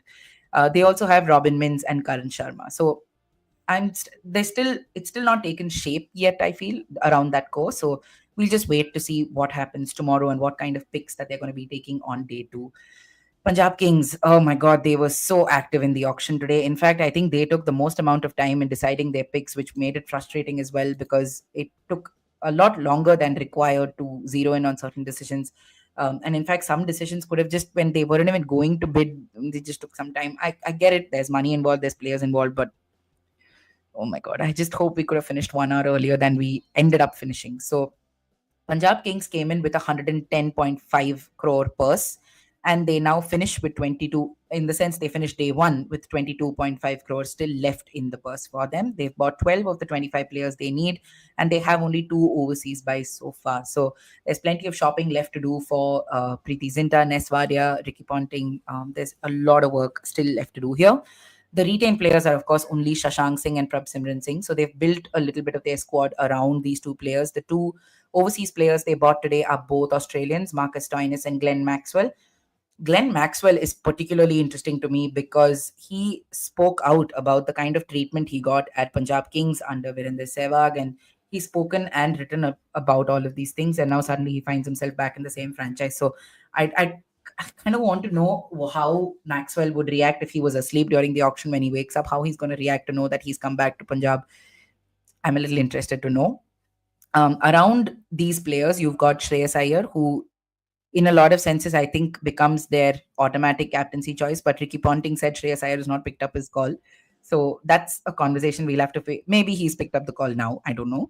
Shreyas Iyer, Arshdeep Singh, Yuzvendra Chahal, Shashank Singh, Nehal Vadera, Stoinis Maxwell, Prabhsimran Singh, Vijay Kumar Vaishak, Yash Thakur, Harpreet Brar, Vishnu Vinod. So there's a nice Indian bunch here, as is the case in Punjab. Now, how they click will be something to watch out for. Yuzvendra Chahal for 18 crores, I'm not too sure. Arshdeep also for 18 crores, I'm not too sure, but they've managed to really bring a nice little bunch together. So how this unit clicks will be very interesting to see. Next up, Rajasthan Royals. Rajasthan Royals had some good retentions. They had 6 retentions. So Yashasvi Jaiswal, Sanju Samson, Dhruv Jurel, Riyan Parag, Maya Sandeep Sharma. Around this, they've managed to rope in Jofra Archer, Vanandu Hasranga, Mahesh Tikshana, Akash Madwal, and Kumar Kartikeya. So not too much activity in the auction, even though they were bidding here and there. But they've managed to go for these couple of players, with Jofra Archer being like a big buy at 12.5 crores. Getting Tikshana and Hasranga, I don't know. I don't know what the strategy was behind that. They could have gone for a little more variety perhaps, but it is what it is. So they finished day one with 17.35 crores still left in their purse. They've got 11 of the 25 players they need. So another 7 players at the minimum, and they have 4 overseas players. So they might look for a couple of backups perhaps. But yeah, they'll focus a little bit on plumping up the Indian cartel in this team. And then we have Royal Challengers Bangalore and Sunrisers Hyderabad, 2 teams on opposite ends. I think Royal Challengers Bangalore have been so frugal in this edition. It's been incredible. Even though they did have some big buys, they were very miserly in terms of how they got involved in the auction, so to speak. And they knew when to back out, I thought, in this particular auction. So much so that the RCB main handle had to say, keep calm, we have plans, keep calm, we have plans. That was quite funny because we know how RCB tends to botch up its auctions. It's a historical thing.